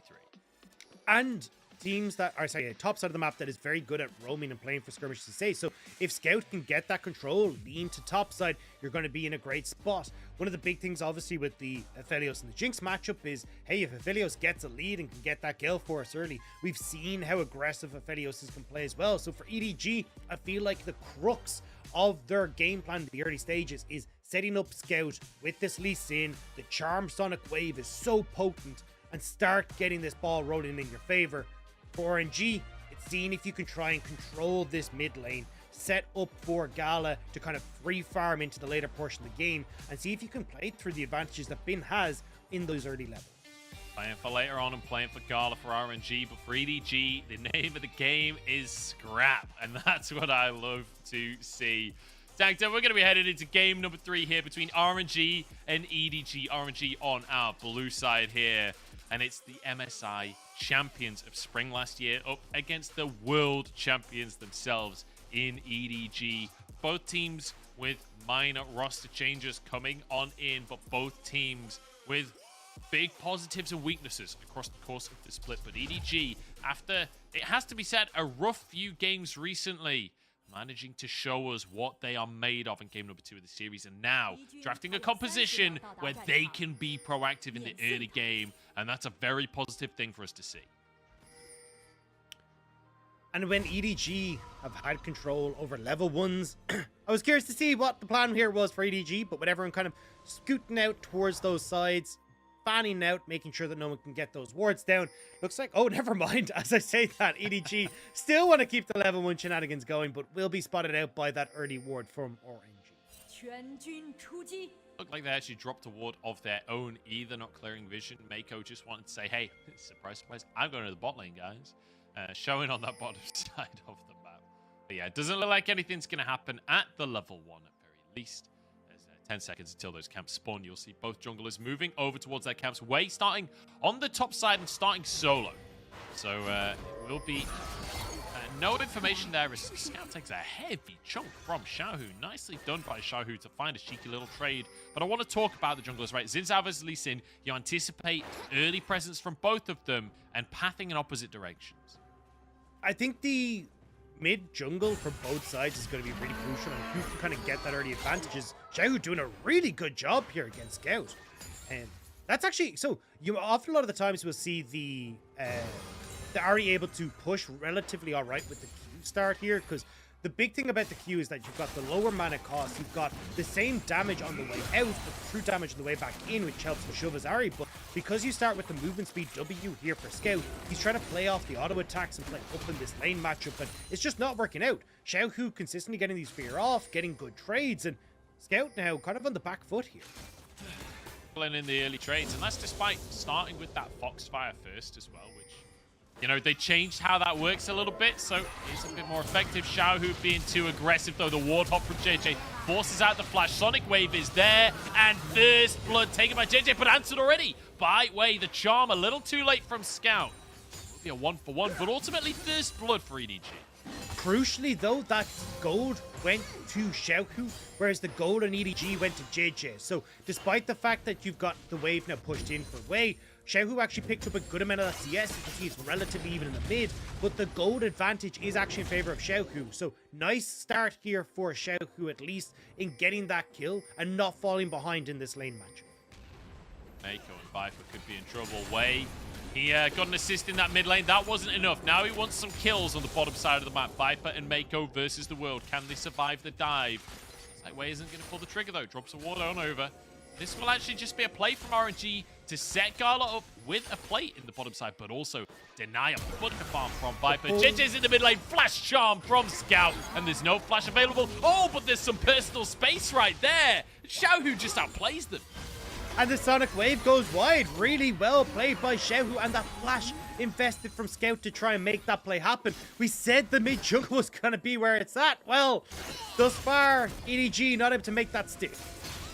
JJ now going up to the top side. Oh, I'm loving game 3 already. Action all the way. Bitten on the wrong side of the play, though, as JJ gets a shield over onto Xiaoshang. Sonic Wave, and the solo laner grabs the kill. Been overextended there. Wanted to try and crash that wave, but honestly, I don't think he needed to. You can see where the wave is positioned right now. That was going to push back out into him, just trying to bully Xiaoshang in this top side with no real control over the river. Being caught between a rock and a hard place and ends up falling. Going down. It did manage to keep hold of his flash at very least. So silver linings there on the top side for Bin, but once again, kind of biting off more than he could chew. Apparently not expecting a gank from JJ, but so far JJ has been incredibly proactive.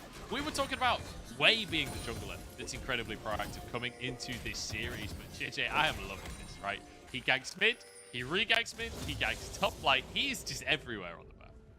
JJ's been doing an exceptional job, and a lot of that has been, you know, playing off of the strength of the mid, trying to see if he could set up along Scout. Now, one kill in his back pocket, another kill going over top side, which I will say is more of an opportunistic one, just where Bin was positioned.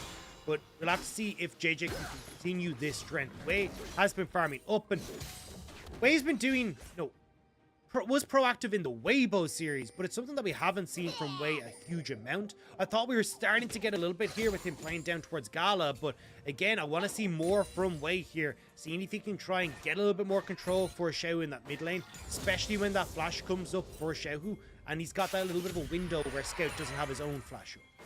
Yeah, and despite that play that we were talking about towards that bottom side, it's actually Viper with a CS lead so far in the game. Maybe an attempt onto Scout. Don't know if that's going to happen. Waiting in the wings here. No flash available for Scout. He's not level 6 just yet. It's going to happen. Scout trying to back away, trying to keep himself safe, but there's a fear and there's a finish off. Easily dispatched by the side of RNG. And now they can deny some minions as well. Remember, no TPs in this mid lane. We're so used to seeing the TPs all the time. This will be a big advantage now for Xiaohu. There are 2 global taunts in this game. Teemos and a low health cannon minion. And Scout got caught out by it there as well. Tries to move up to get the cannon. Greed in his eyes and gives Wei the opportunity to go for it. So now Wei and Xiaohu getting back control of that mid lane, just like we said we wanted to see. And now Wei thinking of going for the dragon, but does spot Mako. Going for the Mako at this point as he gets a bit of damage down. Oh, a zap. And I want to point something out. I mentioned a CS lead for Viper in that bottom side. And while that is true, Viper actually hasn't reset yet. So that one wave difference that was in existence in the bottom side is just because he hasn't left lane. And now a zap out from Gala means he still can't reset. Now finally we'll go back to base. But that buys so much space for RNG's bottom side to go for this Drake now. And EDG trying to answer in the top side as they go towards Bin. But Xiaohu is here. He's read the play. Shadow Surge is a complete whiff, but the fear is still plenty. And Xiaohu gets his second kill of the game. Xiaoshang, have you played now? Like, that is the second time you've completely whiffed on this ultimate in crucial moments. Like, Xiaoshang just scooping gravel as he gets put into the dirt by RNG. Like, watching the replay here. Like, yes, Shadow Surge goes wide, but JJ, great kick, and Xiaoshang completely whiffs. So Bin is able to get completely out of the equation, follow-up damage onto JJ, and again, whiff dives from EDG in the early stages. It's the exact same as game 1. Yeah, bit of an oof. Bit of an oof for Xiaoshang. And Dagda pulling no punches on the cast today as Xiaoshang is just straight up roasted. Brutal. But, you know, it does happen. He's a professional player at the end of the day. You got to hit your ultis. And as you say, that's the second time in this matchup kind of whipping these Gnar ults. But I want to talk about Xiaohu. I'm not interested in the top lane. I'm interested in this Vex pick. It's worked in the mid lane alongside Wei. Now making it happen up on the top side. Yes, he whipped the ultimate slightly, but ultimately still able to make it happen on the top side. Now with a 2-kill lead, with Boots already finished, with a Dark Seal starting to stack up. Perhaps a fight around Herald could be the play, but he doesn't have his ultimate available. RNG going to be late to the play. EDG already positioned. I don't know if they want to fight this. I think that they do, because they are definitely going in on this one. Scout stunned up by Ming, and in the meantime, Mako's already taken down. JJ did manage to get a Herald, and Xiaosheng sneaks in to pick it up. Moonlight Vigil from Viper as Scout dives forward, but it will be a disengage in the end. One death for a Herald. I think EDG will take that. So, I'm actually not sure how this has happened. This, I think, is the first time I've ever seen it in the LPL. Playing for Rift Herald, the support for RNG is level 6, and Gala is level 5. I'm not really sure what's happened on this bottom lane, but that's why I was like, oh, you don't want to fight this. The Felios is stronger. You don't have the Alistair is going to have that big engage. Like, he's not going to be strong enough, but he just tanks up the ult, and that's what sets up this really good engage. So, I mean, carry Ming in the bot lane, and he's able to win the fight. That was so big brain from RNG. I'm genuinely, like, baffled how that has happened. How on earth is Ming a higher level than Gala at this point in the game? And Gala's still level 5. He's still can't get the ulti out yet. Bit of a weird one. Maybe Ming doing a bit of solo farming. He does have 14 CS. I don't know. The I have classic no Senna idea. is Jinx cosplay, you know? Yeah, fasting Jinx. Maybe this is the way to go. I mean, he is 10 CS down, so there's an argument to be made. Yeah, bit of a weird one here. 4-2 on the scoreboard now, as it's a bit of a lead for the side of RNG. 1,500 gold. Wei wants to extend that as he moves towards this bottom side, but he steps over a ward. I don't think the play will turn into anything. I want to go back to maybe no, they're still going to back it. I want to go back to a conversation that you started for Xiaohu, though, just off of the top lane play that we saw. This is like something that Xiaohu has become exceptional at. It's something he had RNG playing towards on the top side, but now that he's in the mid lane, he's very good at reading the map and being in places that he needs to. And this was something that was why Lyric was kind of shouting his praises from the hilltops in 2020, was Xiaohu understanding how the game was going and what he needed to do. And in that situation, Xiaohu is there to cover that dive for Bin and topside, which shuts down what EDG are trying to play for. Giving up the wave in mid to be there, and it's paying dividends now for RNG once more with Xiaohu's really good shot. Oh, Bin actually gets hit by an ulti. Xiaosheng has done it! And they managed to get themselves a kill. And now remember, Xiaosheng picked up the Herald earlier on. JJ moving in to steal a bit of plate gold because he's a scumbag. But Xiaosheng, if he wants, could just slam that Herald down at this point. No teleport available for Bin. Xiaosheng could just grab a whole ton of solo. Yeah, Wei needs to stay here so then that exact issue doesn't happen. But that means that you've now got full information on EDG as to where the enemy jungler is positioned. So JJ going to go back. He's going to clear his Krugs. Unfortunately, with resets kind of coming through from EDG, they're not exactly able to expose that. But Wei will be very easy to track now for the next little while. And he will be behind on clearing these camps in comparison to Tough one. So I'm looking across the board at some of the CS deficits, and the one that is jumping out the most is Scout. So having a bit of a rough time up against Xiaohu on this Vex. The Vex pick, you know, we talked about how it's going to be good into the RE anyway for the dashes, but well before dashes came into the play, it's been Xiaohu finding an advantage. See the setup for this play? Min just overstepping, and he's so close to Mega Gnar, but just comboed down before he can ever do anything. It's the false sense of security there, thinking you're going to be alright. EDG as well now. It's still 12 minutes into the game, so no unleashed teleports, but Rift Herald now popped down by Xiaosheng. He has the teleport in case any sort of pesky business comes down on the upside of the map. Bin is going to all in up on this top side and try and find the kill on Xiaosheng. Shadow Surge comes on in. The fear doesn't actually land, though. Doesn't matter. Kill for Bin. And Xiaosheng will get the 2 extra plates. He will get a chunk of gold there, but ultimately, that's a shutdown. That's a bit of bounty gold for Bin. And it will close the gap. It's only a 300 gold lead for Xiaosheng, despite 2 kills, 3 plates. And traded for a Cloud Dragon as well on EDG's side. At least RNG are kind of shutting down the Silas in this top lane and getting a little bit more control. But from RNG's side, I want to start looking at these items that are coming through. Gala opting for the Kraken Slayer. I think this is a great build from Gala. There's not going to be a huge amount of backline pressure if RNG can set up for these front-to-back fights, but that does require Bin being with the team. Getting chased away here. Moonlight Vigil out from Viper. Has the Gravitum if he needs to try and protect his support. Mako gets out with an anchor, but will be chased down. Finished off by Ming. The Ignite taking the final blow there. And it's 6-3 on the scoreboard. And honestly, Dagda, this is heating up. This is starting to become the game that I wanted this entire series to be. I said I was disappointed by EDG in game number 1 of the series, not showing up. Then game number 2, they come alive. Game number 3 now, these two teams both going toe-to-toe, just 1,000 gold between them at 13 minutes in, and it feels like both have big win conditions they can play towards. And I think a lot of this game is going in RNG's favor because of Xiaohu in this mode.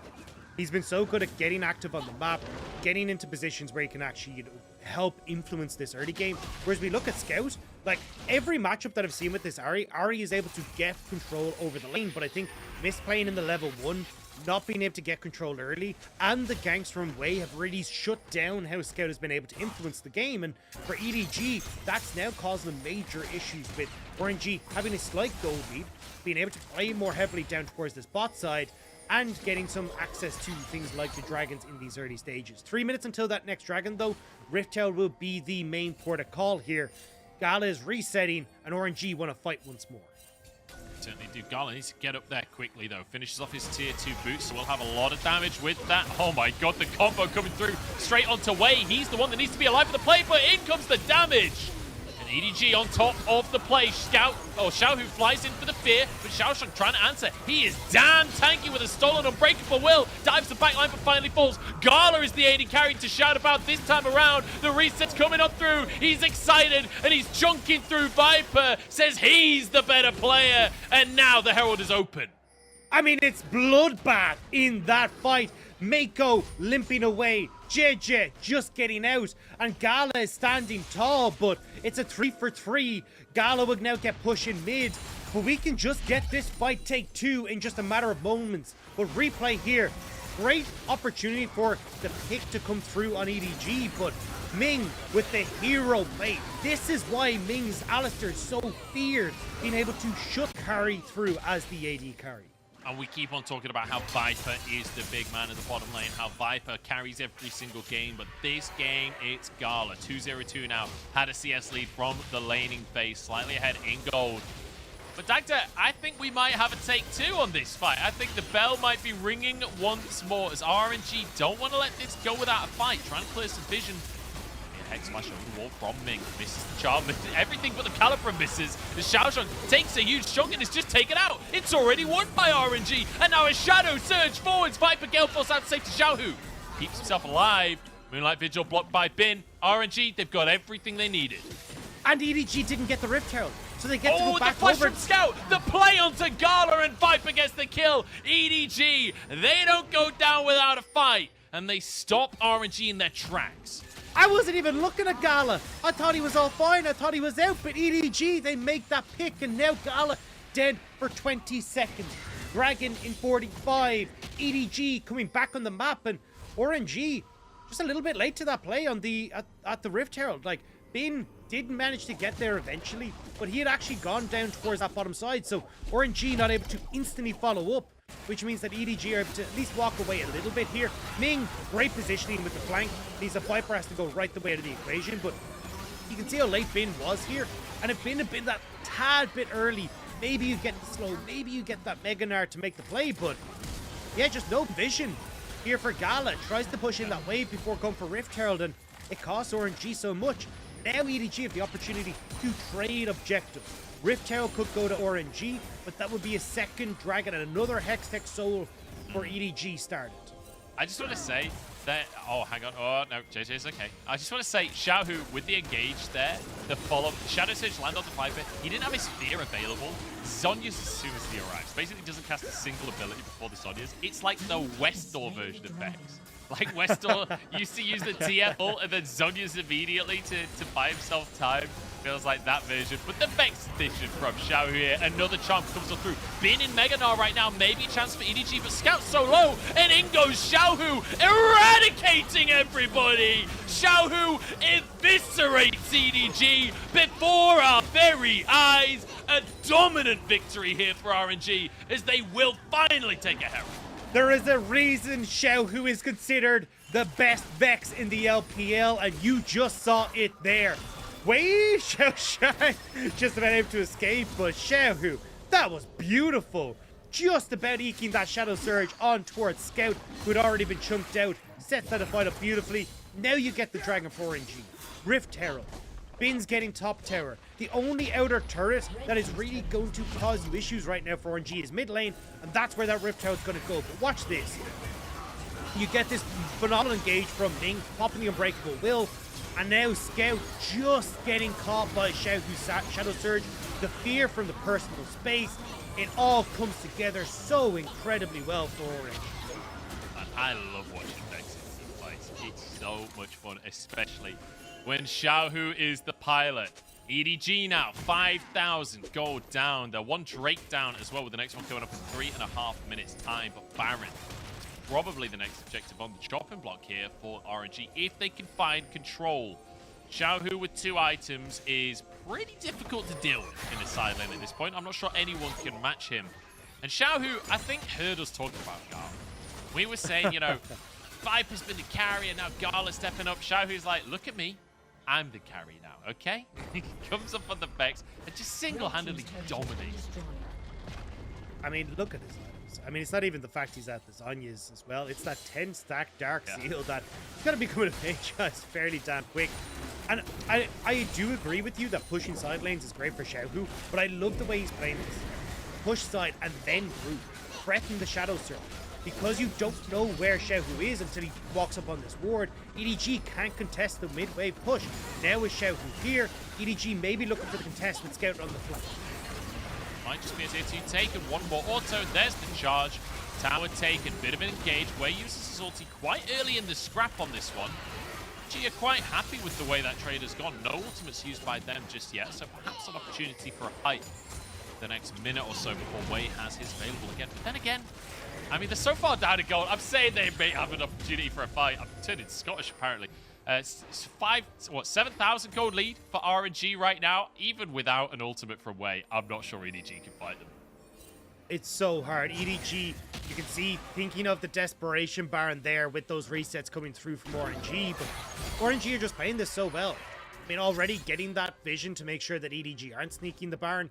Bin has been doing a phenomenal job of pushing and grouping alongside Xiaohu, like we just pointed out, to make it really difficult for EDG to defend the base. And you have so much range on RNG's side in comparison to EDG that it's really difficult for EDG to try and contest the push, especially if Scout's looking for flank angles. Like, the only person you really have with wave clear that has range is Viper, which isn't going to work with. Isn't. I feel like we need to see something miraculous from EDG, but we've seen that.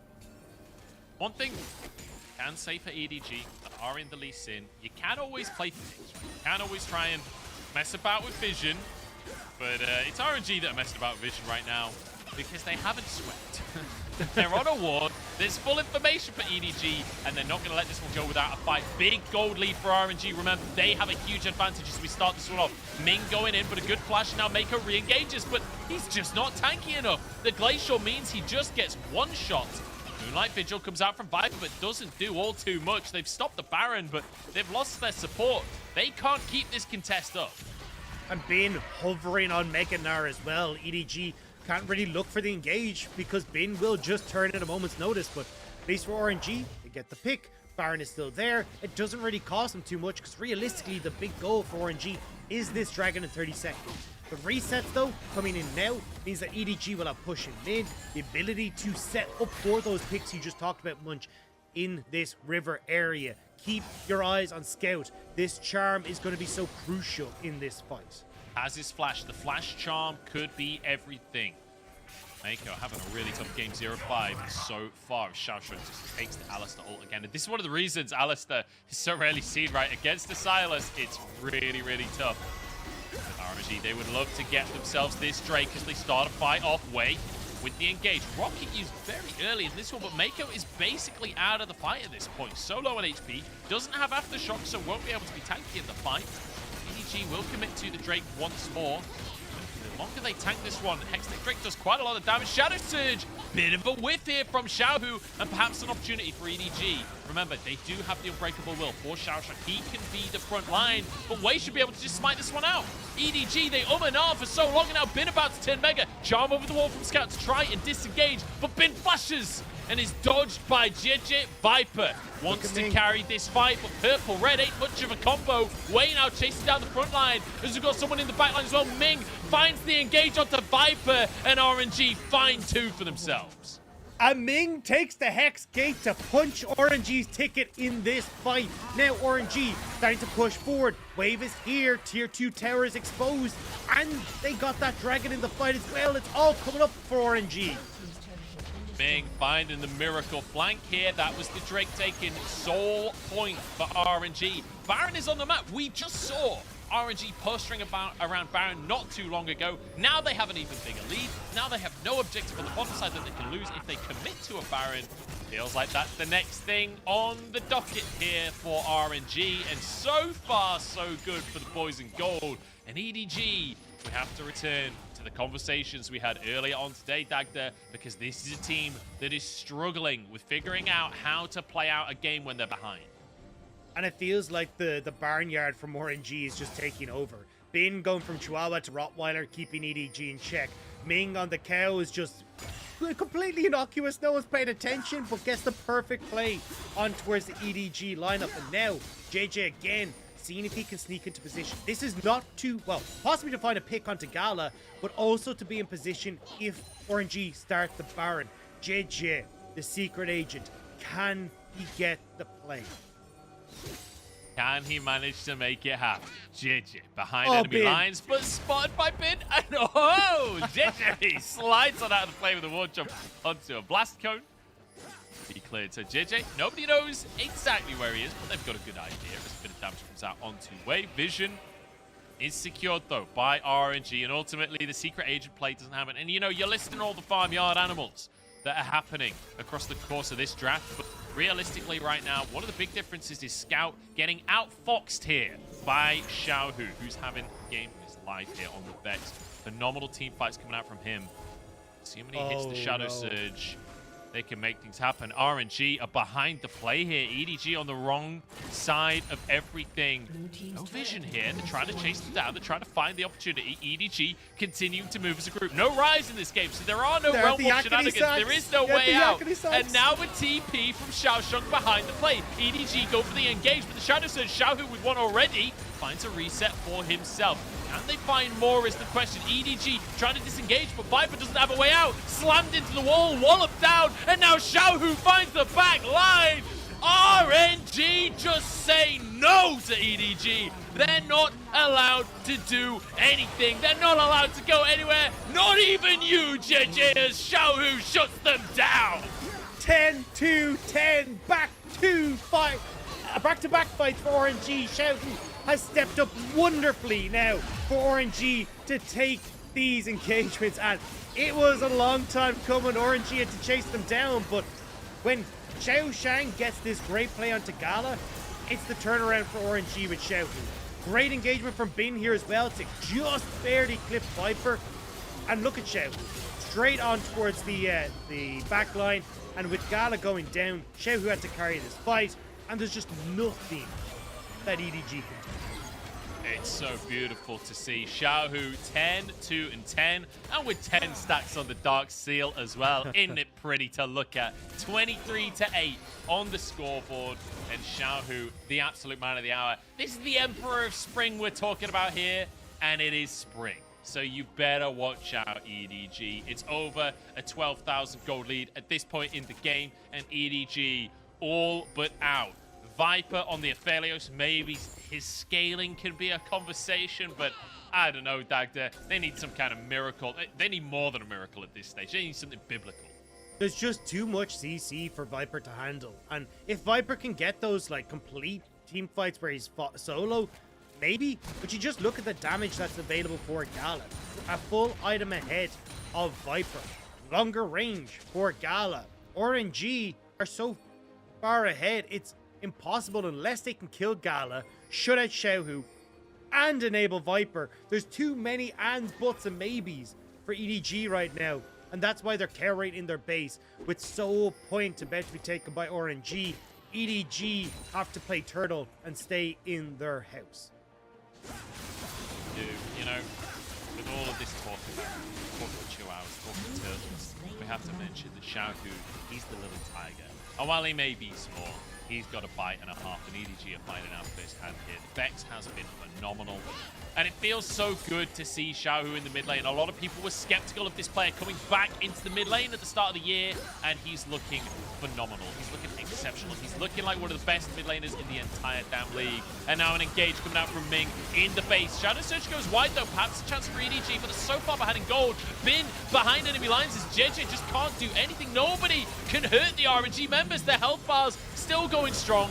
Viper is alone on the backline. He's got a million chakrams, but being knocked up won't help him at all. RNG, it's an easy fight with the gold lead that they had, and they can just finish things off. Scout trying to escape, but Wei will just chase him down. He's a level up against the enemy mid laner. It's a clean, easy ace, and RNG remain the Emperors of Spring. The MSI champions come out on top once more.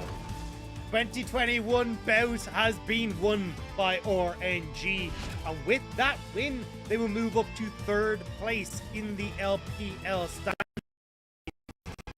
standings.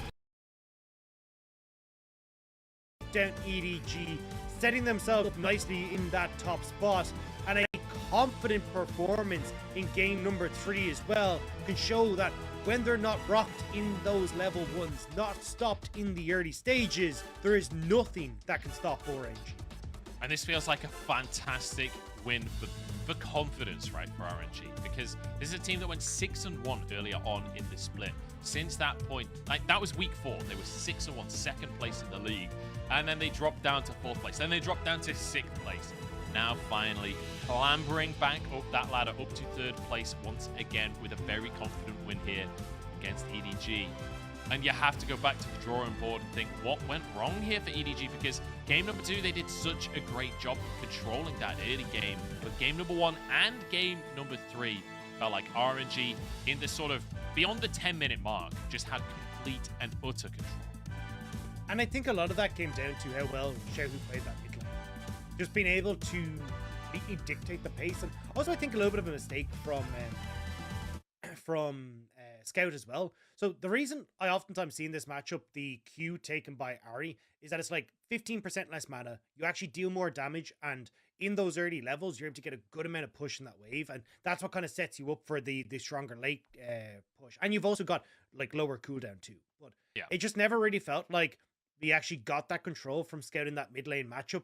And Xiaohu was everywhere, like covering that top dive, then making his own play in that top lane as well. In the team fights, he was monstrous. Like Xiaohu just took over this game, where he managed to get that Vex and just go against the Ahri in a beautiful fashion. Yeah, like even the level 1 trade, right? Absolutely chunking Scout right off the bat, and meaning that laning phase was ever so slightly easier for him. Phenomenal game coming out from Xiaohu, and like, you know, there are very few players that can have a laning phase that's this good, but it wasn't just about the laning phase. It's the way that he's extended that laning phase into just domination for the rest of the game.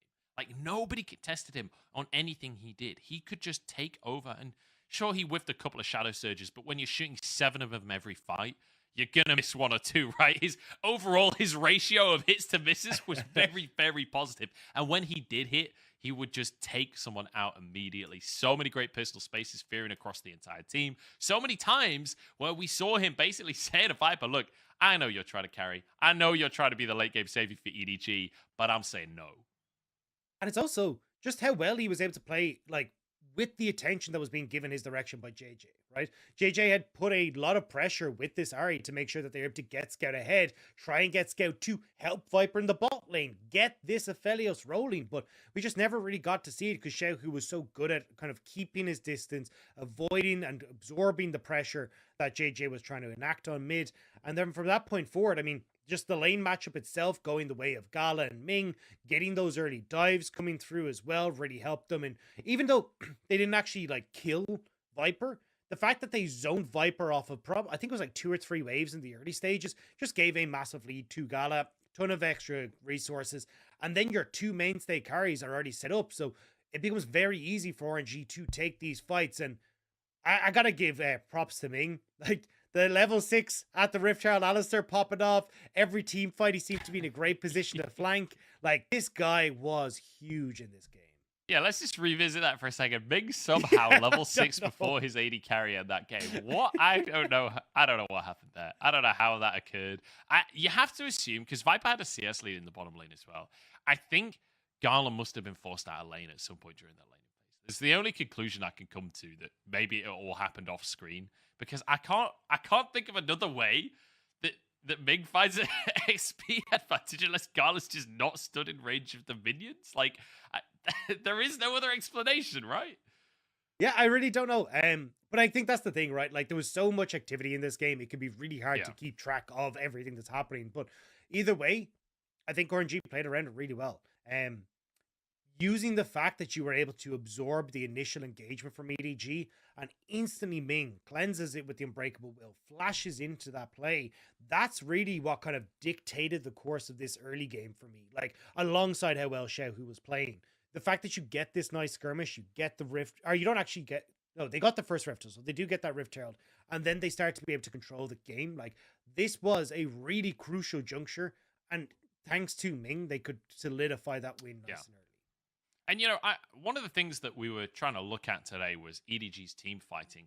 And honestly, I'm a little disappointed because we never particularly got to see it. Like, the leads were snowballed from early game. We never really got to see even 5v5s later on into the game and see whether or not EDG's improved on that. Because the one time EDG did win, they were so far ahead, and they had this composition that's basically just everyone stack on top of Viper and make sure he doesn't die. Like, it's not exactly front to back team fighting, So kind of still a lot of questions, at least for me, in terms of EDG and how they fight in the late game comparatively to what we saw from them last year. But definitely some concerns for EDG coming out of this series, right? I think when it comes to that early game, a lot of this was down to draft. A lot of this was down to how the teams were playing out their drafts as well. But ultimately, I think EDG leaving some room for improvement, and RNG completely reading them. In game number 1 and game number 3, they knew exactly what EDG were trying to do and just completely shut it down themselves.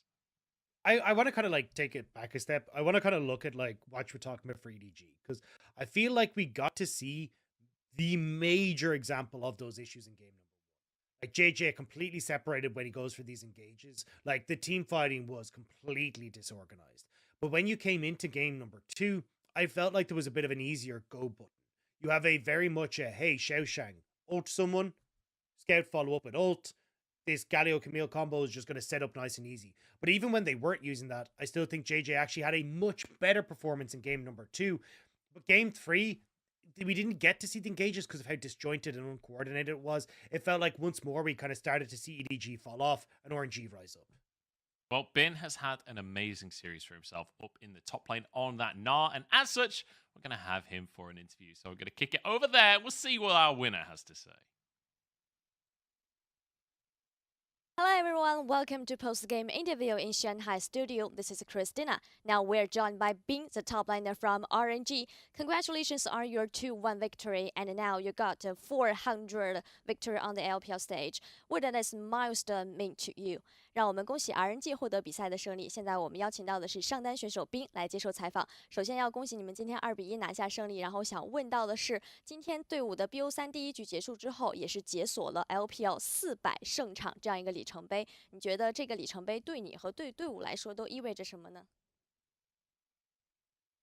我觉得这个就是说明了 RNG 是一个历史比较悠久的队伍吧，就是赢了这么多场，然后我觉得我们以后也可以继续赢下去的。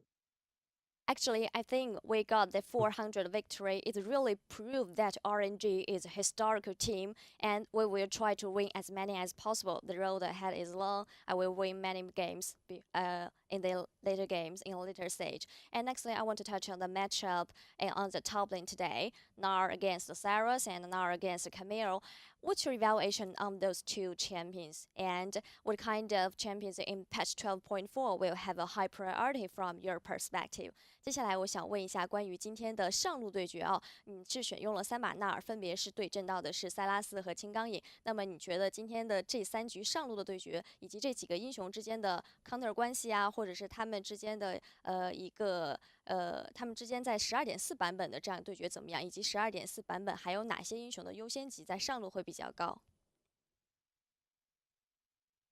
我觉得纳尔在这个版本优先级比较高。然后对阵像塞拉斯、卡梅尔这种英雄，其实单线还是蛮好打的，但是要注意防 gank。Actually, I do think Nar is really have a high priority in current meta.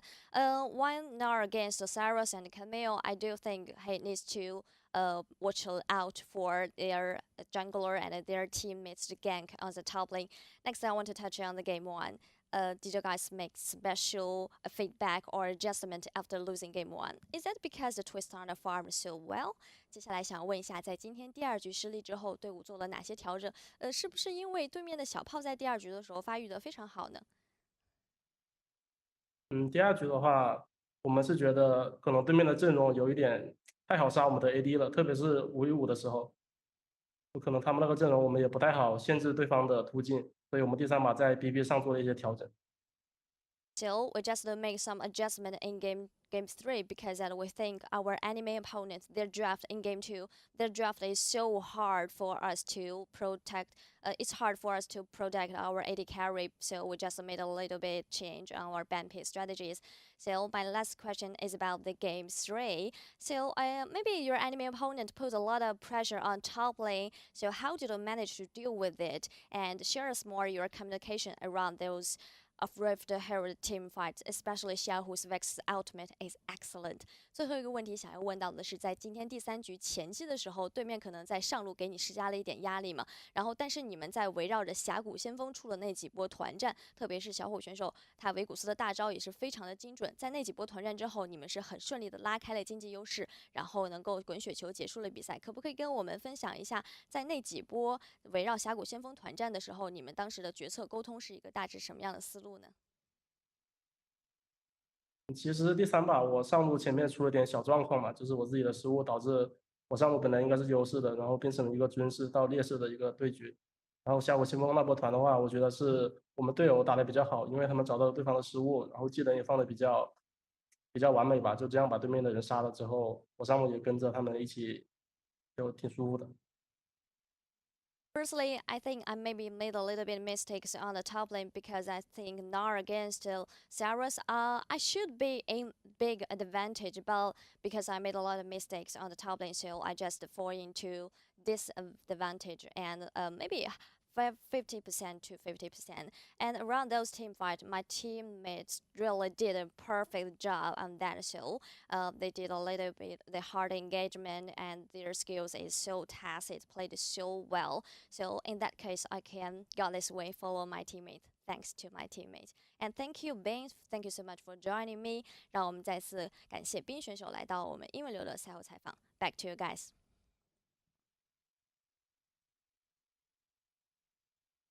Thanks very much, Christina. Great to hear from Bin as always.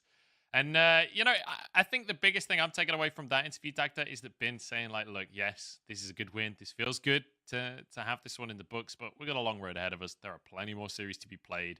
Not taking too much away from this one. And I think rightly so, because especially game number 3, but also game number 1, like, making things look pretty comfortable. This felt like RNG were within their comfort zone, and especially the man in the mid lane, right? Xiaohu absolutely dominating on the Vex. We all knew this was going to be the MVP, right? Like, and there is no argument for any other player. 12, 2, and 11. Like, that was something else like this.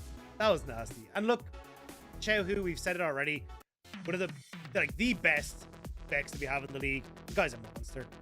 And getting this early help from Wei worked out really well, but that's not just where Xiaohu leaves it. As we were talking about, like, this guy's so good at understanding where he needs to be positioned on the map. Reads that Scout is pushed in mid, right, Xiaohu needs to be top side to try and cover that play. Now getting the push in mid, so he's able to make his own play in the top side. Xiaohu's just so good at understanding what he needs to be doing at pretty much all points in time. And in these team fights, you see it here. This is why this man is so good on Vex. Perfect positioning, great fears, damage is there. RNG just winning off the back of this mid. Man, it's this fight. This one did it for me for Xiaohu, where, like, not only do they rally EDG onto the wrong side of the map, they dominate them in the fight, they clean everyone up, but then just when JJ has some small hope of escaping, manages to get into the Baron pit, Xiaohu finds this shot. This is a snipe. This is like max range, and he finds his way in. It just brutalizes him. Like, that was the nail in the coffin for EDG, honestly. That fight was just Xiaohu going, no. You don't get to go anywhere. This is my game. Yeah, it was just such a fun time to watch. And I'm glad that we're seeing this RNG, because I think there was a lot of kind of question marks from RNG saying, look, Wei isn't being as proactive as we need to. He started to bring it back against Weibo. We saw it here again today in the early stages where once more he's playing towards Xiaohu. It feels like RNG are starting to get back on the horse. Just wish the same could be said about EDG.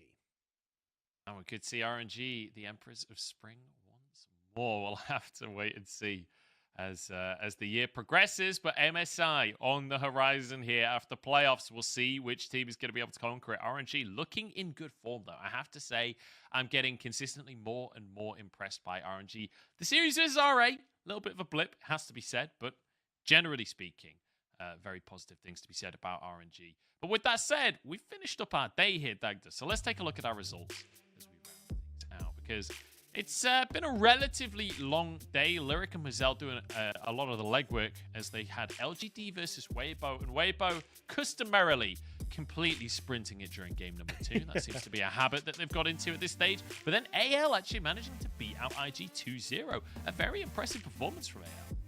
Yeah, and especially when IG try to play this kind of team fighting style, anyone's legend beating them at the game, just looking really strong when it came towards their engagements. And then we get the round out of RNG being able to send EDG a packing, which now puts RNG nestled nicely into 3rd place. And when you look at the rest of the schedule for RNG, it ain't looking so difficult for them. I mean, this could be where RNG end up finishing the table with WE, OMG, and Ultra Prime only left to play. Snake their way back up the table right at the very end. We'll have to wait and see. But there's a couple of other teams on their tail that certainly want to make an attempt as well. We'll have to wait. Oh, it's just so exciting. I have absolutely no idea who wins the LPL at this point. No. And that is as exciting as possible. Here we go. Tomorrow's matches coming your way. B5 versus Ultra Prime to start us off. Then we'll go into OMG versus RA, which will be a crucial series for RA, a team that is trying to contend for one of those top spots. They need to win this one. But OMG as well, a team that are at risk of falling out of playoff contention. So very, very crucial second game there.